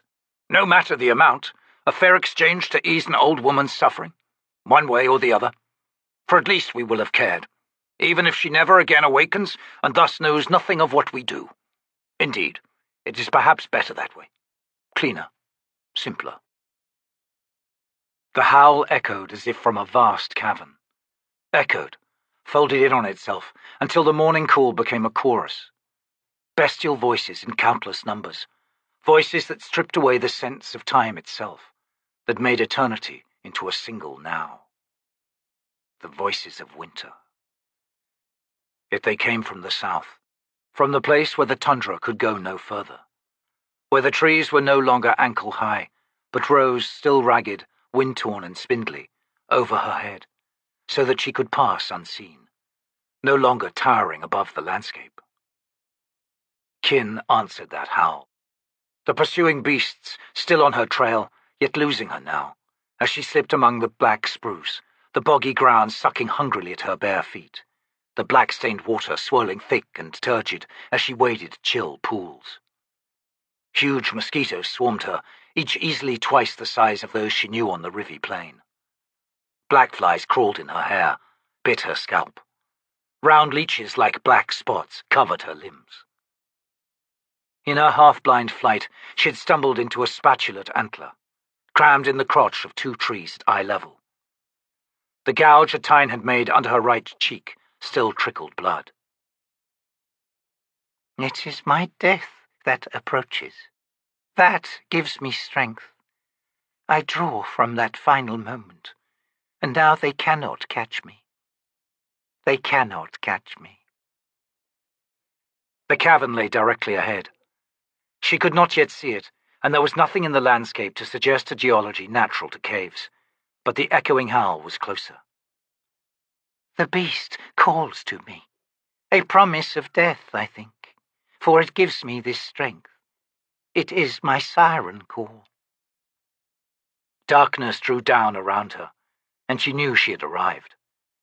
The cavern was a shaping of a soul lost within itself. The air was damp and cool. No insects buzzed or lit on her skin. The stone under the soles of her feet was dry. She could see nothing, and the howl had fallen silent. When she stepped forward, she knew it was her mind that moved, her mind alone, leaving her body, questing out, seeking that chained beast. Who? The voice startled her, a man's voice, muffled, taut with pain. Who comes? She did not know how to answer, and simply spoke the first words that came into her head. It is I. I? A mother. The man's laugh grated harshly. Another game, then. You've no words, Mother. You've never had them. Your whimpers and cries. You've warning growls. You've 100,000 wordless sounds to describe your need.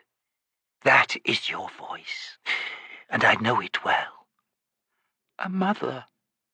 Leave me. I am beyond taunting.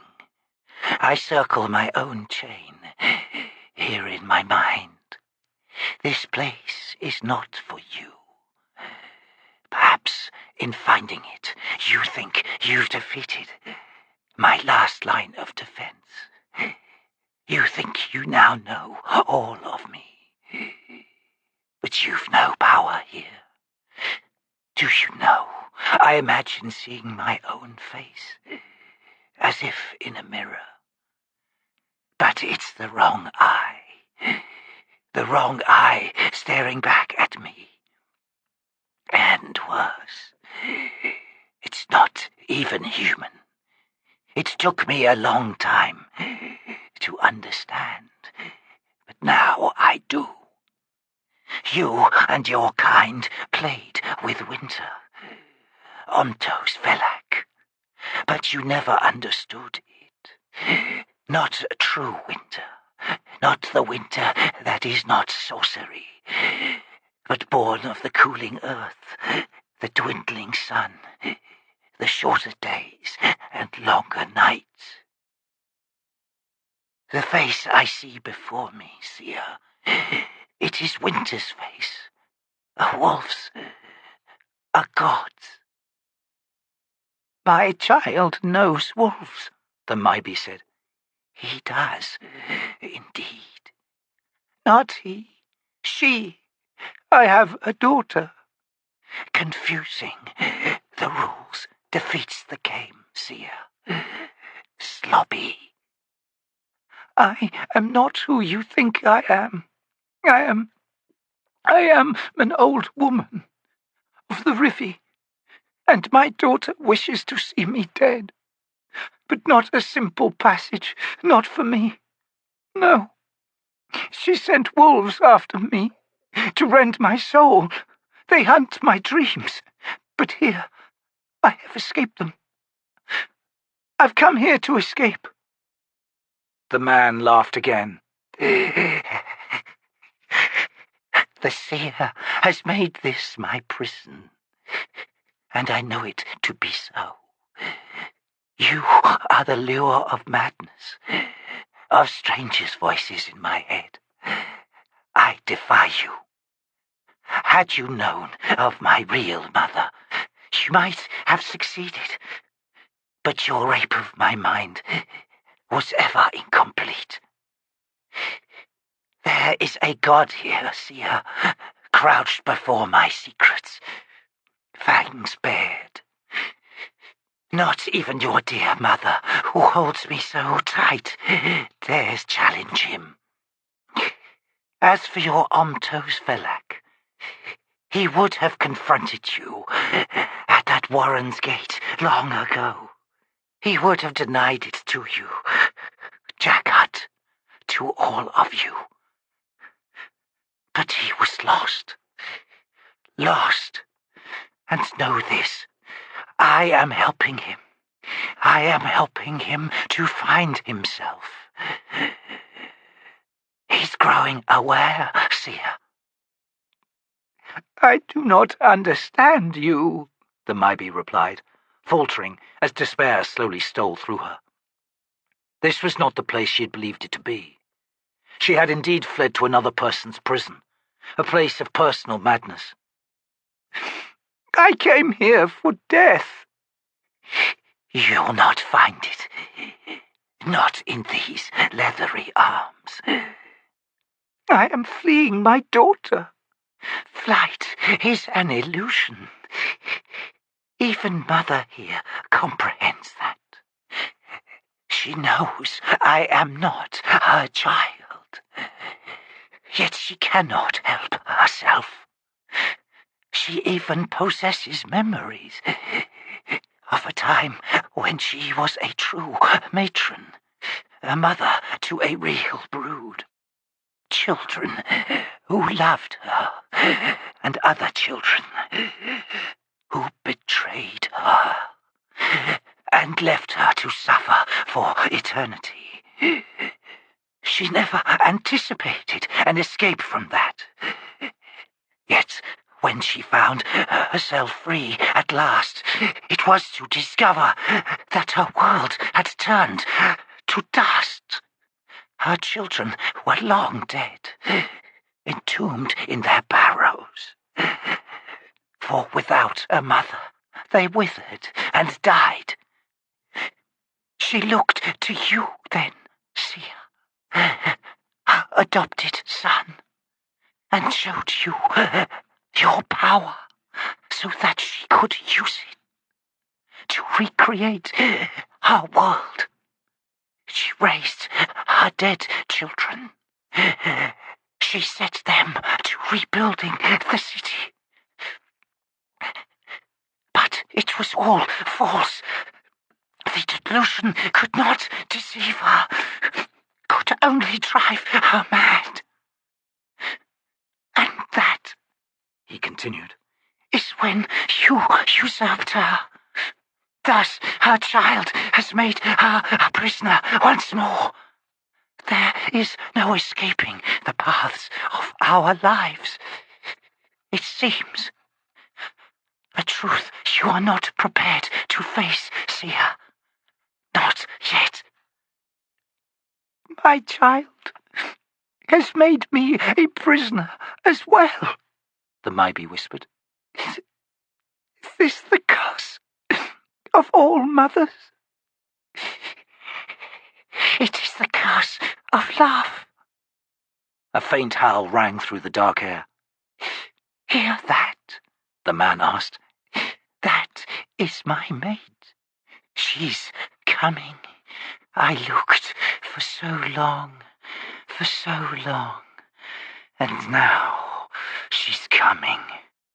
The voice had acquired a deeper timbre with these words. It seemed to be no longer the man's voice. And now, the words continued, now I answer. His howl tore through her, flung her mind back. Out of the cavern, out beyond the straggly forests, back onto the tundra's barren plain. The Maybe screamed. Her wolves answered, triumphantly. They had found her once again. A hand touched her cheek. Gods, that was blood-curdling. A familiar voice, but she could not place it. Another man spoke.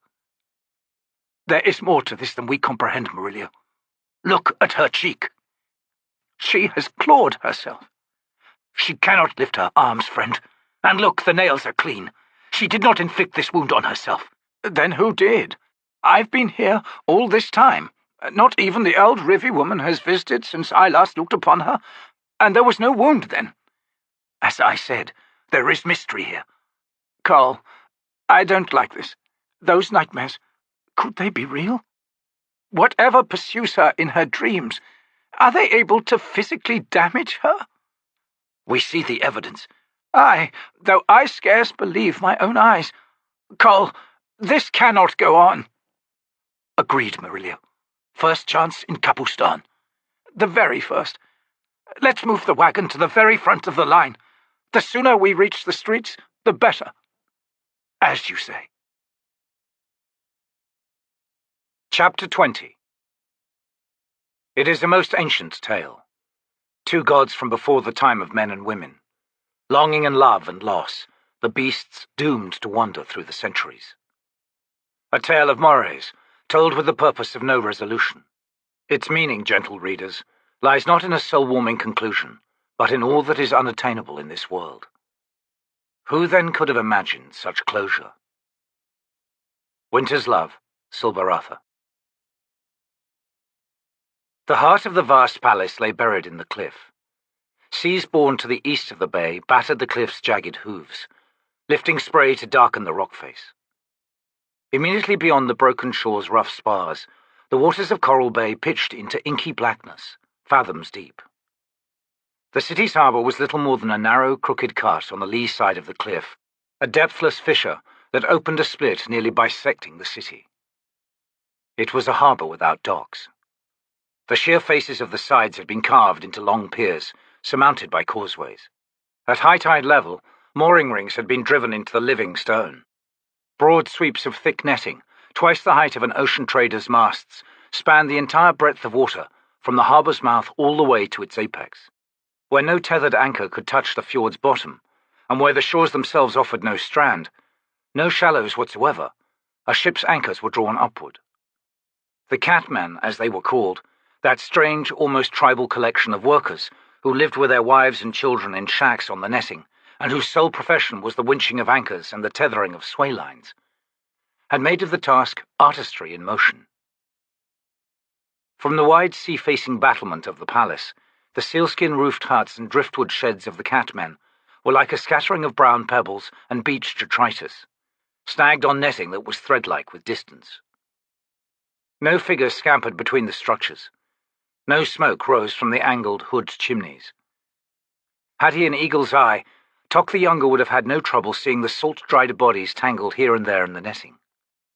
As it was, he could only take the Tiste Andii's word for it that those small bedraggled smudges were indeed corpses. The trader ships no longer came to Coral. The catmen had starved. Every man, every woman, every child. A legendary and unique people within the city had become extinct. The observation had been delivered in a detached tone, but Tok sensed an undercurrent in the nameless warrior priest's words. The huge man stood close, one hand gripping Tok's left arm above the elbow, to keep him from flinging himself from the cliff, to keep him standing upright. What had begun as one task had quickly become the other. This reprieve from the clutches of the matron was but temporary. The Malazan's broken body had no strength left within it. Muscles had atrophied. Warped bones and seized joints gave him the flexibility of dry wood. His lungs were filled with fluid, making his drawn breath a wheeze, his exhalation a milky gurgle. The seer had wanted him to see. Coral. The palace fortress, often assailed by Ellengarth warships and pirate fleets, never taken. His vast cordon of mages, the 1,000 or more K'chain Chamalak El hunters, the elite legions of his main army. The defeats to the north meant little to him. Indeed, he would yield Seta, Lest, and Marik. He would leave the invaders to their long, exhausting march, through scorched lands that offered no sustenance, where even the wells had been fouled. As for the enemies to the south, there was now a vast stretch of rough sea to impede their progress, a sea the seer had filled with shattered mountains of ice. There were no boats to be found on the far shore in any case. A journey to the western end of Autumnal Cut would take months.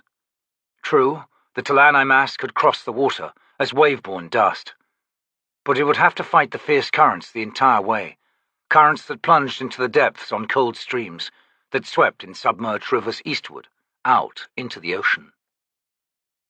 The seer was well satisfied, said the nameless Tiste Andii, pleased enough to yield Tok this momentary mercy, out from his mother's arms.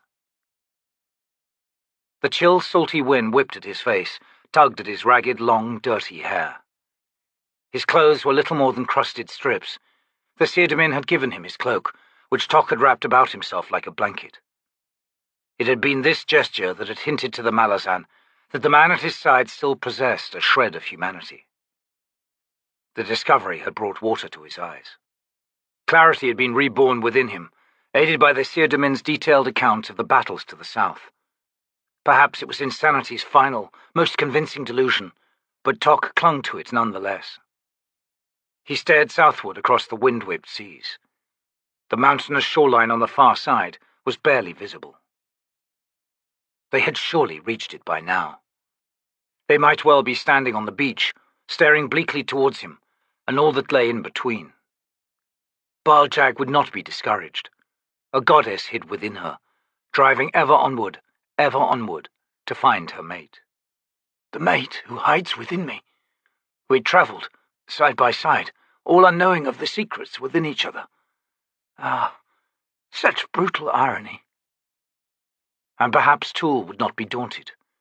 Time and distance meant nothing to the T'lan Imass. The same, no doubt, was true for the three Segula. They still had their singular message to deliver, after all, their people's invitation to war. But Lady Envy, mistress of adventure, seduced by serendipity. True, she was angry now. That much was clear from the Tiste Andii's reportage. Affronted was a better description, Tok corrected. Sufficient to see her temper flare, but that temper was not a driven thing. She was not one to smoulder, not one to kindle deep-bedded fires of vengeance. She existed for distraction, for wayward whims. Lady Envy, and likely her wounded, hurting dog Gareth, would turn away now, at last. Tired of the hunt, they would not set to themselves the task of pursuit. Not across this violent sea, with its glowing, awash leviathans of jagged ice. He told himself not to be disappointed, but a pang of sadness twisted within him at the thought. He missed her, not as a woman, not precisely in any case. No, the immortal face she presents, I think. unburdened, a trickster's glint to her millennial regard. I teased her once, danced around that nature, made her stamp her foot and frown, as only an immortal could do when the unlikely brunt of such mocking. I turned the knife. Gods, did I truly possess such audacity? Well, dear lady, I humbly apologize now. I am not the brave man I once was, if it was indeed bravery and not simple stupidity. Mocking's been taken from my nature, never to return, and perhaps that's a good thing. Ah, I can see you nod most wholeheartedly at that. Mortals should not mock, for all the obvious reasons. Detachment belongs to gods, because only they can afford its price. So be it. Thank you, Lady Envy. No recriminations will pursue you. It was well run. You should have seen Coral in its day, Malazan. It was your home, wasn't it? Aye, though my home now is in the heart of my seer. Where the winds are even colder, Tog muttered. The seer Domin was silent for a moment. Tog was expecting a blow from a gauntleted fist, or a painful wrench from the hand gripping his frail arm. Either one would have been an appropriate response. Either one would have elicited an approving nod from the seer. Instead, the man said, "This is a summer day, but not like the summer days I remember in my youth. Coral's wind was warm, soft, caressing as a lover's breath. My father, he fished out beyond the cut, up along the coast north of here. Vast, rich shoals. He'd be gone for a week or more with every season's run. We'd all go down to the causeway to watch the fleets return, to see our father's orange sail among the barks." Tok glanced up at the man, saw the smile, the glimmering echo of a child's joy in his eyes. Saw them die once more. He came back the last time, to find that his family had embraced the faith. His wife to the Teniscari, his sons to the ranks, eldest begun schooling as seer Domin. He did not throw his lines to me on that day, seeing my uniform, seeing my mother, hearing her mindless shrieks, seeing my brothers with spears in hand, my sisters naked and clinging to men thrice their age. No, he swung the boom, tacked onto the offshore breeze. I watched his sail until I could see it no more. It was my way, Malazan. Of saying goodbye, Tok whispered. Of saying good luck, of saying well done. Destroyer of lives, Tok thought. Seer, how could you have done this to your people? A distant bell rang in the palace behind them. The seer Domin's grip tightened. The allotted time is done. Back to my own embrace, Tok said, his gaze straining to catch, one last time, the world before him. Remember this, for you will not see it again, Tok the Younger. Thank you for the use of your cloak, he said. You are welcome, Malazan. These winds were once warm. Come, lean on me while we walk. Your weight is as nothing. They slowly made their way towards the building. Easily born, you mean? I did not say that, Malazan. I did not say that. The gutted tenement seemed to shiver a moment before collapsing in a cloud of dust. The cobbles of the streets trembled beneath shield anvil at Covian's boots, and thunder shook the air. Hedge turned to him, grinning through the smears of soot. See? Easy! Covian answered the Bridgeburner with a nod, watched as Hedge rejoined his fellow sappers, and they set off for the next unrecoverable building. At the very least, Captain Norrell said beside him as she brushed dust from her surcoat, there will be no shortage of material. The morning was hot, the sun bright. Life was returning to Kapustan. People with scarves covering their faces crawled through the rubble of their homes. Bodies were still being retrieved as wreckage was cleared away, wrapped and thrown onto fly-swarmed wagons. The air of the streets stank with decay, but it seemed that the horses they rode had long since grown used to it. We should proceed, sir, the captain said. They resumed their journey. Beyond the west gate were gathering the official representatives. the contingent that would set out to meet the approaching armies of Onearm and Caladan Brood. The parley was set to take place in 3 bells' time. Itkovian had left the company's new desterrant in command. Tenaskauri refugees were arriving from the plain by the hundreds. Those few who had attempted to enter Kapustan had been set upon by the survivors. Reports of peasants being torn apart by frenzied mobs had reached the shield anvil. In response, he had sent the Grey Swords out to establish an internment camp outside the west wall. Food was scarce. Itkovian wondered how his new desterrant was managing.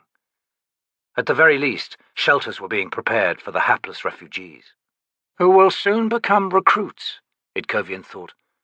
Those who survive the next few weeks, in any case. It's likely the Grey Sword's coffers will be emptied, purchasing food and supplies from the Barghast. Tog grant that the investment will prove worthwhile. He was not looking forward to the parley. Indeed, the truth was, he had no real business attending it. The captain at his side was now the commander of the Grey Swords. His role as her advisor was dubious. She was capable of representing the company's interests, without any help from him. They approached the west gate, which now resembled nothing more than a massive hole in the city's wall. Leaning against one of the burnt-out, most fallen gate towers, Gruntle watched them with a half-grin on his barbed face. T'lan Imass paced nearby, apparently in a temper. "Now there's only Humbrol Tor to wait for," Gruntle said. Itkovian frowned as he reined in. "Where is the Masked Council's retinue?" Stani spat. "They've gone ahead. Seems they want a private chat first." "Relax, lass," Gruntle rumbled. "Your friend Caruli's with them, right?" "That's not the point. They hid, while you and the Grey Swords here kept them and their damned city alive." "Nonetheless," Itkovian said, "with Prince Jalakan dead, no heir apparent, they are Kapustan's ruling body." "And they could damn well have waited." Captain Orrell twisted in her saddle to look back up the avenue. "Humbrol Tor's coming. Perhaps if we rode fast enough, we could catch them." "Is it important?" Itkovian asked her. "Sir, it is." He nodded. "I concur." "Let's ready our horses, Stani," Gruntle said, pushing himself from the wall. They set out across the plain, Humbrol Tor, Heaton and Kefal equally awkward on their borrowed mounts. The Barghast had been none too pleased by the Masked Council's attempted usurpation. Old enmities and mistrust had flared to life once more. By all reports, the approaching armies were still a league, perhaps 2, distant. Caruli, Rathhood, Rathburn, and Rath Shadowthrone were in a carriage, drawn by the 3 horses of the Gidrath that had not been butchered and eaten during the siege. Itkovian recalled the last time he had ridden this road, recalled faces of soldiers now dead. Farakalian, Tarun, Sidlis. Behind the formality imposed by the Rev, these had been his friends. A truth I dared not approach, he thought. Not as shield anvil, not as a commander.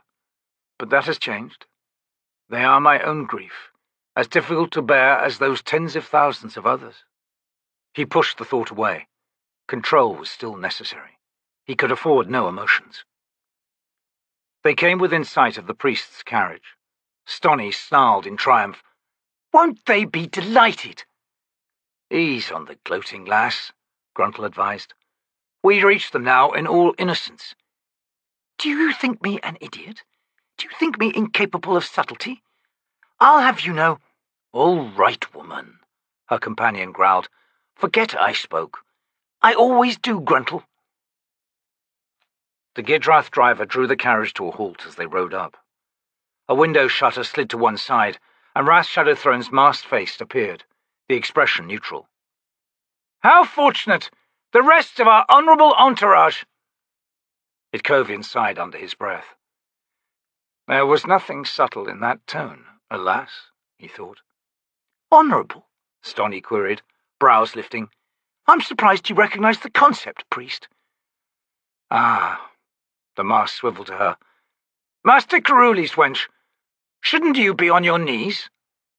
"I'll give you a knee, runt, right between the—" "Well now," Gruntle said loudly, "we're all here. I see outriders ahead. Shall we proceed? We're early, Wrath Shadowthrone snapped. Aye, and that's unfortunately unprofessional of us. Never mind. We can continue at the slowest pace possible, to give them time to prepare. A wise course in the circumstances, Wrath Shadowthrone conceded. The mask's hinged lips twisted into a broad smile, then the head withdrew, and the shutter slid back in place. I am going to cut that man into very small pieces, Stony said in a bright tone. We all appreciated your sense of subtlety, lass, Gruntle muttered. And well you should, oaf. Idkovian stared at the woman, then at the caravan captain, wondering. Corporal Picker sat on the dusty steps of what had once been a temple. Her back and shoulders ached from throwing chunks of masonry since dawn. Blend must have been hovering nearby, for she appeared with a waterskin. You look thirsty. Picker accepted it. Funny how you do your vanishing act whenever there's hard work to be done. Well, I brought you water, didn't I? Picker scowled. Across the street, Captain Perrin and Quickben were saddling horses, preparing to head out to the reunion with Onearm's host and Brood's army. They'd been uncommonly cosy since meeting up once more, making Picker suspicious. Quickben's schemes were never pleasant.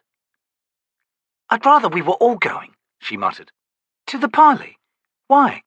This way everyone else does the walking. Easier to be lurking about, is it? Weighed down with a half-full waterskin?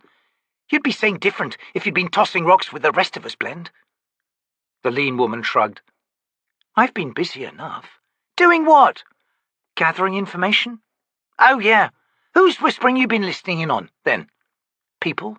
Us and them, here and there. Them? Who's them? Let's see. Barghast? Greyswords? A couple of loose-lipped Gidrath from the thrall? 3 acolytes from the temple behind you. Picker flinched, swiftly rose to cast a nervous eye on the fire-scorched building behind her. Which god, Blend? No lies. Why would I lie, Corporal? Shadowthrone. Picker grunted. Spying on the sneaks, was you? And what were they talking about? Some bizarre plan of their master's. Vengeance against a couple of necromancers holed up in an estate just up the street. The one with all the bodies out front and the smelly guards on the walls. Presumably the same, and none other. All right, so let's hear the report on the rest of them. The Barghast are crowing. Agents of the Mass Council are buying food to feed the citizens. The Greyswords are buying food, too, to feed a fast-growing camp of Teneskauri refugees outside the city. The Whitefaces are getting rich. Hold on, Blend. Did you say Teneskauri refugees? What are the Greyswords up to? Hood knows there's enough corpses lying around for those cannibals. Why give them real food? Why feed the evil bastards at all? Sound questions, Blend agreed. Certainly, I admit my own curiosity was piqued. No doubt you've come up with a theory, too? I have assembled the puzzle, to be more precise. Disparate facts, observances, offhand comments believed to be uttered in private, overheard by none other than the faithful servant standing before you. Oh, Pon's quivering knees, woman! Get on with it! You never did appreciate a good gloat. All right. The Greyswords were sworn to Fana. They weren't just a mercenary company, more like damned crusaders to the holy cause of war. And they took it seriously. Only something's happened. They've lost their god. No doubt there's a tale there. Indeed, but it's not relevant. Meaning you don't know it. Precisely. The point is, the company's surviving officers rode off to the Barghast camps, found a gaggle of tribal witches waiting for them, and together they all arranged a reconsecration. You mean they switched gods? Oh, no. Don't tell me Treach. No, not Treach. Treach already has his crusaders. Oh, right. Must be Jess, then, mistress of weaving. They're all taking up knitting, but fiercely. Not quite. Tog and Fanderay, the she-wolf of winter, Tog's long-lost mate. Recall the story? You must have heard it when you were a child. Assuming you were ever a child. Careful, Blend! Sorry. Anyway, the Greyswords were virtually wiped out. They're looking for recruits. Picker's brows rose. The Teneskauri? God's breath. Makes sense, actually. Sure, if I needed an army, I'd look first to people who eat each other when things get tough. Absolutely, in an instant. Well, that's an unfortunate angle to take. It's more a question of finding people with no lives. Losers, you mean? Yes. No ties, no loyalties. Ripe for arcane rituals of induction. Picker grunted again. Mad. Everyone's gone mad. Speaking of which, Blend murmured. Captain Parron and Quickben rode up.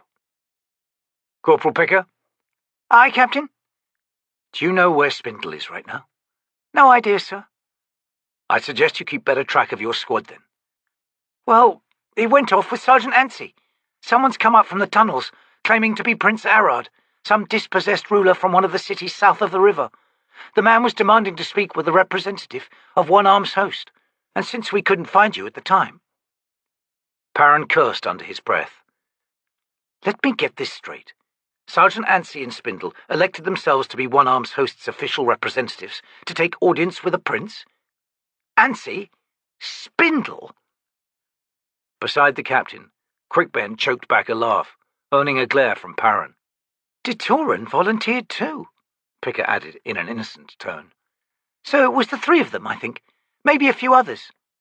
Mallet? She shook her head. He's with Hedge, sir, tending to healing and whatever. Captain, Quickben interjected, we'd best start our journey. Andii will stall as soon as he gets confused, and he usually gets confused immediately after the making of introductions. D'Toran won't say a thing, and likely none of the others will either. Spindle might babble, but he's wearing a hair shirt. It should be all right. Really? And shall I hold you to that, wizard? Quickben's eyes widened. Never mind, Parron growled, gathering his reins. Let's quit this city, before we find ourselves in a whole new war. Corporal Picker? Sir? Why are you just standing here on your own? She quickly glanced around. The bitch, she whispered. Corporal? Nothing. Sorry, sir. I was just resting. When you're done resting, Corporal, go retrieve Andii, Spindle, and the others. Send Arad to the thrall, with word that the real representative of Onearm's host will see him shortly, should he wish an audience. Understood, Captain. I hope so. She watched the two men ride off down the street, then spun around. Where are you, you coward? Sir? Blend queried, emerging from the shadow of the temple's entrance. You heard me. I'd noted something inside this hovel. Went to investigate. Hovel? Shadowthrone's sacred abode, you mean? She was pleased to see Blend suddenly pale. Oh, I'd forgotten. You panicked. Hee hee. Blend panicked. Smelled a scene about to happen and fled into the nearest building like a rabbit down a bolt hole. Just wait until I tell the others. An unseemly version, Blend sniffed, malignly twisting a purely coincidental occurrence. They'll not believe you. That's what you... Uh-oh. Blend vanished once again. Startled, Picker looked round. Two black-cloaked figures were coming down the street, making directly for the corporal. "Dear soldier!" the taller, pointy-bearded one called out. Her hackles rose at the imperious tone. What? A thin brow arched. "Respect is accorded ourselves, woman. We demand no less. Now listen. We are in need of supplies to effect the resumption of our journey. We require food, clean water, and plenty of it. And if you could direct us to a clothier—" At once. Here. She stepped up to him and drove her gauntleted fist full into his face.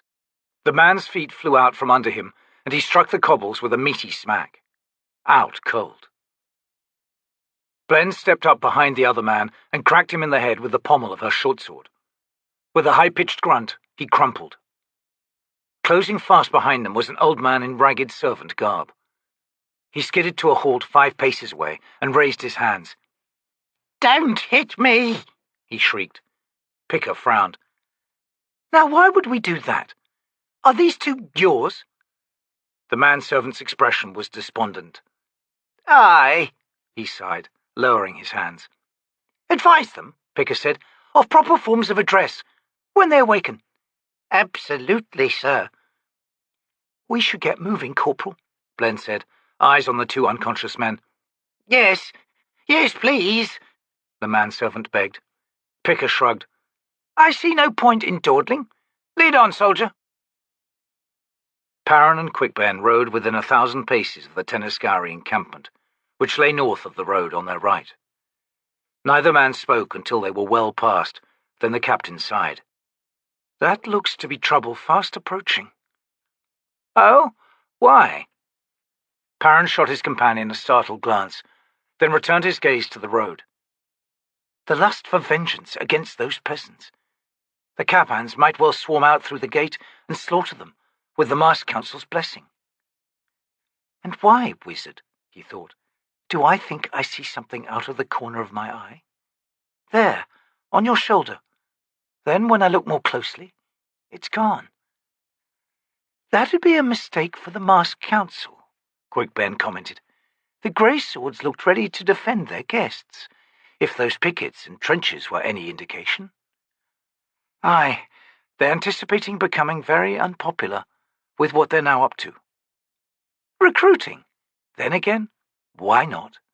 That mercenary company paid a high price defending the city and its citizens. The memory of their heroic efforts could vanish in an eye's wink, wizard. There's only a few hundred grey swords left besides. Should a few thousand Capans charge them? I wouldn't worry, Captain.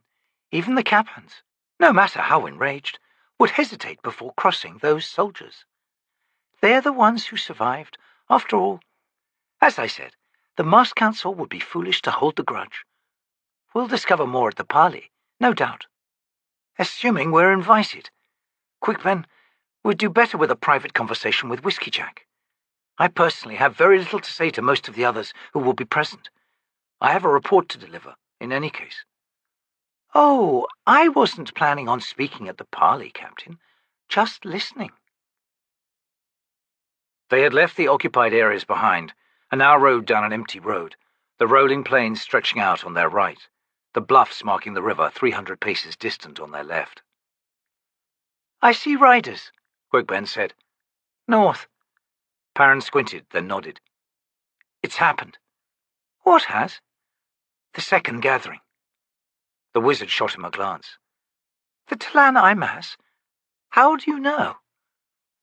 Because she stopped reaching out to me, Perrin thought. Tattersail, Nightchill, Beladan. Something's happened. Something unexpected.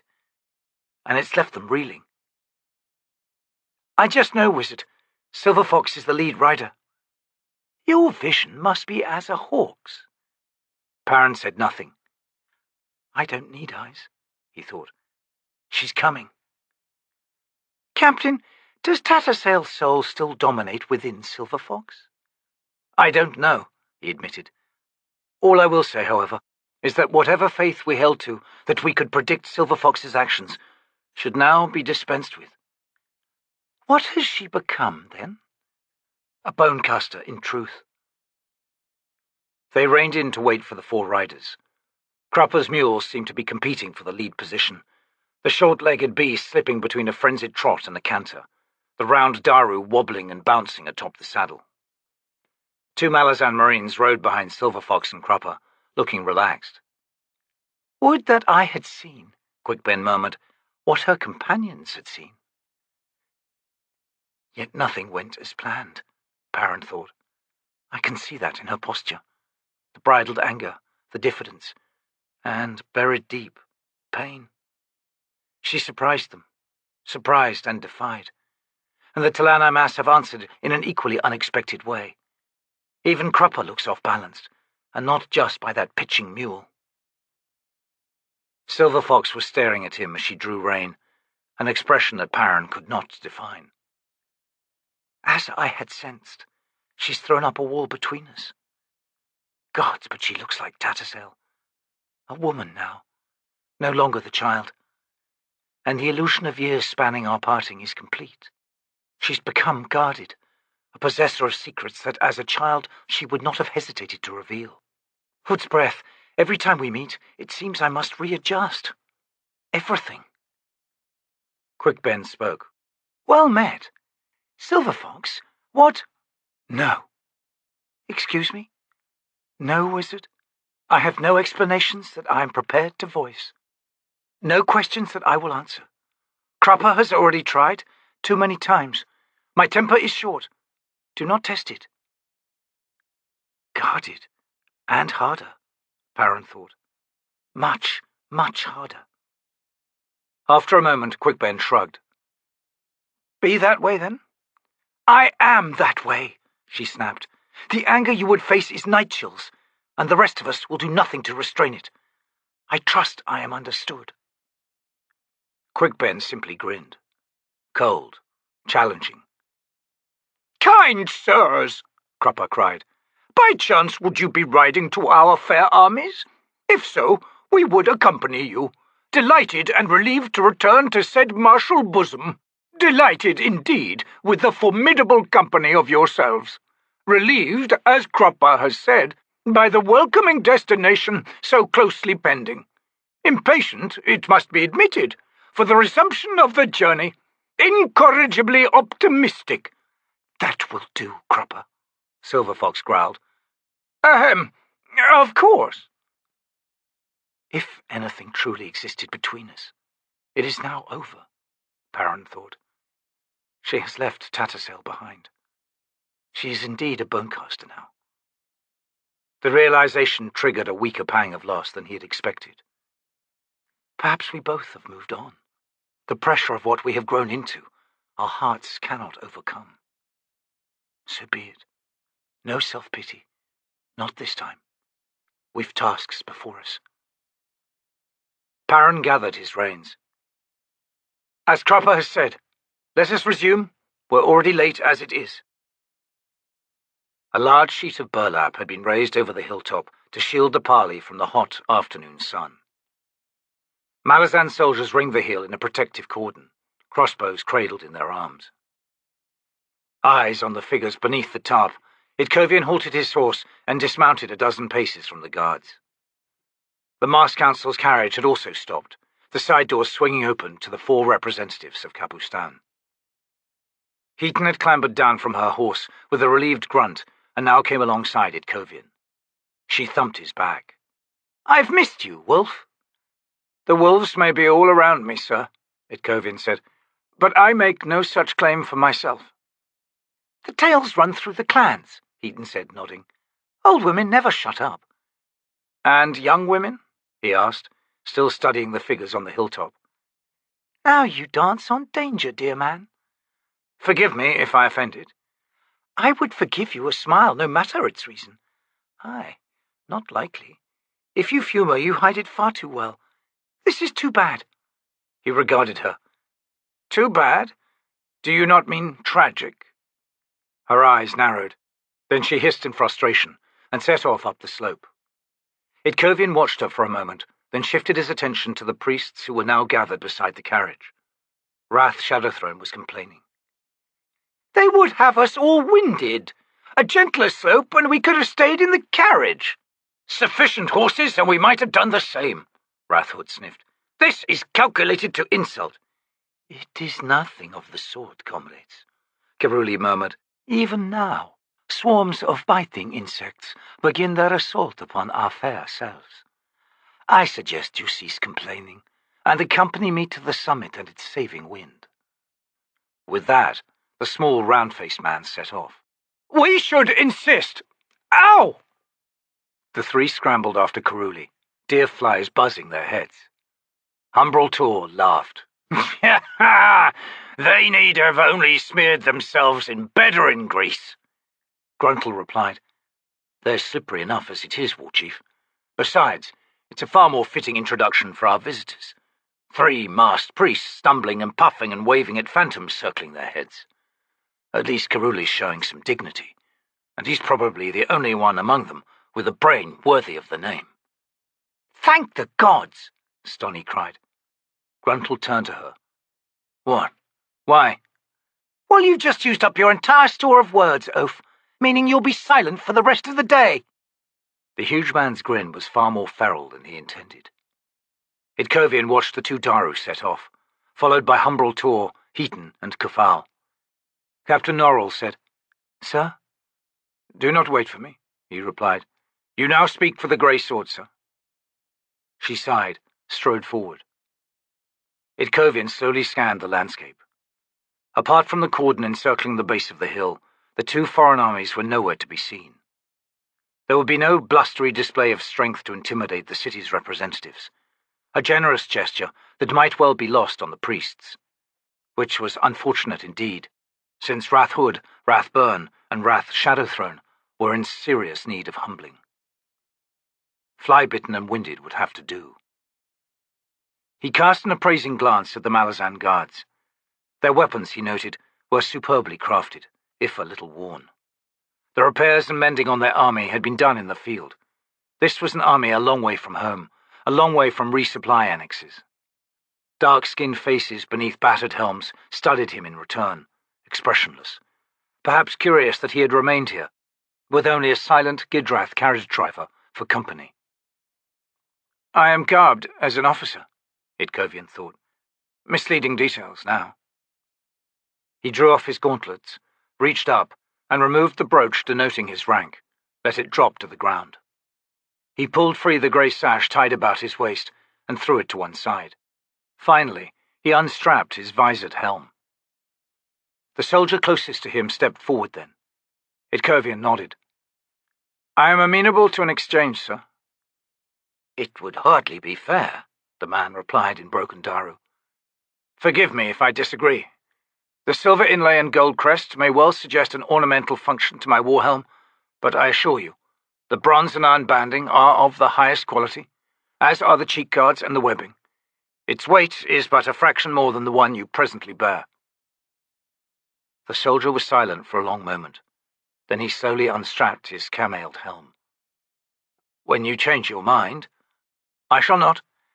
Yes, only I was saying, when you change your mind, seek me out, and not a single harsh thought to the return.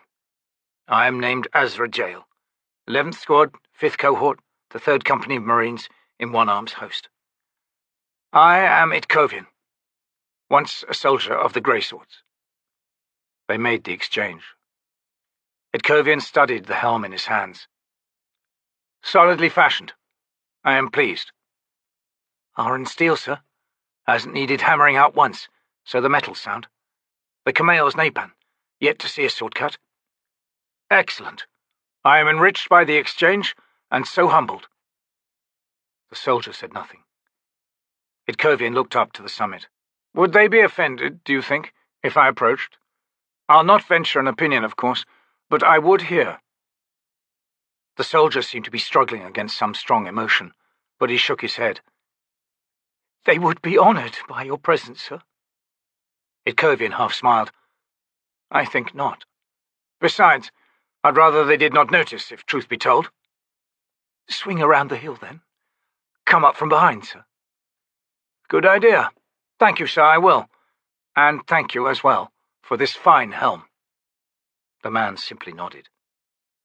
Itkovian strode through the cordon, the soldiers to either side stepping back a measured pace to let him pass, then saluting as he did so. Misplaced courtesy, he thought, but appreciated nonetheless. He made his way to the hill's opposite side. The position revealed to him the two encamped armies to the west. Neither one was large, but both had been professionally established. The Malazan forces marked by 4 distinct but connected fortlets created by mounded ridges and steep-sided ditches. Raised trackways linked them. I am impressed by these foreigners, and I must now conclude that Broodkalion was right.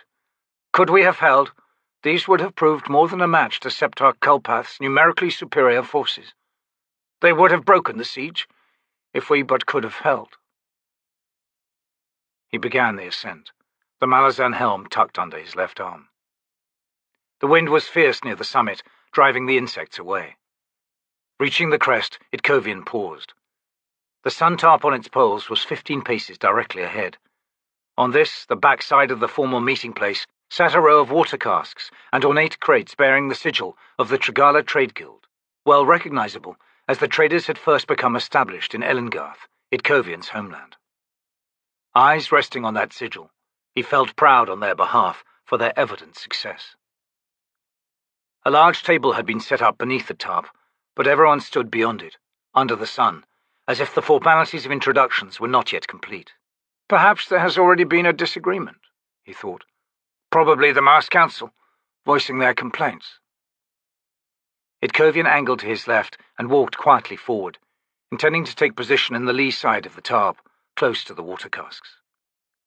Instead, a Malazan officer noticed him and leaned towards another man. A short exchange followed, then the other man, also commander of the Malazans, slowly turned to study Itkovian. A moment later, everyone else was doing the same. Itkovian halted. A large warrior, hammer strapped to his back, stepped forward. "The man we have been waiting to meet. You are Itkovian, shield anvil of the Grey Swords, defender of Capustan. I am Caladan Brood." "Your pardon, sir, but I am no longer shield anvil, and no longer a soldier of the Grey Swords." "So we have been told. Nonetheless, please, come forward." Itkovian did not move. He studied the array of faces fixed on him. "You would unveil my shame, sir." The warrior frowned. "Shame?" "Indeed. You called me the defender of Capustan, and in that I must accept the mocking title, for I did not defend Capustan. The mortal sword, Brucalion, commanded that I hold the city until your arrival. I failed." No one spoke. A half-dozen heartbeats passed. Then Brood said, "No mockery was intended, and you failed only because you could not win. Do you understand me, sir?" Itkovian shrugged. "I comprehend your argument, Caladan Brood, but I see little value in debating semantics. I would, if you so permit, stand to one side of these proceedings. I shall venture no comments or opinions, I assure you." "Then the loss is ours," the warrior growled. Itkovian glanced at his captain, and was shocked to see her weathered cheeks streaked with tears. "Would you have us argue your value, Itkovian?" Brood asked, his frown deepening. "No." "Yet you feel that you have no worth here at this gathering?"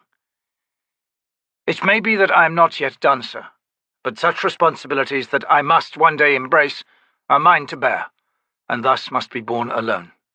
I lead no one, and so have no role in those discussions that are to be undertaken here. I would only listen.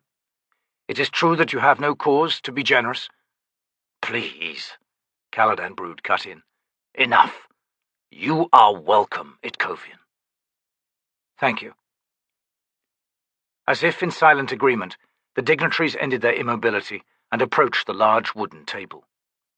The priests of the Mars Council sat themselves down at one end. Umbral Tor, Heaton, and Kefal took positions behind the chairs closest to them, making it clear that they would stand during the proceedings. Gruntle and Stony sat opposite each other near the middle, and Greysword's new shield anvil beside the latter. Caladan Brood and the two Malazan commanders, one of them, Itkovian now saw, one-armed, sat down at the end opposite the priests. A tall, grey-haired warrior in full-length chain stood 2 paces behind Brood, on his left.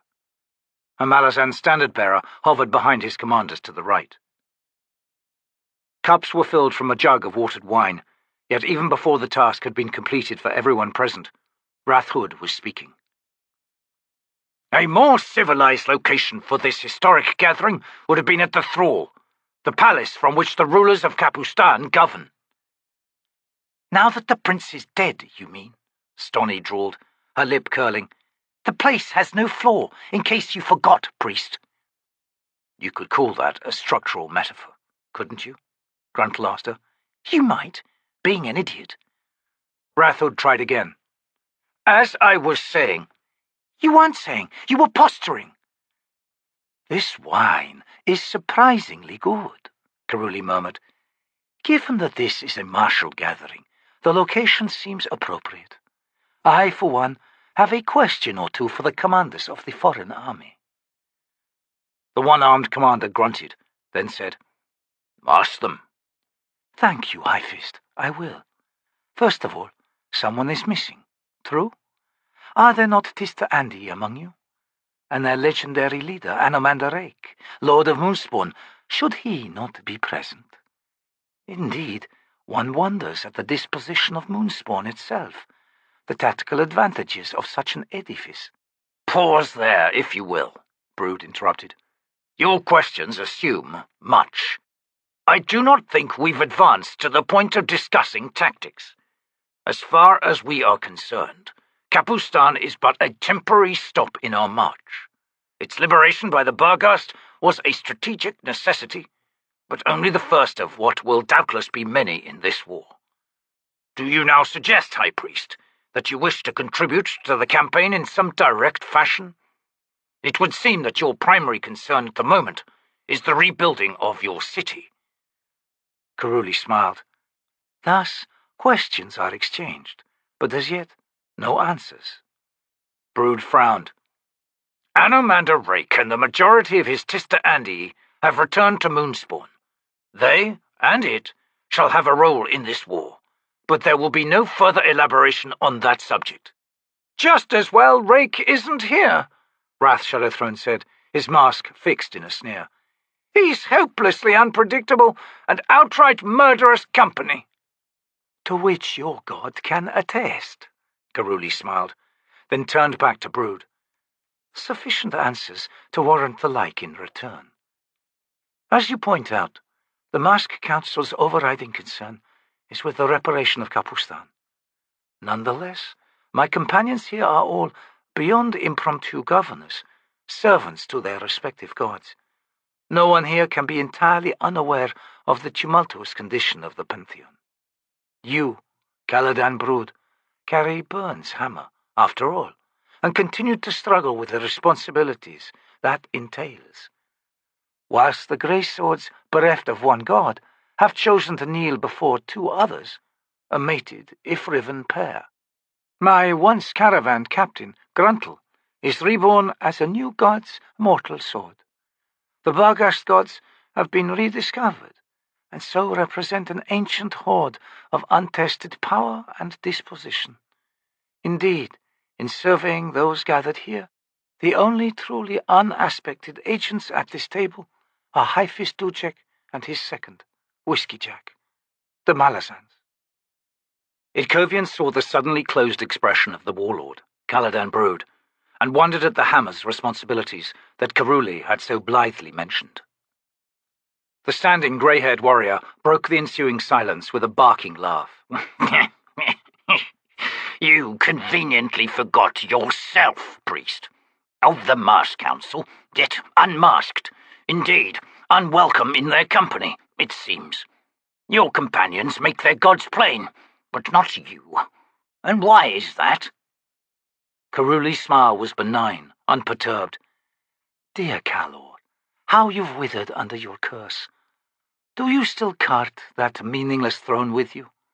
Yes, I had guessed as much. I thought it was you, Calor hissed. Such a paltry disguise. Issues of physical manifestation have proved problematic. You've lost your power. Not entirely. It has evolved, and so I am forced to adjust and learn. The warrior reached for his sword. In other words, I could kill you now. I am afraid not, Caruli sighed. Only in your dreams, perhaps. But then, you no longer dream, do you, Calor? The abyss takes you into its embrace, each night. Oblivion, your own personal nightmare. Without turning, Brood rumbled, Remove your hand from your weapon, Calor. My patience with you has stretched to its limit. This is no priest sitting before you, warlord, the warrior rasped. It is an elder god, Kral himself. I had gathered as much, Brood sighed. For a half-dozen heartbeats no one spoke, and Idkovian could almost hear the grating, jarring shift of power. An elder god was among them, seated, expression benign, at this table. A limited manifestation, Caruli said. Then, to be more precise. It had better be, Gruntle interjected, his feline eyes fixed squarely on him. Given Harlow's fate. Sorrow flitted across the elder god's smooth, round features. Profoundly so, at the time, I am afraid. I did all that I could, Gruntle. I regret that it proved insufficient. So do I. Well, Wrath Shadowthrone snapped, you can hardly sit on the Masked Council then, can you? The Malazan named Whiskeyjack burst out laughing, the sound startling everyone at the table. Stoni twisted in her seat to the High Priest of Shadow. Does your god truly know how small your brain really is? What is the issue? Elder gods don't know the secret handshake? His mask is too realistic? He's immortal, you slut! Kind of guarantees seniority, Gruntle commented.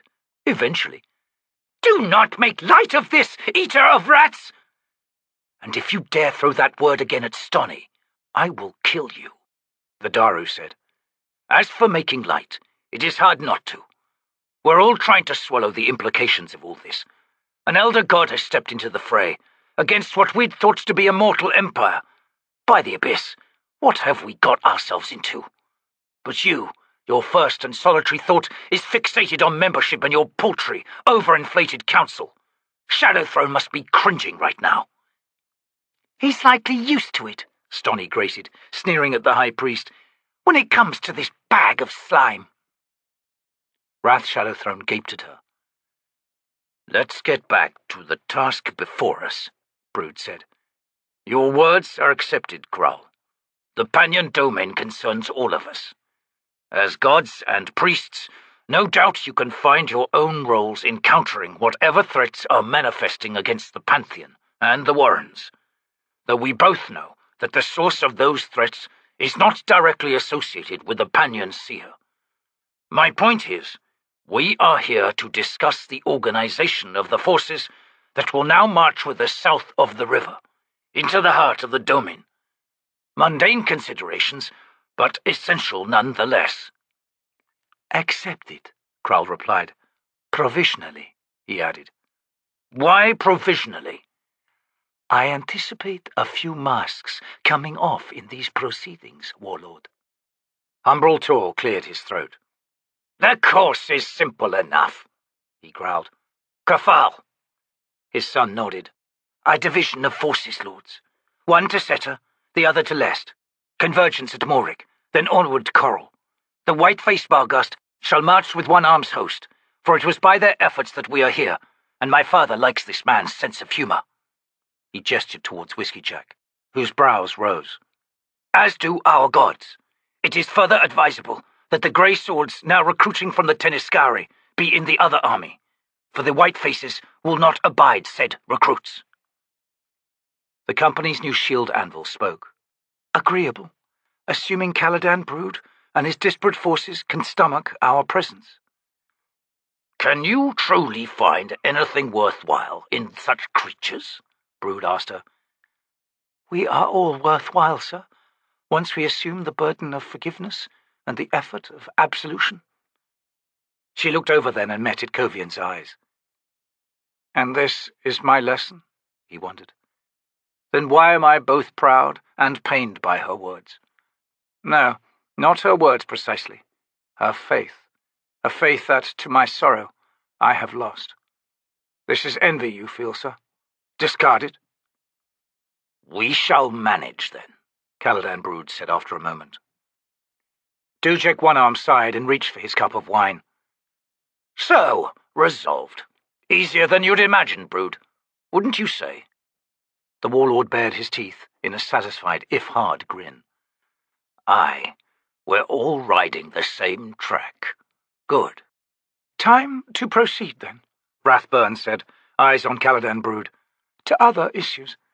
You are the one who was gifted the hammer, the focus of Byrne's power.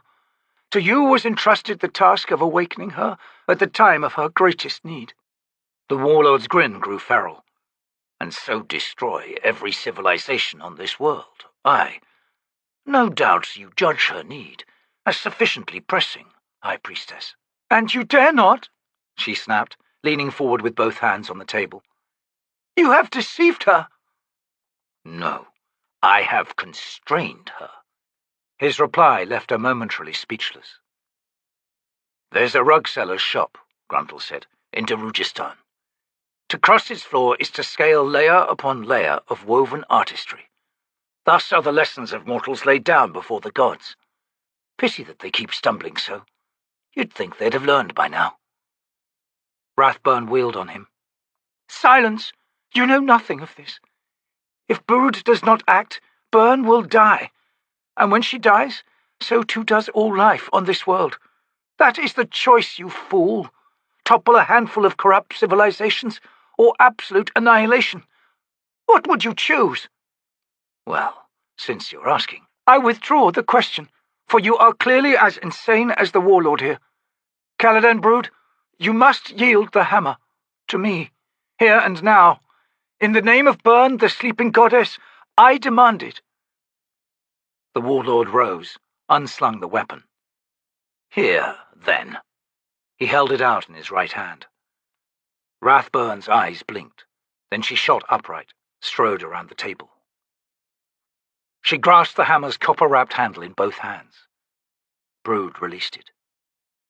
The weapon plunged earthward. The snaps of the woman's wrist bones cut through the air. Then she screamed, even as the hill trembled to the impact of the hammer's massive head. Cups bounced on the table, splashed red wine across its surface. Rathburn had fallen to her knees, no longer holding the weapon, her broken arms cradled on her lap. "Artanthos," Tujek said, his eyes on Brood, who looked down on the woman with a dispassionate regard. "Find us a healer, a good one." The soldier standing behind the High Fist headed off. The Warlord addressed the High Priestess. "The difference between you and your goddess, woman, is faith. A simple thing, after all. You see only two options open to me. Indeed, so did the sleeping goddess at first. She gave to me the weapon, and gave to me the freedom to choose. It has taken a long while for me to understand what else she gave to me. I have withheld acting, withheld making that choice, and thought myself a coward. Perhaps I still am, yet a small measure of wisdom has finally lodged itself in my head." Byrne's faith, Krull said, that you would find a third choice. Aye, her faith. Artanthos reappeared with another Malazan, but Brood held out a hand to halt him. "No, I will heal her myself. She was not to know, after all."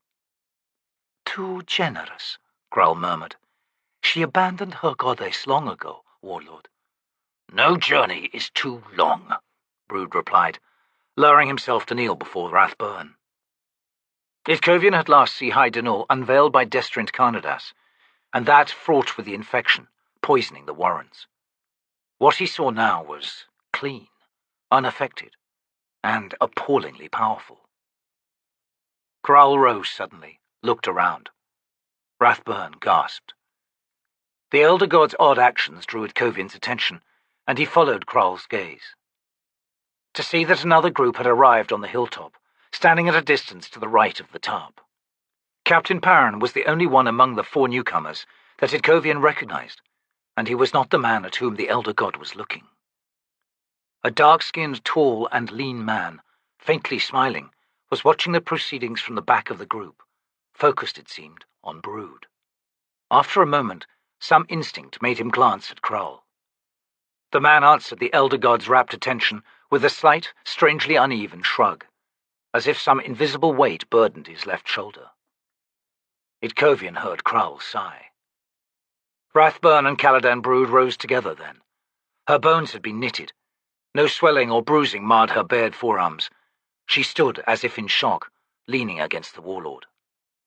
"What is this?" Calor demanded. "That Warren bore no sign of poison?" "Indeed," Krull smiled. "It seems the illness has been pushed back from this location. Temporary, yet sufficient. Perhaps this is another lesson in the powers of faith, which I shall endeavor to heed." Itkovian's eyes narrowed. He speaks with two meanings, he thought. One for us, a deeper second meaning, for that man standing over there. A moment later, the large, heavy-set woman standing beside Captain Perrin approached the table. Seeing her, Calor backed off a step. Careless, she drawled to the warlord, who spun at her words. Dropping your hammer like that. Silver Fox, we'd wondered if we would see you again. Yet you sent Caladan out to track me, warlord. Only to ascertain your whereabouts and direction of travel. It appears she got lost, for she has yet to return. A temporary misdirection. My T'lan Imass now surround her, and are guiding her back here, unharmed. I am relieved to hear that. By your words, I assume that the second gathering has taken place. It has. Whiskeyjack had seen Captain Perrin and was approaching him for a private word. The tall, dark-skinned man moved to join them. Tell us, then, the warlord continued, has another army joined in the proceedings? My T'lan Imass have tasks before them that will require a journey to the Pannion Domin. To your advantage, should there be more Kachange Malaka hunters, for we will deal with them. Presumably, you've no intention of elaborating on these tasks that you mentioned? Warlord, they are private matters, and have no bearing on you or your war. Don't believe her, Calor growled. They want the seer, for they know what he is, a jagged tyrant. Silver Fox faced Calor. And should you capture the Pannion Seer, what would you do with him? He is insane, his mind twisted by the taint of the Warren of Chaos and the Crippled God's manipulations. Execution is the only option. Leave that to us, for we exist to kill Jagged. Not always, Dujek interjected. What do you mean? Did not one of your T'lan Imass accompany the Adjunct Lorn when she freed the Jagged tyrant south of Darujistan? Silver Fox looked troubled. The clanless one. Yes, an event I do not as yet understand. Nonetheless, that tyrant was awakened from a cursed sleep, only to die in truth. A new voice spoke. Actually, while a little worse for wear, Raist was admirably animate the last time I saw him. Silver Fox spun. Canoes, what do you mean? The tyrant was slain. The small round man now standing beside Captain Perrin drew a handkerchief from a sleeve and mopped his brow. Well, as to that, not quite. Kruppa reluctantly advises. Matters were somewhat confused, alas. A house of the Azath took with the Jagged tyrant, Kral explained. The Malazan plan, as I understand it, was to force Anomander Rake's hand. A confrontation that was intended to weaken him, if not see him slain outright. Raist never did come face to face with the Lord of Moonspawn, as it turned out. I see little relevance in all this, Silver Fox cut in. If the clanless one has indeed broken his vow, then he will have to answer to me. My point was, Dujek said, you make a claim that the T'lan Imass and what they do or don't do is separate from everyone and everything else. You insist on detachment, but, as a veteran of the Malazan campaigns, I tell you that what you assert is patently untrue.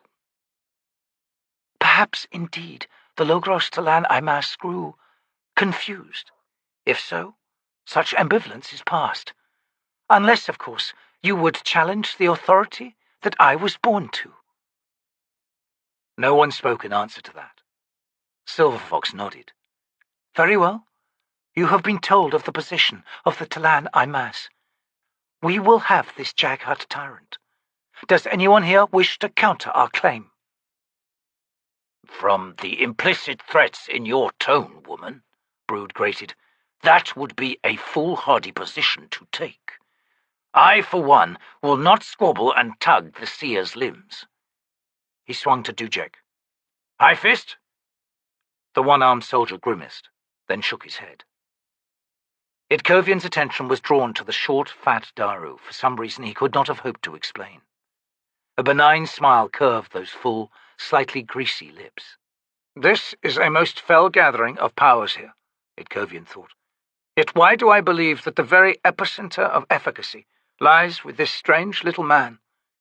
He holds even Kral's regard, as would an admiring companion rest eyes upon a lifelong, Prodigy of sorts, perhaps.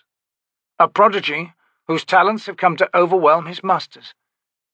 But there is no envy in that regard, nor even pride, which always whispers of possessiveness after all. No, the emotion is far more subtle and complex.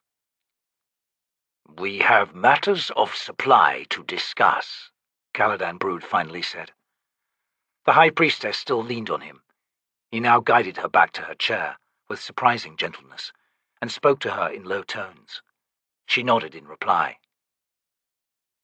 "The Barghast," Kafal said, "have come prepared. Your numbers are manageable." "And the price?" Dujek asked. The young warrior grinned. "You'll find it palatable, more or less." Silver Fox strode away, as if she had said all she had intended to say, and had no interest in the mundane matters still needing discussion. Itkovian noted that Captain Parron, his dark-skinned companion, and Whiskeyjack had already departed. Gruntle seemed to have begun dozing in his chair, oblivious of Stoney's scowl opposite him.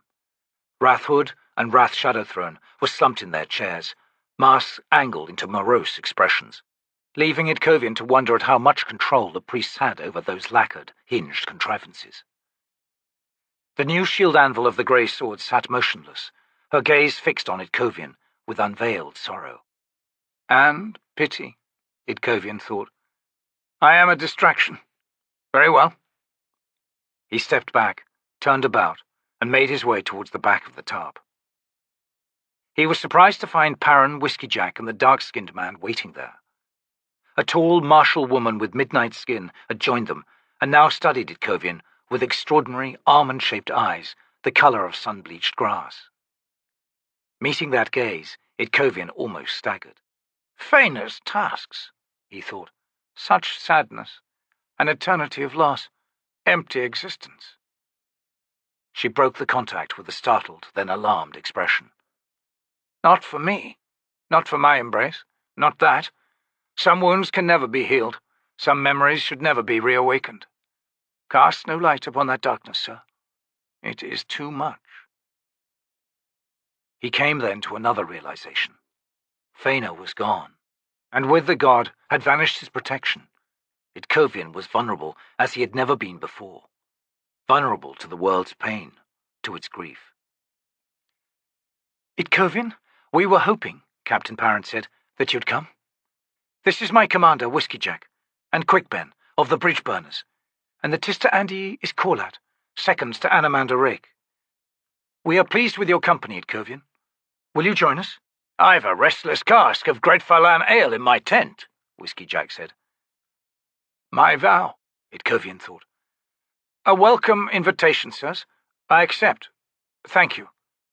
Mistress," he added to call out, "my deepest apologies."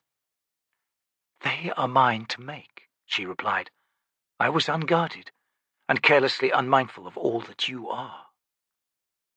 The three Malazans looked back and forth at the two of them, but none ventured a query or comment.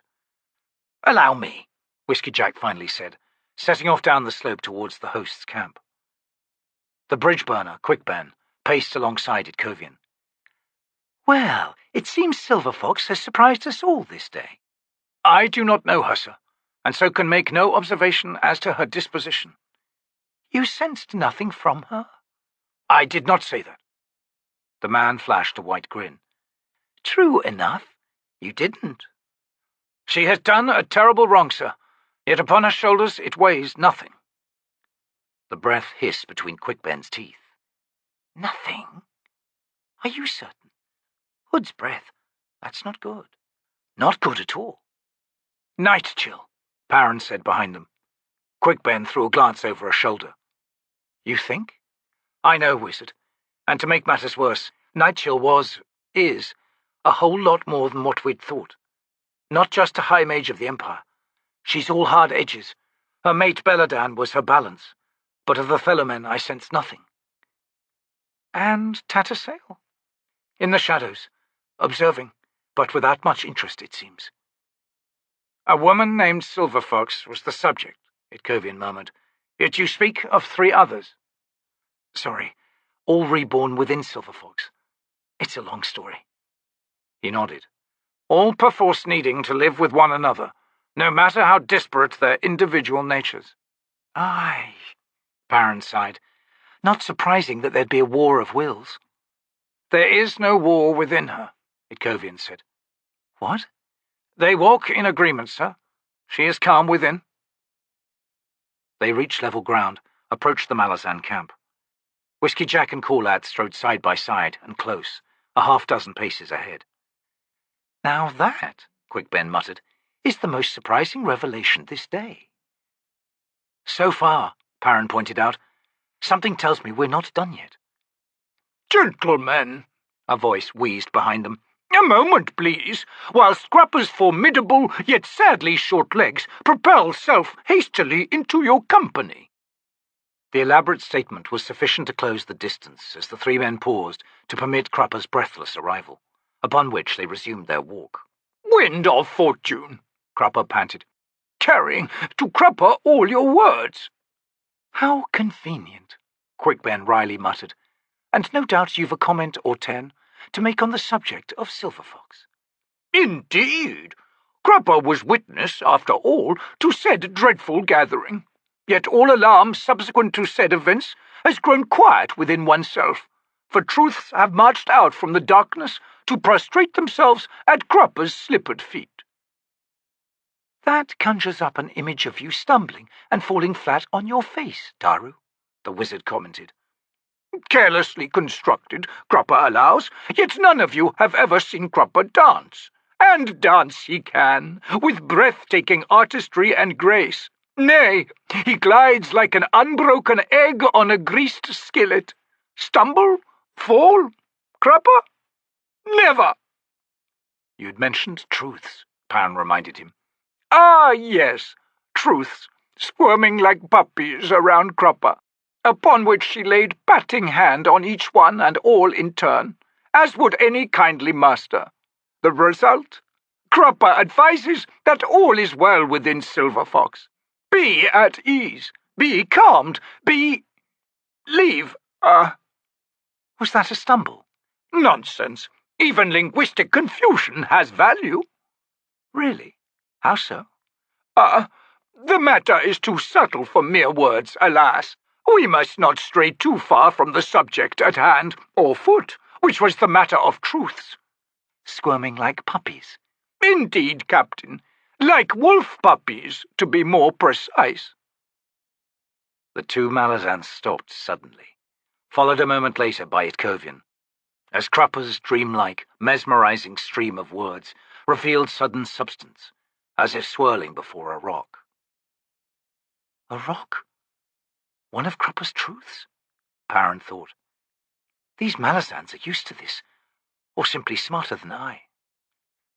Out with it, Perrin growled. Out with what, precisely, dear Captain? Crupper revels in sly ambiguity, after all, and so hoards his secrets, as must any respectable hoarder of secrets. Must.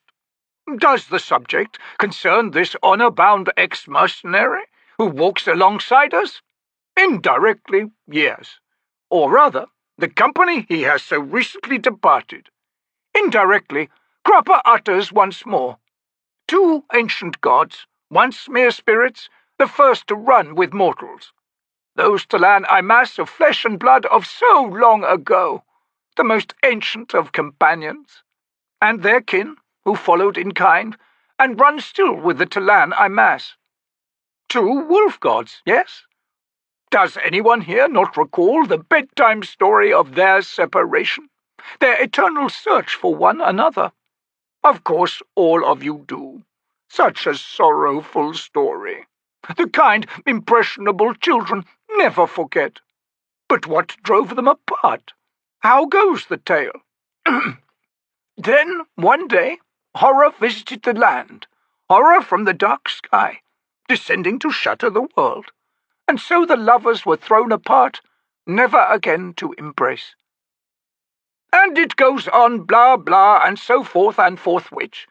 Gentlemen, the horror was, of course, the fallen one's fateful descent, and whatever healing was demanded of the surviving powers proved a difficult, burdensome task.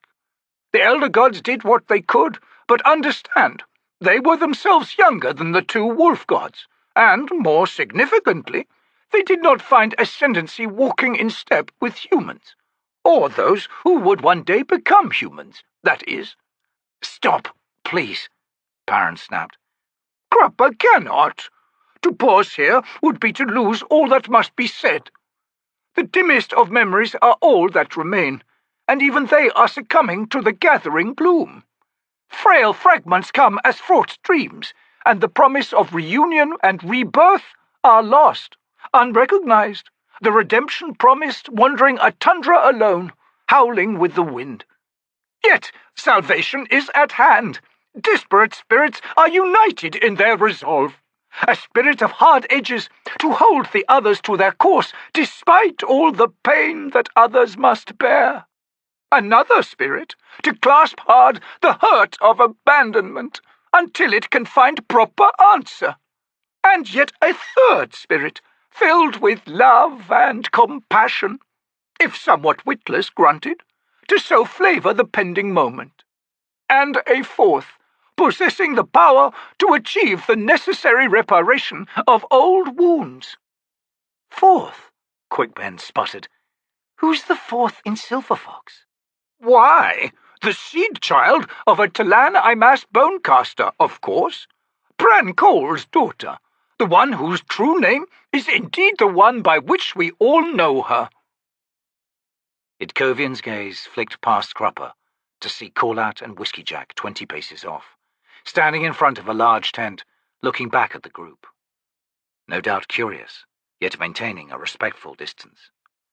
Thus, Crupper advises one and all, the Daru resumed after a moment, his tone deeply satisfied, pudgy fingers lacing together to rest on his paunch. Faith, patience, await what must be awaited. And you call that an explanation? Pannion demanded, scowling. The very paradigm of explication, dear friends. Cogent, clear, if somewhat quaintly couched. Precision is a precise art. Poignancy is preeminent and precludes prevarication. Truths are no trivial thing, after all. Itkovian swung towards Whiskeyjack and Callat, and set off. Pannion called out, "Itkovian?" "I was reminded of that great T'lan ale," he replied over a shoulder. "It has been years, yet I find the need suddenly overwhelming, sir." "I concur. Wait up." "Wait, indeed, you three. What of Crupper's own prodigious thirst?" "By all means," Quickben replied, setting off in the wake of Itkovian and Pannion. "Quaintly quench it. Just do so somewhere else." "Oh, ho! But is that not Whiskeyjack waving Crupper hence? Generous, kindly soldier is Whiskeyjack. A moment! Crupper would catch up!" The two Marines sat on boulders that were part of an old teepee ring, 15 paces from where Silverfox stood. Shadows were stretching as the day closed over the prairie. "So," one of them muttered, "how long do you think?" "I'd guess she's communing with them T'lan Imass. See the swirls of dust around her? Could be all night. I'm hungry.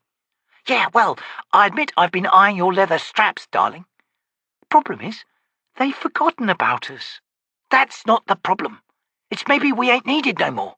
She doesn't need bodyguards. Not dirt-nosed mortals like us, anyway. And we've already seen what we were supposed to see, meaning we're overdue on making a report." "We weren't supposed to report, love, remember? Anyone wants news from us, they come by for a conversation." "Right, only nobody's come by for a while now, which was my point in the first place. Doesn't mean we should up and walk away. Besides, here's somebody coming now." The other Marine twisted in her seat. After a moment, she grunted. "Nobody we're supposed to report to. Hood knows, I don't even recognize 'em." "Sure you do. One, anyway. That's the Trigala trader sorceress, Haradas. The other's a soldier, I'd say. An Ellin lass. Nice sway to the hips. Hard face, though. Eyes full of hurt. Could be one of them greyswords. Saw her at the parley. Yeah, well, They're coming our way. So am I.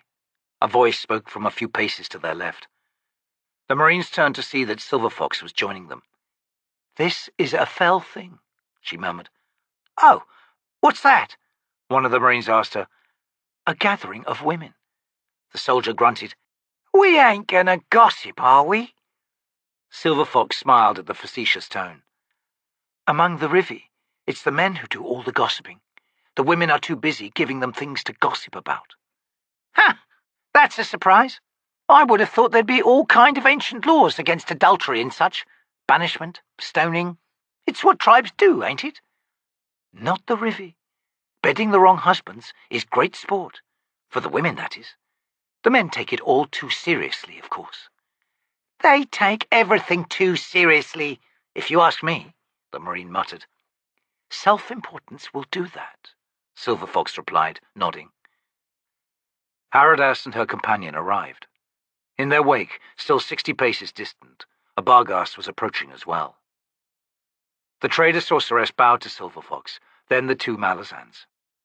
Dusk is a magical time, is it not? What would you ask? Silver Fox drawled. A question born of a thought, Bonecaster, that but recently came to me, hence my coming to you. You've been around Crupper too long, Haradas. Perhaps. Issues of supply continue to plague these armies, as you well know. At the parley, the white-faced Barghast offer to provide a fair portion of what will be required. Despite their confidence, I believe that they too will find their resources stretched before long. You would inquire of T'lan, Silver Fox said. Ah, indeed I would. The warren of the T'lan Imass must surely remain, uninfected. After all, could our guild respectfully employ its path? Uninfected? Yes, it so remains. Nonetheless, there is within T'lan the potential for violence, for risk to your caravans. Haradas's brows rose. It is assailed? In a fashion. The throne of the Beasthold is contested. There are renegades among the T'lan Imass. The vow is weakening. The sorceress sighed. I thank you for the warning, Bonecaster. Risk, of course, is factored in when it comes to the Trigala Trade Guild. Thus, the usurious fees we charge for our services. Will you then permit us the use of T'lan? Silver Fox shrugged. I see no reason why not. Have you the means to fashion a portal into our warren? If not, I can. No need, Bonecaster, Haradas said with a faint smile. We have long since found such means, yet in respect to the T'lan Imass, and given the accessibility of less uncivilized warrens, such portals were never employed. Silver Fox studied the sorceress for a long moment. Remarkable. I can only conclude that the Trigala Trade Guild is run by a cabal of high mages, of singular prowess.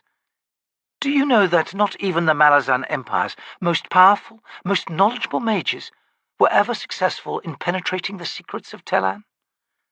I would like to meet your guild's founders one day. Haradas's smile broadened.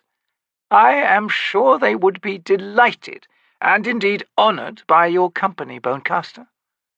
You are perhaps too generous on their behalf, sorceress. Not in the least, I assure you. I am pleased that the matter has been concluded so effortlessly. We're a fell gathering indeed, Silver Fox murmured. Haradas blinked, then recovered and continued.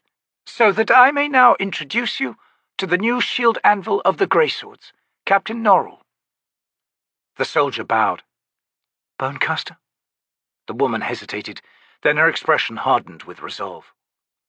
The Greyswords are sworn to Tog, Wolf of Winter, and to Fandere, She-Wolf of Winter. Interesting choices, Silver Fox said. Lovers lost for all eternity, yet in your twice-sworn company, united in spirit. A bold and courageous gesture, Shield Anvil. Bonecaster, Tog and Fandere are no longer lost to each other. Each has finally caught the other's scent. Your manner seems to convey no knowledge of this, which confuses me, sir. Now it was Silver Fox who frowned. Why should it? I have no particular interest in ancient wolf gods. Her words slowly trailed to silence. The shield anvil spoke again. Bonecaster, summoner of the second gathering of the T'lan Imass, I formally ask that you yield the T'lan Eye, the children of our gods. Silence. Silver Fox stared at the grey-sword commander, eyes half-lidded, her full, rounded face expressionless. Then a tremor crossed her features. You don't understand, she finally whispered. I need them. The shield anvil cocked her head. Why? For a gift, a repayment. I have sworn. To whom?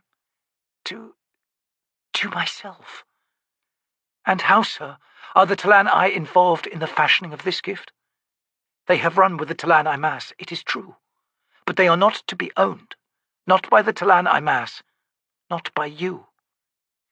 Yet they were joined in the ritual of T'lan, the first gathering. They were encompassed, in ignorance, bound by loyalty and love to the flesh and blood Imass. As a result, they lost their souls. Sir, my gods are coming, and in their cries, which now visit me each night in my dreams, they demand reparation. I must deny you, Silver Fox said, until Tog and Fandaray can come, physically and manifesting their power, to enforce their demand. I shall not yield the T'lan Eye. You risk your life, Bonecaster. Will the wolf gods announce war against the T'lan Imass? Will they and the T'lan Eye come for our throats, Shield Anvil? I do not know, sir. You will have to answer for the decisions you have made. But I fear for you, Bonecaster. Tog and Fandaray are ascended beasts. Their souls are unknowable to such as you and me. Who can predict what lies in the hearts of such creatures? Where are they now? The shield anvil shrugged. South. We shall, it seems, all converge within the Pannion Domin. Then I still have time. The achievement of your gift, sir, could see you killed. Always an even exchange, Silver Fox muttered, half to herself. The Marine shared a glance at those words, legendary in Onearm's host. The Barghast woman had arrived and was standing a few paces distant, sharp, dark eyes fixed intently on the exchange between the shield anvil and Silver Fox. At the pause, she laughed low in her throat, drawing everyone's attention. Too bad there are no men worthy of this company, she growled. Seeing you, I am reminded of this world's true heart of power. Malazan Marines, a shield anvil of the grey swords, a witch and a sorceress, and now, to complete the tapestry, a daughter of the white-faced Barghast, bringing food and wine. The two Marines shot to their feet, grinning. And I would gossip, Eaton shouted. Shield anvil, Itkovian holds to vows no longer true. I can bed him. If you can catch him, the grey sword replied, one brow arching. If he had 50 legs, I could still catch him. Silver Fox, what of Crupper, hey? The Bonecaster blinked. What of him? You're a big woman. You could trap him under you, leave him squealing. What a horrifying image. I'll grant you, he's round and small and slimy, but clever, yes? Clever heats the blood all on its own, does it not? I have heard that. While you may look like a woman, you remain as a child in the most important way. Stir yourself with desire, lass. You've been consorting with the undead and the withered for far too long. Grasp the spear with both hands, I always say. Silver Fox slowly shook her head. You said you brought wine? Grin broadening, Heaton approached. Aye, 2 bladders as big as your breasts, and no doubt just as sweet. Gather, formidable companions, and let us feast. Haradus smiled. A wonderful idea. Thank you. The shield anvil hesitated. She glanced over at the Marines, then began removing her battered helm. She sighed loudly. Let the wolves wait, she said. I cannot hold to dread comportment in the manner of my predecessor. Cannot? Heaton challenged. Or will not? Will not, the woman corrected, pulling her helm free. Sweat-soaked, iron-streaked hair tumbled loose. May the wolves forgive me. One of them will, the Barghast asserted, crouching to lay out the foodstuffs from her pack. Carl drew the furs closer about the Mybe's frail, shrunken form. There was movement behind the lids of her eyes, random and frantic. Her breath was a broken wheeze. The Daru counselor looked down on her for a moment longer, then he straightened and slipped down from the edge of the wagon bed. Murillo stood nearby, tightening the straps of the water casks attached to the wagon's right side rail. Old tents had been used to cover the packages of food they had purchased from a Barghast trader that morning, which had been affixed to the opposite side rail, giving the Rhivi wagon a wide, bloated appearance. The two men had also acquired a pair of horses, at exorbitant cost, from the Mott Irregulars, a strangely ineffectual-looking company of mercenaries attached to Caladan Brood's army that Cole had not even known were present. Mercenaries whose backwoods garb belied the martial profession, yet perfectly suited the company's name. The horses were barely broken, thick-limbed yet tall, a breed the Irregulars claimed was their own. Bloodlines that included Nathi Destriers, Mott cart horses, and Genabackis drays, all drawn together to produce a large, sturdy, ill-tempered animal with a surprisingly wide back that made riding them a luxury. Provided they don't bite your hand off, the buck-toothed Mottman had added, pulling lice from his long, stringy hair and popping them into his mouth as he talked. Cole sighed, vaguely discomforted by the memory, and warily approached the two horses. The two mounts could have been twins, both sorrel, their manes uncut and long, thick tails snagged with burrs and spargrass seeds. The saddles were Malazan, old spoils of war, no doubt, the thick blankets beneath them Rhivi. The beasts eyed him. One casually swung its hindquarters in the Daru's direction. He stopped, muttering a soft curse. "Sweet root," Murillo said from beside the wagon. "Bribe 'em. Here, we have some in the packs." "And reward their ill manners? No." Cole circled at a distance. The horses had been tethered to a tent peg, allowing them to match his movement. 3 steps closer, and the Daru would get his head kicked in. He cursed in a slightly louder tone, then said, "Murillo, lead the oxen up beside that peg. Use the wagon to block them, and if this doesn't work, find me a mallet." Grinning, Murillo climbed up onto the seat and gathered the traces. 15 heartbeats later, he halted the beast just past the tent peg, the wagon effectively barring the horses from circling any further. Cole hurried round until the wagon was between him and the mounts. "So, you'd rather a bite than a kick?" Murillo commented, watching his friend come up to the wagon, climb its side, then cross the bed, stepping over the Mybe's unconscious form, and halt within arm's reach of the horses. They had pulled their tethers taut, backing as far as they could, tugging on the tent peg. A Rhivi wedge, the peg's design was intended to hold against even the fiercest prairie wind.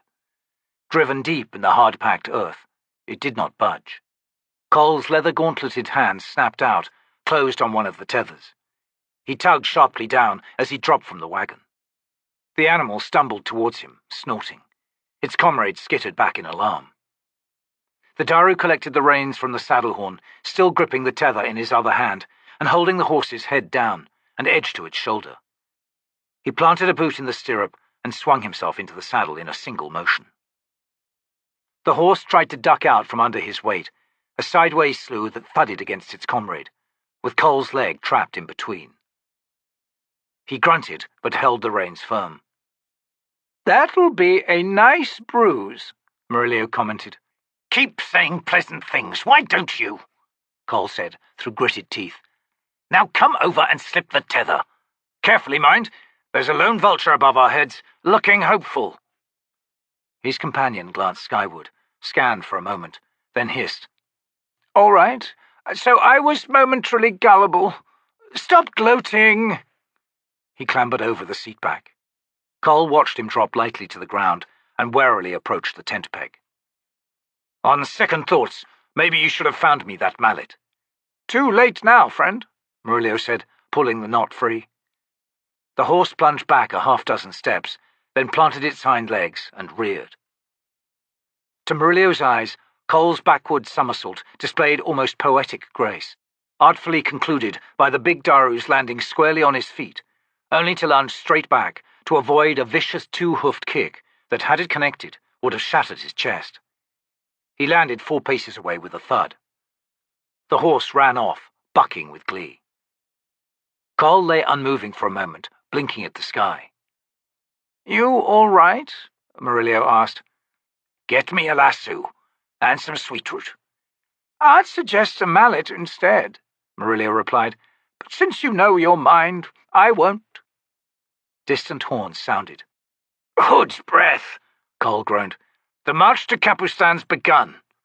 He slowly sat up. "We were supposed to be up front for this." "We could always ride in the wagon, friend. Return the horses to the Mott's irregulars and get our money back." "That wagon's overloaded as it is." Cole painfully regained his feet. "Besides, he said no refunds." Murillo squinted at his companion. "Did he now? And not even a stir of suspicion from you at that?" "Quiet!" "But, Murillo, you want the truth? The man was so homely I felt sorry for him, all right? Now stop babbling and let's get on with this." "Cole, he was asking a prince ransom for—" "Enough!" he growled. "That ransom's going to pay for the privilege of killing the damn beasts, or you. Which do you prefer?" "You can't kill them." "Then another word from you, and it's this hillside under a pile of boulders for dear old Murillo of Darujistan. Am I understood?" "Good. Now, hand me that lasso and the sweetroot. We'll start with the one still here." "Wouldn't you rather run after—" "Murillo!" Cole warned. "Sorry. Make the boulders small, please." The miasmic clouds churned low over the heaving waves. Waves that warred with each other amidst jagged mountains of ice. Waves that spun and twisted even as they struck the battered shoreline, flinging spume skyward. The thunderous roar was shot through with grinding, cracking, and the ceaseless hiss of driving rain. "Oh my," Lady Envy murmured. The 3 Segula crouched on the lee side of a large basaltic boulder, applying thick grease to their weapons. They were a sadly bedraggled trio, sodden with rain, smeared with mud, their armor in tatters. Minor wounds crisscrossed their arms, thighs, and shoulders, the deeper ones roughly stitched with gut, the rows of knots black and gummed with old blood that streamed crimson in the rain. Nearby, surmounting a jutting spar of basalt, stood Baljag, matted, scabbed, her fur entangled tufts around bare patches, a hand's length of broken spear shaft jutting from her right shoulder. 3 days it had been, yet the beast would not allow Envy close, nor the Segula.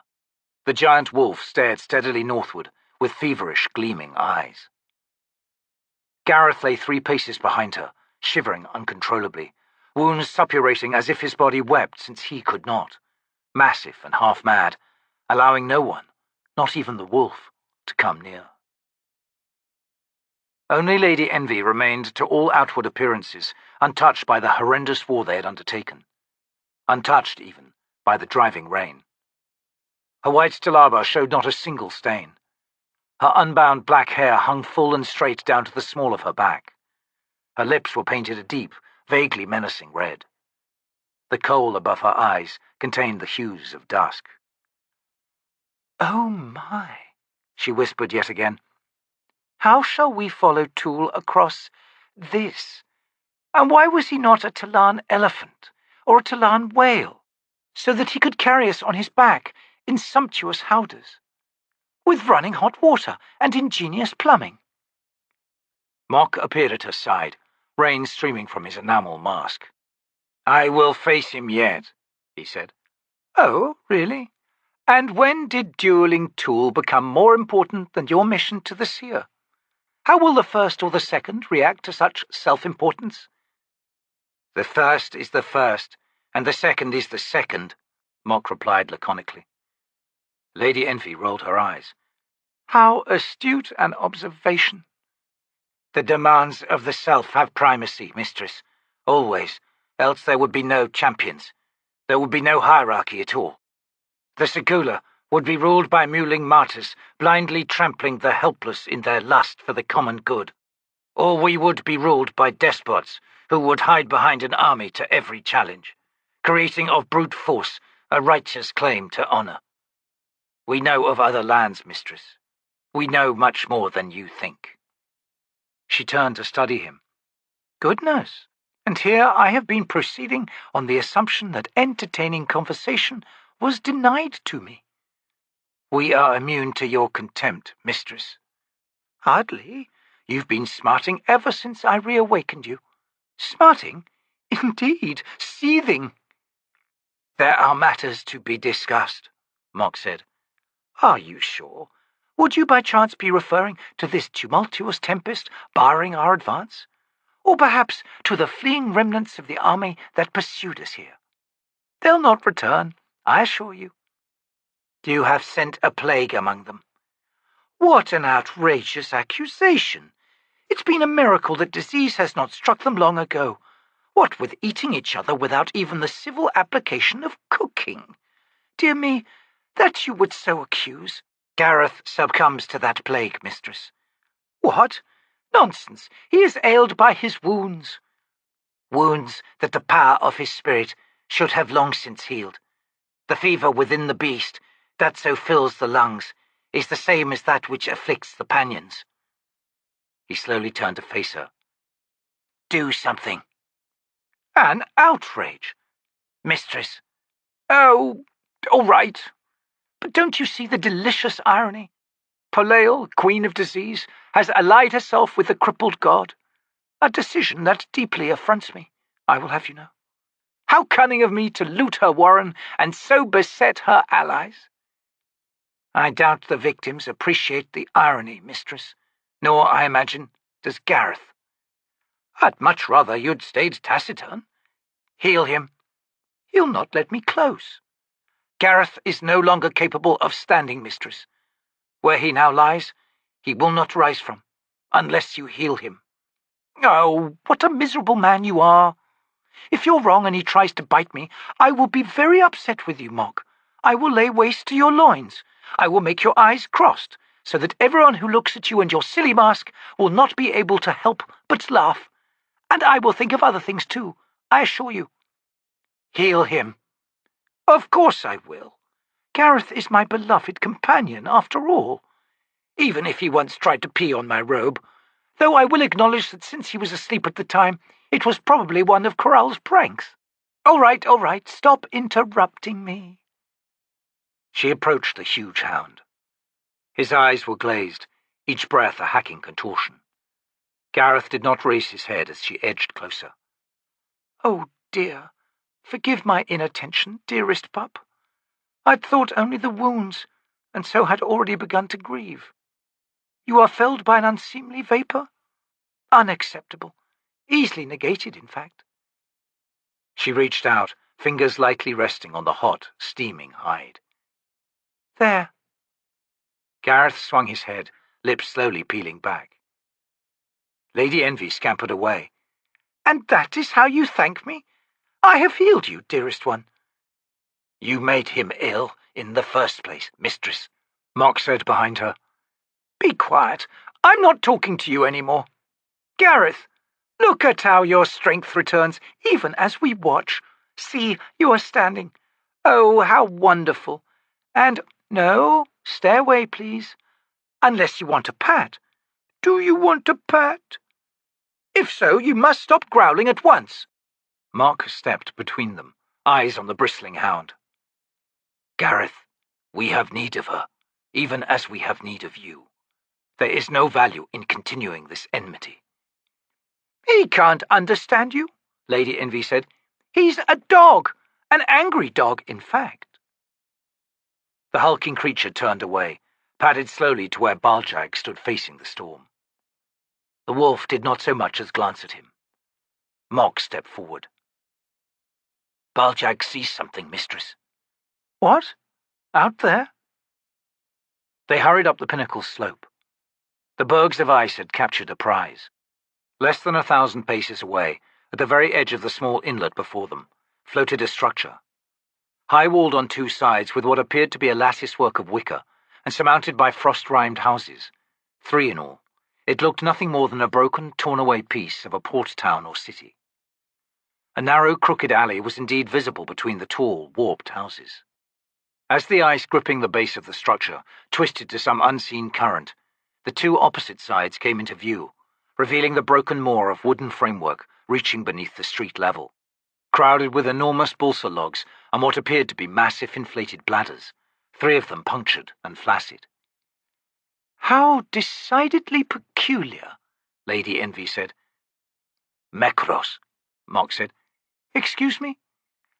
"The home of the Segula is an island, mistress. We are, on rare occasion, visited by the Mekros, who dwell in cities that ride the oceans. They endeavor to raid our coastline, ever forgetful of the unfortunate results of the previous raids. Their fierce zeal entertains those among the lower schools." "Well," Lady Envy sniffed, "I see no occupants in that misplaced neighborhood." "Nor do I, mistress. However, look at the ice immediately beyond the remnant.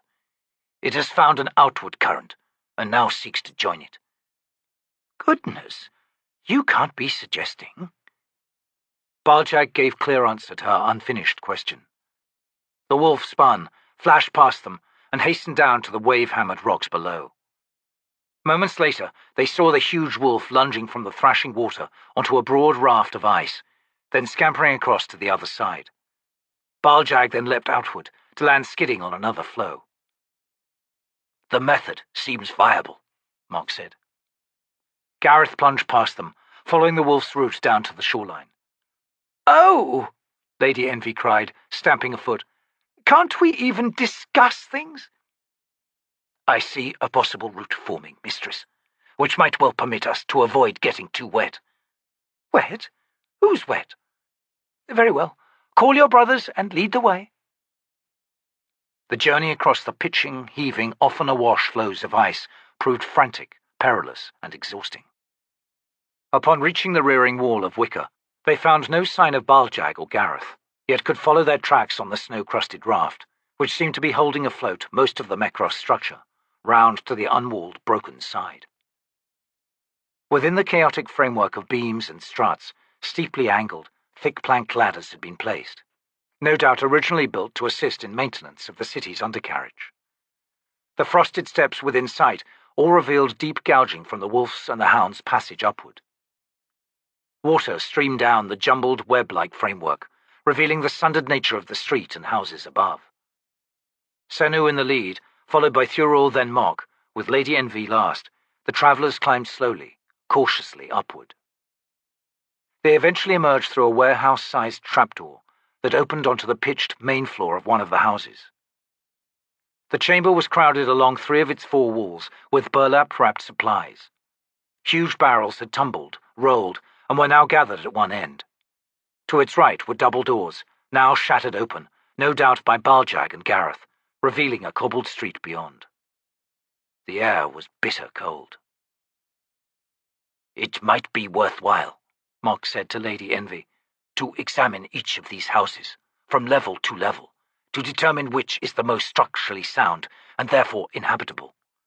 There seem to be considerable stores remaining which we can exploit." Yes, Lady Envy said distractedly. "I leave to you and your brothers such mundane necessities. The assumptions that our journey has brought us to, however, rests in the untested belief that this contraption will perforce carry us north, across the entire breadth of Coral Bay, and hence to the city that is our goal. I, and I alone, it seems, must do the fretting on this particular issue." "As you like, mistress." "Watch yourself, Mock," she snapped.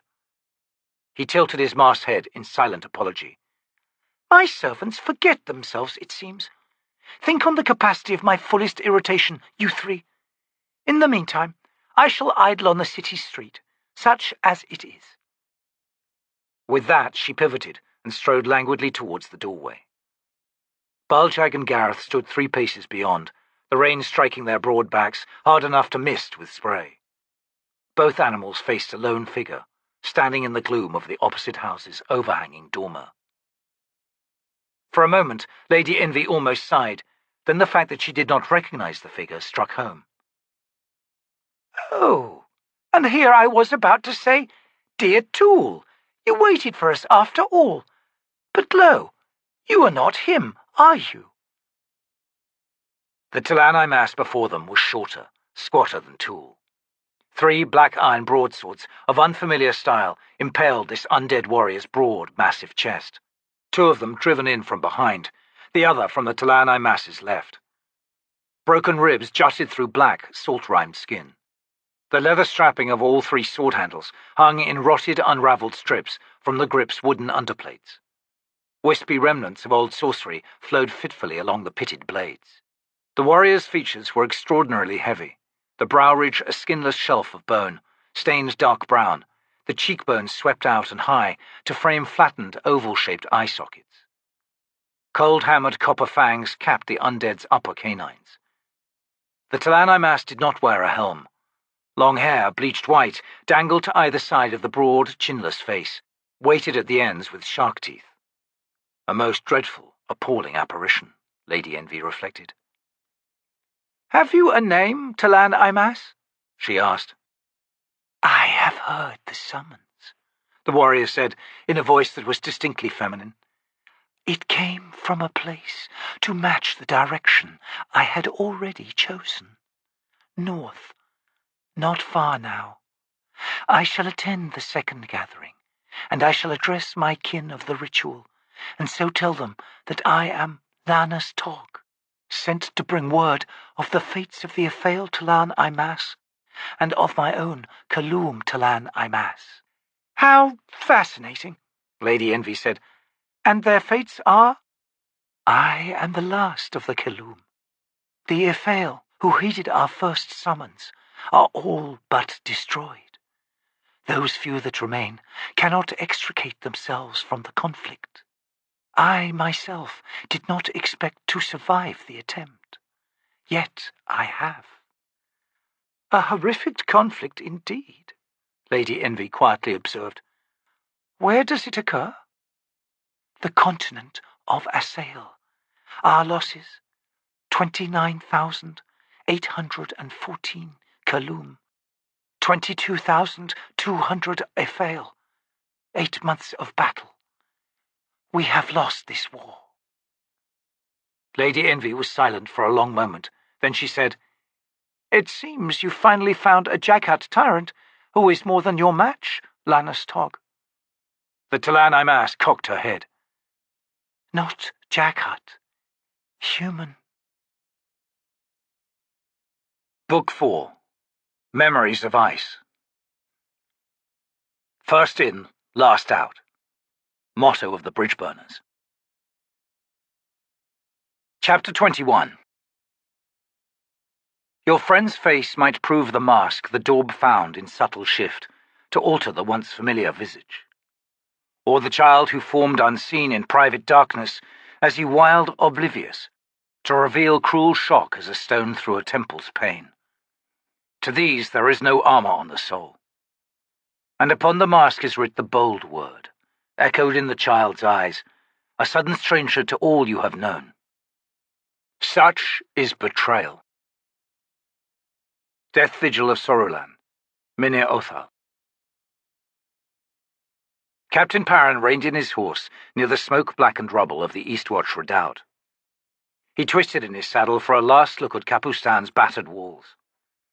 Jalarkan's palace reared tall and dark against the bright blue sky. Streaks of black paint etched the tower like cracks, a symbol of the city's mourning for its lost prince. The next rain would see that paint washed away, leaving no sign. That structure, he had heard, never wore the mortal moment for very long. The Bridgeburners were filing out through the east gate. First in, last out, he thought. They're always mindful of such gestures. Sergeant Anstey was in the lead, with Corporal Picker a step behind. The 2 looked to be arguing, which was nothing new. Behind them, the soldiers of the other 7 squads had lost all cohesion. The company marched in no particular order. The captain wondered at that. He'd met the other sergeants and corporals, of course. He knew the names of every surviving Bridgeburner, and knew their faces as well. Nonetheless, there was something strangely ephemeral about them. His eyes narrowed as he watched them walk the road, veiled in dust, like figures in a sun-bleached threadbare tapestry. The march of armies, he reflected, was timeless. Horsehooves sounded to his right, and he swung to see Silver Fox ride up to a halt at his side. "Better we'd stayed avoiding each other," Perrin said, returning his gaze to the soldiers on the road below. "I'd not disagree," she said after a moment, "but something's happened." "I know." "No, you don't. What you no doubt refer to is not what I'm talking about, Captain. It's my mother. She's gone missing. Her and those 2 Daru who are caring for her. Somewhere in the city they turned their wagon, left the line. No one seems to have seen a thing, though of course I cannot question an entire army." "What of your T'lan Imass? Could they not find them easily enough?" She frowned, said nothing. Perrin glanced at her. "They're not happy with you, are they?" "That is not the problem. I have sent them and the T'lan Imass across the river." "We've reliable means of reconnoitering already, Silver Fox." "Enough. I do not need to explain myself." "Yet you're asking for my help." "No. I am asking if you knew anything about it. Those Daru had to have had assistance." "Have you questioned Crupper?"